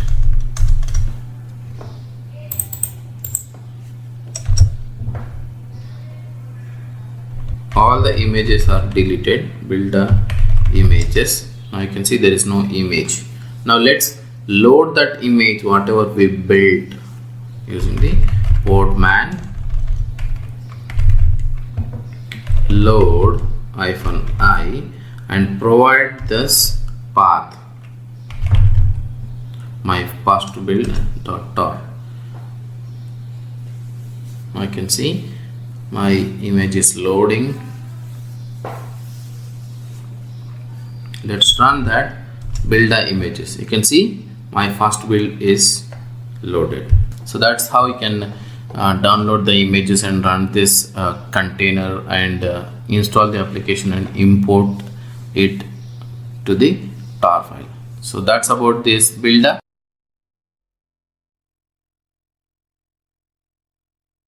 Let's see the second way of building the Buildah images using the Dockerfile. So how we can build this image using the Dockerfile? That's the second method of building the Buildah images. First of all, we need to create the Dockerfile. I just created the directory here, and I also created the Dockerfile here. This is the simple Dockerfile where I am using the same method where I have created the Buildah container image as a previous one, but the same one I just simulating here using the Dockerfile. From CentOS latest, I am pulling the CentOS latest image on the from the repository. Then I say that adding the label as author name is Ravi Kumar Take Care KIT. Then running this, install the tar gcc gzip make. After that, clean that repository files to reduce the image size. After that, add this hello application tar file to temporary location. Then extract using the tar xczf to the content goes to the /opt directory. Then I set the working directory is /opt hello 2.10. Then compiling this hello application using the /configure make install and check that the hello application version using the hello-v. So that's conclude that hello application is installed. Then set the entry point of that Buildah image. Now let's run this Dockerfile and create the image. How you can do that? Buildah build-t. So give the name which you would like to build it over here. So simply we are building using the Dockerfile. That's why I say that Docker hello point the dot, and the Dockerfile should be a capital D, so otherwise it does not work. Now step 1, which is executing, I'm pulling the image from the CentOS latest.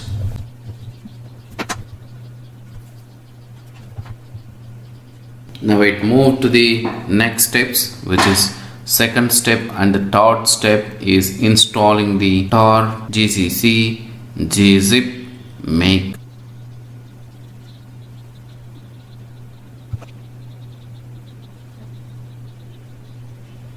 Now you can see the Buildah image has been completed. Let's clear the screen and type Buildah images, and now you can see that there is a new image called Docker hello.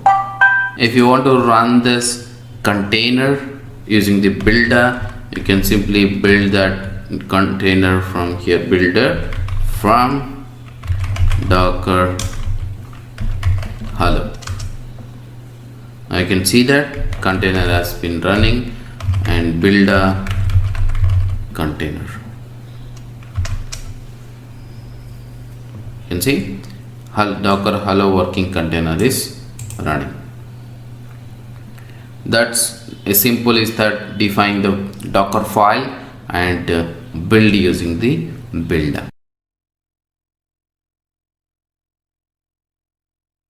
Let's see here how we can create the persistent podman volumes, attach that volumes to the podman containers and access that volumes, and see how we can mount and unmount all of this. So here we have podman. In order to create the podman volume, you need to use podman volume create and provide the volume name. Example here, I would like to specify the volume name is called volume 1 and podman volume ls. I can see that there are volumes which are currently created. Podman, my wall1 and volume 1 is created. Now if you want to see what are the details about that particular volume, you can see volume inspect, the volume name, and you can see that the volume is volume 1 and the driver is local, and mount point is somewhere here on the var lib, the date and time when it was created. So there is no labels and options. You can see this is the Podman volume details. Let's attach this Podman volume to the new container and see how it is. Podman run interactively -it and -v. What it will do is that it will just attach that the volume and create that volume and attach to this example. I say that the mount point is new wall on the container. -name, I say new container, and from CentOS latest. You can see, so it was, the container was executed, and if you type df-h, you can see that there is a mount point with /new wall which is created under the container. Now let's create some files and see how we can do that. Let's make some directory, cd/new wall, mkdir testing, and maybe you can also make some files called test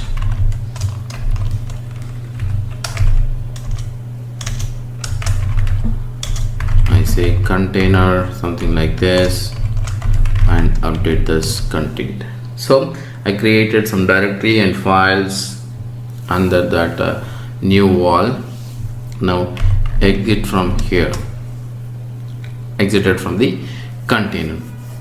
So I just would like to copy some content from here to there on the container side and see how it goes.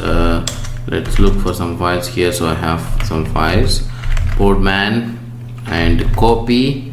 I maybe copy some this hello application from here to the new container. So the container name is new container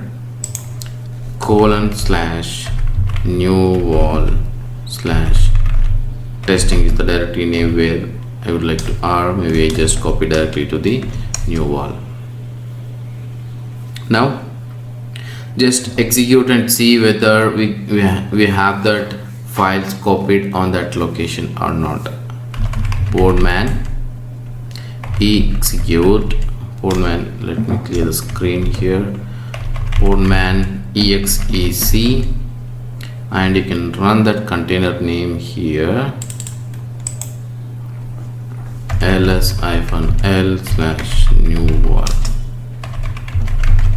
Let's see whether the container is running or not. Maybe you can restart the container, and now see that you can see hello testing. So these are the files which are copied to that particular container, and you can see Podman ps. So the container is currently running.